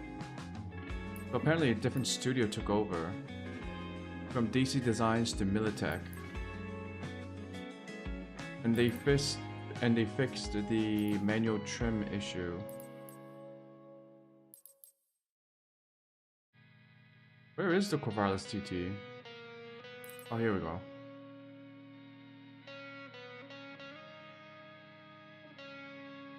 Wasn't this the plane that was like, that kind of moves on its own on the ground as well?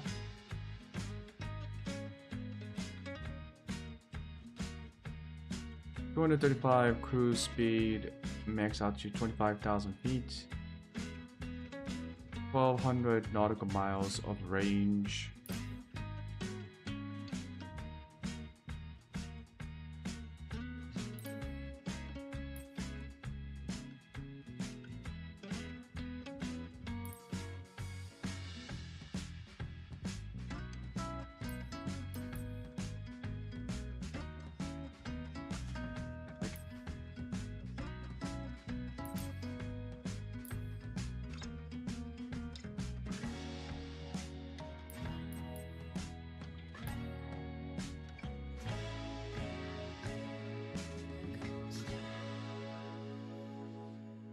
Okay, Vision Jet, come on.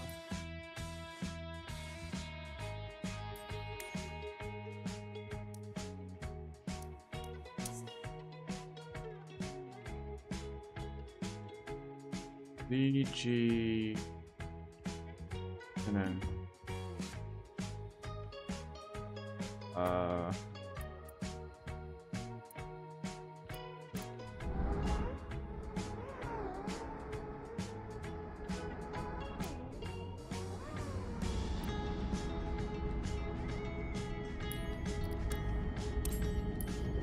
let me go get a cup of tea or something.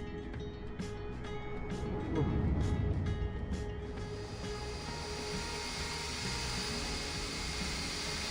Ah, so loud. Oh my goodness, it is really loud.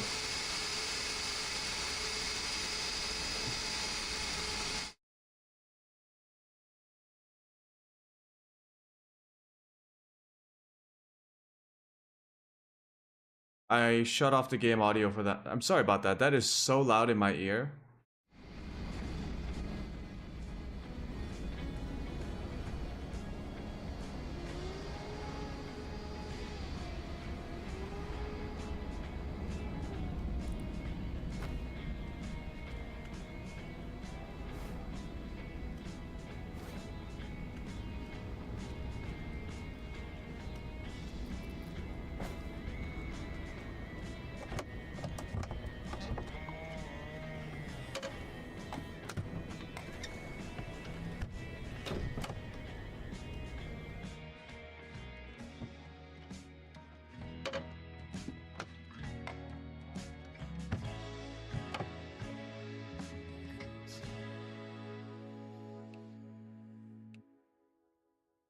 Yeah, let me get a cup of tea.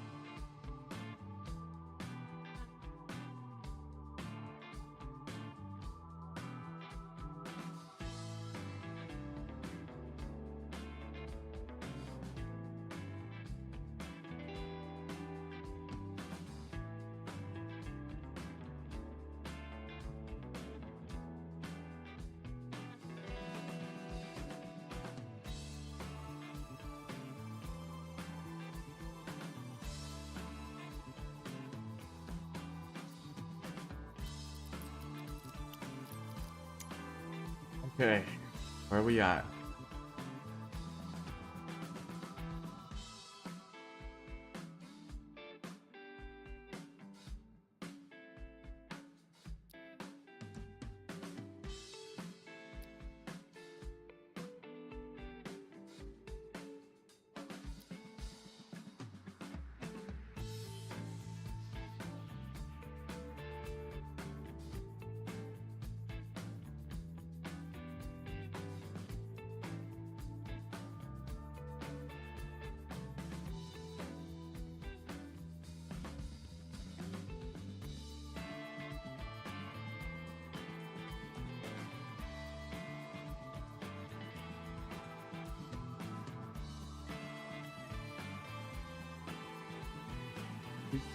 And then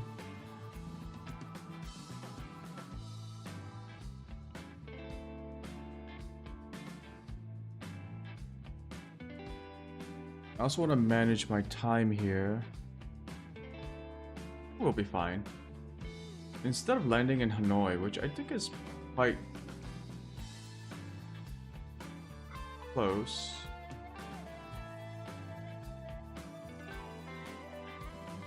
So.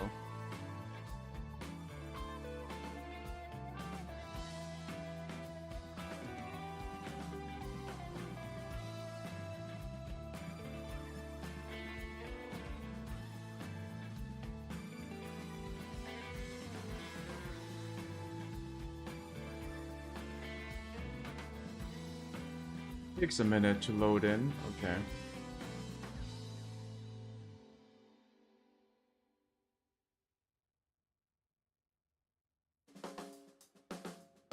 We try to get a little bit further down south. Like here. VVVH.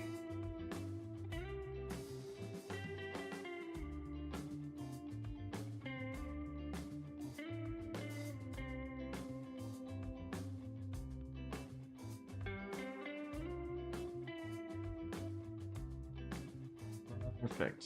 We should be able to see Hanoi. 387 miles.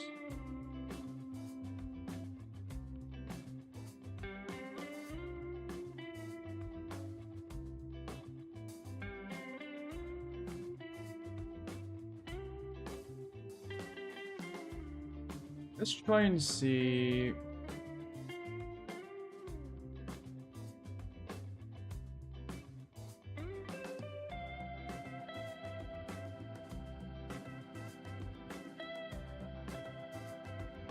Don't include VPH.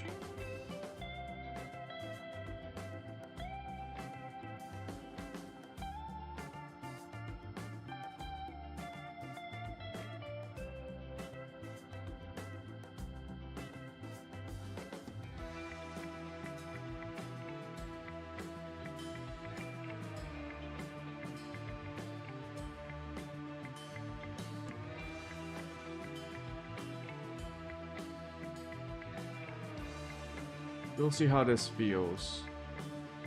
We will fly over Hanoi.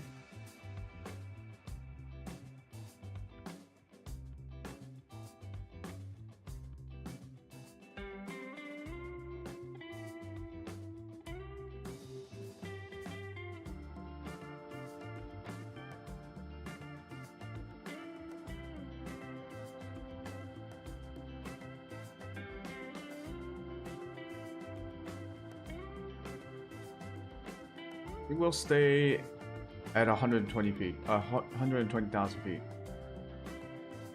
It seemed like a decent altitude to be sightseeing.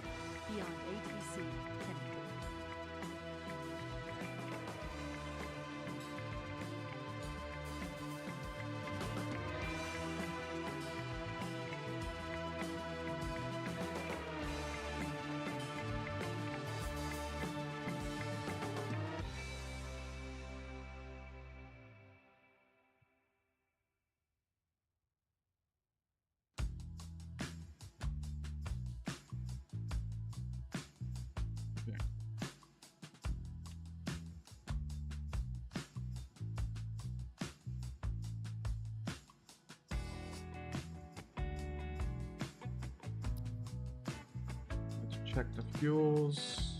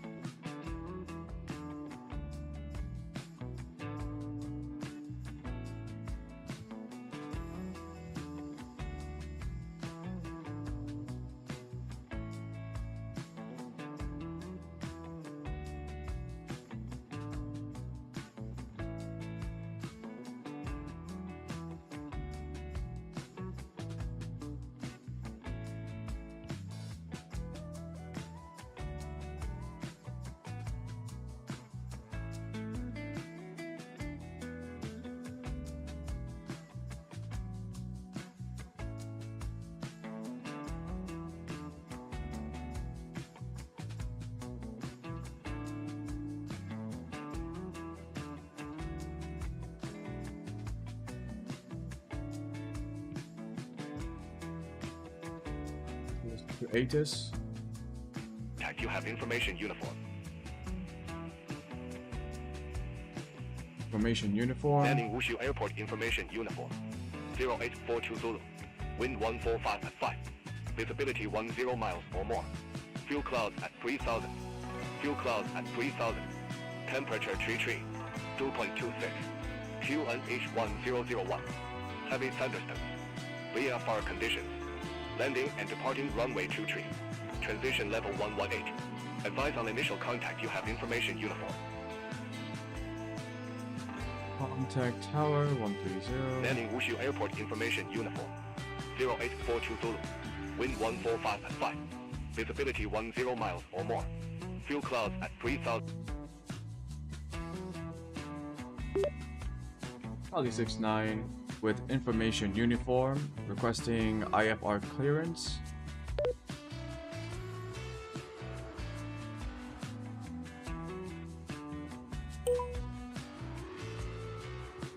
Charlie 69, landing tower. Thanks for uniform. Expect runway 23, Longzhou 18 Delta departure. Squawk 5510.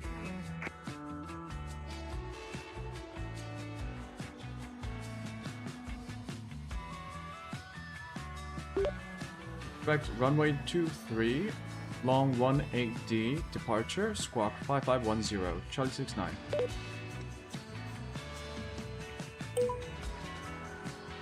Charlie 69, read back correct. Call me back when ready for start or taxi. We'll call you back when ready for taxi, Charlie 69.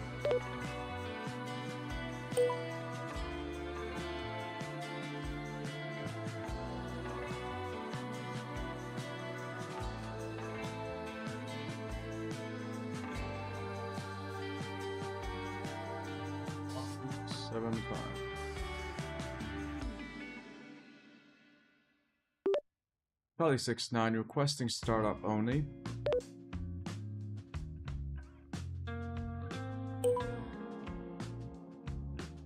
Charlie 69, engine start approved. Call when ready for taxi. We'll call you when ready for taxi, Charlie 69. Thank you.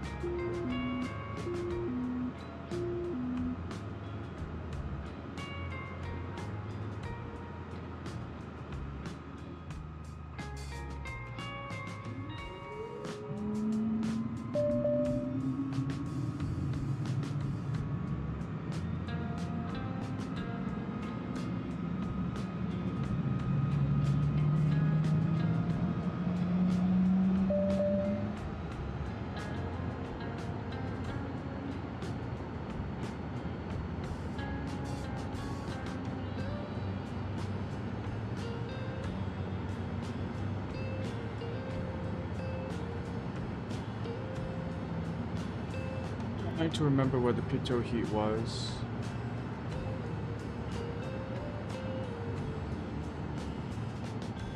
There we go.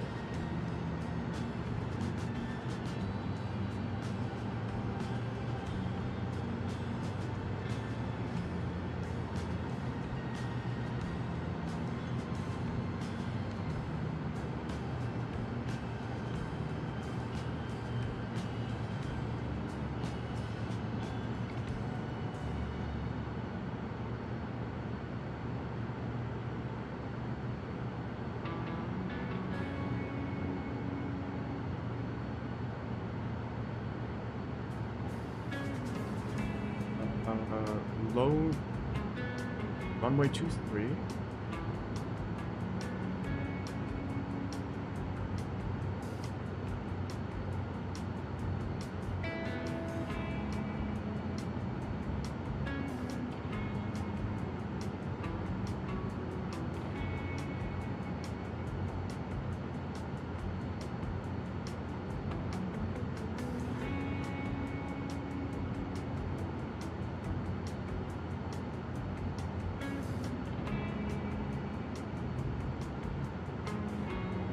I don't see the departure protocol.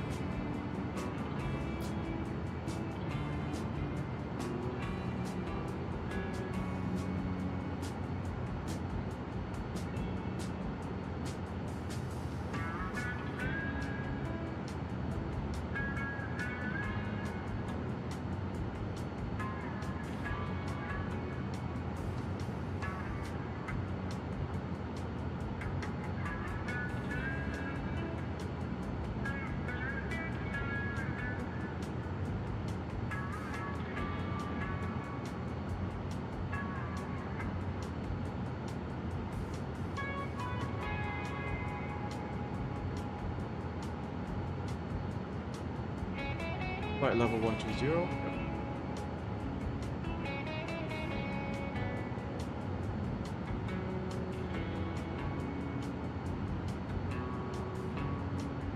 Looks good.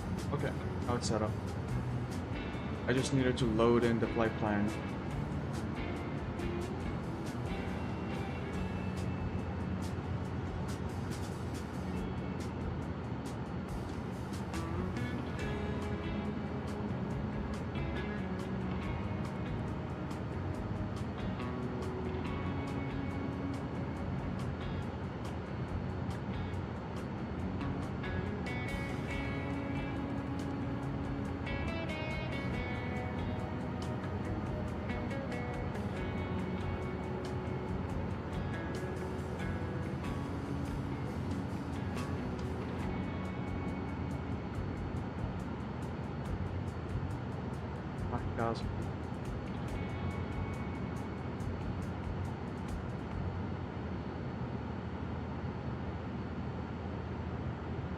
$5,300. Charlie 69 requesting taxi to departure runway.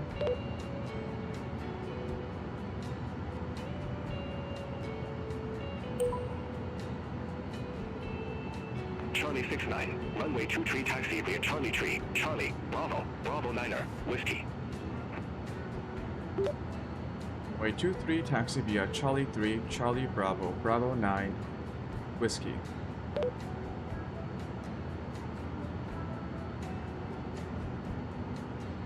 Negative, taxi via Charlie Tree, Charlie, Bravo, Bravo 9er, Whiskey. I will do this manually because Runway 23 taxi via Charlie 3, Charlie, Bravo, Bravo AI 9er, system sometimes has a Whiskey, hard time Charlie 69. deciphering what I'm saying. Shenzhen Air 9380, gate 123 taxi via Kilo, Bravo, Charlie, Charlie 4. Gate 123 via Kilo, Bravo, Charlie, Charlie 4, Shenzhen 9380.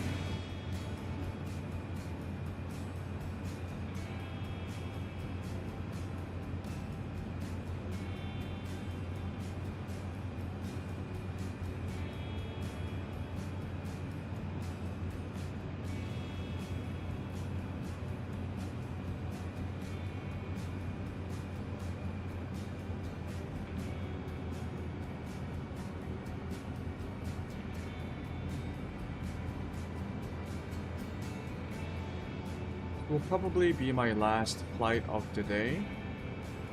And tomorrow, I think I'll do something else. I'll take one day off and then continue the day after tomorrow. Because doing this for weeks on end, I don't want to burn myself out. Because I actually do enjoy this. So this will be like an ongoing project.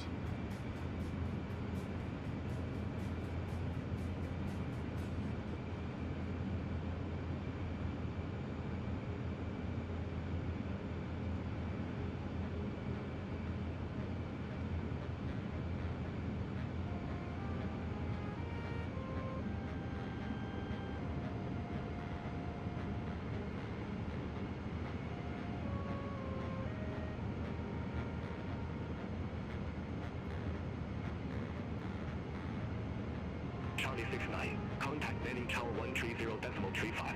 Have a good afternoon.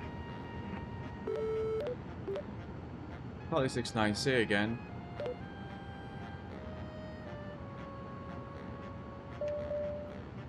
Negative. Tower on 130.35.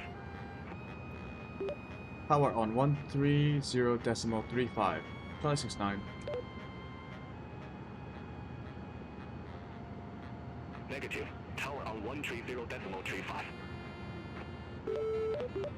Power on 130.35. Charlie 69.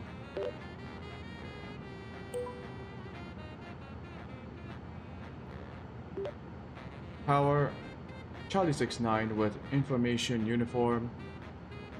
Requesting clearance for takeoff.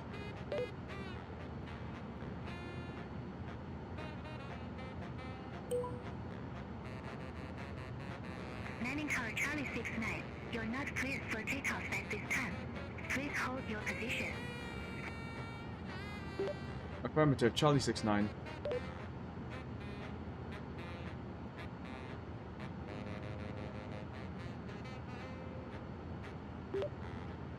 Charlie 69 requesting departure for runway 23.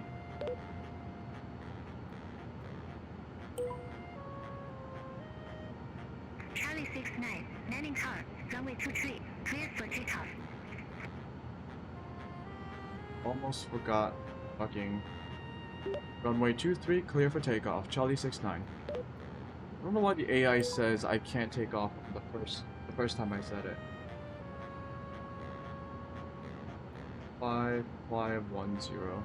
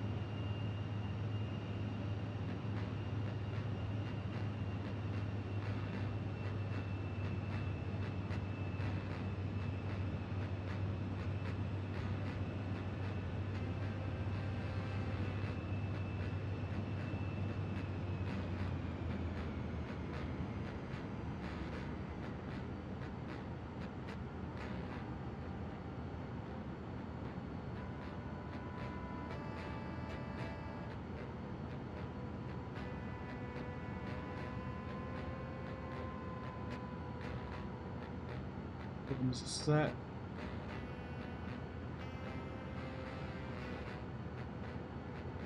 LC armed, GPS armed, altitude set.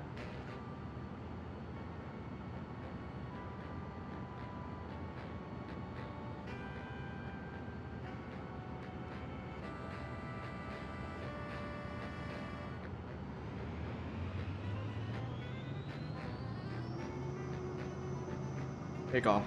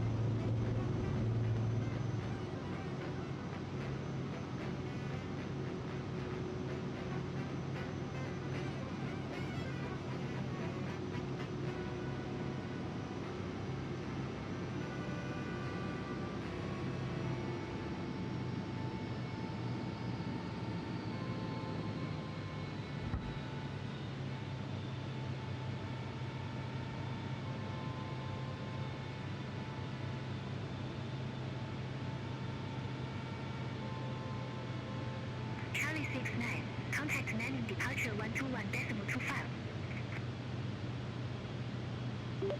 Departure 121.25. Charlie 69. Why are we so low?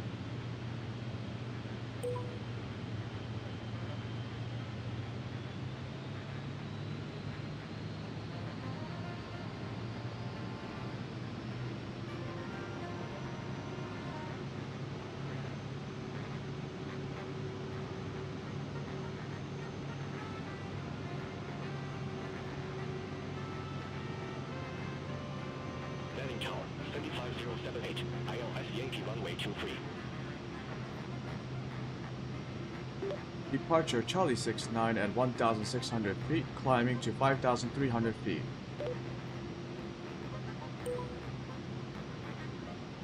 Charlie 69. Landing departure. Identified. Climb to flight level 140. Climbing to flight level 140, Charlie 69.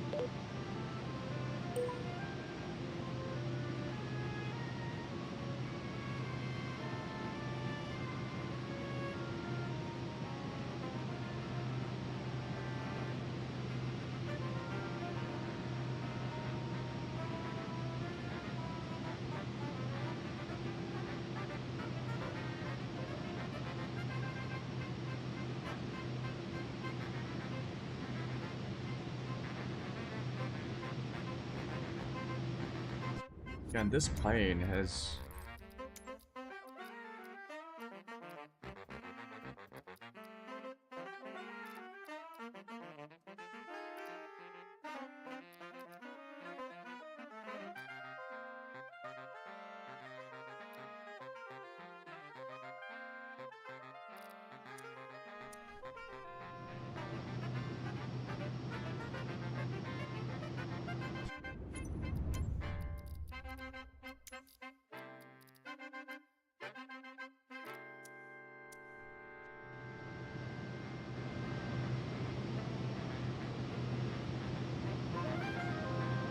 The engine noise should be a little bit softer now.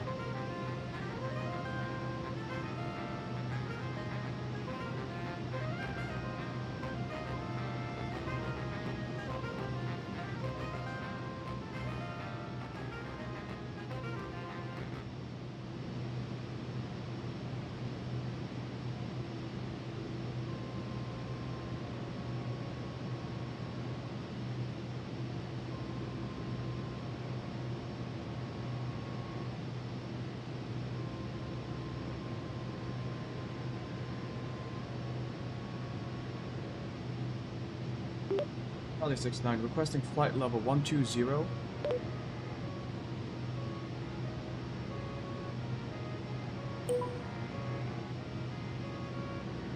Charlie 69. Confirm new cruise altitude flight level 120. To Charlie 69. Charlie 69. Roger. New cruise altitude flight level 120.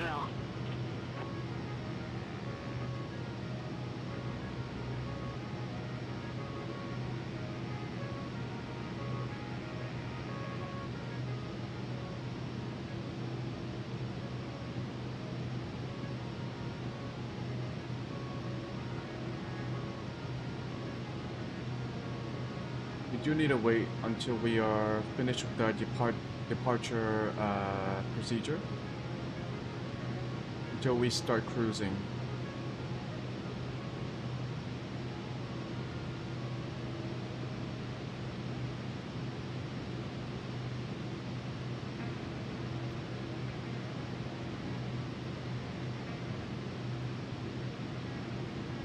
This place has some funky looking terrain.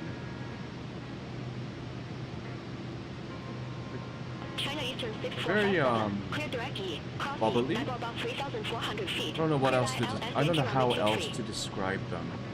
They're like in little circular patterns. I don't know if that's like man-made or if it's just like a natural formation. It looks cool either way.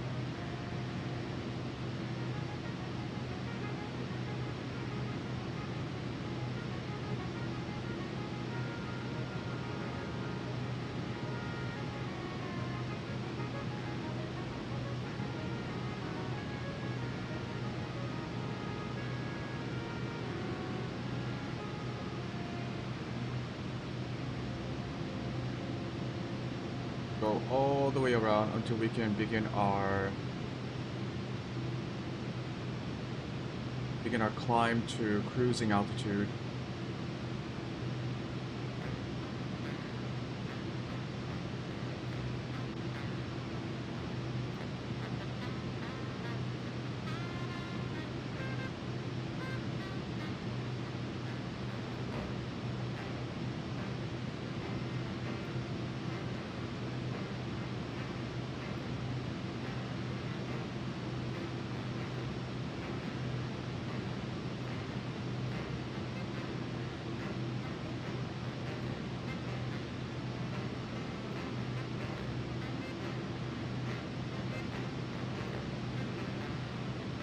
Air China 8655. Contact landing tower 130.35. Oh, it's gonna climb immediately. Okay. Over to tower 130.35. Air China 8655.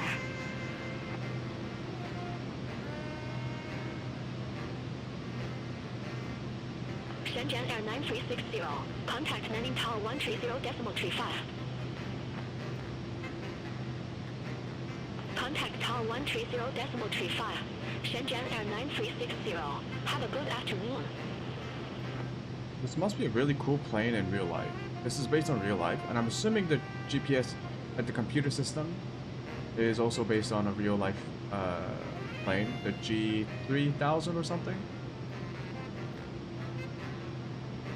All of it is pretty much automated.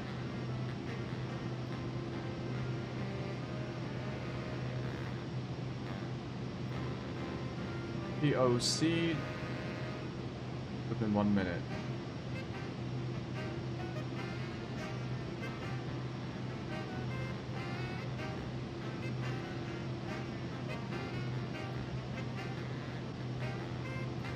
Low-hanging clouds once again. I believe it said 2,000 feet when we were listening to the automated weather service.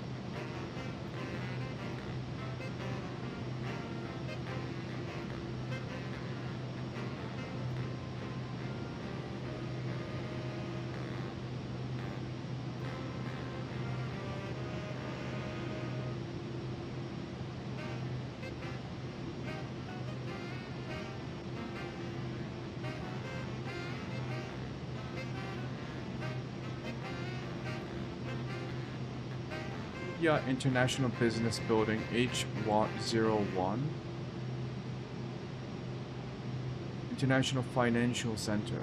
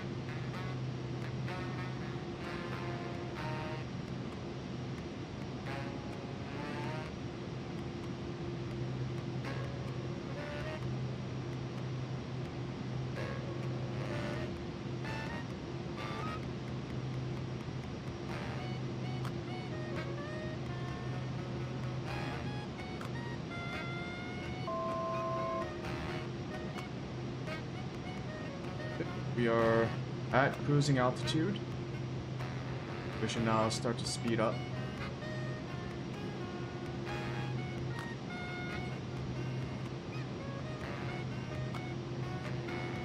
Charlie 69. Contact Guangzhou Control 118.905. Control on 118.905. Charlie 69.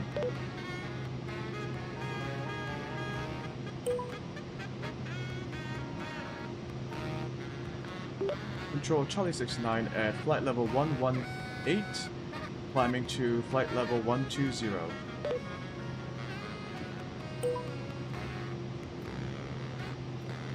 Charlie 69, Guangzhou Control, identified.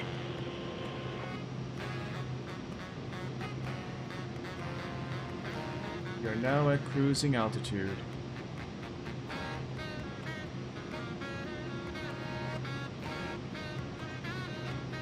we are going to fly over Nanning and then make our way to Hanoi.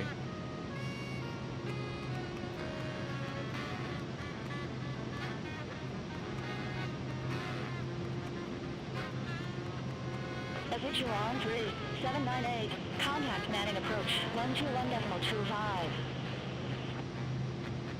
Turn down the Contact audio. Manning approach 121.25. Sichuan 3798.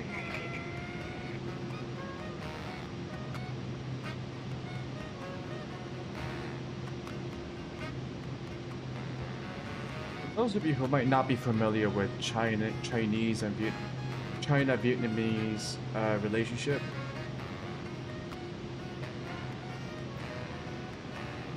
they've been at war multiple times throughout history. The latest one being 1975.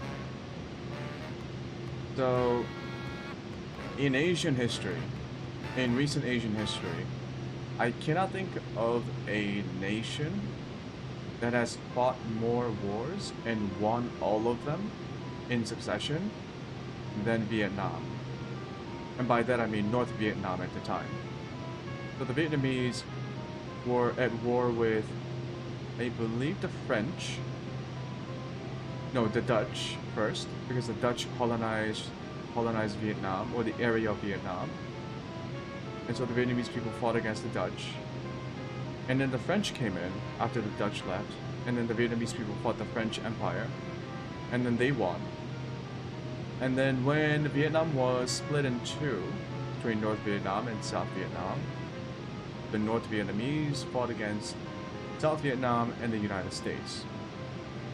That war lasted about, like, what was it, 12 years? It was generally from 1960... Oof.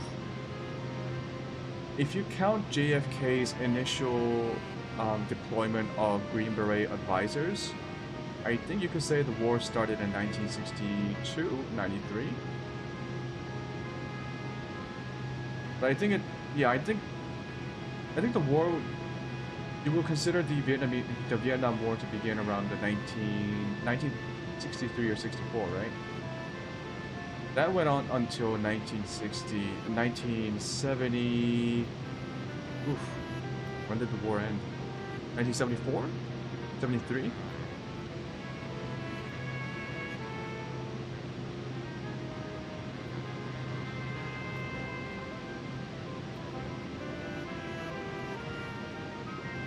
People say it began in, okay, 1955 to 1975.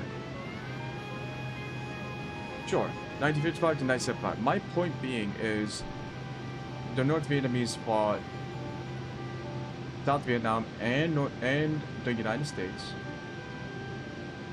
And in 1975 fought a war against China because China invaded Vietnam in 1975, and the Vietnamese won against that too. So the Vietnamese fought against the Dutch Empire, the French Empire, the Americans, and South Vietnam, and China in succession. And they didn't lose. It is a remarkable achievement. An achievement that they probably don't want to have, and they probably didn't want in the first place because a lot of people died. But they are scary. The Vietnamese are scary people.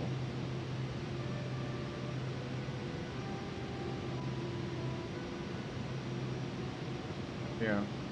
Not too many people are familiar with the Sino-Vietnamese War of 1975. I believe it was 1975, right? Sino-Vietnam War. God damn it, 1979. Got my dates wrong. Fuck. 1979. So 4 years after the end of the Vietnam War with South Vietnam and the United States. China invaded Vietnam. It was a huge war too. Like hundreds of thousands of people were involved and hundreds of thousands of casualties were incurred. But the Chinese kind of pulled out. Yep.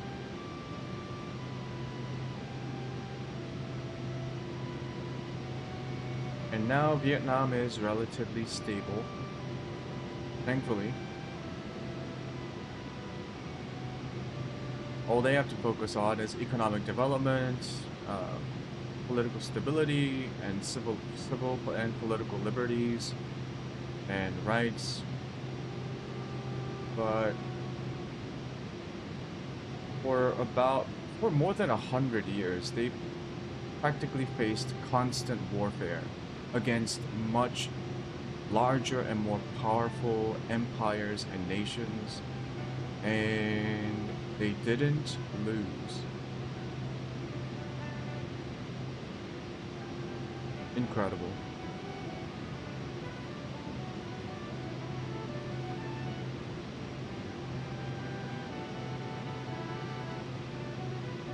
Would you believe it if there are still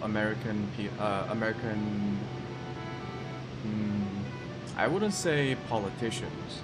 I would say there are still Americans, either people who had participated in the Vietnam War or who are familiar with the Vietnam War, are still kind of bitter about it. They're still kind of sore losers about the fact that they lost. A lot of people, some of those people believe that if the United States had stayed longer and committed more troops and resources, that eventually the United States would have won. Which I think, given our understanding of history and all the information available to us, is wildly optimistic.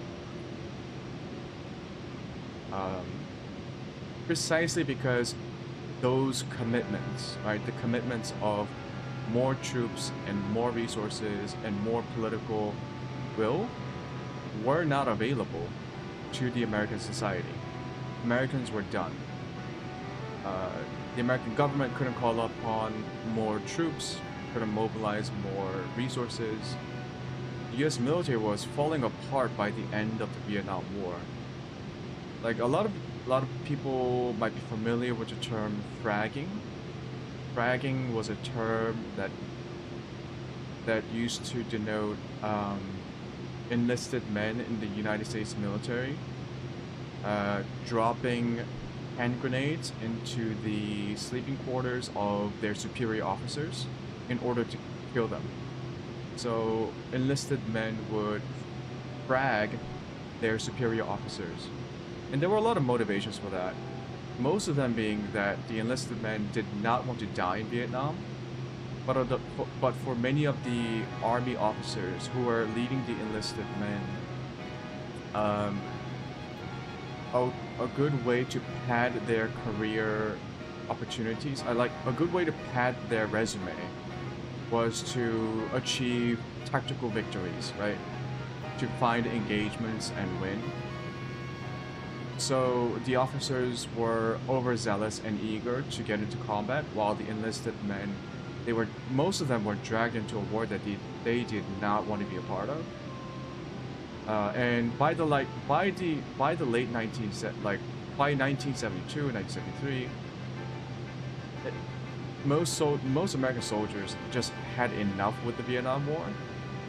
So in order to not go out and seek out the Viet Cong or the NBA, they killed their superior officers by throwing hand grenades into the sleeping quarters of the officers. Yep, that was called fragging. Nowadays, people know fragging as a term that is used in online shooting games like Counter-Strike, but that's not where the term comes from. The term comes from the Vietnam War, and it has a very dark history and origin. If you watch, there's an incredible documentary by Ken Burns and Lynn Novak, made by PBS, called The Vietnam War, and it is probably one of the best war documentaries ever made. I highly encourage you to watch it. I think you can find it somewhere on like an online streaming platform. It is probably the most comprehensive, the most in-depth, and most cohesive explanation and investigation of the Vietnam War which is not an easy thing to do. So I highly encourage anyone who is interested in the Vietnam War to watch that documentary if you don't want to read. But I highly encourage people to read because there are a lot of books on the Vietnam War looking at the issue, looking at the event from various perspectives, right? From a sociological perspective, from a political perspective, from a military perspective, and so on and so forth. The vast majority of literature that you'll find is just trying to understand how deeply the United States was how deeply the United States was traumatized by the Vietnam War. Which is funny because I guess it's not funny, but you know what I mean. Americans in the end lost only about how many troops did they lose in the Vietnam War?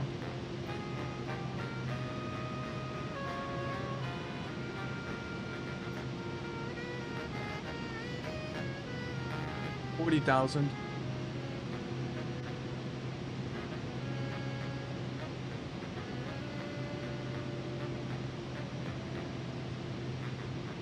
Okay, 58,000.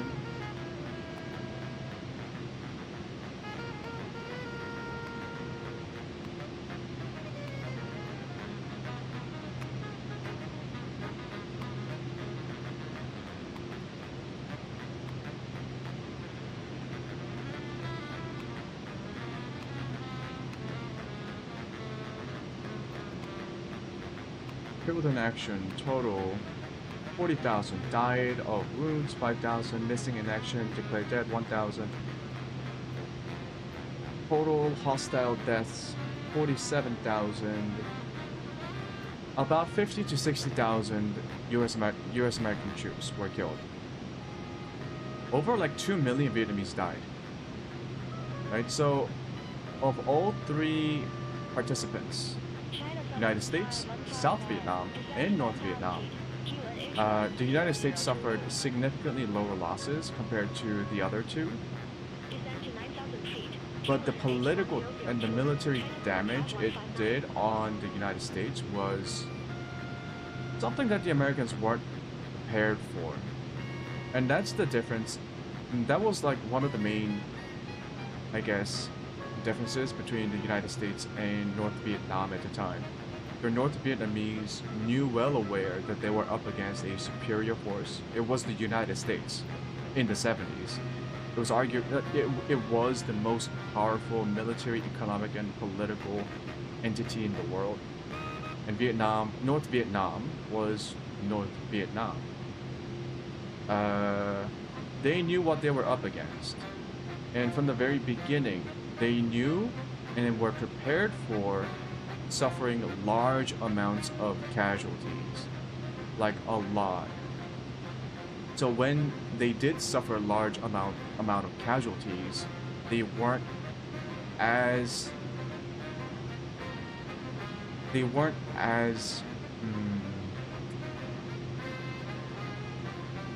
I mean, it was still fucking traumatic because a shit ton of people died. But it wasn't like the Americans, right? The Americans wanted to stop the war after 70,000 deaths. The North Vietnamese died by over 1 million. And they were like, we can still fight. And that's the difference. And so, what I'm trying to say is, there was no way in hell that the United States could have won the Vietnam War, given those political, economic, and military contexts, which are indispensable in understanding how wars are fought. This kind of brings us back to Clausewitz and General Westmoreland, but enough about Westmoreland. I gotta turn on my AC.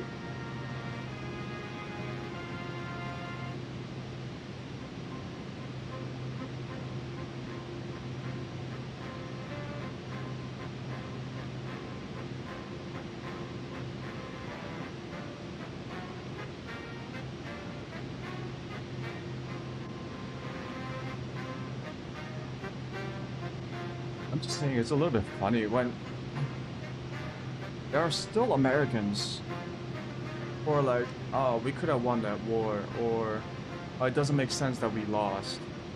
It makes perfect sense why the Americans lost. Anyways, I guess the real lesson here is don't mess with the Vietnamese. Just don't.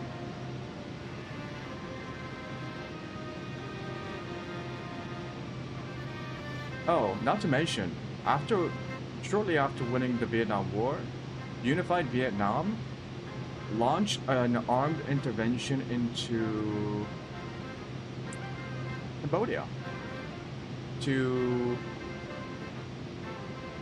stop the Khmer Rouge regime. Yeah, they initiated that one, and I believe they succeeded. Right? I never studied the Vietnamese intervention of Cambodia, but Cambodia.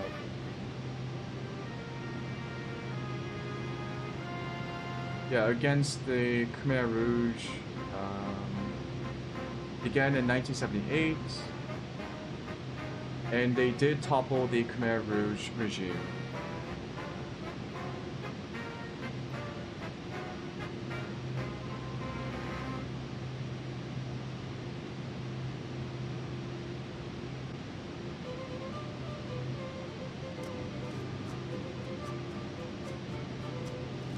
And they stopped the Cambodian genocide.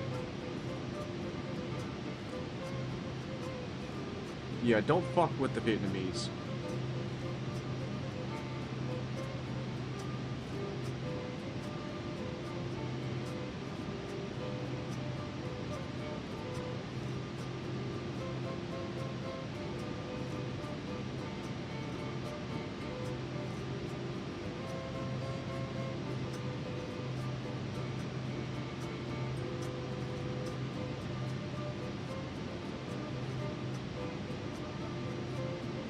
Give me 1 second.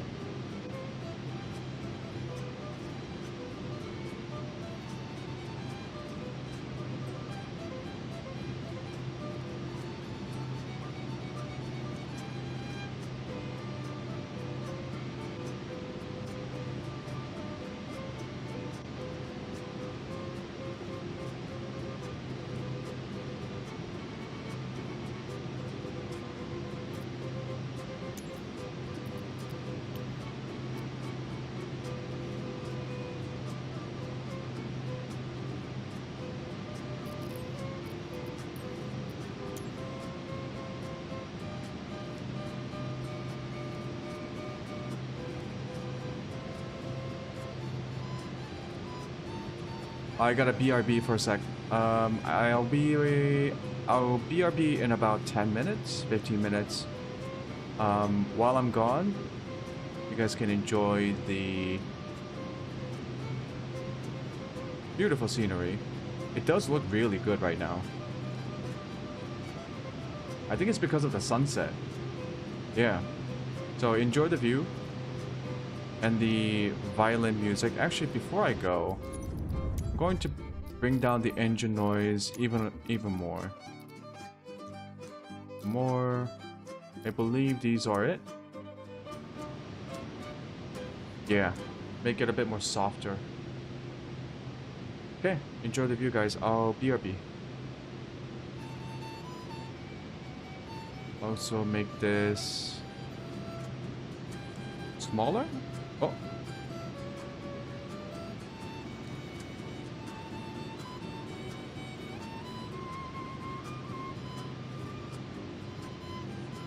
How do I make the font smaller? What the fuck? Oh. Yeah, so it's not like blocking the view. There we go.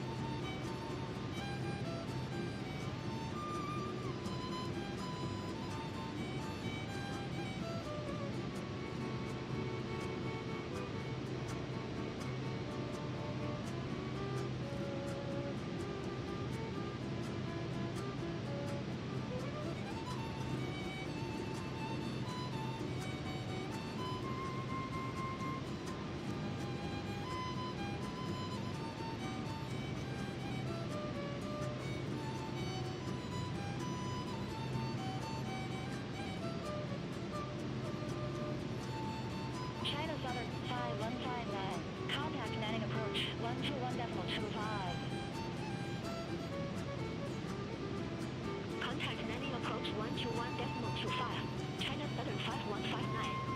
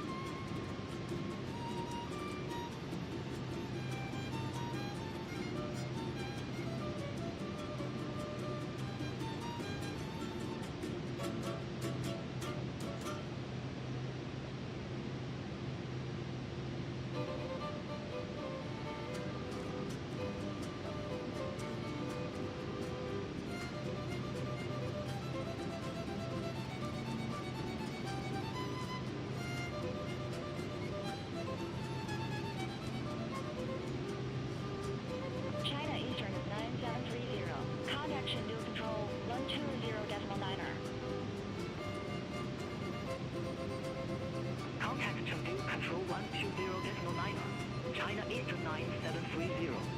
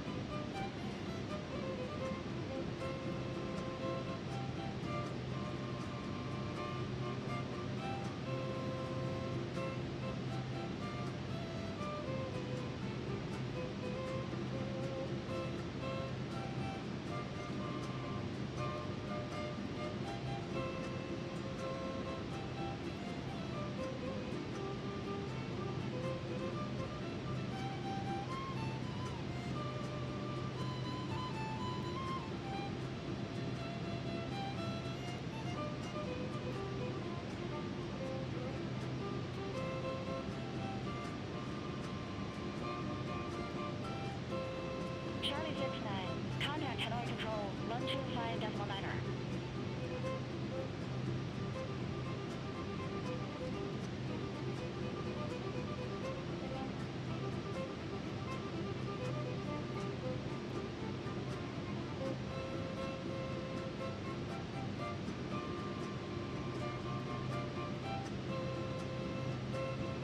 Charlie 69, contact Hanoi Control 125.9er.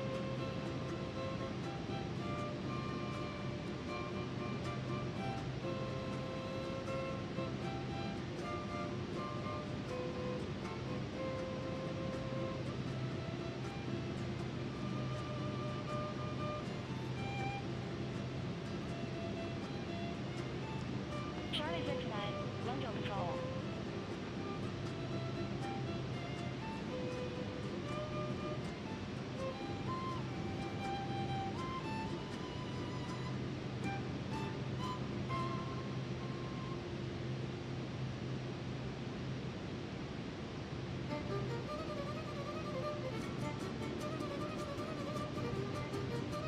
Guangzhou Control, China Southern 8470, flight level 250.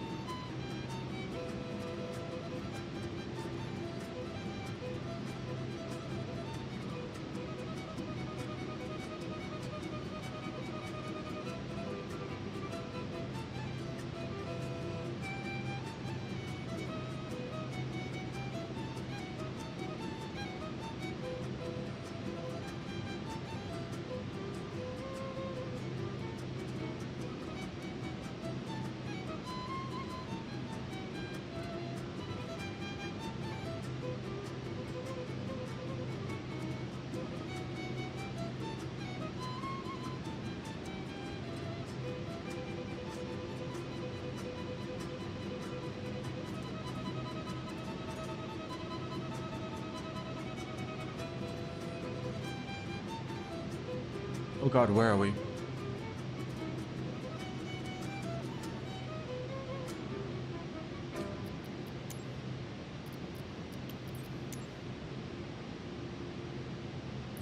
Are we in Vietnam?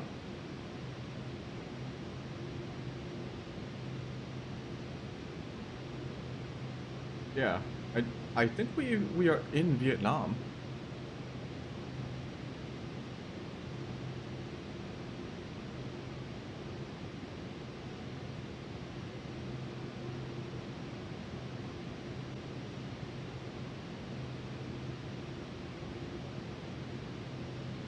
We should be able to see Hanoi in the distance pretty soon. Might be it, actually. Hanoi.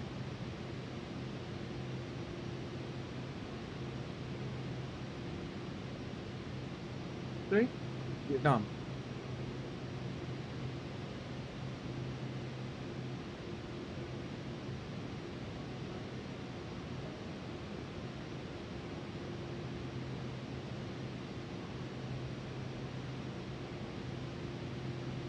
Microsoft Edge. Okay, thank you. What is a good alternative to Microsoft Edge? Like, some parts of it is convenient because there are some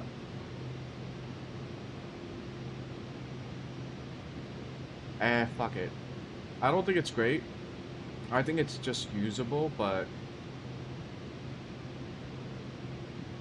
I want a better alternative officially to the Socialist Microsoft Republic Edge. of Vietnam, SRV, is a country at the eastern edge of mainland Southeast Asia, with an area of about 331,000 square kilometers, 128,000 square miles, and a population of over 100 million, making it the world's 15th most populous country.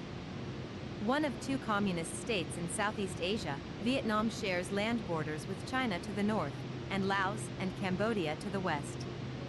It shares maritime borders with Thailand through the Gulf of Thailand, and the Philippines, Indonesia, and Malaysia through the South China Sea. Its capital is Hanoi, and its largest city is Ho Chi Minh City. Vietnam was inhabited by the Paleolithic Age, with states established in the first millennium BC on the Red River Delta in modern-day northern Vietnam. Before the Han Dynasty's invasion, Vietnam was marked by a vibrant mix of religion, culture, and social norms. The Han Dynasty annexed northern and central Vietnam, which were subsequently under Chinese rule from 111 BC until the First Dynasty emerged in 939. Successive monarchical dynasties absorbed Chinese influences through Confucianism and Buddhism, and expanded southward to the Mekong Delta, conquering Kampa. During most of the 17th and 18th centuries, Vietnam was effectively divided into two domains of Dang Trong and Dang Nguyen. The Nguyen, the last imperial dynasty, surrendered to France in 1883. In 1887, its territory was integrated into French Indochina as three separate regions. In the immediate aftermath of World War II, the Viet Minh, a coalition front led by the communist revolutionary Ho Chi Minh, launched the French. August Revolution. Oh, they fought the Japanese. And declared Vietnam's They fought the independence Japanese, from the not the Empire Dutch. of Japan in 1945.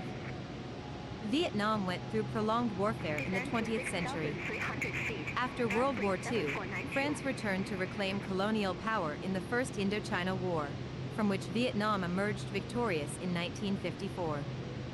As a result of the treaties signed between the Viet Minh and France, Vietnam was also separated into two parts. The Vietnam War began shortly after, between the Communist North Vietnam, supported by the Soviet Union and China, and the anti-communist South Vietnam, supported by the United States. Upon the North Vietnamese victory in 1975, Vietnam reunified as a unitary communist state that self-designated as a socialist state under the Communist Party of Vietnam, CPV, in 1976. An ineffective planned economy, a trade embargo by the West, and wars with Cambodia and China crippled the country further. In 1986, the CPV initiated economic and political reforms similar to the Chinese economic reform, transforming the country to a socialist-oriented market economy. The reforms facilitated Vietnamese reintegration into the global economy and politics. Vietnam is a developing country with a lower middle-income economy. It has high levels of corruption, censorship, environmental issues, and a poor human rights record. It is part of international and intergovernmental institutions including the ASEAN, the APEC, the Non-Aligned Movement, the OIF, and the WTO.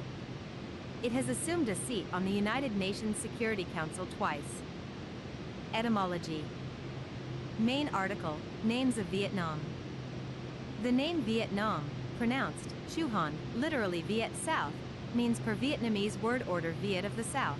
Meanwhile, per classical Chinese word order, Vietnam ambiguously means either south of the Viet or Viet people's southern country.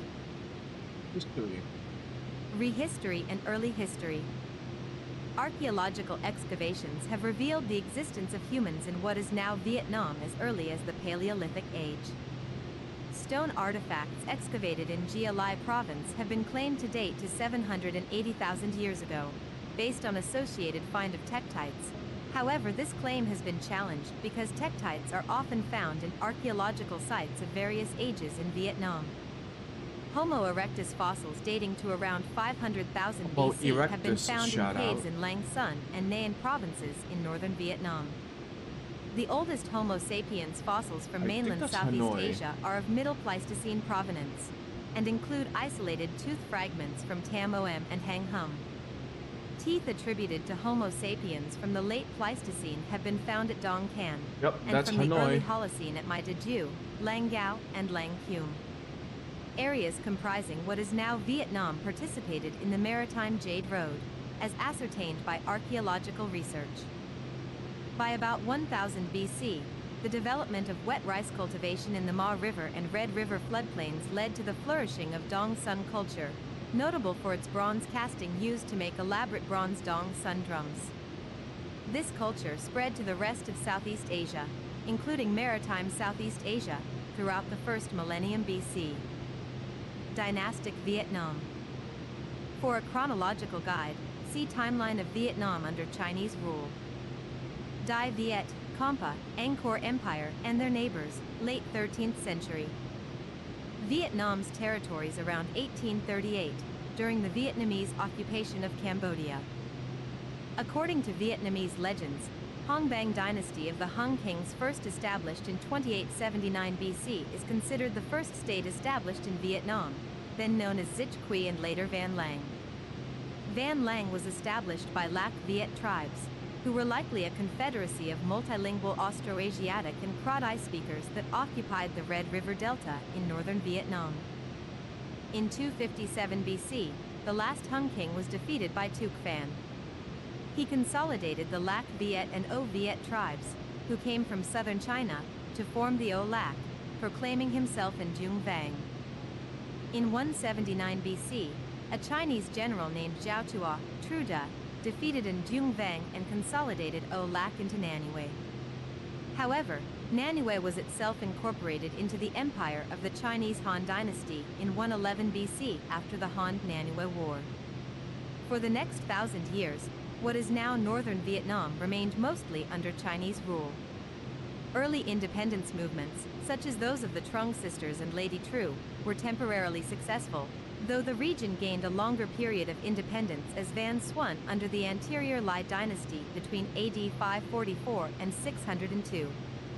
By the early 10th century, northern Vietnam had gained autonomy, but not sovereignty, under the Cuc family.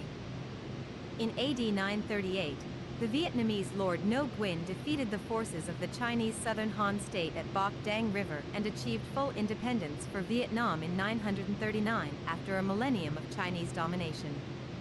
By the 960s, the dynastic Dai Viet, Great Viet, kingdom was established. Vietnamese society enjoyed a golden era under the Lai and Tran dynasties. During the rule of the Tran dynasty, Dai Viet repelled 3 Mongol invasions. Meanwhile, the Mahayana branch of Buddhism flourished and became the state religion.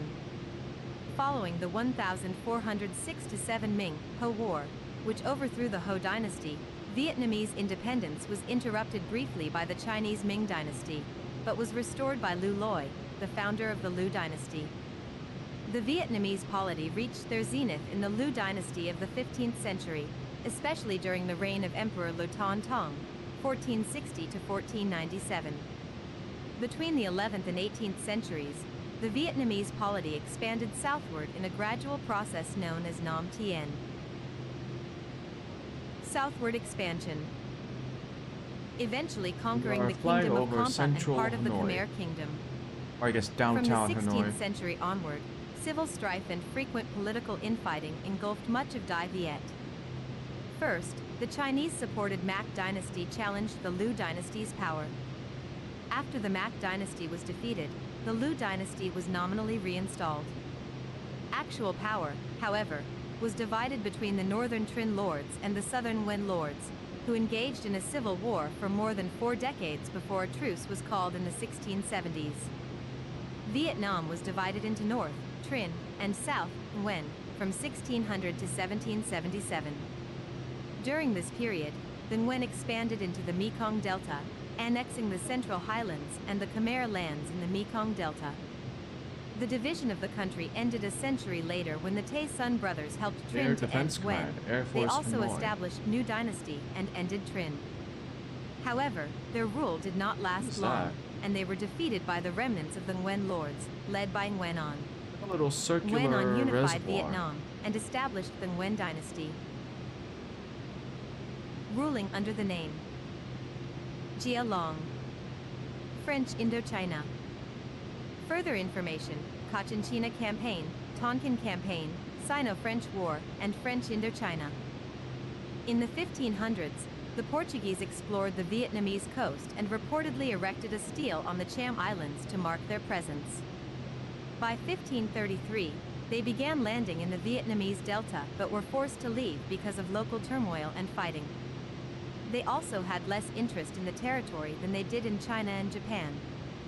After they had settled in Macau and Nagasaki to begin the profitable Macau-Japan trade route, the Portuguese began to involve themselves in trade with Hoyan Portuguese traders, and Jesuit missionaries under the Padroado system were active in both Vietnamese realms of Dang Trong, Cochinchina or Quy Nhon, and Dang Nguyen, Tonkin, in the 17th century.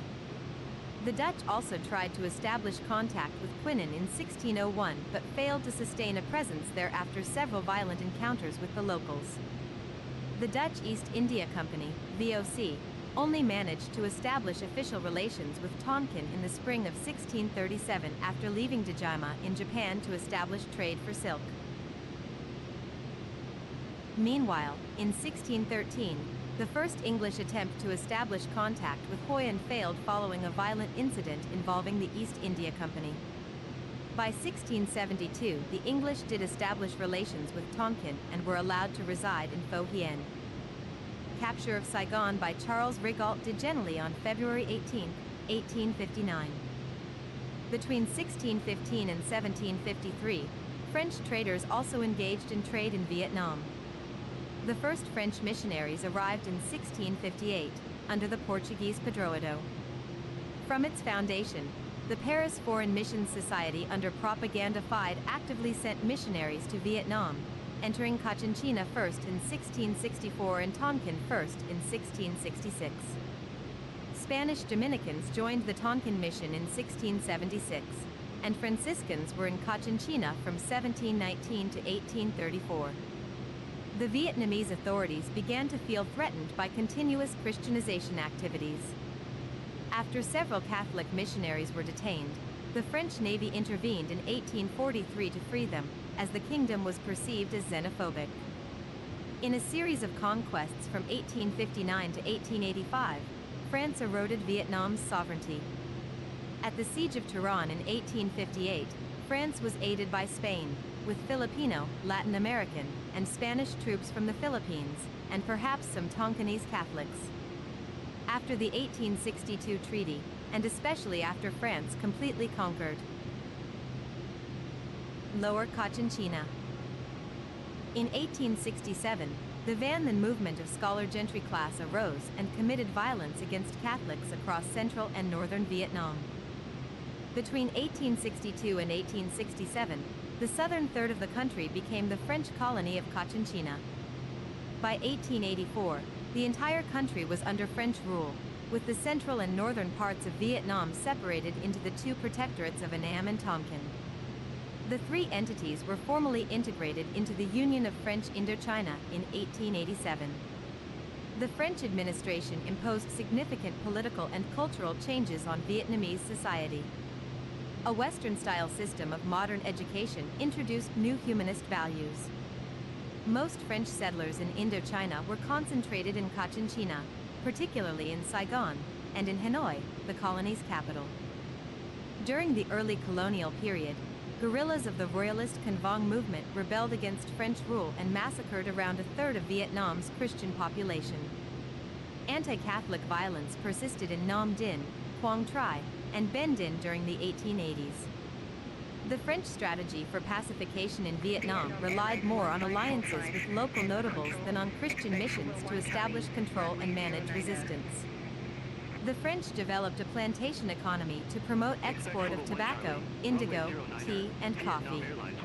However, they largely ignored the increasing demands for civil rights and self-government. An increasing dissatisfaction even led to half-hearted, badly coordinated, and still worsely executed plots to oust the French, like the infamous Hanoi poison plot of 1908. Another large-scale rebellion, the Thai Nguyen Uprising in 1917, was also suppressed heavily. The Grand Palais built for the 1902 to 1903 World's Fair, when Hanoi became French Indochina's capital. A nationalist political movement soon emerged, with leaders like Phan Boi Chau, Phan Chau Trinh, Phan Dinh Phung, Emperor Ham Nghi, and Ho Chi Minh fighting or calling for independence. This resulted in the 1930 Yen Bai mutiny by the Vietnamese Nationalist Party, VNQD, which the French quashed. The mutiny split the independence movement, as many leading members converted to communism.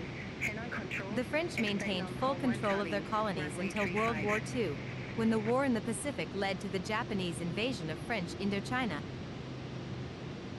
Charlie 69, say again.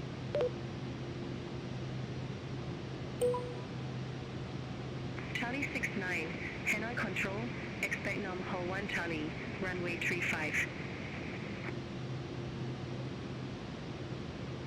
Expect Nam Ho 1 Charlie, runway 25. Charlie 69.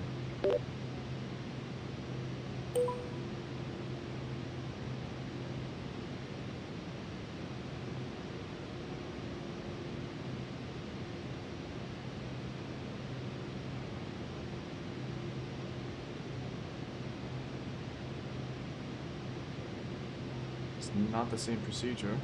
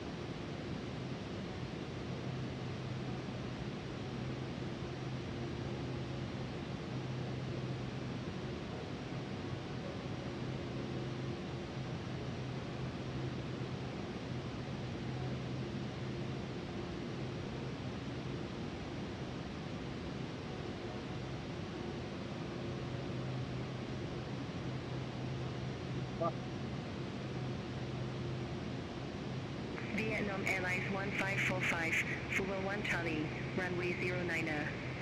Report ready for descent. Fuller 1 Charlie, runway 09er, ready for descent. Vietnam Airlines 1545. Vietnam Airlines 1545, descend to 5,000 feet, QNH 1003. Descend to 5,000 feet, Vietnam Airlines 1545.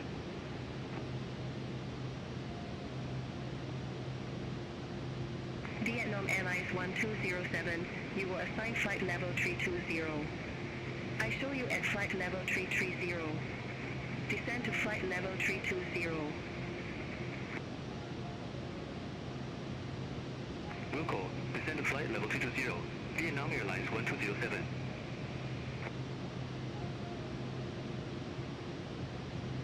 Vietjet 512, Nom Ho 1 Alpha, runway 11 left. Report ready for descent.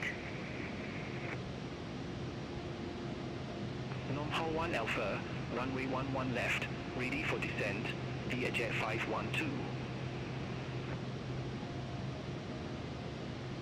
Vietjet 512, descend to 8,000 feet, QNH 09999. Descend to 8,000 feet, Vietjet 512.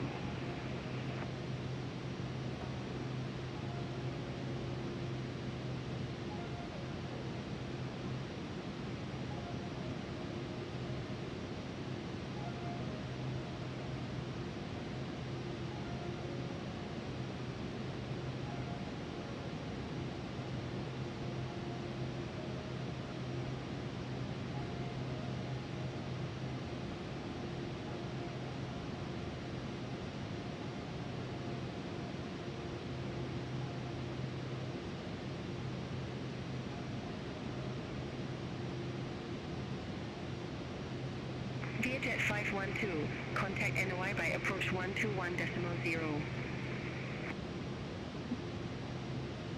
Contact NY by approach 121.0, Vietjet 512.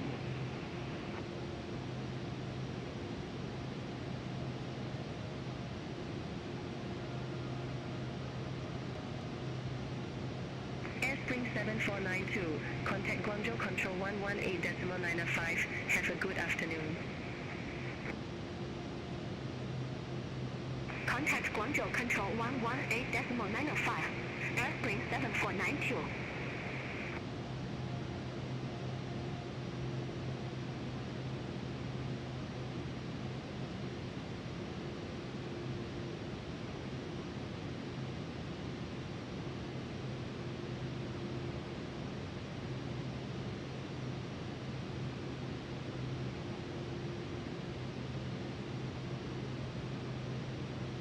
Leave TOD is active.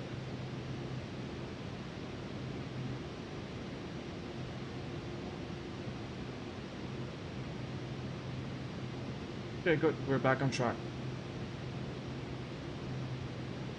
Indochina in 1940.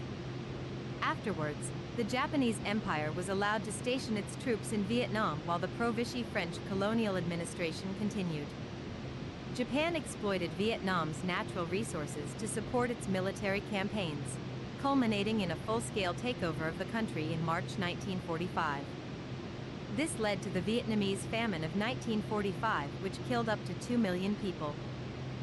First Indochina War. Further information: First Indochina War, Democratic Republic of Vietnam, State of Vietnam, and Operation Passage to Freedom.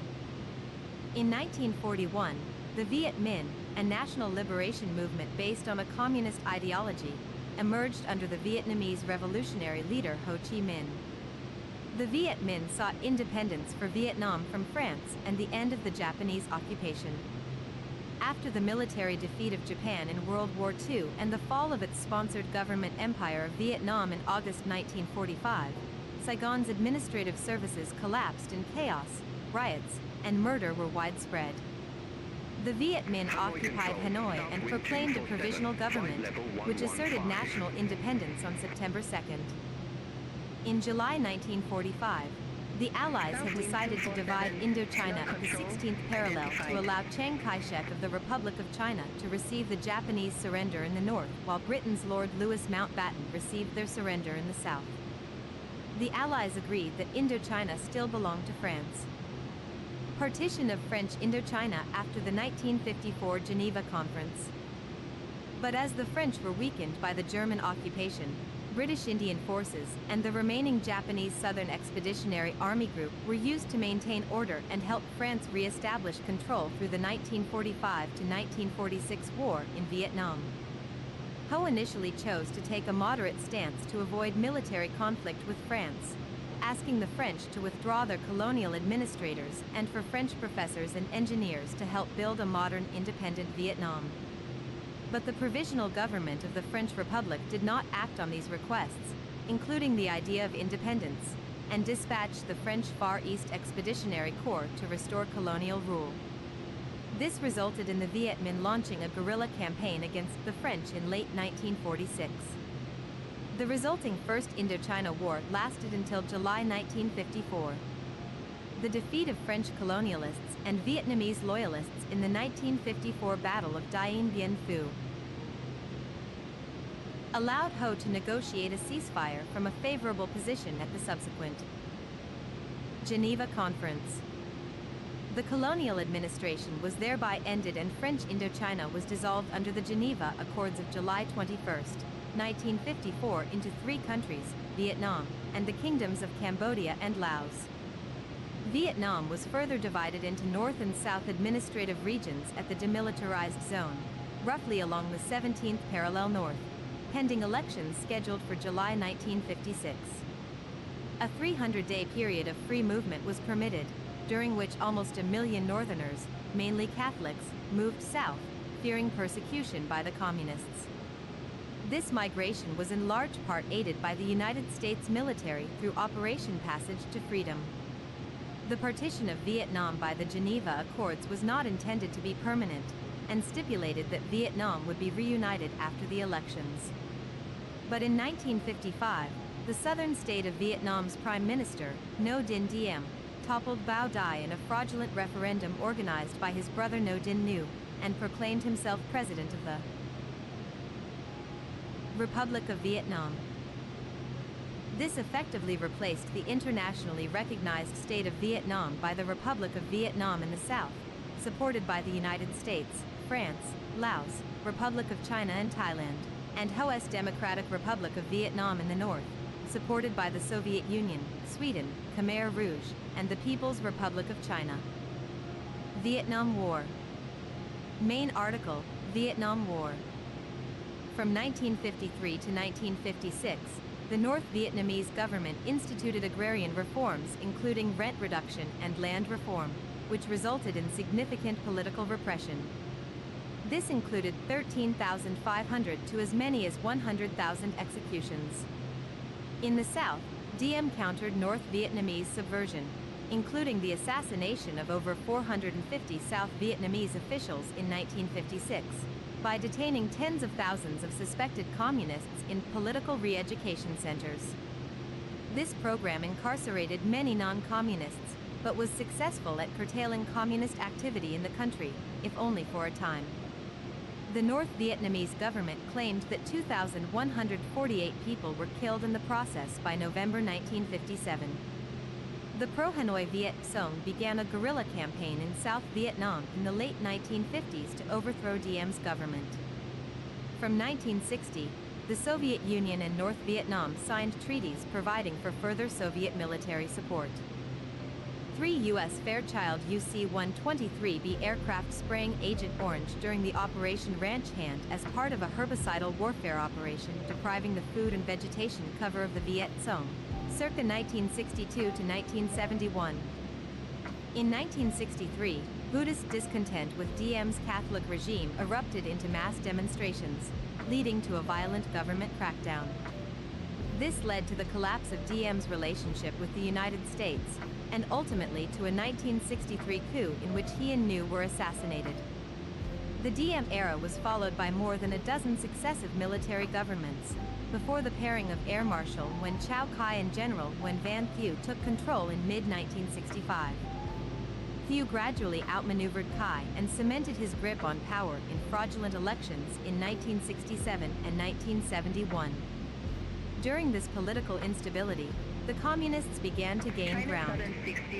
To support South Vietnam's struggle against the Communist insurgency, the United States used the 1964 Gulf of Tonkin incident as a pretext for increasing its contribution of military advisors. U.S. forces became involved in ground combat operations by 1965, and at their peak several years later, numbered more than 500,000. The U.S. also engaged About in 700,000 if memory serves correctly. sustained aerial bombing. Meanwhile, China and the Soviet Union provided North Vietnam with significant material aid and 15,000 combat advisors.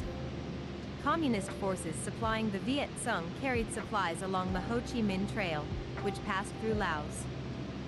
The Communists attacked South Vietnamese targets during the 1968 Tet Offensive. The campaign failed militarily, but shocked the American establishment and turned U.S. public opinion against the war. During the offensive, Communist troops massacred over 3,000 civilians at Hue. Facing an increasing casualty count, rising domestic opposition to the war, and growing international condemnation, the U.S. began withdrawing from ground combat roles in the early 1970s. This also entailed an unsuccessful effort to strengthen and stabilize South Vietnam. Following the Paris Peace Accords of January 27, 1973, all American combat troops were withdrawn by March 29, 1973. In December 1974, North Vietnam captured the province of Phuoc Long and started a full-scale offensive, culminating in the fall of Saigon on April 30, 1975. South Vietnam was ruled by a provisional government for 14 months under North Vietnamese control. Reunification and reforms. Further information: Re-education Camp, Vietnam, Vietnamese Boat People, and Doi Moi. On July 2, 1976, North and South Vietnam were merged to form the Socialist Republic of Vietnam. The war had devastated Vietnam and killed 966,000 to 3.8 million people. A 1974 U.S. Senate subcommittee estimated nearly 1.4 million Vietnamese civilians were killed or wounded between 1965 and 1974, including 415,000 killed. In its aftermath, under Lưu Duan's administration, there were no mass executions of South Vietnamese who had collaborated with the U.S. or the defunct South Vietnamese government, confounding Western fears. But up to 300,000 South Vietnamese were sent to re-education camps, where many endured torture, starvation, and disease while being forced to perform hard labor. The government embarked on a mass campaign of collectivization of farms and factories. Many fled the country following the conclusion of the war. In 1978, in response to the Khmer Rouge government of Cambodia ordering massacres of Vietnamese residents in the border villages in the districts of An Giang and Kien Giang. The Vietnamese military invaded Cambodia and removed them from power after occupying Phnom Penh. The intervention was a success, resulting in the establishment of a new, pro-Vietnam socialist government, the People's Republic of Kampuchea, which ruled until 1989. However, this worsened relations with China, which had supported the Khmer Rouge. China later launched a brief incursion into northern Vietnam in 1979, causing Vietnam to rely even more heavily on Soviet economic and military aid, while mistrust of the Chinese government escalated. At the 6th National Congress of the Communist Party of Vietnam, CPV, in December 1986, reformist politicians replaced the old guard government with new leadership. The reformers were led by 71-year-old Nguyen Van Linh, who became the party's new general secretary. He and the reformers implemented a series of market reforms known as Doi Moi renovation that carefully managed the transition from a planned economy to a socialist-oriented market economy. Although the authority of the state remained unchallenged under Doi Moi, the government encouraged private ownership of farms and factories, economic deregulation, and foreign investment, while maintaining control over strategic industries. Subsequently, Vietnam's economy achieved strong growth in agricultural and industrial production, construction, exports, and foreign investment, although these reforms also resulted in a rise in income inequality and gender disparities. In 2021, General Secretary of the Communist Party of Vietnam, Nguyen Phu Trong, was re-elected for his third term in office, meaning he was Vietnam's most powerful leader in decades. He died July 19, 2024, and was followed by To Lam as General Secretary of the Communist Party. Geography. Main article, Geography of Vietnam. Nature attractions in Vietnam, clockwise from top, Ha Long Bay, Yen River, and Ban Giac waterfalls. Vietnam is located on the eastern Indochinese peninsula between the latitudes 8 degrees and 24 degrees north, and the longitudes 102 degrees and 110 degrees east. It covers a total area of 331,210 square kilometers, 127,881 square miles, or 331,699 square kilometers, 128,070 square miles. The combined length of the country's land boundaries is 4,639 kilometers, 2,883 miles, and its coastline is 3,444 kilometers, 2,140 miles long. At its narrowest point in the central Quang Binh province, the country is as little as 50 kilometers, 31 miles, across, though it widens to around 600 kilometers, 370 miles, in the north. Vietnam's land is mostly hilly and densely forested, with level land covering no more than 20%. Mountains account for 40% of the country's land area, and tropical forests cover around 42%. The Red River Delta in the north, a flat, roughly triangular region covering Charlie 69, Nom Ho 1 Charlie, runway 35, descend to 3,000 feet, QNH. Num Ho 1 Charlie, runway 25, QNH, descending.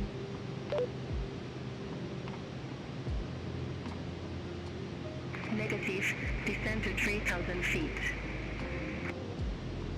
Descending to 3,000 feet, Charlie 69.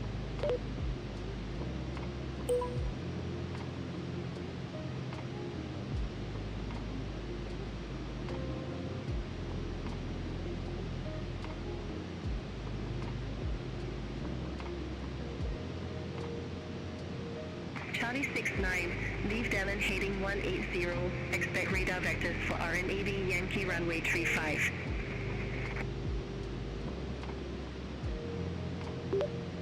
Expect radar vectors for RNAV Yankee runway 35. Charlie 69. Negative, 180. 180.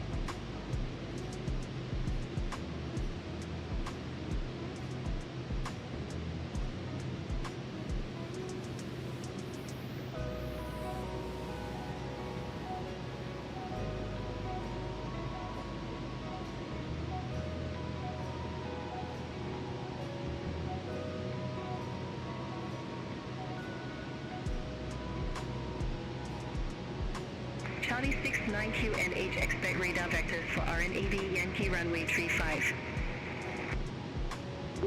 Expect radar vectors for RNAV Yankee, runway 35. Charlie 69.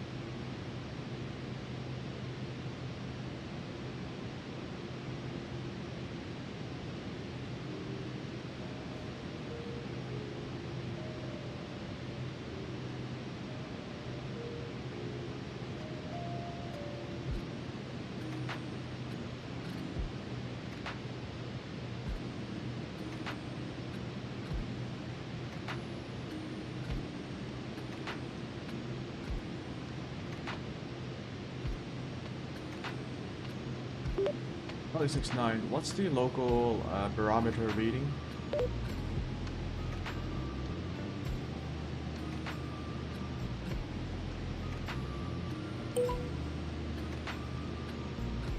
Charlie 69, barometer information is unavailable at this time.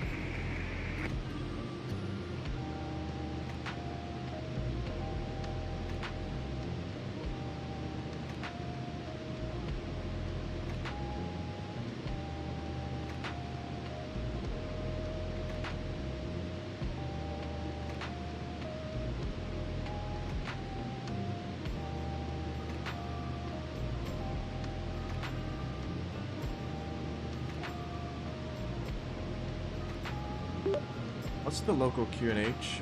Charlie 69.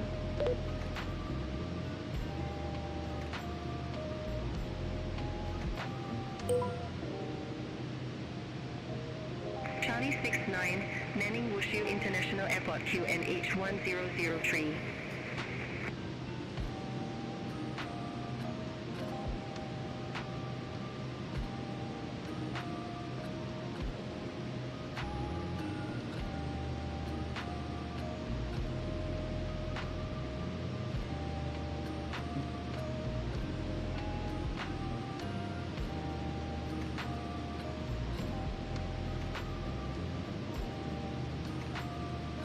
We'll just have to deal with it. Charlie 69, turn left, heading 180, vectors for the approach. Charlie 69, turn left heading 180, vectors for approach. Charlie 69.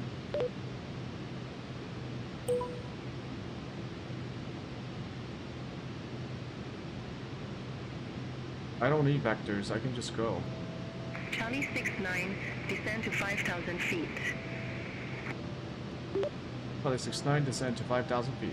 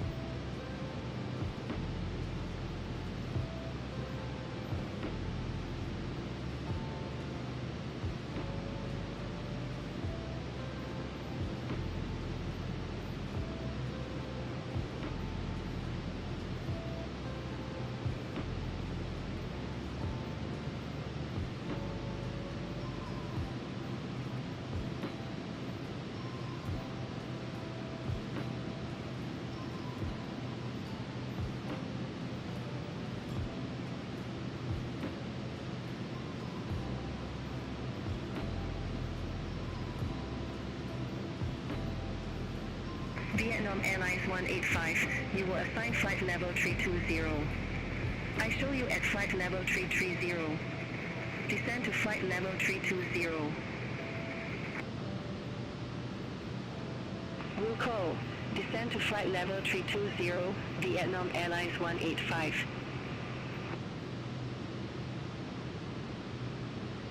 Charlie 69, turn left, heading 125. Left, heading 125, Charlie 69.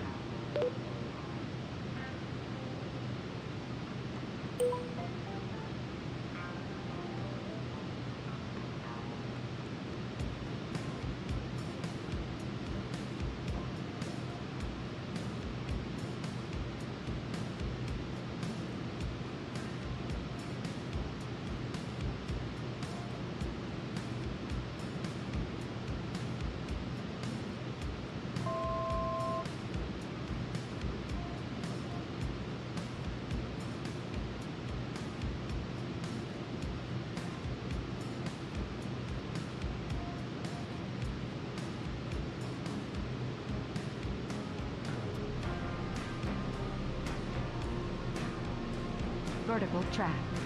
Vertical track.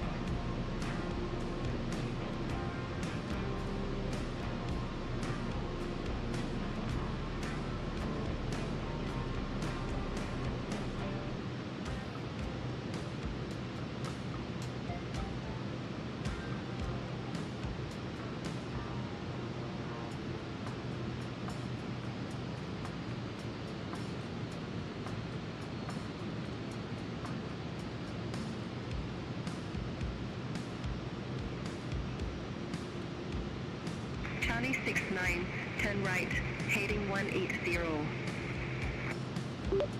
right, heading 180, Charlie 69.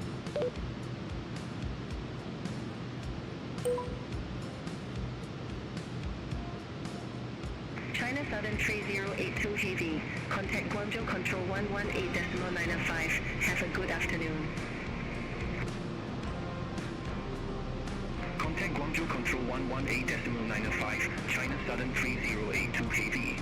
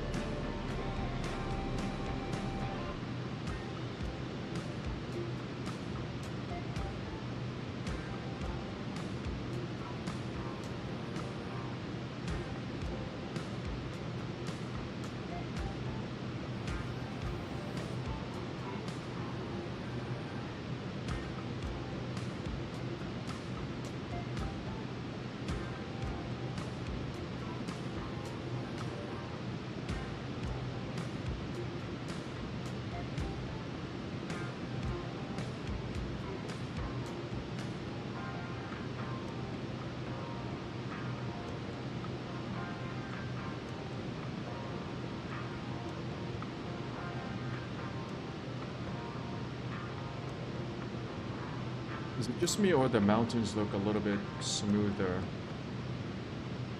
than what we've seen in Taiwan or southern China? Is my TLOD like super low or something? Charlie 69, descend to 4,000 feet. Descending to 4,000 feet, Charlie 69.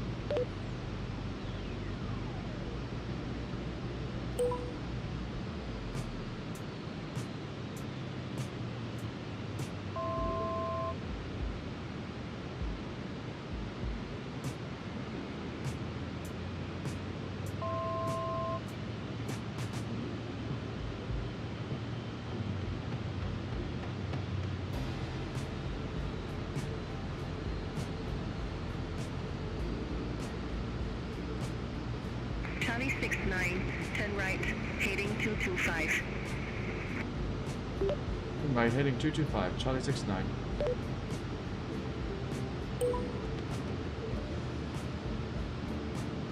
China Southern 6064. Contact Guangzhou Control 118.905. Contact Guangzhou Control 118.905. China Southern 6064.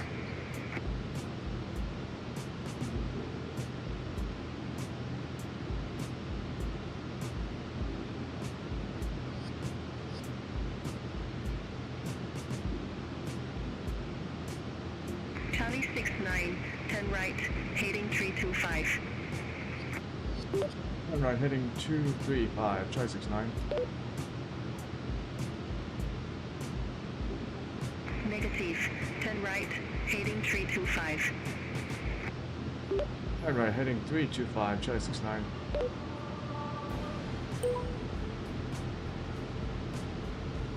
And that Charlie should 69, 4 miles from DH351, turn right, heading 350, maintain 3,000 feet until established on the final approach course. Cleared RMAD Yankee runway 35. Vertical track. Oh my goodness. Turn right heading 350, maintain 3000 until established on the final approach course. Cleared RNAV Yankee 35, Charlie 69.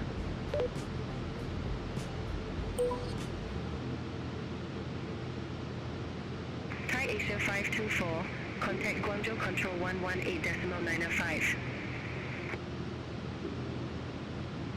Contact Guangzhou Control 118.905, Thai Asia 524.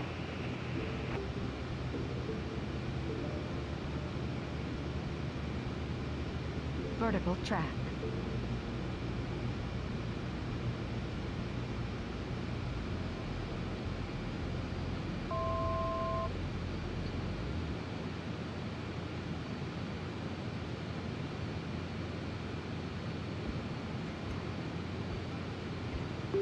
Charlie 69, established on approach. Charlie 69, Roger.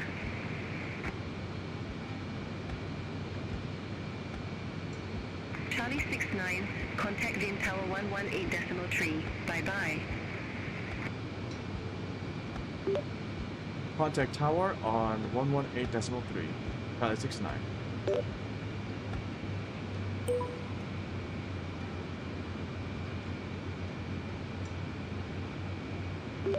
Tower Charlie 69 on RNA Yankee 35 approach, altitude 2,500.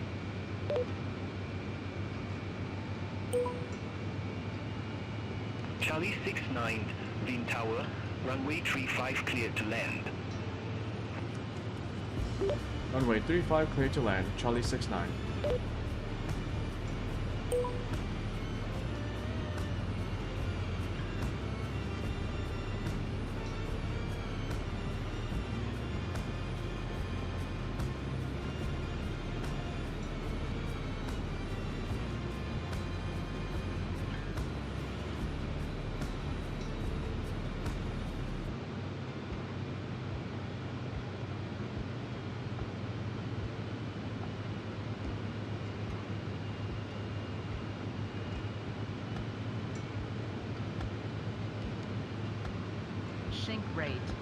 Sink rate, pull up, pull up, pull up, pull up, pull up, pull up, pull up, pull up, pull up, pull up, pull up.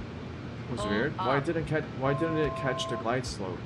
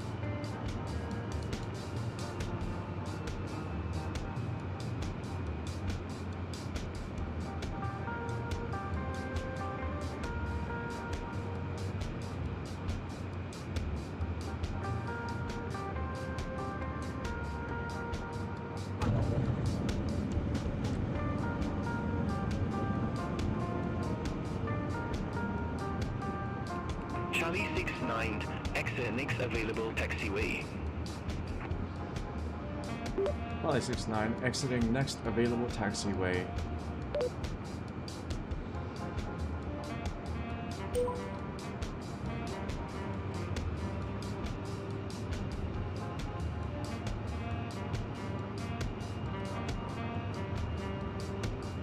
Whoop.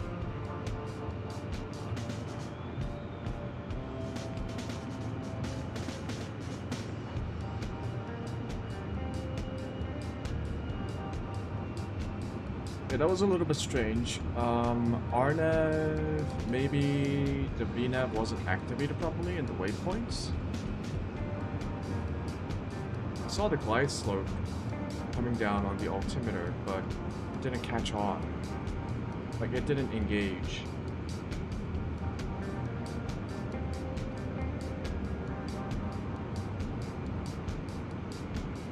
Doesn't really matter, but I would still like to know what went wrong so that I can improve upon it next time.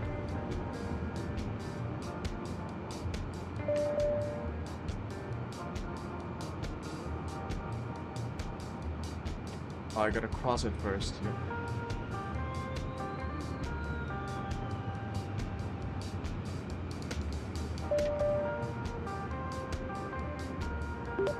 Charlie 69 requesting taxi to assigned parking.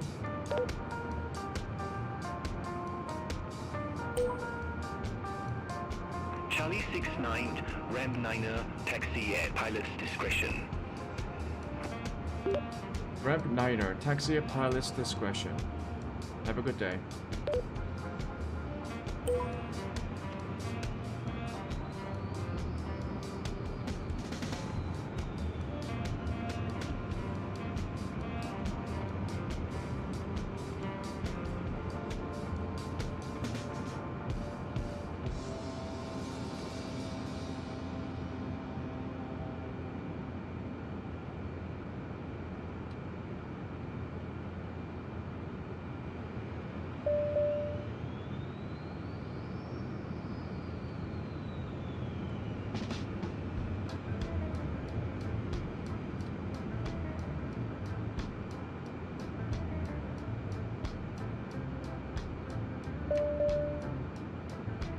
Well,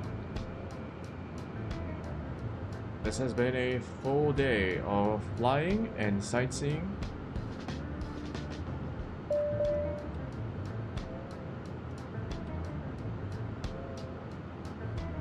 Shit.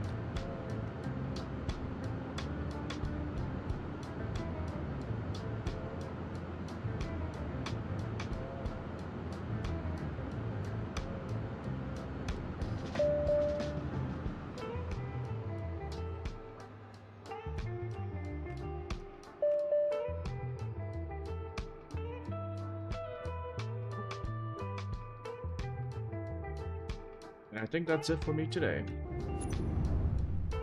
We have arrived at Vin Airport in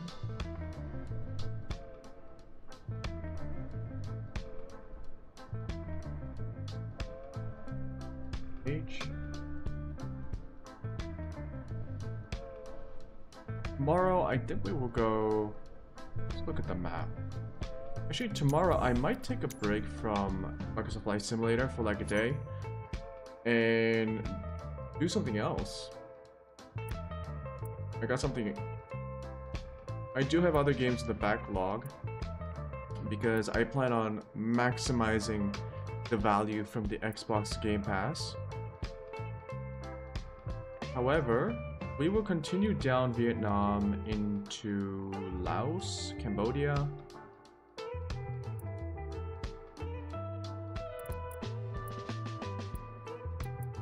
And then make our way across the Southeast Asia onto Australia, actually.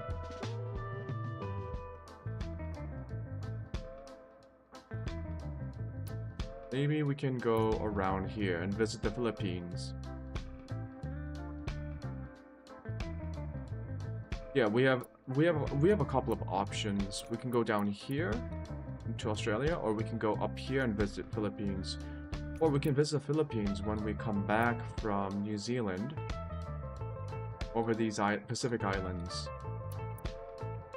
So we get down here to Australia, then to New Zealand, then up over Pacific Islands, Polynesia, Philippines, and then make our way over to the Himalayas and cross over into India. Definitely want to visit the Himalayas, for sure. But yeah, this is gonna take... I vastly underestimated how long this might take. So yeah, I'm not gonna burn myself out. Gonna take a break from Microsoft Flight Simulator for a day, and then I think we'll continue the day after tomorrow. Until then,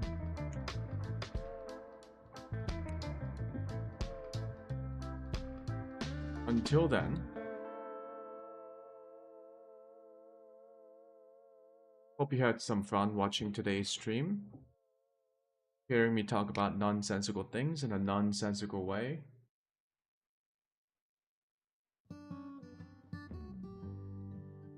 Well, shit, I don't have anything more to say. I hope you enjoyed it. Whoa, why is the game using 31.7 gigabytes of system memory?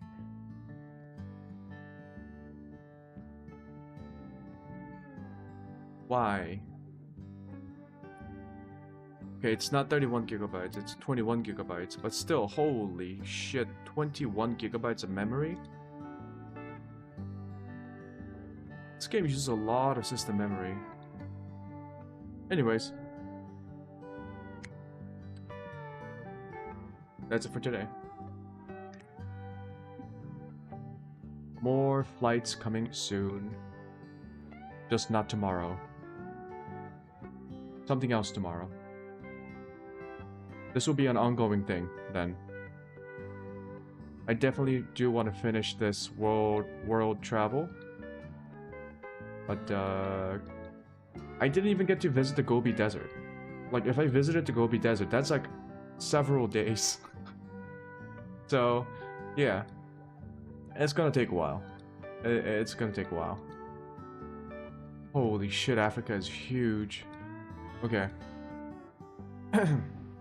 Bye. Do I need to buy more RAM? Anyways, bye.